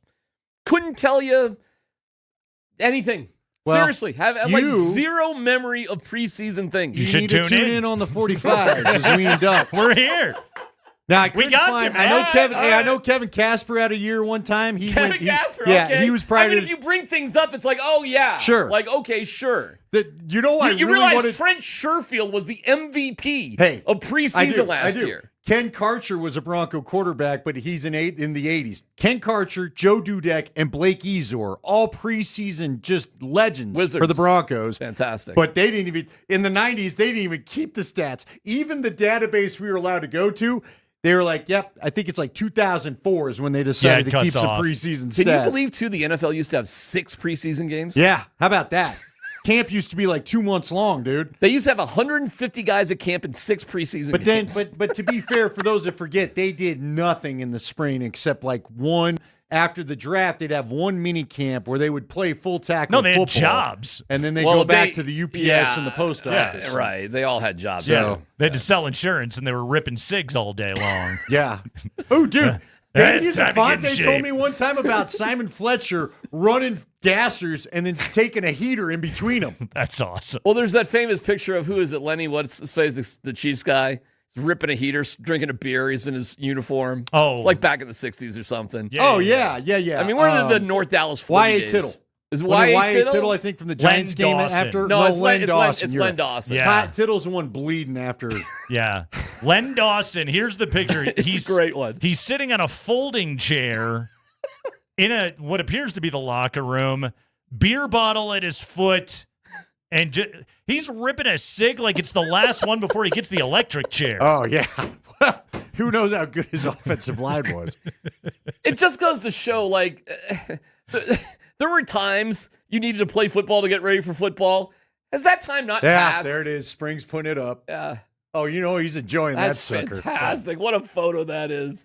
All timer. That's that a is guy an right there that all-timer. knows he'll have a lady friend joining him after the game.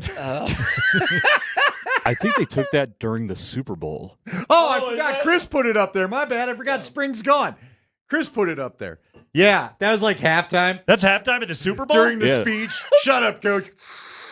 Coaches are probably out there. Smoke them if you got them, boys. Remember, they used to do intermissions in movies so everybody could go fill the movie theater lobby with smoke, and then they go back in. I mean, we can go back. Hey, let's not all breathe the smoke in here, You remember- but let's all go put it in the lobby. Dude, have you ever been on a plane with an ashtray? Oh, yeah. Oh, yeah. Dude, I go back that far. I'm old. You and I are older than most of the people in here. Dude, I remember bars. Man, the first like 3 years of my bar experience, you could smoke. Well, there's still places like that in America. Honestly, that's what the air last week made me feel like. When I would bartend at Bennigan's and we had a smoking section, and allegedly we thought it all just hang by the smoking Las section. Vegas, man. Go to Vegas. That's a good call. right. Yeah. Are they still allowing that? Oh, I God, think so, yeah. Oh, God, Some yeah. places like, I don't know if Cleveland got on. Like the last time I went to Cleveland, you were allowed to smoke there. There are non-smoking casinos, but like you have to have that designation. Otherwise, everybody just blaze up. God, people were probably smoking at sporting events all the time too. Huh? Oh, hell yeah. Oh, my God. I used to go to Bruins game with my dad. I couldn't see. And listen, If you were in the cheap seats, he would Dad, take in let's the down 80s. there. Yeah, I mean, it was unbelievable. First of all, the Garden's not exactly a spacious venue, period.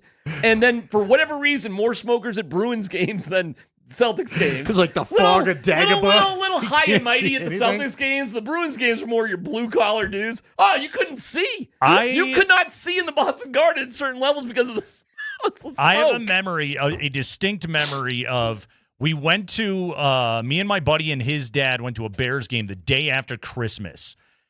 So, like, half the crowd was dressed up like Santa Claus, and I just remember this dude next to us in a his Santa beard, covered in cig ashes, just pulling out his flask, taking pulls on it the entire With his time. yellow teeth. F-bombing Ditka up and down the entire game. And honestly, you would think I would have been repulsed. As a kid, I was like, I love sports. This is amazing. That's fantastic. I want to do this with my life. Oh, my God. No, And here I am. everybody's a Nathan McKinnon, fitness. I know. It's boring now. Dude, the rock bands have gotten that way. None of them, like, again, Yeah. there's Healthy no living. Yep. Yeah. Yeah. Well, it turns out that drugs caused a lot of hate. Hey, did you see the guy from Deep Purple joined him one last time? I guess for the first time in 40 years, played Smoke on the Water with him. The bass player came out. Nice. He's like 80-something. Geezer Butler? Whoever it was, that's not, no, he's he came out and finally Sabbath, jammed it again. I guess he'd not played with them since whatever famous breakover, whatever they hate each other, but he asked to come back one more time and play the riff. Wait, he could play bum bum bum. Bum bum bum bum. Listen, how do you figure that one out? DMac. Not sure the balance is great as he walked out there. The dude was in his 80s. I was like, all right. Somebody hold him up. Let's get this over with. He may go down. All right, Kreckman and Lindahl. Pass him around the We're pit. doing preseason preparation next.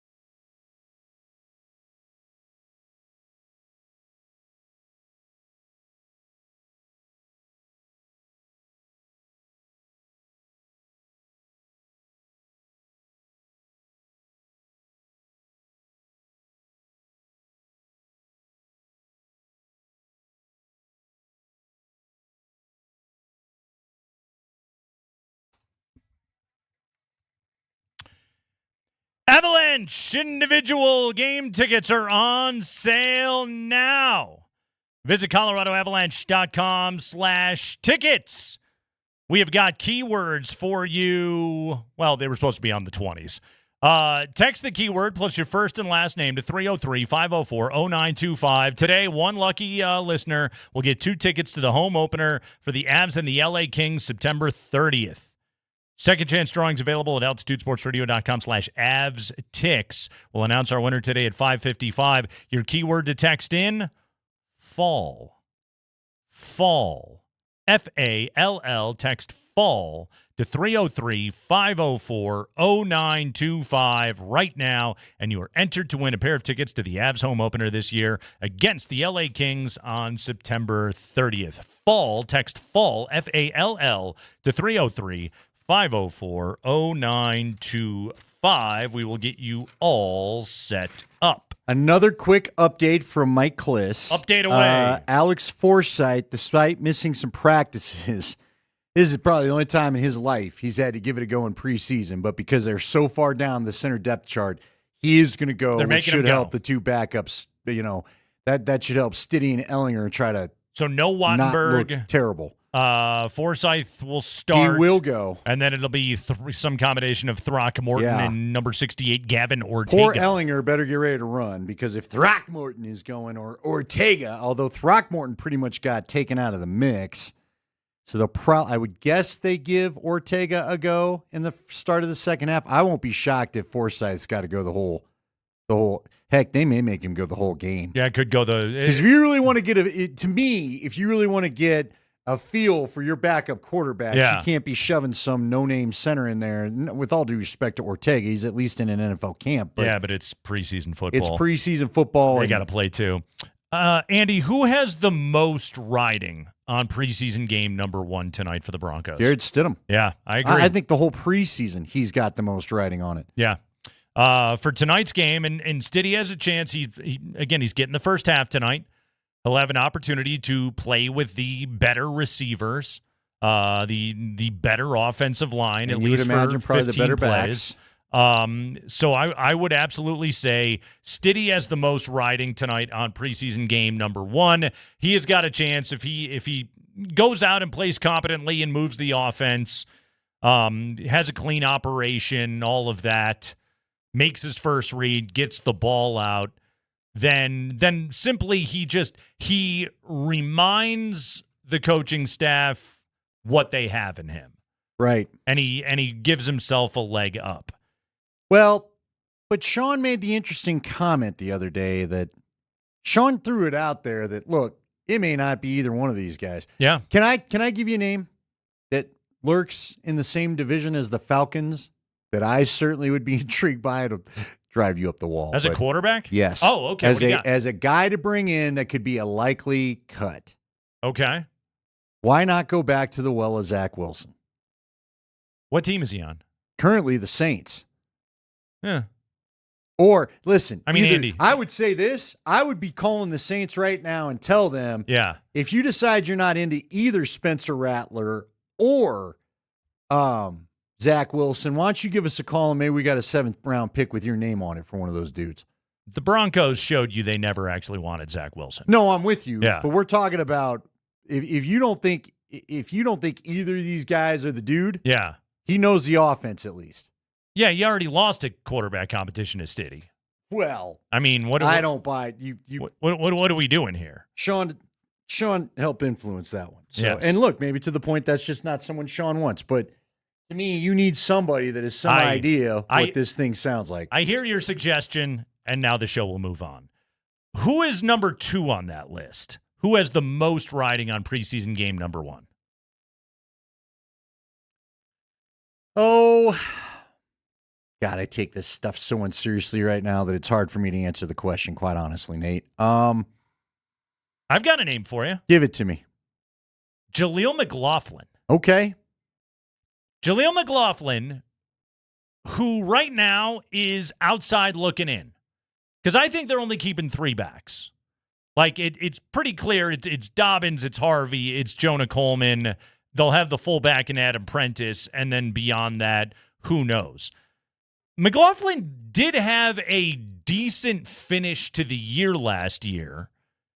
I give him a very low chance of making this team, but in the very least, McLaughlin is a dude with legitimate NFL experience and actual foot speed that can be dynamic-ish with the ball in his hands and could have an NFL job elsewhere. Huge statistical totals at the college level, and I would say it did translate to the NFL. I think Jaleel McLaughlin has a lot riding on tonight and the rest of this preseason. Okay, fair enough. I like the guy. He's an intriguing enough player. I don't want him starting for me or anything, but he's a guy that could have a role. Sean just doesn't seem to feel the same way. Right, exactly. So, and frankly, I don't need to see any more of Bidet either. But here's another name that I will give you who has a lot riding on the game tonight. Lucas Kroll. Yeah, I'd go there. Yep. Lucas Kroll has a lot. Number 85, folks. Lucas Kroll. The tight end question on this team is it's interesting-ish, let's be honest, but Adam Trautman and Evan Ingram will make the team. Then after that, you have got the Justin Jolie, who you drafted, who's I think needs to be able to break out in actual game situations. Nate Adkins, who can block, and they do like. I think Adkins is making this team, although he's been a little bit banged up coming into this game. I'm actually not even sure if he's going to go tonight. And then Lucas Kroll, a guy that's made catches, a guy that Sean was more than happy to hype going into last year's training camp and preseason. And a player that I'm not throwing dirt on his chances to make the team, because to me, tight ends 3 and 4 are two very available jobs on this team. No, I would fully agree with that. And again, I don't know. The Evan Ingram thing could, you know what? I don't know if he'll play much. Evan Ingram could have something going. It might mean a lot to him. Mm-hmm. Quite honestly, now that you bring up the tight end position. I know. Because Kroll, if nothing else, Lucas Kroll is a Sean Payton guy. He is. So Been I'll give around him a little that. bit. But I still don't disagree with your premise. I'm going to throw you another one. All right. J.L. Skinner. Ooh, the backup safety You got job. Devin Key. Yeah. They already brought in, who was the guy they brought in? Taylor Rapp. Taylor Rapp. Came in for a tryout earlier in the week. Yeah, the backup safety job. Devin Key's on this team, I think, because not only is Special he a good safety, he's a great special teamer. So Skinner's a good tackler, but his coverage. I don't think he's ever really developed into the position, though, at the safety position, what they've wanted him to for the length that he has. He's another largely special teamer. But you got to worry a little bit about the depth of that position. We saw what it looked like when Brandon Jones was out with injury last year. PJ Locke is obviously no longer on this team. I don't disagree with you. Backup. This is my next 3 on the list were inside linebacker, wide receiver 6, and backup safety. So I agree with you on the backup safety thing. The inside linebacker thing, it's jobs 3 and 4. Singleton and Sternad, obviously the starters. Lavelle Bailey, Red Murdoch, Karene Reed, Jordan Turner, and Torian York all battling it out for an opportunity to be a 3rd or 4th inside linebacker, largely special teamer. But again, it's a high injury position, and you might have to play. And then the other one that I got on the list, Andy, is there a wide receiver that can unseat Lil Jordan Humphrey for wide receiver 6? I got one more name for you. Michael Bandy, Hakeem Butler, Dane Key, Colby Katzis. Can one of these guys take the WR6 job from Lil Jordan? Let me ask you this.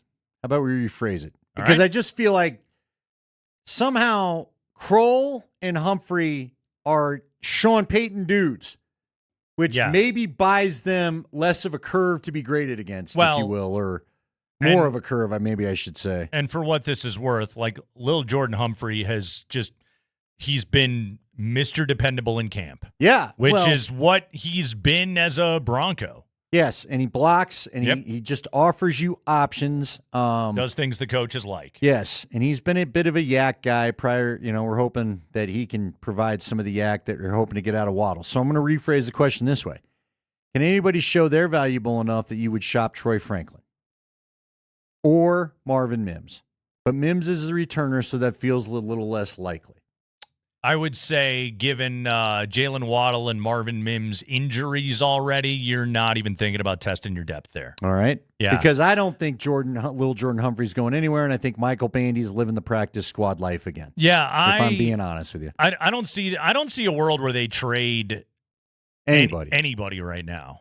No, I think they very much like the depth of their football team. So then let me go to a name that I think if he gets to play in all 3 preseason games, they're the most important of his life. The not talked about at all in camp, Drew Sanders. This is his last chance to make any of us remember what was exciting about him the first year. So, and I think he needs the games to do it. Yeah, very much I don't think so. they're worried at all about what they see in practice. I think they need to see some actual action in a game out of this guy. Right. And he needs to stay healthy for all 3, too. Yeah, right now he's number 6 in a 5-man room. So, yeah, he's got to play his way into it. That's a good call, though. Drew Sanders, we'll put him on the list. Remember, he was a guy that was interesting enough to talk about. I know at times he's flashed enough that Leggy likes him. Yeah. But all that talk is gone. Where's number 41, Drew Sanders, third round pick. Yeah. You're drafted to be a starter when you get picked in the 3rd round. Hey, you want to go to the Avs home opener against the LA Kings on September 30th? Right now, to enter, text the keyword FALL. FALL, fall, to 303-504-0925. Text FALL to 303-504-0925 right now, and you are entered to win tickets to the Avalanche season opener.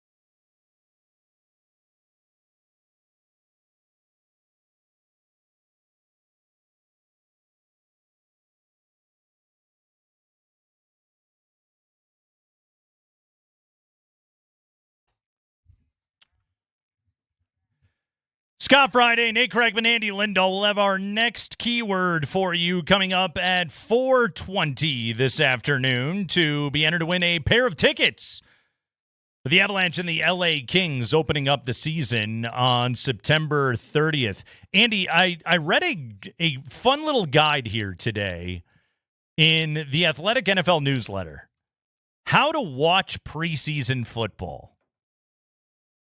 This is kind of fun here. And they give you a variety of sort of different lenses by which to watch the games and try to get something useful out of them. It's so funny because, you know, as I'm watching Niners Titans last night, you know, and you're watching false steps all over the place. You Penalties. know, you're watching misreads. You're watching guys generally not knowing their assignments. The funny thing about that sport is football only works when it's an 11-man dance and everybody is doing their job exactly correctly. Preseason shows you why they can't play a Pro Bowl, seriously. Right? Right. Preseason is guys that are doing their best, man. Oh, they're doing their best. There's nothing bigger in their lives than this opportunity, this game. We had good stuff yesterday with Brian Walters, who, you know, had to try and make the Chargers and then later make the Seahawks out of the preseason. He said he was never more nervous than he was going out there as an undrafted rookie free agent out of Cornell trying to impress in those games. These guys, like, they are keyed up, you know, 15 out of 10, and yet they don't really know what they're doing. They're not totally sure. You know, that whole, like, just react, don't think. There's so much thinking going on, too. It makes for a tough watch sometimes. So I give you a couple of kind of pointers, how to help people watch preseason football. Andy doesn't need this. Andy is a preseason sicko. Yeah, but I'm disappointed. You watched more than me last night, it sounds like. I did. How'd that happen? I don't know. I just I was there. I put it on. It was there. It was there because it was there. Well, and there was rain. It was one of those nights where you didn't actually have, you had to stay inside a bit. So here's how to watch preseason football like a scout from Ted Wynn of The Athletic. He says, you're seeing the most vanilla schemes on both sides of the ball, so look for transferable skills and growth. That's different at every position. For young quarterbacks, you want them to handle the pre-snap operation, make throws in rhythm, and not rely on second reaction plays. These games are part of a larger arc of development, and it's easy to lose sight of that at times. Carson Beck looked great in the Hall of Fame game, but Beck's been inconsistent at practice based on beat reports. Close quote. That's a funny thing because, you know, like, watch out for that tonight. If you're watching one of these quarterbacks running around behind the line of scrimmage and then chucking it down the field and making a play, you might be like, that was awesome. It's not what the coaches want. His coaches are watching it and going, wrong. Run the play, wrong. run the play, Exactly. run the play. That's all they want. So something to look for there. Okay. You can also use preseason football, according to this little helpful guide, to scout for your fantasy team. Yes, this is an opportunity to look for them sleepers. No. I can't hold my tongue on this one. You know I do that all the time, and it screws me every year. You've heard about it. I've told you. Oh, I watched this guy in his preseason game. I thought he was going to be awesome. Nope, no, he wasn't. All right, maybe this will help you.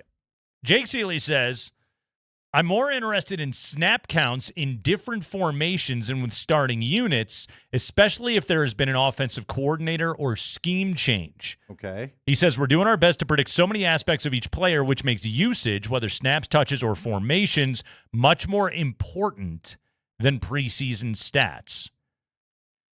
This is an interesting one with Bronco receivers specifically that we have talked so much about.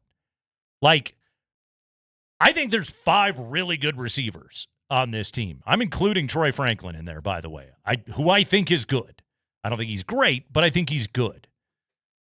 And like looking for, all right, 11 personnel, who are the 3 guys that are out there? What are the mix and match going to look like? Because sometimes we talk about it like, Cortland Sutton and Pat Bryant, they're redundant in size, or Jalen Waddle and Marvin Mims, they're redundant in speed, or whatever it is. Or the routes they like. Exactly. And yet I don't think that precludes Sean Payton and Davis Webb from using these guys in a variety of different ways on the field at the same time.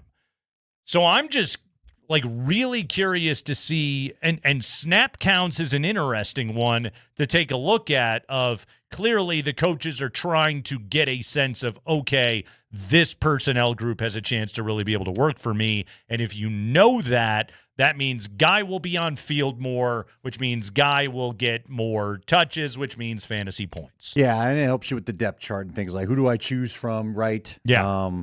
Although, gosh, I don't know how that would help you there. All right. And one more. Focus on the rookies. Look for the rookies.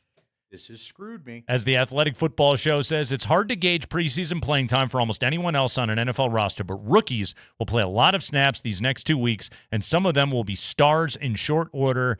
Keep an eye out. So watch for the rookies. I know he was the number 3 overall pick, but my God, Jeremiah Love looked awesome last night. DeJon Stribling, the slot receiver for the Niners, second-round pick, I think, looked awesome last night. Oh, yeah. Thanks, Moj.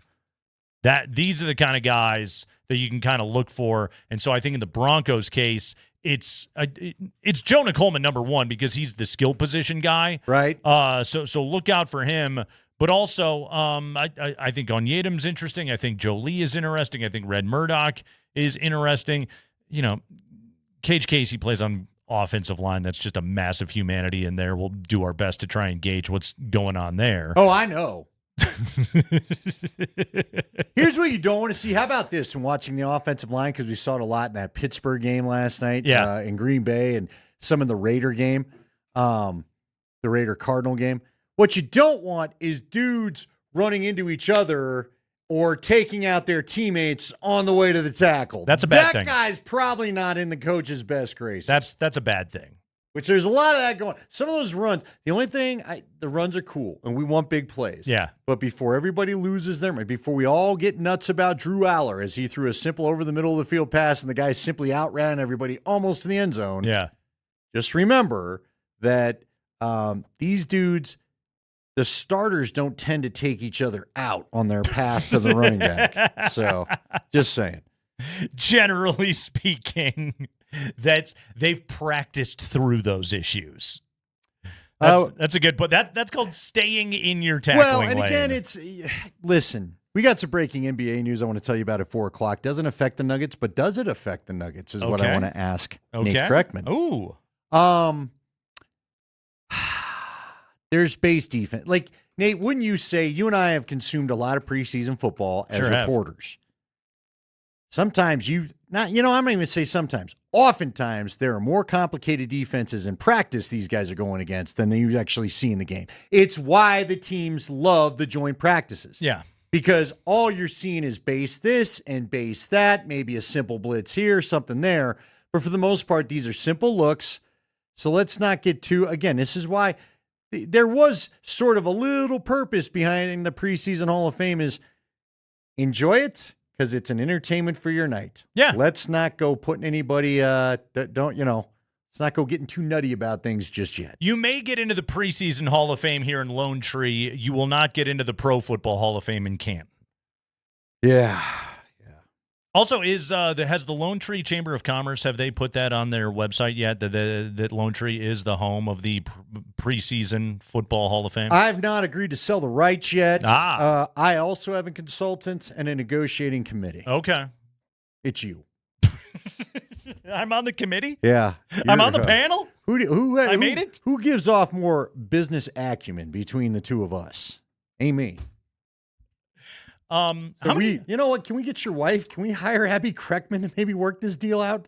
She's a negotiator, isn't she? She is. How many committees have you ever been on in your life? Yeah. None. Have you ever been on a panel? I guess I can't.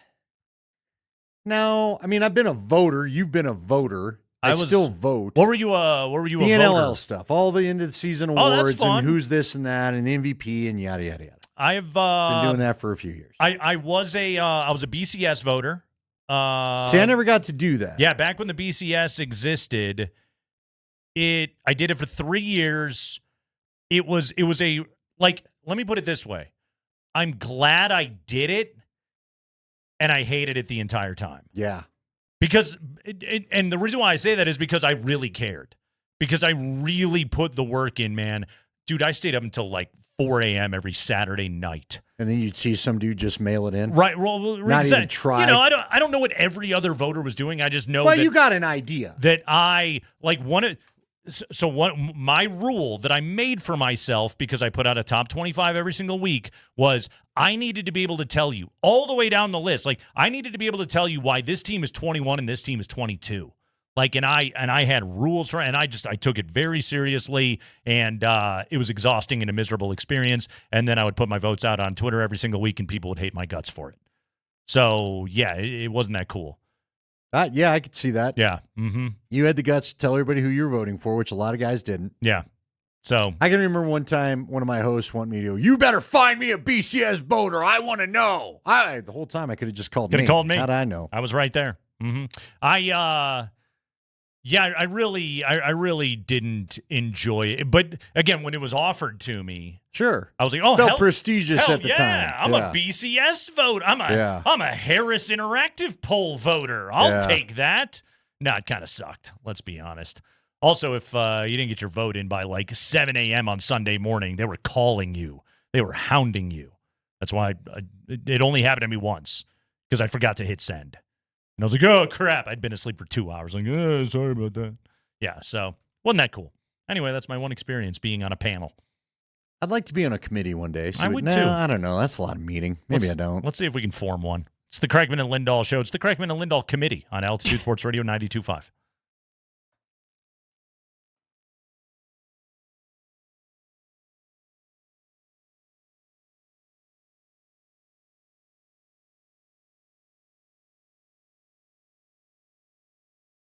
Guys, it's Andy Lindahl for the Rocky Mountain Men's Clinic. How has your love life been lately? Because if it's not been what you wanted it to, and it's been because of erectile dysfunction, then it is time to go and talk to the Rocky Mountain Men's Clinic. That's because they've got therapies for you, therapies that'll work when the pills and the herbals fail, options for you, and they really are dedicated to finding you the right treatment and the right medicine, not just anything that'll just get it back. You want to get back for the fantastic experience. So if this is what you're dealing with, go and visit the folks over at the Rocky Mountain Men's Clinic and talk to them about their ED treatments. You go in, and the first visit, it'll be $99. You'll have a medical consult with a Colorado licensed medical provider.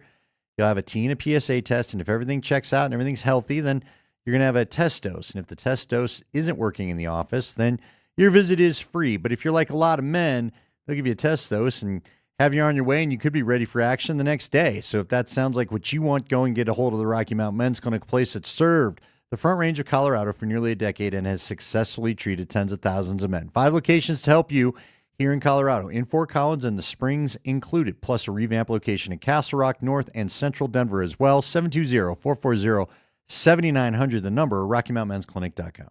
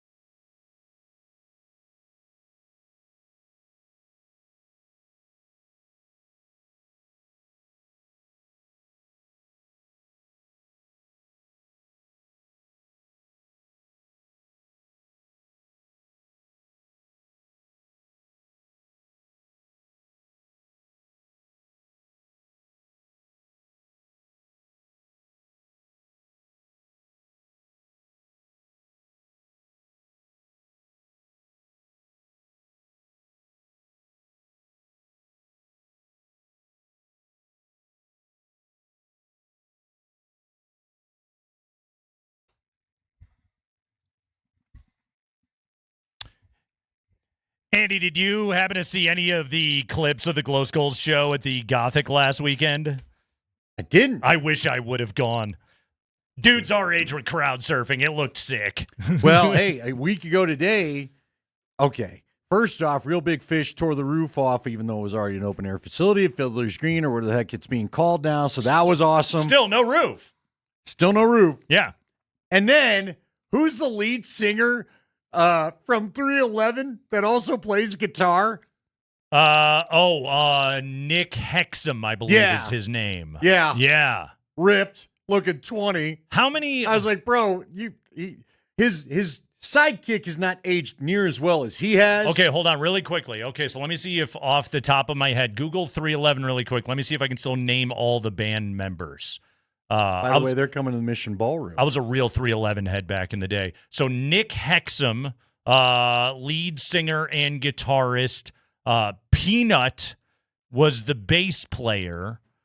Tim Mahoney was the other guitarist / lead guitarist. Okay, you got those two right. The drummer was Chad Sexton, who that dude ripped. Yep. And then S.A. Martinez was like the rapper in the group. All right, let me check this. Did I get it right? What I've got in front of me, the members are Nick Hexum, Chad Sexton, Jim Watson. Oh, I don't know Jim Watson. Guitarist. He only played for 2 years. Okay. And then Tim Mahoney is who you described. Okay. Here, hold on. I went Peanut? to Wikipedia. Do they still got Peanut? No, I think Peanut's the one that...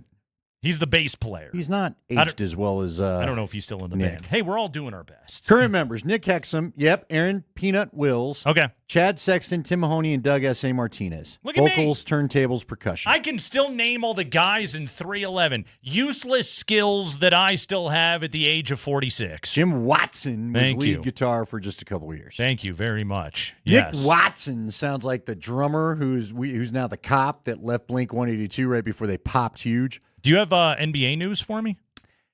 Yeah, although you said you saw it, so... But break it nonetheless. Chris, give us breaking news. We have breaking news. Chris doesn't know the breaking news. There you go. You found there it he is. from He got Shams, it. From Shams Charnia. Charnia. Saria. Was Shams in 311? He could have been. Dennis Schroeder's been traded from the Cleveland Cavaliers. They have traded him today. I'm going to find the tweet, of which now we got 15 other tweets from German NFL insiders. legend Dennis Schroeder. The Cavs are sending Dennis Schroeder and cash to the Hornets for Trey Mann. Okay. In Schroeder, Charlotte picks up an established veteran at point guard. I mean, they're clearly in a rebuild, who has history with Hornets president Jeff Peterson. Blah, blah, blah. Let me get to the point of Trey Mann being on the Cavs. Let's see. Mann appeared in 53 games last season for the Hornets, averaged 5.5 points, 1.7 rebounds, 1.6 assists, and 12.6 minutes per game. So, is this potentially freeing up any dollars for the Cavs to further pursue either Jonathan Kuminga or Peyton Watson? Yep, because there was the Twitter rumor yesterday that the Cavs, it feels like the Cavs have been, it's been the Cavs, it's been the Bucks, it's been the Clippers that have been most talked about trying to get in on the Peyton Watson game. And the Cavs, it was just said in a tweet that I saw yesterday morning that the Cavs are looking to move Schroeder and one other player who I'm forgetting, so they could free up enough money to maybe give Watson the offer that he would like. Because, again, folks, not only does it have to be the right number, which would probably get him anywhere, but he's got to want to go live in that city. He's not completely without a choice here. He could take his qualifying offer and hope to go to L.A. next year if he really wants to take that big a risk, if he does not feel he wants to live in Milwaukee or Cleveland. So, I think Peyton Watson has to take whatever money he can get. Yeah, at this point, I don't think you'd be too picky. If somebody wants to give you a 4-year deal, you probably ought to take it. Apparently, although there are the reports that he didn't like the Nuggets 4-year deal that was around 16, 17 million, something like that. So we'll see. Couldn't have liked it that much. He didn't sign it. Right. So that tells you that this could be a real thing with the Cavs. And so we'll wait and see. I do think, remember, Nate told us in order for Milwaukee to get involved, they can't trade any of their Giannis-acquired players until Labor Day weekend, which is September 6th. Let me let me throw a Rockies conundrum at you. Please, conundrum away. I didn't realize this, and thank you to.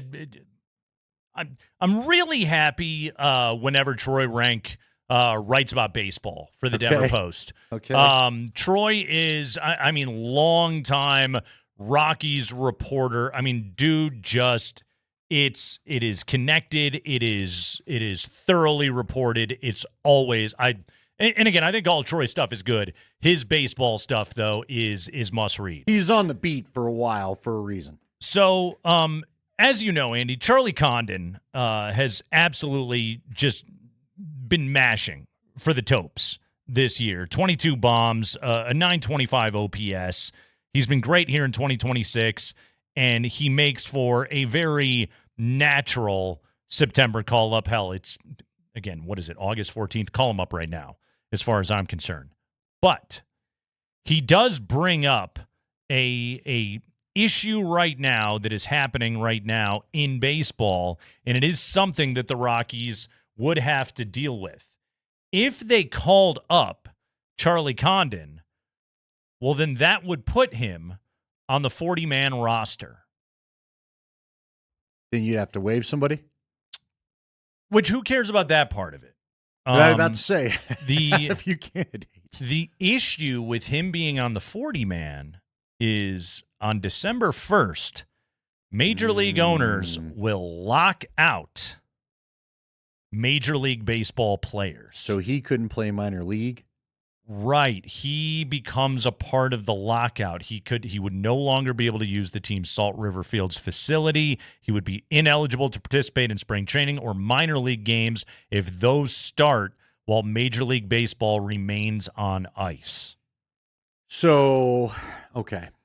Which, it might sound silly to some, but that matters. This is a thing.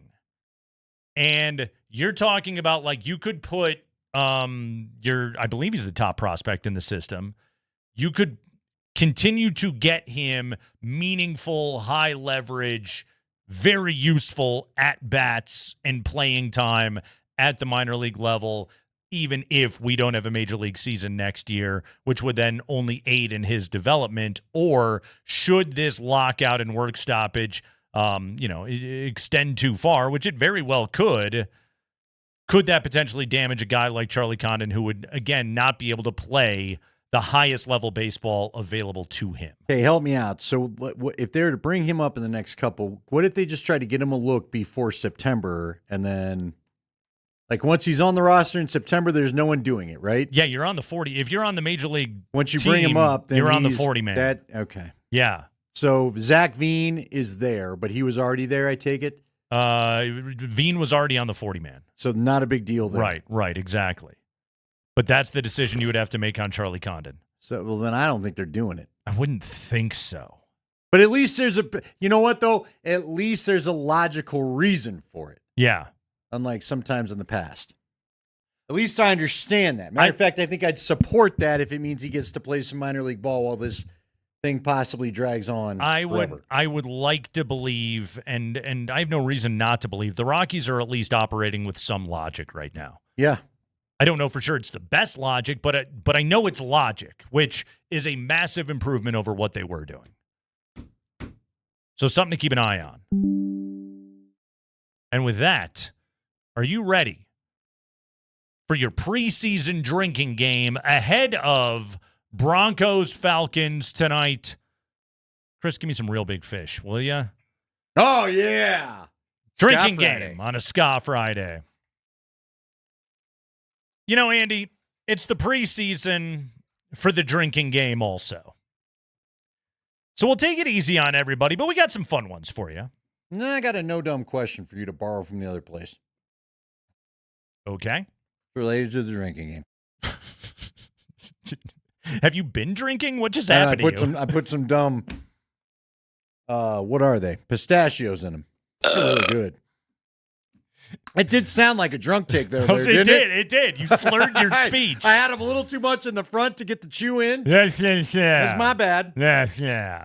We'll get another memo. All right, drinking game time. For tonight, Broncos Falcons kicking off at 5 o'clock.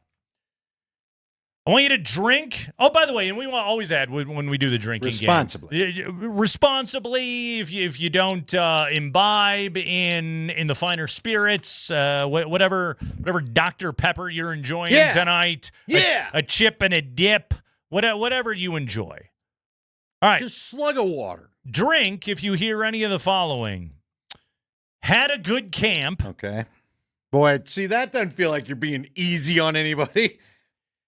Candidate for the practice squad. Sure, good.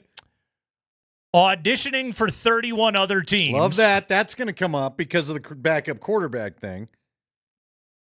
Few roster spots available. Okay, that'll gonna get be you. there. That's going to be there. That's going to get you there. And also my favorite, it's preseason for the refs. Yeah, that'll also happen too because we're going to get one of those. Any mention of the AFC Championship game? Ooh, okay. You should drink. I'll take a drink. This is another one that might be unfair, Andy. If there is a penalty flag, if there is a marker on the field, you must drink. Okay. Oh, okay. Hey, it's Friday night. This is where you're going to want to, mix in some water. That's the water one. Mix in some water. Drink twice if there's a false start. Come on now. The most painful of the preseason penalties. No, this is America. That was pretty good. Let's see. Drink for any mention of the new facility. Okay. What about the Broncos' new facility? Do the pictures get you an extra drink? Oh, yeah. If they show the video, which there's going to be a tour. There's going to be video. Do you have to just keep drinking? Yeah, do you have to keep drinking while the whole video plays? Yeah, keep the drink pressed to your extended lips. drum shot. Yeah, exactly. Just keep chugging. If we get a Pat Bryant reception tonight, drink. If you get a Red Murdoch forced fumble, ooh, yeah. Finish your beer. We're going streaking through the quad and into the gymnasium. Come on, everybody! And I don't know if you've heard, but if they mention the Broncos have a new play caller in Davis Webb, then why don't you go ahead and drink on that one as well? I don't feel so good. Also, if any broadcaster mispronounces Tua's last name tonight, you're okay to... Yeah, just go ahead and drink. Tua Tagovailoa. Who said that? Was that... That sounds like the comedian from 30 Rock. It might have been... Is it Bart Scott? That was him? Tracy Morgan? Yeah, Tracy Morgan is who it sounds like to me. Oh, well. That's your drinking game, everybody. I like Enjoy. it. Succinct, easy. Enjoy Broncos Falcons tonight. Jeff Legwald coming up here on the other side, plus your next keyword to enter to win a pair of tickets for Avs Kings on September 30th. Right after this, as the Kreckman and Lindahl show rolls along.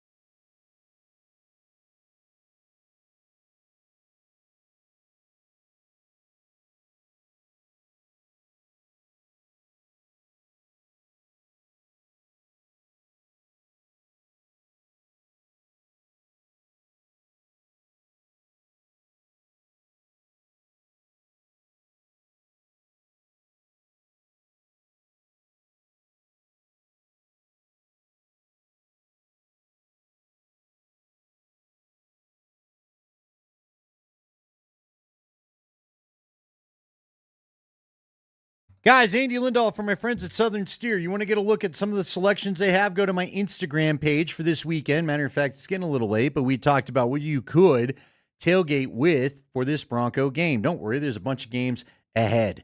So go and make sure that you get the right protein or whatever you want for your tailgate. Whether that's maybe a little bit of the hamburger and you want to throw burgers on the grill, you want to do wings there. Fantastic location to go get some fresh wings.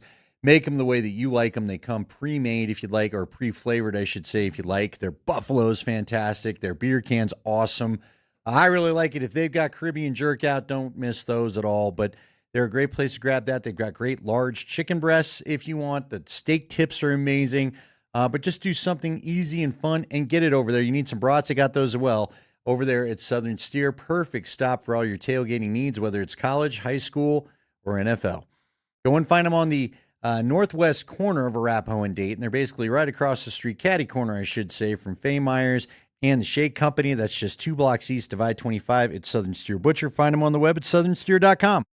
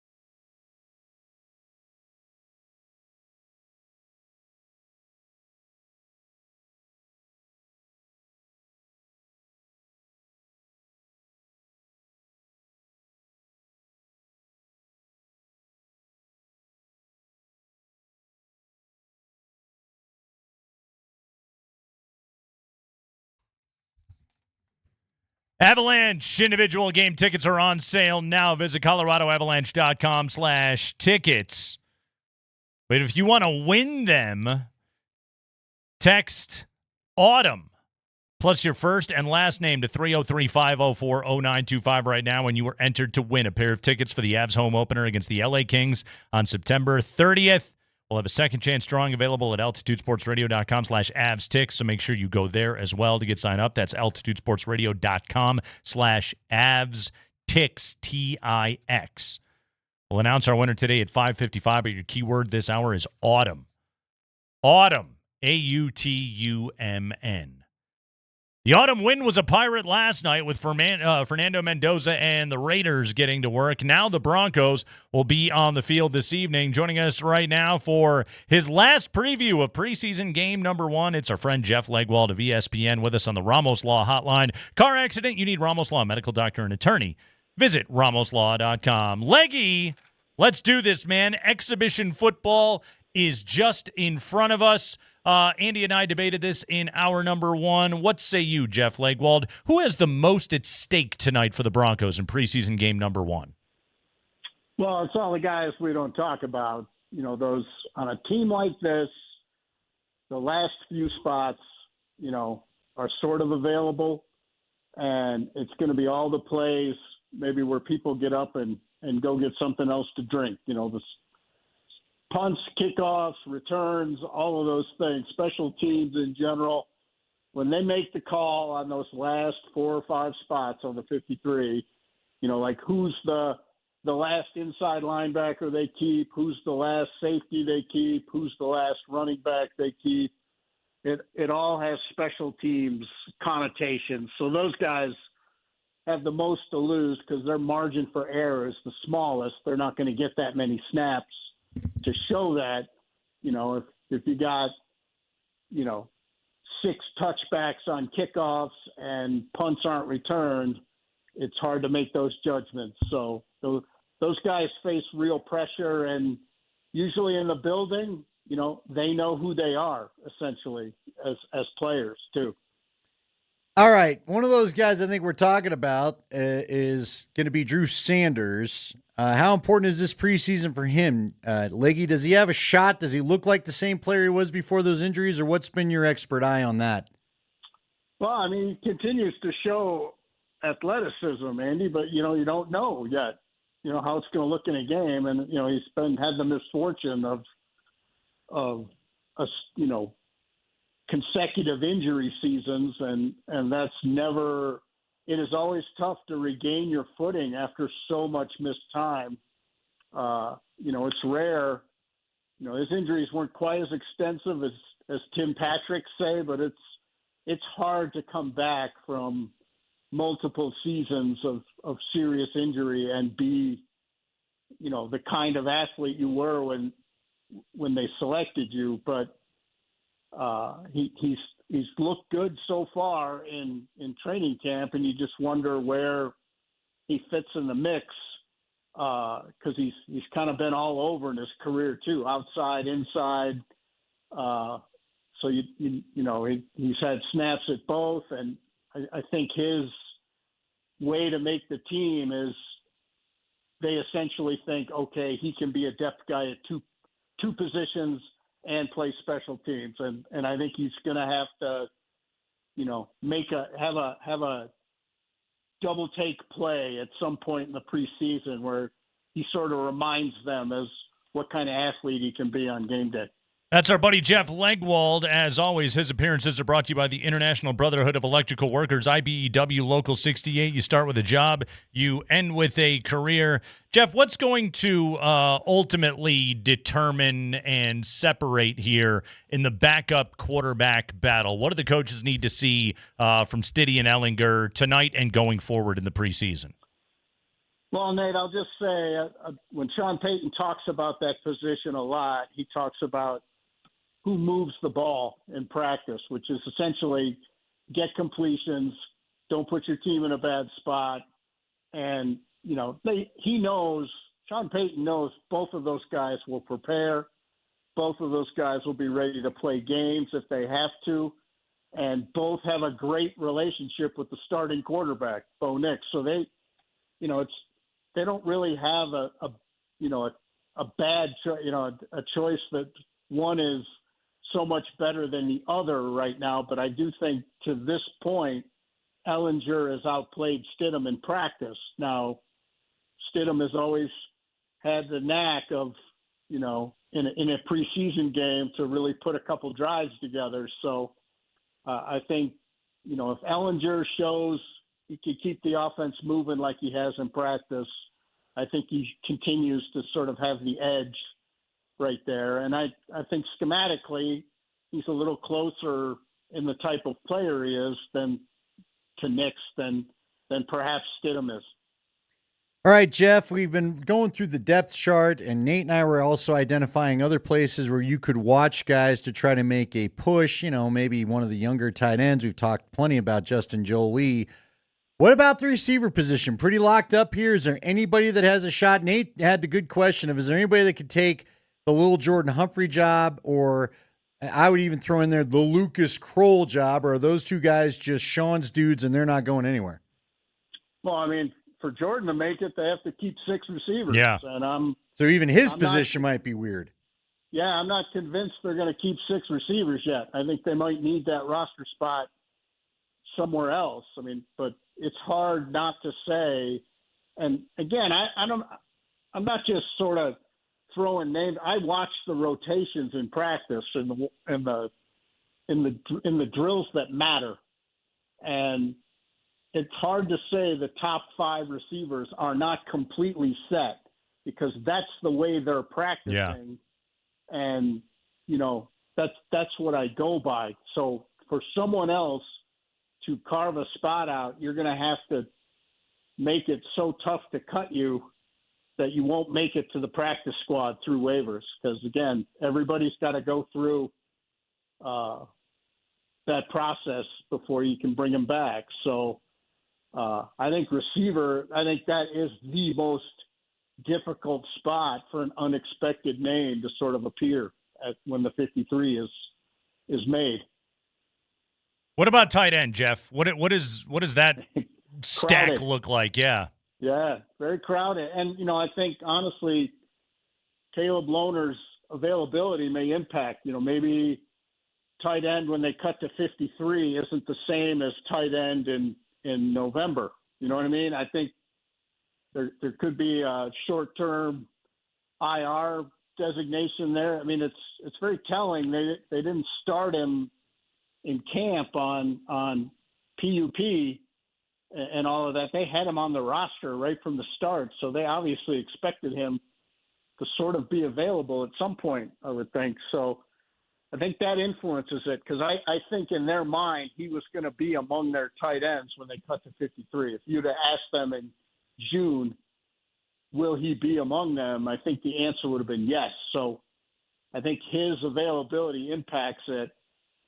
Can both rookies make it? Probably not. So it's going to be, what player do you want there? Do you want the more inline player, or do you want the player like Jolie, who's more advanced as a receiver at this point? So a lot of those decisions are going to come down as to where they see the fits immediately on game day.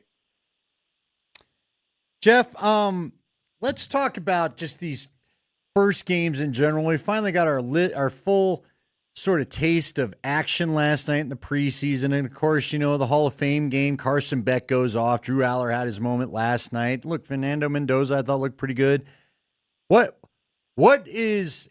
What's your line between something to get excited about and let's remember it's the first game of the preseason when you're watching a guy? Like, who did you see last night? You're like, all right, that's got my attention. Well, I'll tell you, it doesn't matter that it's a preseason. If you do something like Drew Aller did, that gets coaches' attention, because in a game moment, where you prepared before the game, you went through all your pregame ritual, all those things, and in what they call a call-it situation, when you're calling plays in the moment, he performed about as well as you can perform. So that matters to him. It doesn't matter. He's not going to be the starting quarterback, but it matters when they're making decisions. Like, who can we put in a game and can hold their own, maybe even, succeed big time. So I think when you have outlier, or statistically sort of double take performances on those nights, they pay attention to that. I don't ever want to cheapen that for a player, but across the board, they want to see if you know what you're doing and how hard you will play while you know what you're doing. And that's what you look for. They don't want to see mistakes. They don't want to see you make the same mistake in the second quarter that you made in the first. That type of stuff is what gets guys. It's in the moment, did you perform when you had the chance? Yeah, it also helps for Drew Aller that the guy he's backing up is the oldest player in the NFL. So you very well could get a crack at it this year. I think when they're looking at their backup quarterback, they're sure looking at it different than a lot of other teams are. Yeah. I mean, last night, Jeremiah Love, super fun. Yeah, no, he looked great last night. You saw it. Yeah. Fernando Mendoza drove a couple of throws, also had some rough drives last night. But he was fun last night. And then Leggy Dejon Stribling, the slot receiver for the San Francisco 49ers. It might be another one. Kyle Shanahan might have his hands on another one. That dude caught 7 of 8 targets last night for 63 yards, just 3 drives. He had a sick catch along the sideline that was just absolutely unbelievable. That's a kid with 4.3. You know that Kyle Shanahan is going to figure out how to make that kid a weapon. Yeah, and I can't remember where I had him in the top 100, but I sure liked him coming out. Yeah, that skill set was easy to see, and then he really picked up steam as the pre-draft process went along, as some guys do. And yeah, I mean, Kyle has much like his dad, has a very specific idea what he thinks a receiver should look like at the X, at the Y, and the slot. And he has a very specific idea what he thinks a running back should look like. So when they picked him, he had a very clear idea of how he wanted to use them. And you could see that in that game. Part of those numbers are because they've got him doing exactly what fits his skill set. And at that position, I think it is a strength as Kyle's as he looks at players. Yeah, no, it's just a Shanahan finding another diamond, man, and it's not terribly surprising. Jeff, let's turn our attention really quickly to the news that came down today. James Pierce Jr. of the Atlanta Falcons, who the Broncos will play tonight, was handed an 8-game suspension by the NFL for his role in a felony domestic violence incident with Rakia Jackson, his girlfriend and WNBA player. Jeff, no two situations are exactly the same, but what should we take away from the Pierce suspension that could be applicable to Jonathan Cooper's situation? Well, the league, as it does not have to, did not wait for a resolution of the case, and they made the decision about 8 games with the information they had. I mean, some people in the league have told me they believe that case was on track to be dismissed in some fashion. I don't know that to be certain, but I believe Pierce took a deal where it's like if he keeps himself out of trouble for the next calendar year, like he'll be fine. Yeah, it's an intervention or early, yeah. But that said, the league pretty much said we don't care. We're going to issue the suspension we think is, and I think that's the relevant part. If people think they have to wait for the courts to rule or for the team to rule, they don't have to wait for any of that. They can do the suspension right when they want to, and he can. I think the appeal must be over if the suspension's been released by the team. That means that it's 8 games. So, but yeah, that's what you should take away is the commissioner can suspend a guy. Basically when he feels like it, and then it can be challenged in the appeal process. Yeah, he can start it. He can start it up whenever he'd like. So more than anything, it's look for what Cooper's got an arraignment hearing August 31st. Yeah, that's when you would know, have the charges been pled down? Is it now a misdemeanor if he agrees to meet certain requirements? That's when we'll find that out. And when Sean Payton says something like it will be sooner rather than later, that makes me think the team believes there's going to be some kind of plea resolution at that time. But, until it happens, it ain't official. And, none of us can say we know that. I'm just telling you, as a former police reporter back in the day, that, Sean Payton is kind of hinting at that sort of resolution of it all. And at that point, the league can still suspend him up to 6 or 8 games. Okay. Jeff Legwold, everybody of ESPN. Hey, Leggy, can you hang through the break? I have a Bo Nix question that I have to ask you. Your piece on Bo was phenomenal earlier this week, and Andy and I have been talking an awful lot about some of the info you gave us in there. And there's one thing in particular I got to ask about Bo Nix. So let's can you hang in, Jeff? I sure can. What a guy. I thought your article was mid, by the way. Yeah. No, I did. You're used to that kind of performance. I you know what? I thought it was elite, Jeff. So let's talk about this when we come back here on the other side. Let's talk some Bo Nix. Coming back with Jeff Legwold. Again, your keyword right now is autumn. Text autumn to 303-504-0925, and you are entered to win tickets for the Avs and the LA Kings September 30th for the home opener. Talking Bo Nix with Jeff Legwold right after this.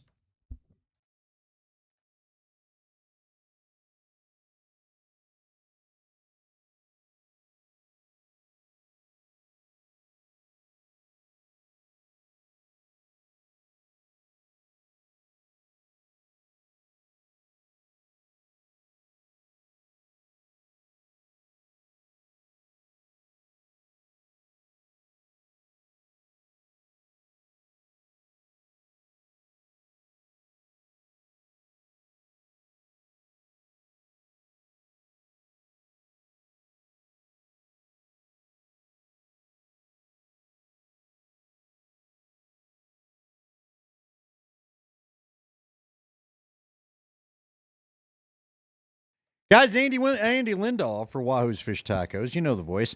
Hey, are you looking to do something good for dinner tonight? How about trying something a little bit different? Because they do have a great summer menu over at Wahoo's Fish Tacos. The Ensenada fish taco is very good. Beer battered pollock with sour cream, melted cheese, cabbage, and pico. Or you could try a spicy Ensenada shrimp. That is honey battered shrimp with sour cream, melted cheese, cabbage, spicy chipotle, mayo, and pico de gallo. So check out a couple of those new fish taco offerings for you. Maybe you want some ceviche on tostadas for $10. It comes with the crispy tostadas served with the ceviche, cilantro, lime, and fresh cut tomatoes. Also, just some great little guacamole on there. And ceviche appetizer is only $7.50. They've got a great happy hour that you can go take advantage of. They've got a new pineapple margarita that you'll want to take advantage of. Let's be honest about it. What's today? It's the 14th, so you got about 2 weeks probably before they flip this thing. Can't say that for sure, but we know the fall stuff's all coming. So go and get in there and take advantage of their summer menu while you can, and they are a great spot for dinner.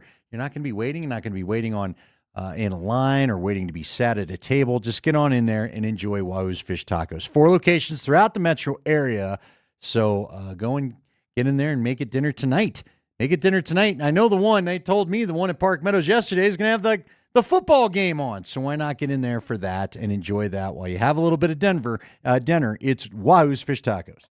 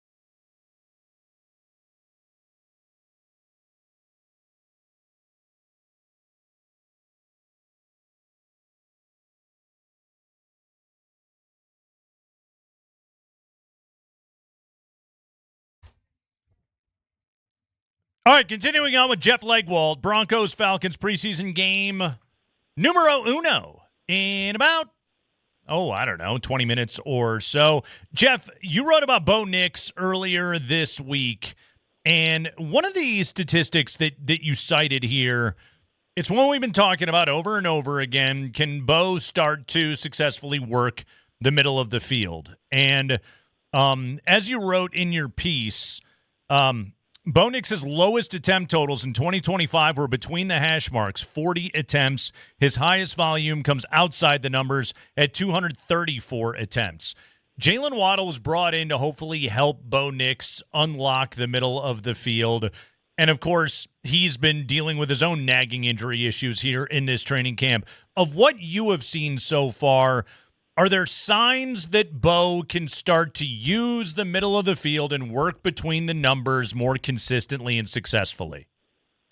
I think they feel that way, Nate. I think they feel that one of the things Davis Webb did in a very deep dive this offseason on the offense with the rest of the offensive coaches, they basically went over 2 years of Broncos offense, play by play, read by read, play call by play call, 2 years to try and really dig into what are the schematic issues, what are the personnel issues, and what are the things they can track and work on with Bo.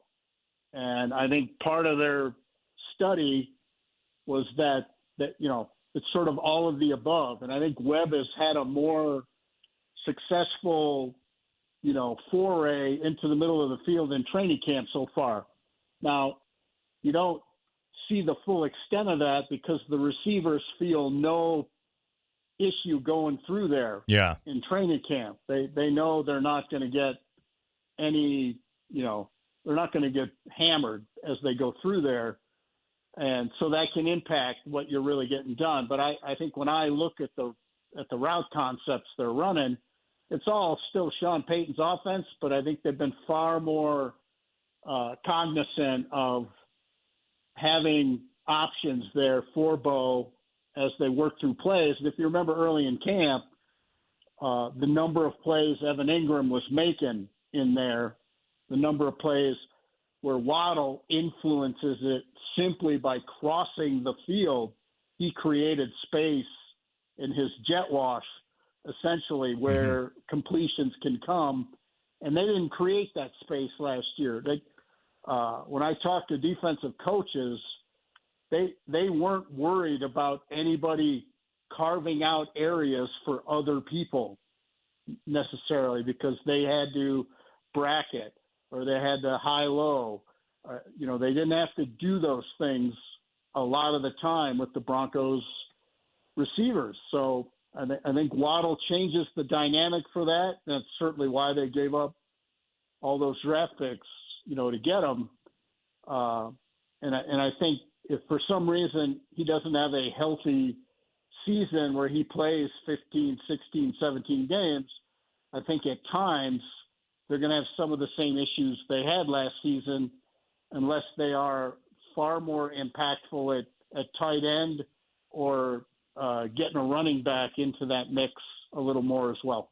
What do you put the chances of, because I felt like Sean hinted at this, what would you put the chances of them actually going outside for the backup quarterback if they don't like what they see out of these guys and grabbing somebody maybe that is cut?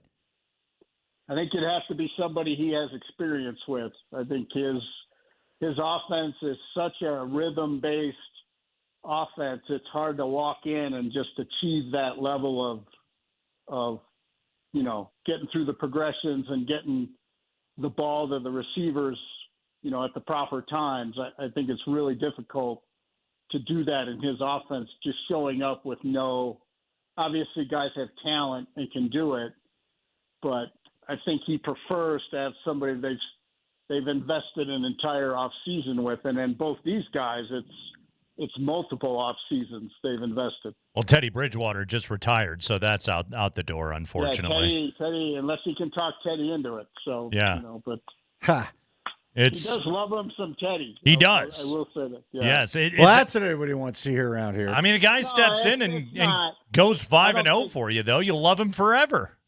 Yeah. Which I liked Teddy when he was here. Well, yeah, One of so the, did I. The fan base did, and that's all I'm saying there. Before you got me from the background, you got the same emails and messages we did. Jeff, stay back on Bo Nix here for a second. One of the other comments that Davis Webb made was about Bo hanging on the first read longer, which I think is interesting because, like, I almost feel like when you look at young quarterbacks, there's always that idea of, like, well, he's got to be able to get through the progressions quickly, and Davis Webb is almost trying to, like, reverse engineer it of, no, don't be so fast. Stay on your first read a little bit longer and allow that to be able to work for you. Is that a common issue with younger quarterbacks? Because it feels to me like the opposite of what you usually hear. Yeah, well, I think sometimes people don't sort of openly, dive into that. But, I think Sean opened the jar first. Yeah. On that. But that, for a guy like Bo it is because he has mobility. He has athleticism. And the quarterbacks who have that card in their deck, it's in the back of their mind that I can get out of here if I don't see what I like. Yeah. So sometimes, those guys will sort of go through their progressions a little faster than they need to because they know they can make something happen, and they still, basically did what they were told. They did go through the progressions before they left the pocket. But I think part of their study this past off season was really look at the clean pockets. Mm-hmm. Are you leaving clean pockets when you don't have to? And I think that's sort of the line they're all looking at right there is making sure he's not leaving a clean pocket when he doesn't have to, even though he can. He could, his running ability would have made a difference in the playoff game they lost. But it's just marrying that together. And so he's, it's kind of a unique situation with him because some of that's Sean's offense too. It's there are a ton of play. I've seen 2 of Sean's playbooks over the years, and there are a ton of plays where the window of opportunity for a receiver isn't open for very long just because it's all based on, when he hits 12 yards, the ball's got to be there type of thing. Jeff Legwold has seen 2 Sean Payton playbooks and has lived to tell the tale, everybody. Sean's going to figure out where he got him I know from, exactly. And then we'll see what happens after that. There's going to be an investigation. And there's going to be anger. Jeff has got a long-form piece this week on Bo Nix, guys. Future of quarterback Bo Nix. Broncos will be defined by 2026 season. It's great stuff. Everybody should read it. Jeff, thanks, man. We really appreciate you giving us some extra time today, but you gave us good material, so it's kind of your own fault, so thanks. Happy Friday, fellas. All right. Anytime. That's Jeff Legwold, everybody. ESPN.com. He'll have full coverage on tonight's preseason game number 1. Andy, I do have a quick update from our buddy Mike Kliss. Please. Alex Forsyth will not play tonight. Oh, so he had to change it. Yes. So, well. Forsyth was in pads and warmed up, but Forsyth and Paul Chesky both out tonight.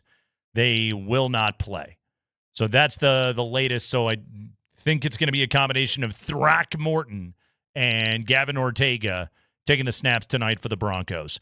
We have got the 5 biggest stories of the day from around the NFL. We'll keep you updated on what's going on with Broncos and Falcons all right after this.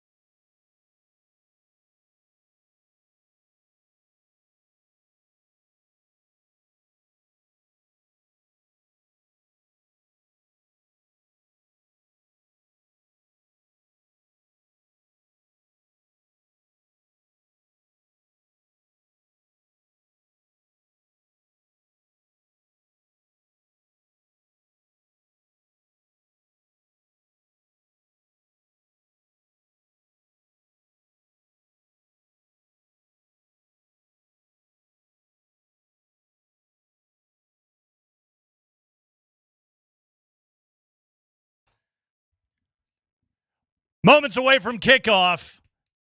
The draft room is open. It's preseason fantasy draft time here on the Kreckman and Lindahl show on Altitude Sports Radio 92.5. This is the way it works.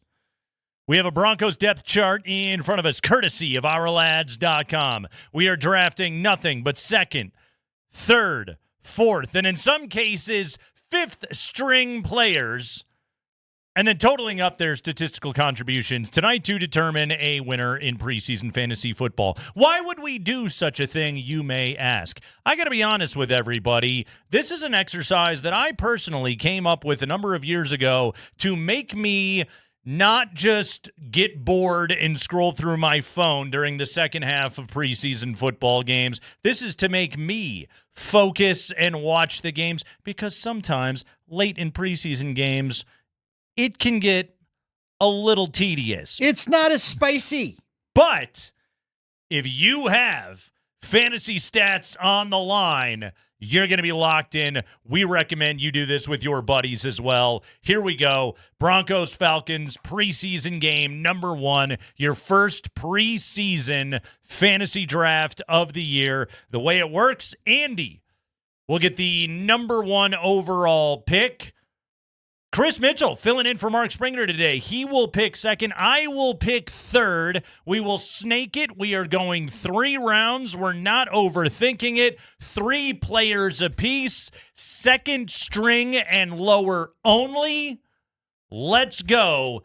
It's time to talk preseason fantasy football. Now on the clock, Jonah Coleman. You don't even need to put me there. I got Jonah Coleman. Let's move on. He's taking Jonah Coleman. I've heard a lot about this guy. Show me what you got, Jonah Coleman. You've heard a lot. Well, I mean, again, I told you every time I try to,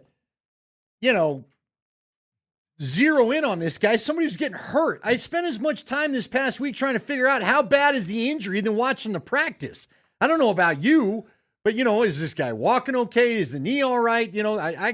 They had a run drill going after the pass drill. Yeah. When Mims got hurt, and all I did was watch Mims to see if he was going to stand up or if they're going to get the card. So I apologize. Jonah Coleman. Andy is hoping he is not the Coleman cooler in this preseason game number 1. Now on the clock, Chris Mitchell, number 2 overall pick. Give me some Troy Franklin. Troy Franklin, who is technically a second-string wide receiver, number 11, Troy Franklin. Bold choice, my friend, but I did notice that our lads pushed Pat Bryant up to the first team in the last week, so he is technically not available. Yeah, they got me. Yeah, Troy Franklin is off the board. You're thinking, my partner's thinking. I'm taking R.J. Harvey. All right, good job. Yeah, you think he's going to be in there enough? I'm going to take R.J. Harvey. I like the pick. I'd just be worried about the snap count. They need R.J. Harvey to tote the rock a little bit in the first half of this game tonight. Get a sense of what he's going to be as a runner. We know what he's going to be as a pass catcher, but I think R.J. Harvey has a chance to be able to bust one. So I'm going to take R.J. Harvey with the final pick of the opening round. On to round number 2. We snake it back. And with that, Andy, you know that I am taking the most dependable of second-string targets, the man that Sean Payton can never quit. He may be called Lil, but he's big in my mind. Number 5, Lil Jordan Humphrey. All right. LJH joins the Fighting Crack Maniacs. Yeah, I wasn't sure that's where you were going, but you had my interest piqued. Mm-hmm. Number 5, and he's not getting sued by Jaden Daniels, Lil Jordan Humphrey. Chris, you're on the board. Where's Devon Key at? Wow, that sounded like a drop. That was pretty good. Dempsey-esque. Taking Devin Key, huh? Yeah. Well, wait, it would have to be Dane Key. Yeah. Devin Key plays defense. Okay. I don't recommend that. They are related. You want number that's his brother. I got my keys switched around, but this is the one I want. You lost your keys. Okay. Yeah. Oh, my God. My keys. All right. It was so funny. Brian Robinson Jr. plays. I retweeted this last night. Brian Robinson Jr. plays on the Falcons along with Bijan Robinson. Uh-huh. And somebody tweeted out a picture of their draft party where homie walks up there, crowd ready to go, and slaps down Robinson on the board for number one. And his buddy goes, Robinson Jr., what's wrong with you? And he's like, no, I meant Bijan. He just saw Robinson and the Falcons in the name card pile and went and slapped that up. That's basically what Chris just did. You're stuck with Devin Key. No, we're just kidding. Rats. Wrong key. So, there you go. So, I'm going to make this easy and go Lucas Kroll. That was the reliable Shawnee loves him something that I thought you were talking about. So I'm going to go with Lucas Kroll because, again, I think that's a guy that needs to say a little something. Him and Nate Adkins are the two that always end up catching some kind of touchdown before it's all said and done. So there you have it. Give me Lucas Kroll. And then just for the fun of it, since we got the game kind of firing up, I feel like his big body could do some work. I got to go with Hakeem Butler. Hakeem Butler. I don't love it, but I'm going to anyway. The old Battle Hawk. And guess who makes the first catch of the night? Getting the Kreckman Lindahl bounce. On play action. Who is it? Pat Bryant. There we go, play-by-play guy. Well done. Chris, you are on the clock with your third and final selection. Give me Evan Ingram. Why not? Wow. You see, Chris, I mean, not even building it up. You must think he's playing. This is a lot. This is a guy that believes he needs to stick to the clock. All right, Evan Ingram is off the board. Final pick. I could easily go with grindy Michael Bandy. Everybody likes a try-hard white wide receiver. But if you guys are going to leave me him, I am going to take him. Best name on the board for Mr. Irrelevant, number 86, Joseph Manjack. Man, I thought about taking him. Joseph Manjack. But if anyone's ever been named to be on Kreckman's team, it's him. With the number 9 overall selection, make mine a Manjack, everybody. That is my squad. All right, so Andy goes Jonah Coleman, Lucas Kroll, and Hakeem Butler. Chris goes Troy Franklin, Dane Key, Evan Ingram. I go R.J. Harvey, Lil Jordan Humphrey, and Joseph Manjack. The Manjack. Hell yeah. That's how our guy from Westwood, the Manjack. Can we get Westwood one guy to say Manjack for us? We should try. Manjack. We should try, I think. Huh? Manjack. Whenever that guy gets paid to barf into the microphone, I need his job. Manjack. You got a little sloppy there. Yeah. Can't be so sloppy with that one. Got to be a little careful. Oh, man. Stiddy is just carving up the Atlanta Falcons right now. Cortland Sutton, a leaping catch at the 1-yard line. Broncos have first and goal coming up right now. Might I recommend handing the ball off to R.J. Harvey right here, Davis Webb? Can I get me an R.J. Harvey goal line handoff here in preseason fantasy? We shall find out. But there you go. That is your preseason fantasy draft. How about that, Andy? Cortland Sutton getting this run here with the first team offense after having been load managed as much as he was in the second week of training camp, and Cortland Sutton getting an opportunity to be able to make that catch and be in on this first drive. By the way, nobody took Adam Prentice. No. And he got the touchdown. Of course. Well, actually, he wasn't technically eligible because he's the first-string fullback. Yeah, that's true. Yeah. My gosh, you were far ahead of me. Yeah. Dude, on the computer, they're just lining up for this run that you already know about because my back's to the TV. On my computer, he just crossed the goal line. Sorry for the spoiler alert there, Come Andy. on! I didn't mean to ruin. Do you remember back old school radio when you try to, because I would always listen to the radio growing up. It wasn't as bad as that, but you'd have Logan going, "Oh, the catch!" and the ball's still midair on your TV. It's nice now to have the option to be able to pause it and let things sync up a little bit. Yeah. They even sell a device. Chris, let's rip into it. 5 biggest stories of the day from around the NFL. We call it the High Five. It's brought to you by our friends at Papa Murphy's Pizza. If you're wondering what's for dinner tonight, try Papa Murphy's. They make delicious pizza. You bake it when you're ready. Order online at papamurphys.com. Chris, what do you got for us? High five. All right, if you can believe it, the Denver Broncos are playing some football right now. Right now. now. Taking on the Atlanta Falcons. Kickoff for that bad boy has already happened. Sean Payton said he expected the starters to get 15 snaps-ish. They might be done already, by the way.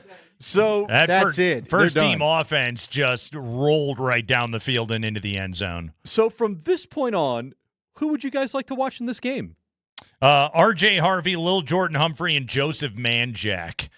Mostly just because that's my preseason fantasy team. Yeah. Andy, I'm with you. Same. We broke this down earlier. Dudes that have the most riding on preseason game number 1. Jarrett Stidham. We're going to put pretty high on this list. And, hey, Stiddy with a hell of an opening drive. Jaleel McLaughlin. I think those backup running backs are really trying to fight their way onto this roster. I think it's going to be tough for all of them, but guys tend to get nicked up at that position. J.K. Dobbins has already had a little injury problem here at camp. We brought up Lucas Kroll. 3rd and 4th tight end. I think those jobs are absolutely available. Justin Jolie, Nate Adkins, these guys are all battling it out right now for a 3rd or 4th tight end job. The inside linebacker, something to keep a close eye on the defensive side of the ball. Lavelle Bailey, Red Murdoch, Karene Reed, Jordan Turner, Tornian York, some names to watch out for tonight. Is there a wide receiver that can fight his way into the room? Lil Jordan Humphrey right now is WR6. Can Michael Bandy, Akeem Butler, Dane Key, Colby Katzis, Joseph Manjack? Can they get in there? Remains to be seen, Andy. But yeah, that's where we're at right now with the very few jobs that are available for the Broncos. Very, very few, and it was interesting. I didn't even think about it. What'd you think of Legwald's take that even Lil Jordan Humphrey may be fighting for a 6th spot that doesn't exist? Yeah, he very well could be. And, I mean, again, I would say the one thing that Humphrey's got going for him or anybody else does in that room right now is a bunch of receivers are already missing time in camp. So that helps a little bit. 6-play, 69-yard drive for the touchdown. Very nice. Go ahead, Chris. High five. So we got 6 games last night, too. So we got 6 final scores. The Bengals cleared the line 16-14. Steelers thumped the Packers 28-9. The Chargers smoked the Texans 27-7. The Cardinals clapped the Raiders 27-14. The Titans edged the 49ers 19-13. And Colts Patriots ended in a tie. The first tie of the 2026-27 football calendar. Out of all of those games, which one had the players that stood out the most to you? You know, for Fernando Mendoza, up and down a little bit. He was disappointed in his own performance, but, man, you saw that arm being able to fit the ball into a tight window down the field. Jeremiah Love, to me, though, was the story of that game between the Raiders and the Cardinals. That guy looks like he has stardom all over him. Andy, you brought up Drew Aller earlier as the backup to Aaron Rodgers there in Pittsburgh. He had himself a fine performance. And I mentioned DeJon Stribling, the rookie wide receiver from San Francisco, really, man, that guy put some highlights on tape last night. Kyle Shanahan might have himself a star there. Yeah, and I'm forgetting, it was kind of a funny name. The receiver for Pittsburgh that caught the nice Aller pass in the second half and then basically outran everybody. He had a nice enough little night, but I think you hit all the highlights. Mendoza throwing between. Listen, it is interesting to watch this guy not be afraid to rip one in there. Matter of fact, something they may be talking to Bo about in that middle part of the field. The Raiders, I don't think this year are going to be a problem, but I don't know how much longer we're going to be able to just chalk that up as an easy W as this thing goes along. Chris, what's next? High five. So the NFL has handed out suspensions for Falcons edge James Pierce Jr., Commanders edge Dorrance Armstrong, Titans corner Najee Johnson, and Bills defensive tackle Fidarian Mathis for violating league policies. Broncos linebacker Jonathan Cooper not part of this wave of league suspensions. So James Pierce Jr., this is the one to keep an eye on, Andy. He was suspended 8 games for violating the personal conduct policy. His incident, he used a vehicle to repeatedly ram into a car driven by his ex-girlfriend, Rakea Jackson, WNBA player, in an alleged effort to stop her from reaching a police station during a domestic dispute last February in Florida. Police officers responded to Jackson's call. Pierce fled in his vehicle before crashing and fleeing on foot. Pierce was also accused of resisting arrests. Felony charges of aggravated battery with a deadly weapon, fleeing police, and resisting arrest, as well as misdemeanor stalking. In May, Pierce was entered into a pretrial intervention program. Andy, so keep an eye on this. If he stays out of legal trouble for 1 year, passes random drug tests, and stays away from Rakea Jackson, the charges will be dropped. Jonathan Cooper could get a very similar deal. Right. Yeah. The NFL says Jimmy cracked corn. You're right. Okay? Like, they're looking at a guy with a felony charge against him, 2 incidents, 2 arrests in a calendar week. I don't think Jonathan Cooper has a very good argument. Andy, I got a feeling his suspension is going to look a lot like Pierce as well. It could. A lot of people think it's minimum 6. We'll see if he does get elevated to 8. And we also have to just see how all this stuff plays out. But yes, that is one that is sort of the somewhat similar scenarios in order to gauge what maybe the NFL's thinking. Yes. So something to keep an eye on for everybody. Chris. High five. Sources told Adam Schefter and Ian Rappaport that former Lions cornerback Terrion Arnold plans on signing with the Seattle Seahawks. Arnold, of course, still facing 8 felony charges stemming from a kidnapping and robbery in Tampa back in February. The Lions cut Arnold a day after he posted a $1 million bond to get out of jail. Arnold met with the Saints, Giants, Texans, and worked out with the Seahawks on Sunday, which I think showed up on the latest episode of Hard Knocks. It did. Yes. Asked earlier this week about Arnold's potential availability given his legal situation, Mike McDonald said, quote, "I think we understand that anything is kind of on the table, and that's where we're at in the process," end quote. The deal is expected to be just 1 year. Yeah, no, Seahawks, they're going to look at it and go, we don't even care if he walks out on the field in December, in January. We're trying to win a Super Bowl right now. We put that guy across from Witherspoon with the rest of our badass defense, and look out, everybody. And his lawyer they trust. Yes. And even if he's freed up from this thing, if he somehow finds a way to play half a season, they're still going to be happy they signed him. So yeah. Once from again, a football standpoint, it serves as a good reminder if you want to be in the NFL and also a criminal, you should also make sure you're a really good player, because if you will, you'll always have a job in the league. That's right. And finally, Chris. Mendoza! Clint Kubiak is slow rolling Fernando Mendoza after his NFL debut against the Cardinals last night. Kubiak didn't say that Kirk Cousins is officially QB1 after last night's game, but he basically said that Mendoza's going to have to pry from Cousins' cold dead hands. Quote, "Kirk's been getting reps with the ones. I think he's had a solid training camp, and it's his to lose," end quote. Did Mendoza's 97-yard, 1-touchdown, 10-for-16 performance accelerate the timeline for him to be the Raiders starter at all? I don't think it does. I wouldn't say that. I really say that Kubiak is slow rolling this right now, and I think for very good reason.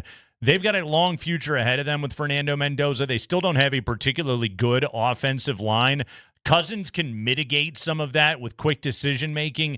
They're trying to be competitive quickly on a fast timeline while also preparing Mendoza. They don't got to hurry this thing, Andy. Like they got Cousins for a reason. Yeah, yes. I would agree. And I just think that there is said maybe in December, if it's all just so bleak, they do something there to your point. Or if Kirk gets injured, and he's had a lot of that the last couple of years. But I'm with you. I think I get the vibe that Kubiak, along with what Tom Brady said, they may just go Patrick Mahomes on this thing and let him play the last game. Remember, Patrick Mahomes' rookie year, 2017, had a start against the Denver Broncos at the end of the year, and that was it. And then, of course, everything took off from there for him starting in 2018. Avalanche individual game tickets are on sale now. Visit coloradoavalanche.com/tickets. Your final keyword today, harvest. Harvest. Harvest. Yes, sir.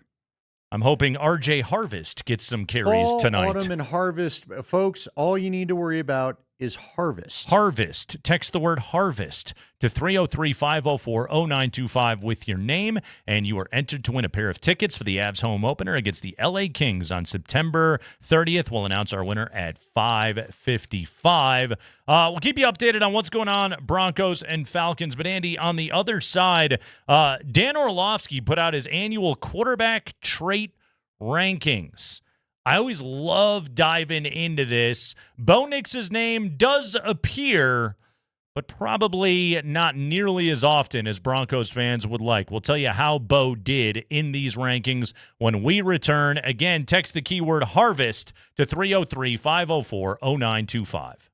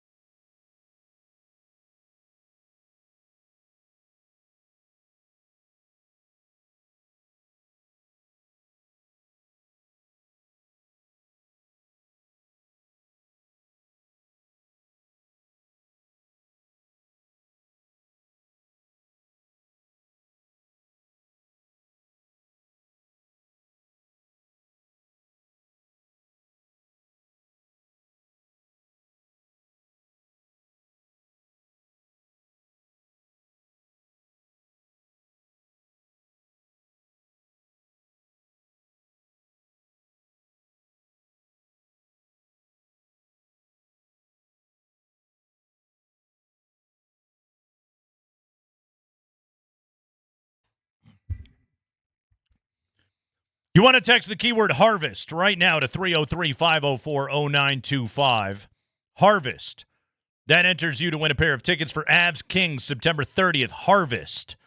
Along with your name to 303-504-0925 right now. We do have a second chance drawing available at altitudesportsradio.com/AvsTix. We'll announce our winner at 5:55 before the program concludes today. Andy Lindahl, you pointed out something very important that has happened here in the first quarter of this hot Broncos-Falcons game tonight. So the first catch, Pat Bryant. The first sack, Malcolm Roach. Never mind, they fumbled the snap. That doesn't matter. And the first punt ended up being inside the 20, touchback, fair catch at the 15 by our guy by Jeremy Crawshaw. What does this all have in common? All folks that talk to Kreckman and Lindahl, go to the Kreckman and Lindahl React page on YouTube, and you can listen to the interviews if you missed them, because frankly, it's going to be about as useful as the commentary in this game. So the three guests that appeared on our show during training camp, with the three people here, because Chris was filming, making the impact plays here in preseason game number 1. It's called the Kreckman and Lindahl bump. That's right, the old K&L bump. We're happy to provide it to any Broncos that would like to come on this fine radio show. Broncos currently leading the Falcons 7-0, 5:12 remaining here in quarter number 1. By the way, the Broncos 1 touchdown, and Adam Prentice 1-yard touchdown run. So no tutties in the preseason fantasy draft because of a technicality. Adam Prentice could not be taken as he is the first-string fullback. And a nod to our friend Adam Rank, who's a regular on this program, in fantasy parlance, that helps no one. One of his funniest segments on their fantasy show during the year. Cortland Sutton, 3 catches for 60 yards, a 40-yarder that he went up and got on a 50-50 ball at the goal line. And he also had a one-handed catch on an out route from Stiddy that you absolutely have to see. Sick catch. And go ahead and drink. There's a flag on the field. You should do that as well. All right, Andy. Dan Orlovsky, he brought us his annual quarterback traits rankings, meaning like arm strength, accuracy, mobility, these sorts of traits that quarterbacks get measured by. He gives you the top 10 in the NFL in every trait. I will tell you right now, Bo Nix made the top 10 in 2 of the lists. Twice. Yes. I will, let's do the exercise this way, Andy. I will give you the trait. You tell me if you think Bo Nix made the top 10. Go ahead. I know the list, so let's do it. Let's start here. Arm strength. Top 10? Yeah. No. And again, people get so upset about that, and that's fine. That's not to say he doesn't have the arm strength to play NFL quarterback. He's certainly proven that. Yeah, he can make all the throws. But he's not, doesn't do so at an elite level. He's not Joe Burrow. He's not Josh Allen. He's not Lamar Jackson. He's not Mahomes, where no matter where he is on the field, he's going to fit that sucker into the basket. By arm strength, your top 10, Josh Allen, Justin Herbert, Caleb Williams, Stafford, Mahomes, Baker Mayfield, Drake May, Joe Burrow, Lamar Jackson, Dak Prescott. There you go. Top 10. And I forgot about Herbert. By arm strength in the entire NFL. Yeah, dude's got a cannon. The question is, can he stay on his feet? Second flag drink. Ball placement. Come on.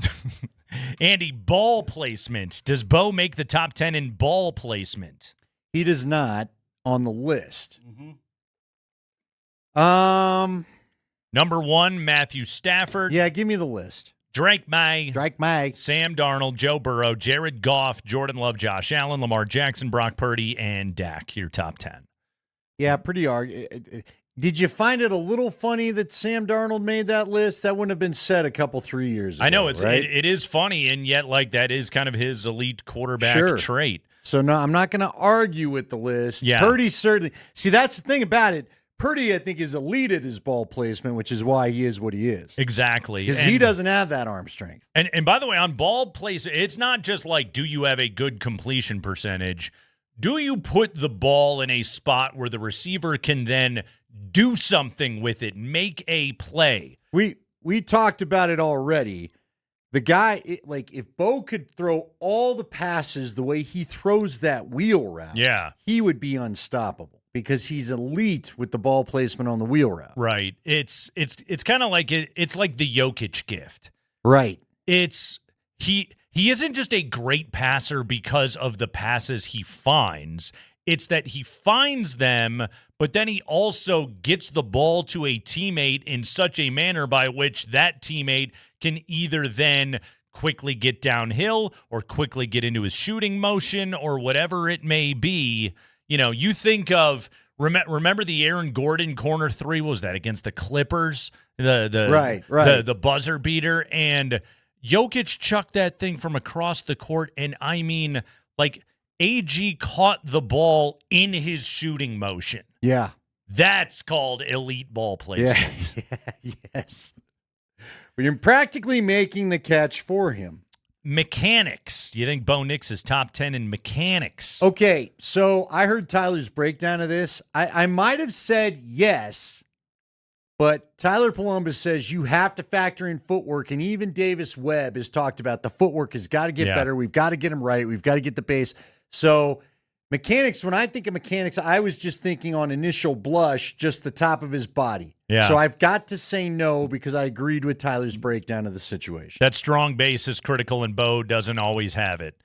Stafford, number 1, best mechanics of any quarterback in the NFL. This one, Burrow at number 2. Yeah, come on. Yeah. It looks like it's like a teaching tape with that guy. Daniel Jones, Cutcliffe guy, through and through. Jared Goff, Dak Prescott, C.J. Stroud, Caleb Williams, Jaden Daniels, Josh Allen, Lamar Jackson, your top 10. Isn't it funny to hear Jackson in there, though, too? There's another guy. Again, for everybody going, well, can Bo get better? Well, there you go. Yeah. These are guys.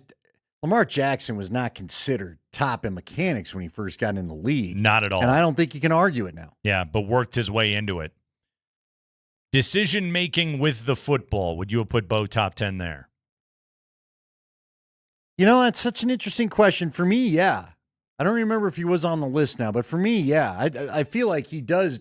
I mean, again, that's why he won the job and has kept the job and they've had the success they've had. He doesn't choose to throw to dumb spots to up. And that doesn't mean he's always, as we learned from Davis Webb, staying on the look long enough. Maybe there was a decision he could have stayed with, but that doesn't mean he's necessarily gone to a bad decision.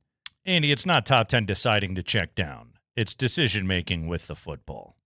So no? No. Okay. Josh Allen, number 1 on that list, which I was a little bit surprised by, but again, it goes to show you the strides that guy has made as a player. Stafford 2, Jordan Love 3, Drake May 4, Jaden Daniels 5, Dak, Lamar, Burrow, Mahomes, Jalen Hurts round out the top 10. Now, who gave you Drake May? I mean, I know he played at North Carolina. I don't know. That's what that name does for me. You. Yeah. Mm-hmm. You turn into some version of Bobby Bowden. I don't know what happens to me when I have to say Drake May. It's fine. Mm-hmm. I mean, I'm not mad at you. Just don't know where it came from. You know what I mean?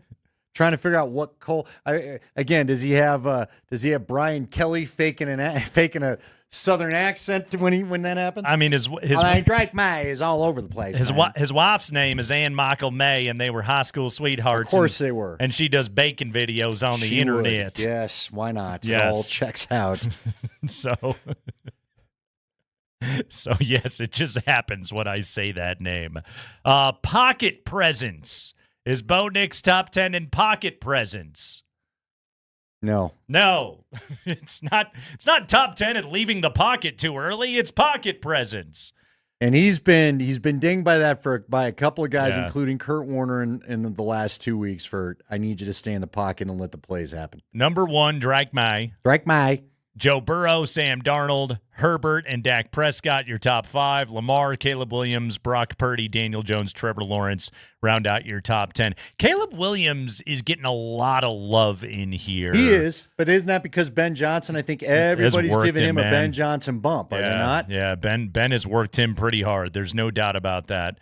By the way, drink again. Yeah, another flag. And another flag. Okay. And Chris's guy, Evan Ingram, could not separate from linebacker in coverage. So something to keep in mind. Although Stiddy did just hit Engram right up the seam on Right the up the following old play. wazoo. So nice job, Stiddy.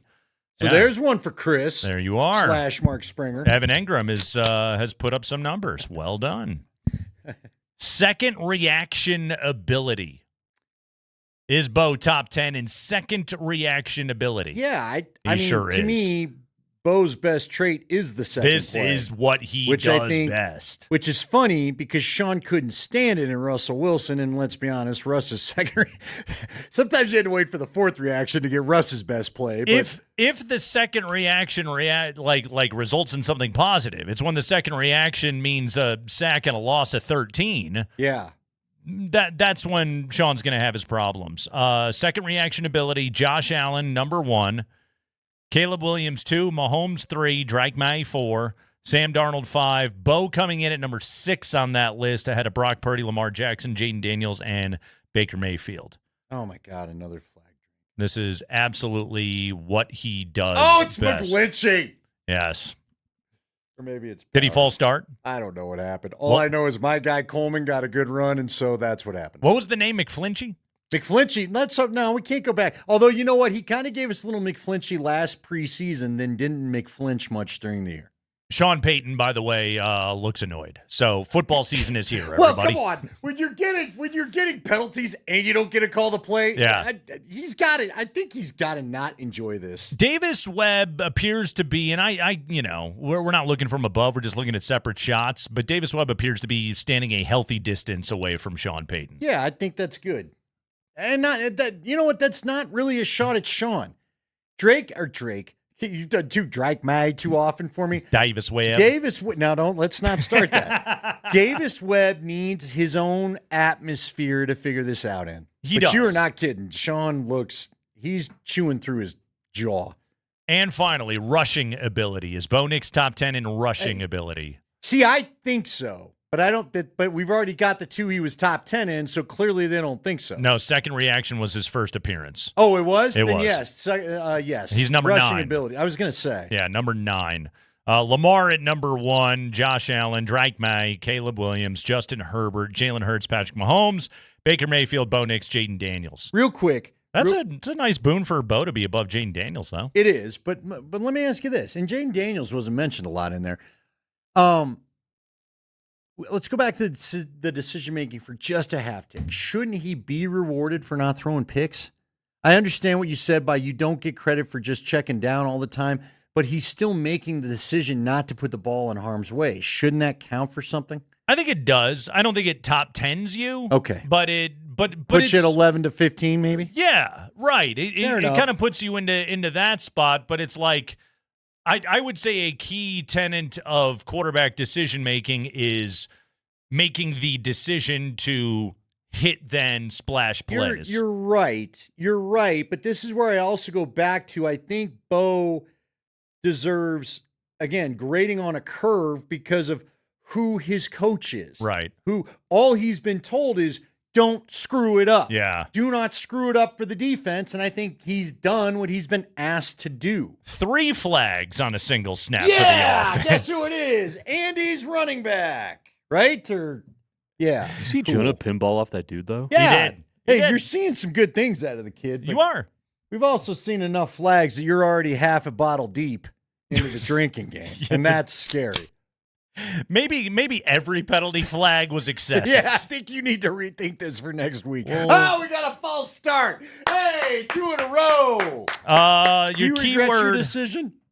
Your keyword is harvest. Text harvest to 303-504-0925. That's harvest, and you are entered to win Avs Kings tickets September 30th for the home opener. We'll announce our winner coming up at 5:55, but this is your last chance to enter right now. Text the keyword harvest, HARVEST, to 303-504-0925. Do so right now. Very fine cutback run. 1 foot in the ground and go from Jonah Coleman. Okay, that's going to get Broncos country fired up. It's the Kreckman and Lindahl Show, Altitude Sports Radio 92.5.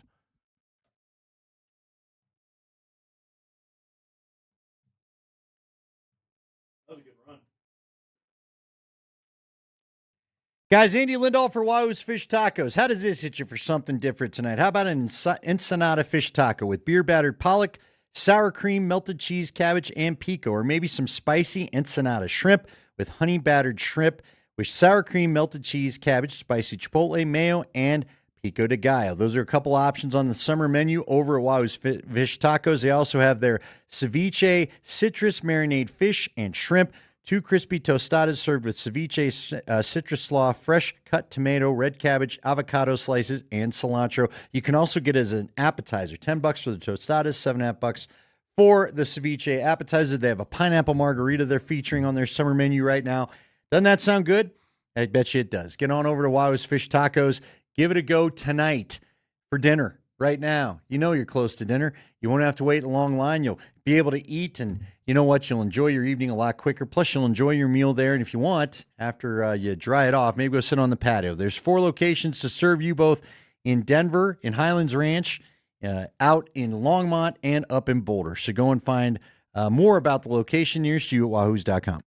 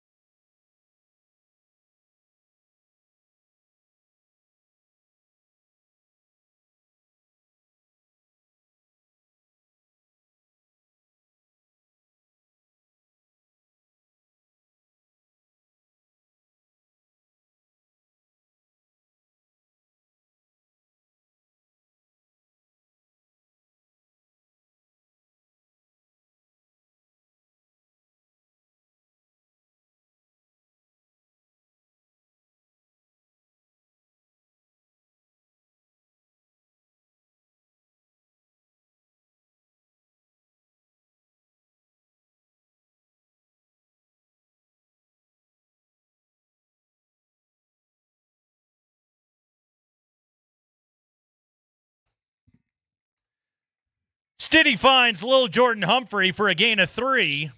Unfortunately, it was 3rd and 11.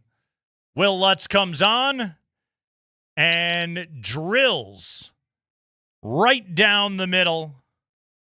Waiting on a yardage on this one from NFL GSIS.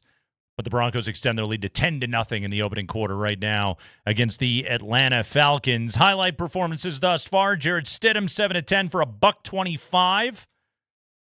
Jonah Coleman, 4 carries for 24 yards, Andy, averaging a healthy 6 yards per carry. He had a 13-yard run on the cutback earlier that impressed everybody. He was the top pick of the fantasy draft. He should perform that way. And Cortland Sutton, 3 catches for 60 yards, as no surprise he was Stiddy's favorite target as well. And again, early second quarter, Broncos lead the Falcons right now 10-0 there in Atlanta. Make that a 43-yard field goal, a mere chip shot off the golden right foot of Will Lutz. Who wants his credit and wants you talking about his kicks, not Brandon Jones. Do we see Brandon Jones, you think, maybe at the end of the game, since he's already practiced? Might as well, Let him kick a single PAT. Why not? Actually, I don't think he's playing tonight. Yeah, I think you're right. Yeah. Also, that'd be a hell of a thing if blows a hamstring kicking a PAT. What happened to your starting free safety? That would, yeah. That would go up there for dump. Does that count? That's not quite riding your scooter into the back of a fire truck that wasn't moving, but it's up there. It's the coaching equivalent of driving your scooter into the back of a fire truck. Hey, if you're missing hockey, get your fix Sunday, August 23rd at Magnus Arena as Joe Sakic, Peter Forsberg, Milan Hayduk, and other Avalanche alumni take on the DU alums. Visit ColoradoAvalanche.com/back-to-hockey for tickets. And you got to go and listen to our interview with Milan Hayduk. He was a lovely guy as always. Yeah, we had the Duke on yesterday, and man, he was an awful lot of fun. So, yeah, go and check that out. Broncos defense, by the way, has been absolutely dominant so far. They have only allowed 1 Falcons first down through 1 quarter plus. Broncos offense has managed to pick up 11 first downs thus far in this game. So, impressive start here for Jarrett Stidham and the first team offense for the Broncos going up against whoever the Falcons are throwing out there. Do you like, they've got some of their starters out there. I'll be curious to see this drive. We do see to it. How you liking the mix from Davis Webb? So far, it's vanilla to be sure, but thus far we've had 10 pass attempts and 11 runs from the Broncos offense. And it looked as though for a minute there they were willingly getting Jonah Coleman into a little bit of a rhythm. It's a crazy concept that the Broncos could potentially adopt, which is run the ball and then do so successfully and then run the ball again. Sure. Punch the bruise, as they like to say. Yes. Is this a good run-blocking offensive line? It's a great question, Nate. Judging by what we saw in the AFC Championship, which they were mainly healthy, it did not appear that way. Yeah.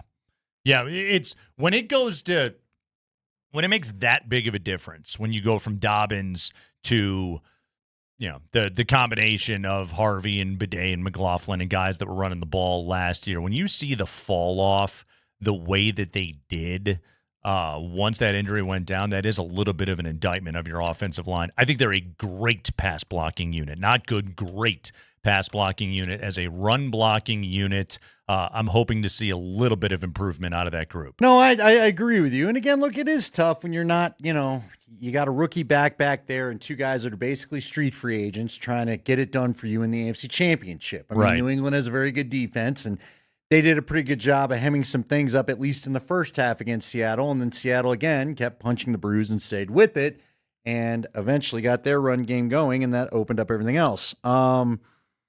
But I'm with you. There needs to be better blocking. You'd like to see a little more cohesion between O-line and back.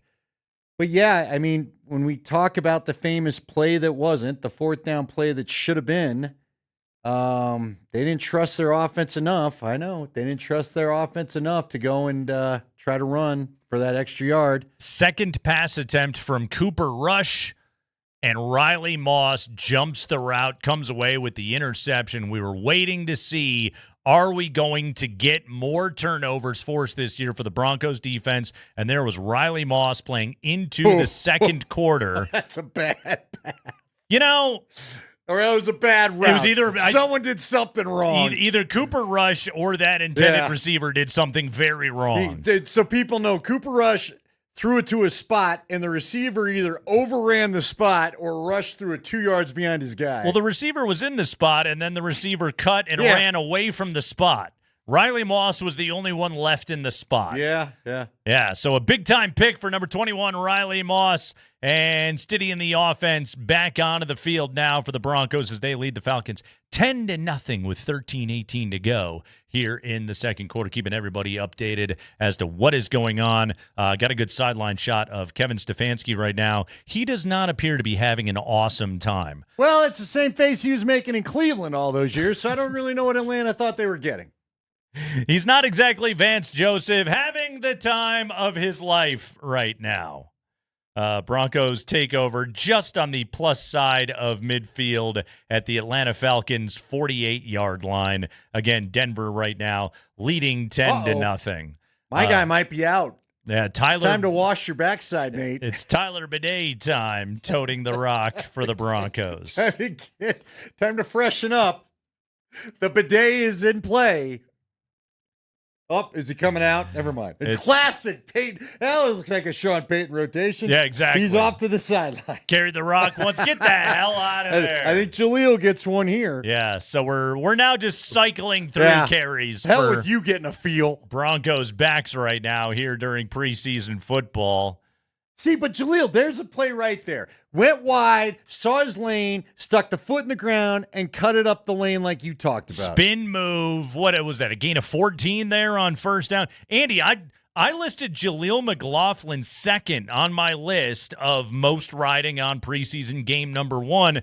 I don't know if he has a job here in Denver, but I think Jaleel McLaughlin is an NFL running back. But I think he's a guy, I almost like, if you're going to keep Nate Adkins, then I would go ahead, go of Adam Prentice, and I would keep a Jaleel McLaughlin over keeping a fullback that you're going to use here and there. But Prentice has a touchdown in this game. So he has shown his worth as well. Uh-oh. All right. Big man moving. Holy cow, flashbacks to once upon a time when Noah Fant, 87, got the tight end jet sweep. That just happened there. That's Rick Ross. Who the hell is 87? Rick Ross. Really? No, I'm just kidding. Cameron Ross. Yeah, son of Rick. Cameron Ross. Also, nephew of Rick. Also, Andy, that guy's a receiver. Oh, man, that bums me out. I know, he looked like a tight end. Here's what threw me off. Kind of ran like a tight end. First off, there was pure shock in my eyes that 87 wasn't a white guy for once for the Broncos. Because 87 seems to exclusively Kevin Casper, Eric Decker, Jeb Putzier once upon a time, Ed McCaffrey, the most famous. Yeah.